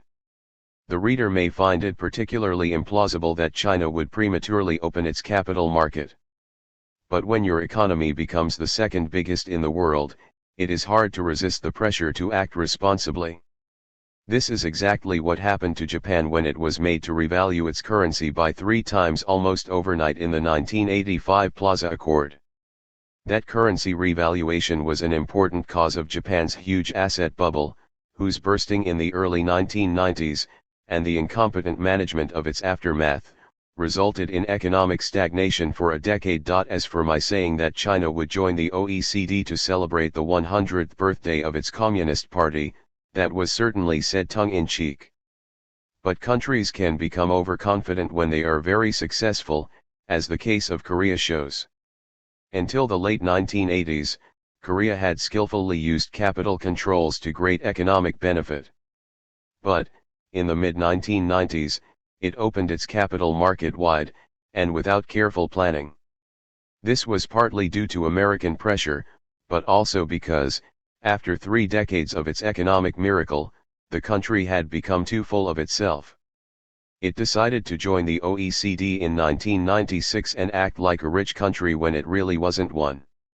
At the time, its per capita income was still only 1/3 that of most OECD member countries and 1/4 that of the richest ones, or slightly above the level China is likely to reach by the mid-2020s. The outcome was the 1997 financial crisis. So my imaginary China story is really a combination of what actually happened in Japan in the 1980s and Korea in the 1990s. Is it really plausible that Brazil would sign up to something like the IAIA? Absolutely not in today's world, but I am talking about a world in the middle of the Second Great Depression and an economy ravaged by another quarter of a century of neoliberalism. Also, we should not underestimate how political leaders driven by ideological convictions can do things which are so out of character with their country's history, if they are there in the right place at the right time. For example, despite the famous British tradition of gradualism and pragmatism, Margaret Thatcher was radical and ideologically driven. Her government changed the character of British politics for the foreseeable future. Likewise, Brazil may have a history of independent-minded and pragmatic foreign policy, but that is not an absolute guarantee against someone like my Alfredo Kim driving it into the IAIA, especially when Brazil does not lack its own supply of free market ideologues. So, my alternative history of the future is not a total fantasy. It is grounded in reality a lot more strongly than may appear at first. If I have been deliberately pessimistic in painting this scenario, it is to remind the reader how big the stakes are. I really hope that, 30 years from now, I will be proved completely wrong. But if the world continues with neoliberal policies currently propagated by the bad Samaritans, many of the events that I document in the story, or something very like them, could happen. Throughout this book, I have made many detailed proposals as to how policies, both nationally and globally, need to be changed in all sorts of areas in order to help poor countries develop and to avert the kind of disaster scenario that I have just described in my History of the Future. In this concluding chapter, I will not repeat or summarize these suggestions, but rather discuss the key principles that lie behind them. In the process, I hope to show how national economic policies and the rules of international economic interactions need to be changed if we are to promote economic development in poor countries and make the world a better place. Defying the market. As I have constantly stressed, markets have a strong tendency to reinforce the status quo. The free market dictates that countries stick to what they are already good at. Stated bluntly, this means that poor countries are supposed to continue with their current engagement in low productivity activities. But their engagement in those activities is exactly what makes them poor. If they want to leave poverty behind, they have to defy the market and do the more difficult things that bring them higher incomes. There are no two ways about it. Defying the market may sound radical. After all, have many countries not failed miserably because they have tried to go against the market? But it is something that is done by business managers all the time.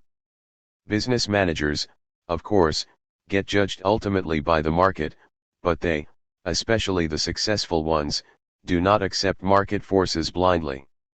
They have their long-term plans for their companies, and these sometimes demand that they buck market trends for considerable periods of time.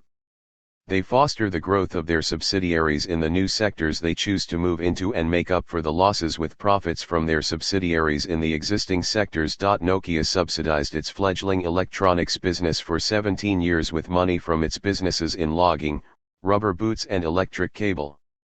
Samsung subsidized its infant electronics subsidiaries for over a decade with money made in textiles and sugar refining.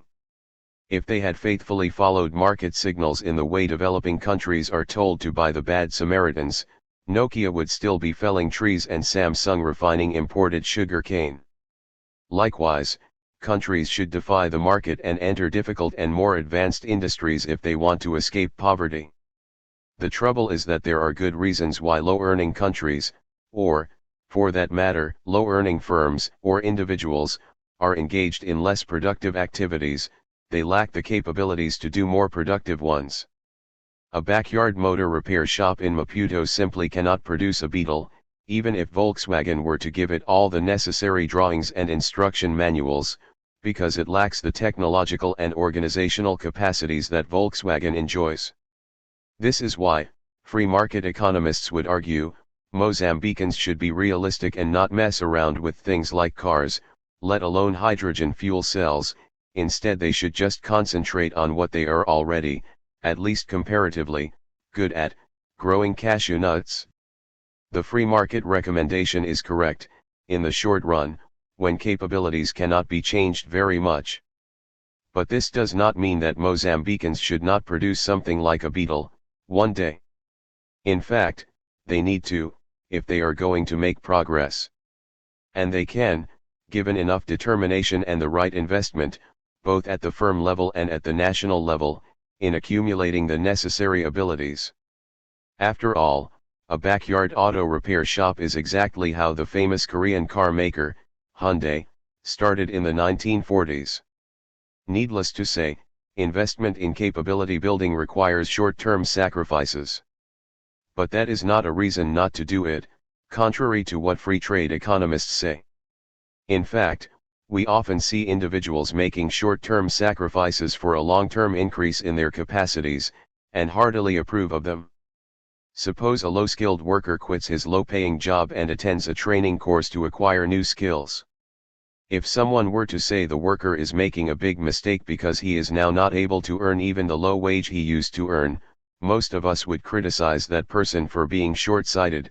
An increase in a person's future earning power justifies such short-term sacrifice. Likewise, countries need to make short-term sacrifices if they are to build up their long-term productive capabilities. If tariff barriers or subsidies allow domestic firms to accumulate new abilities, by buying better machinery, improving their organization and training their workers, and become internationally competitive in the process, the temporary reduction in the country's level of consumption, because it is refusing to buy higher quality, lower price foreign goods, may be totally justified. This simple but powerful principle, sacrificing the present to improve the future, is why the Americans refused to practice free trade in the 19th century. It is why Finland did not want foreign investment until recently. It is why the Korean government set up steel mills in the late 1960s, despite the objections of the World Bank.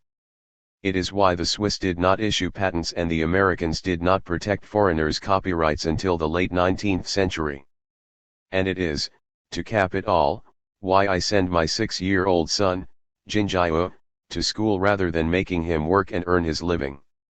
Investment in capacity building can take quite a long time to bear fruit. I may not go as far as Zhou Enlai, the longtime Prime Minister of China under Mao Zedong.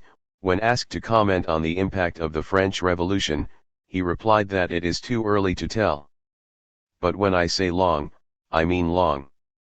I have just mentioned that it took the electronics division of Nokia 17 years to make any profit, but that is just the beginning. It took Toyota more than 30 years of protection and subsidies to become competitive in the international car market, even at the lower end of it. It was a good 60 years before it became one of the world's top car makers. It took nearly 100 years from the days of Henry VII for Britain to catch up with the Low Countries in woolen manufacturing.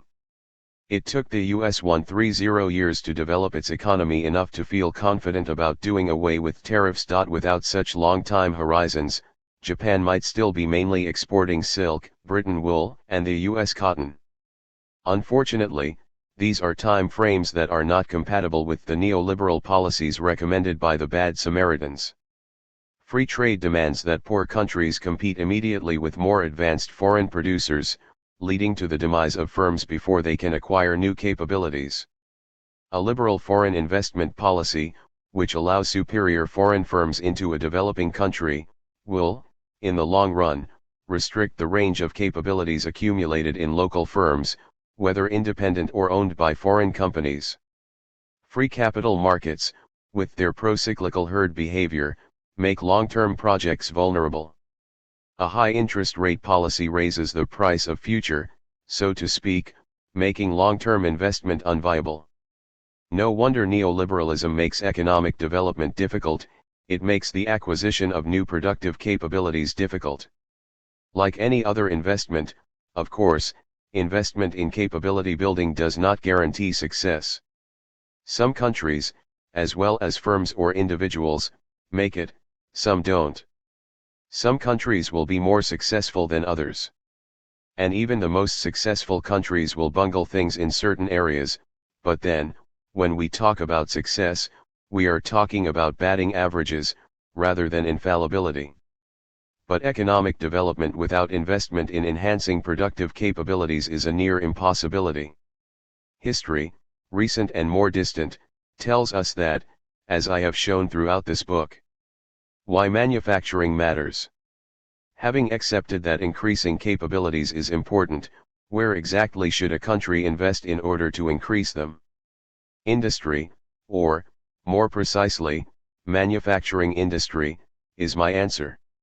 It is also the answer that would have been given by generations of successful engineers of economic development from Robert Walpole onwards, had they been asked the same question.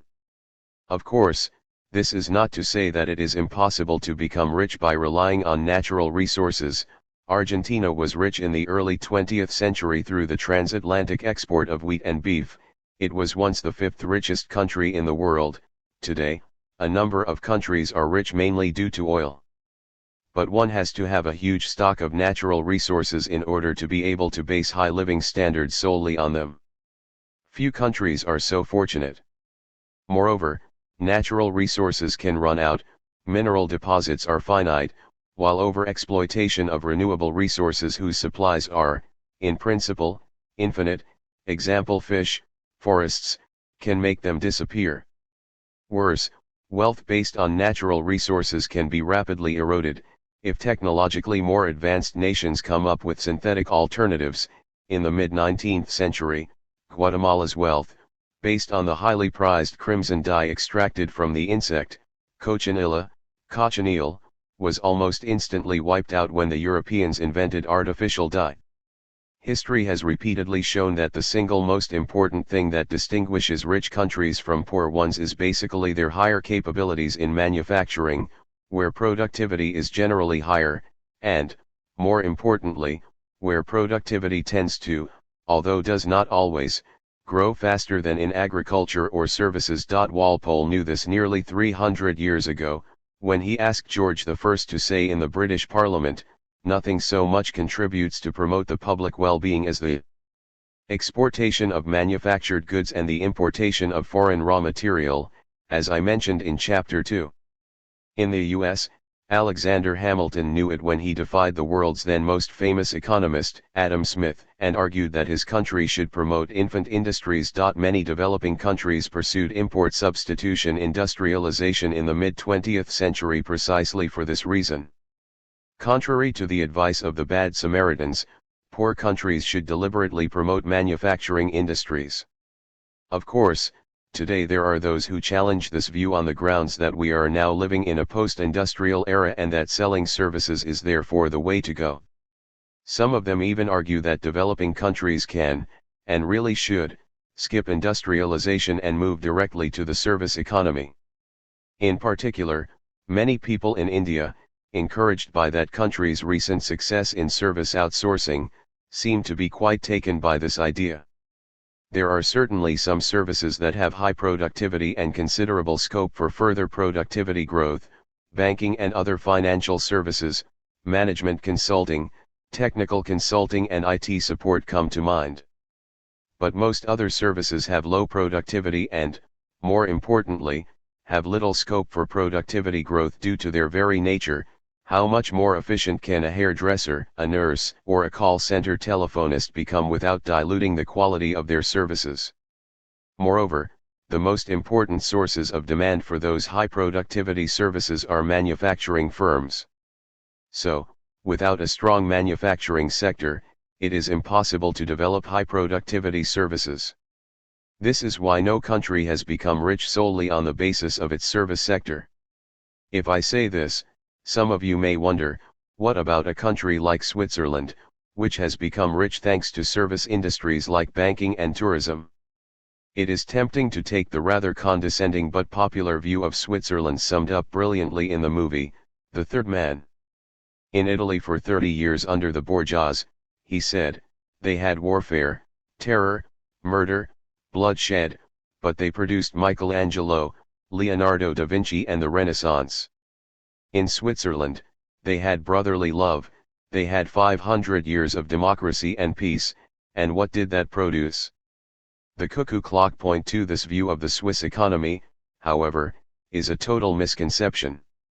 Switzerland is not a country living off black money deposited in its secretive banks and gullible tourists buying tacky souvenirs like cowbells and cuckoo clocks.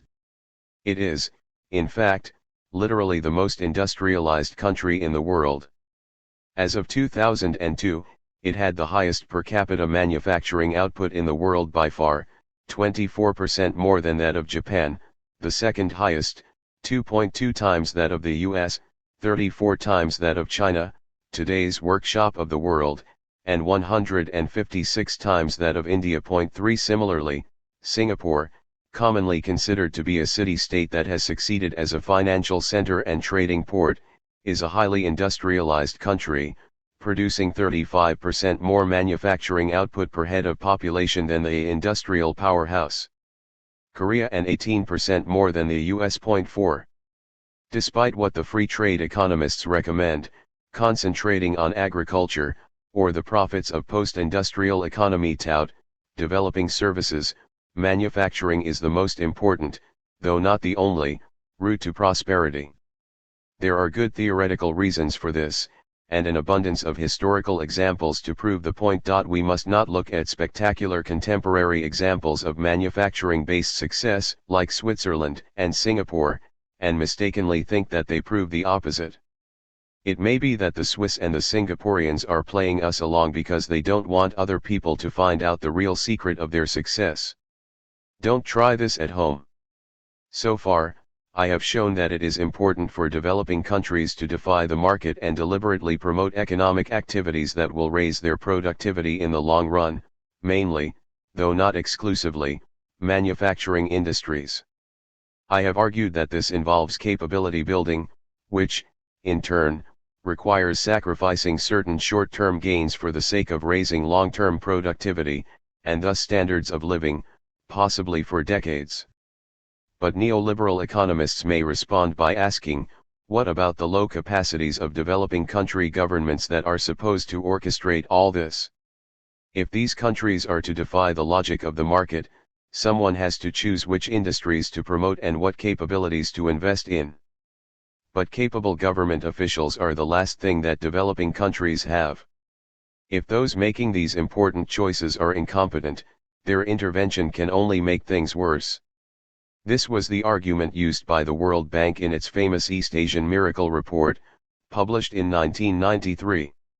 Advising other developing countries against emulating interventionist Japanese and Korean trade and industrial policies, it argued that such policies cannot work in countries without the competence, insulation, and relative lack of corruptibility of the public administrations in Japan and Korea. 5, that is, practically all developing countries.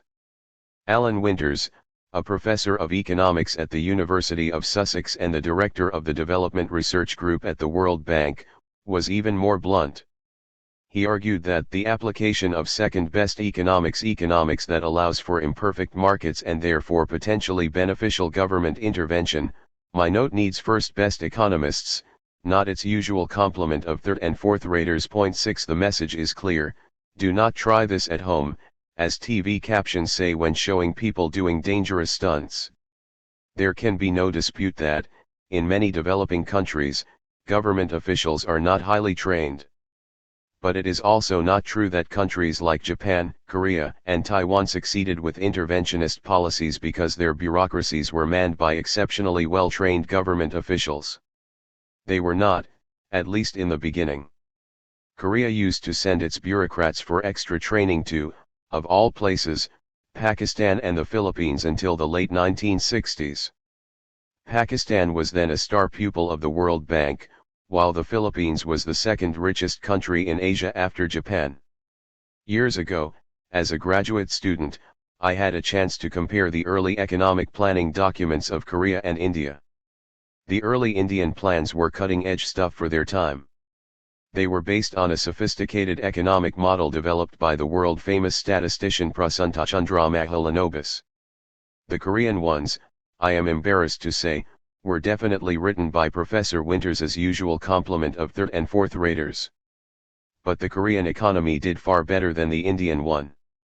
Perhaps we don't need first-best economists to run good economic policy. Indeed, Professor Winters' first-best economists are one thing that the East Asian economies did not have. Japanese economic officials may have been first-best, but they were certainly not economists, they were mostly lawyers by training. Until the 1980s, what little economics they knew were mostly of the wrong kind, the economies of Karl Marx and Friedrich List, rather than of Adam Smith and Milton Friedman.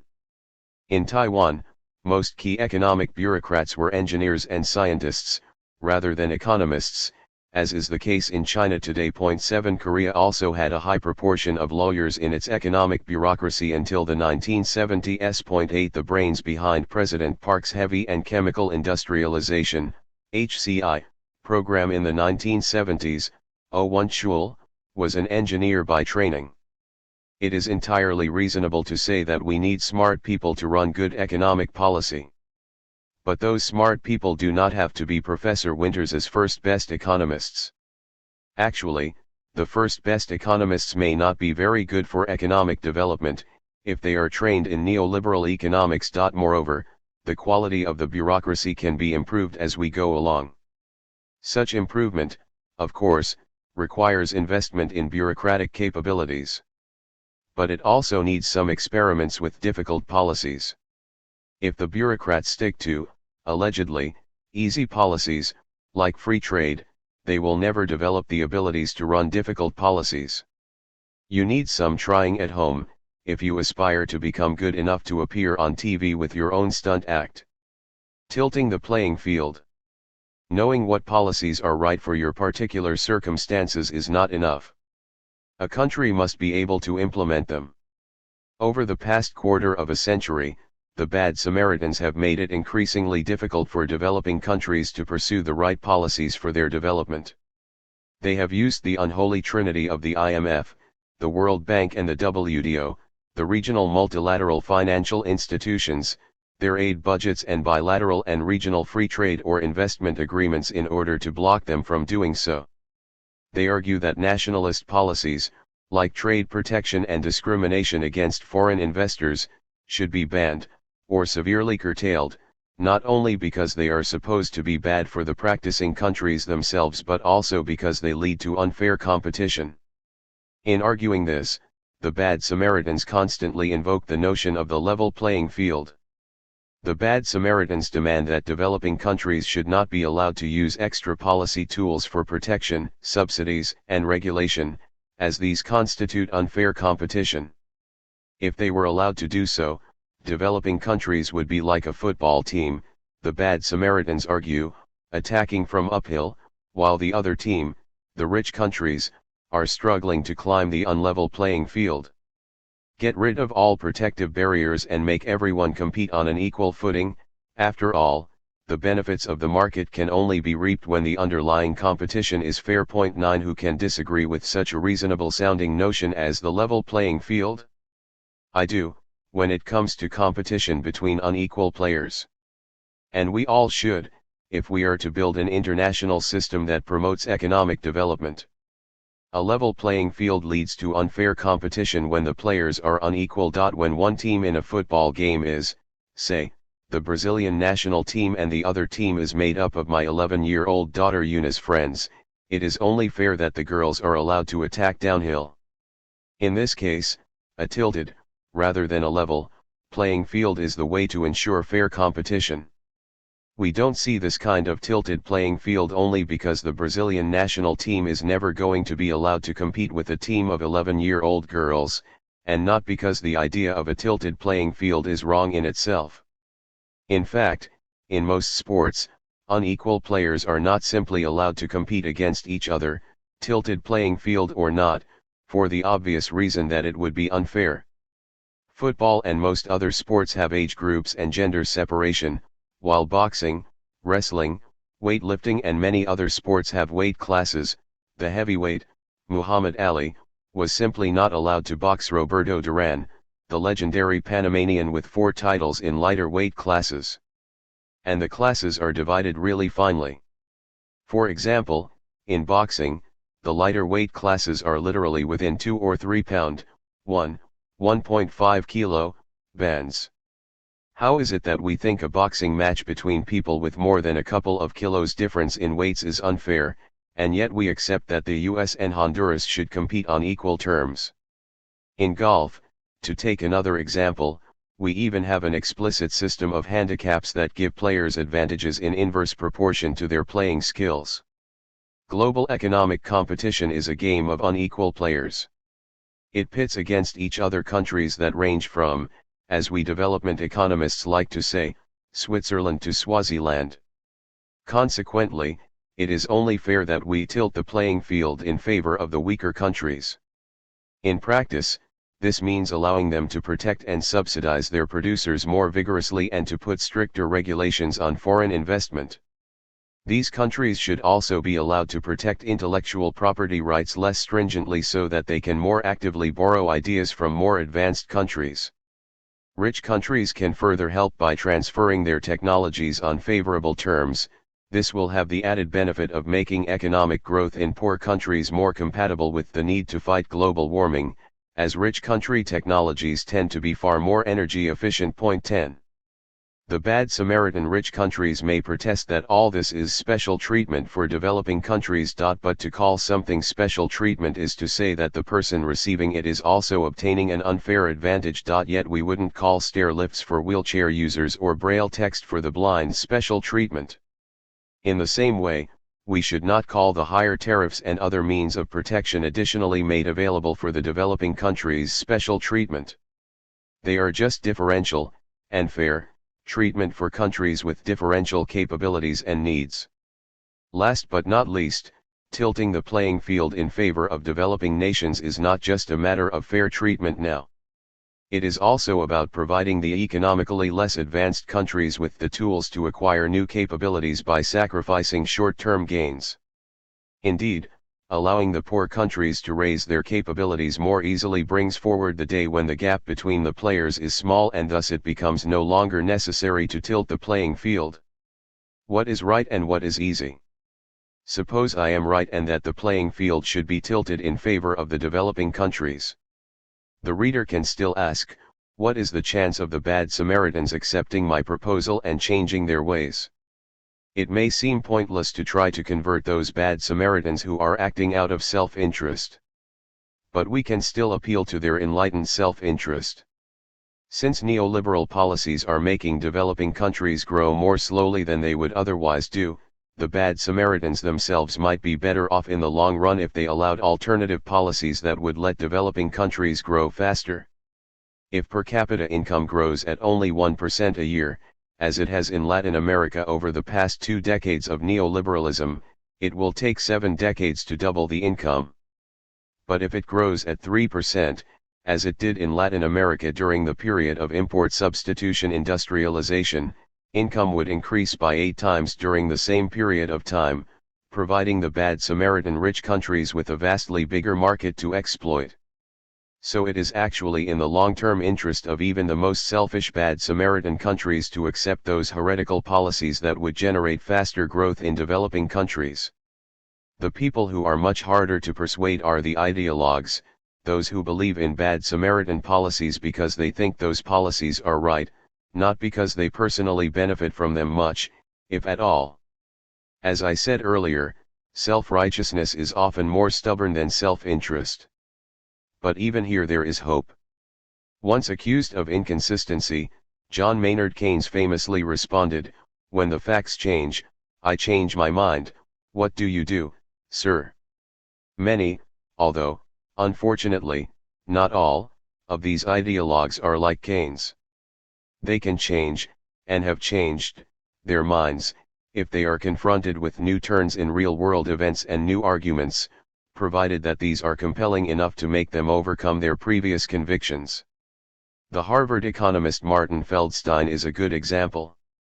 He was once the brains behind Reagan's neoliberal policies, but when the Asian crisis happened, his criticism of the IMF, cited in Chapter 1, was more trenchant than those by some left-wing commentators.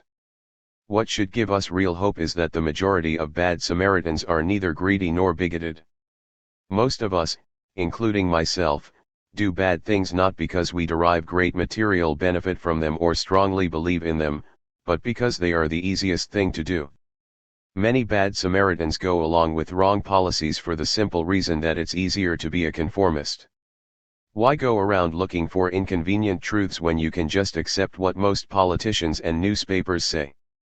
Why bother to find out what is really going on in poor countries when you can easily blame it on corruption, laziness, or the profligacy of their people? Why go out of your way to check up on your own country's history when the official version suggests that it has always been the home of all virtues? Free trade, creativity, democracy, prudence, you name it. It is exactly because most bad Samaritans are like this that I have hope. They are people who may be willing to change their ways, if they are given a more balanced picture, which I hope this book has provided.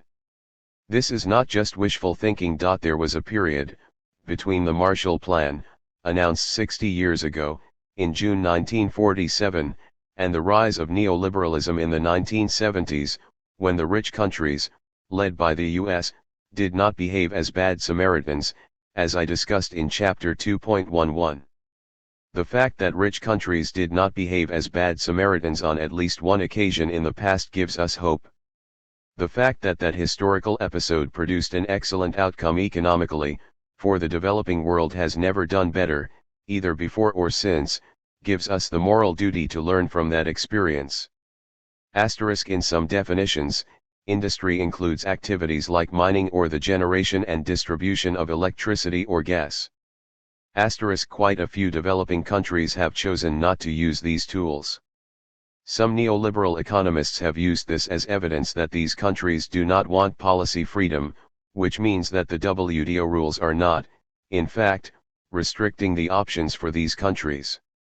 However, what may look like a voluntary choice is likely to have been shaped by past conditionalities attached to foreign aid and IMF World Bank programs, as well as the fear of future punishment by the rich countries. But, even ignoring this problem, it is not right for rich countries to make the choice for developing countries. It is actually quite curious how free market economists who are so much in favor of choice and autonomy do not hesitate to oppose it when it is by developing countries.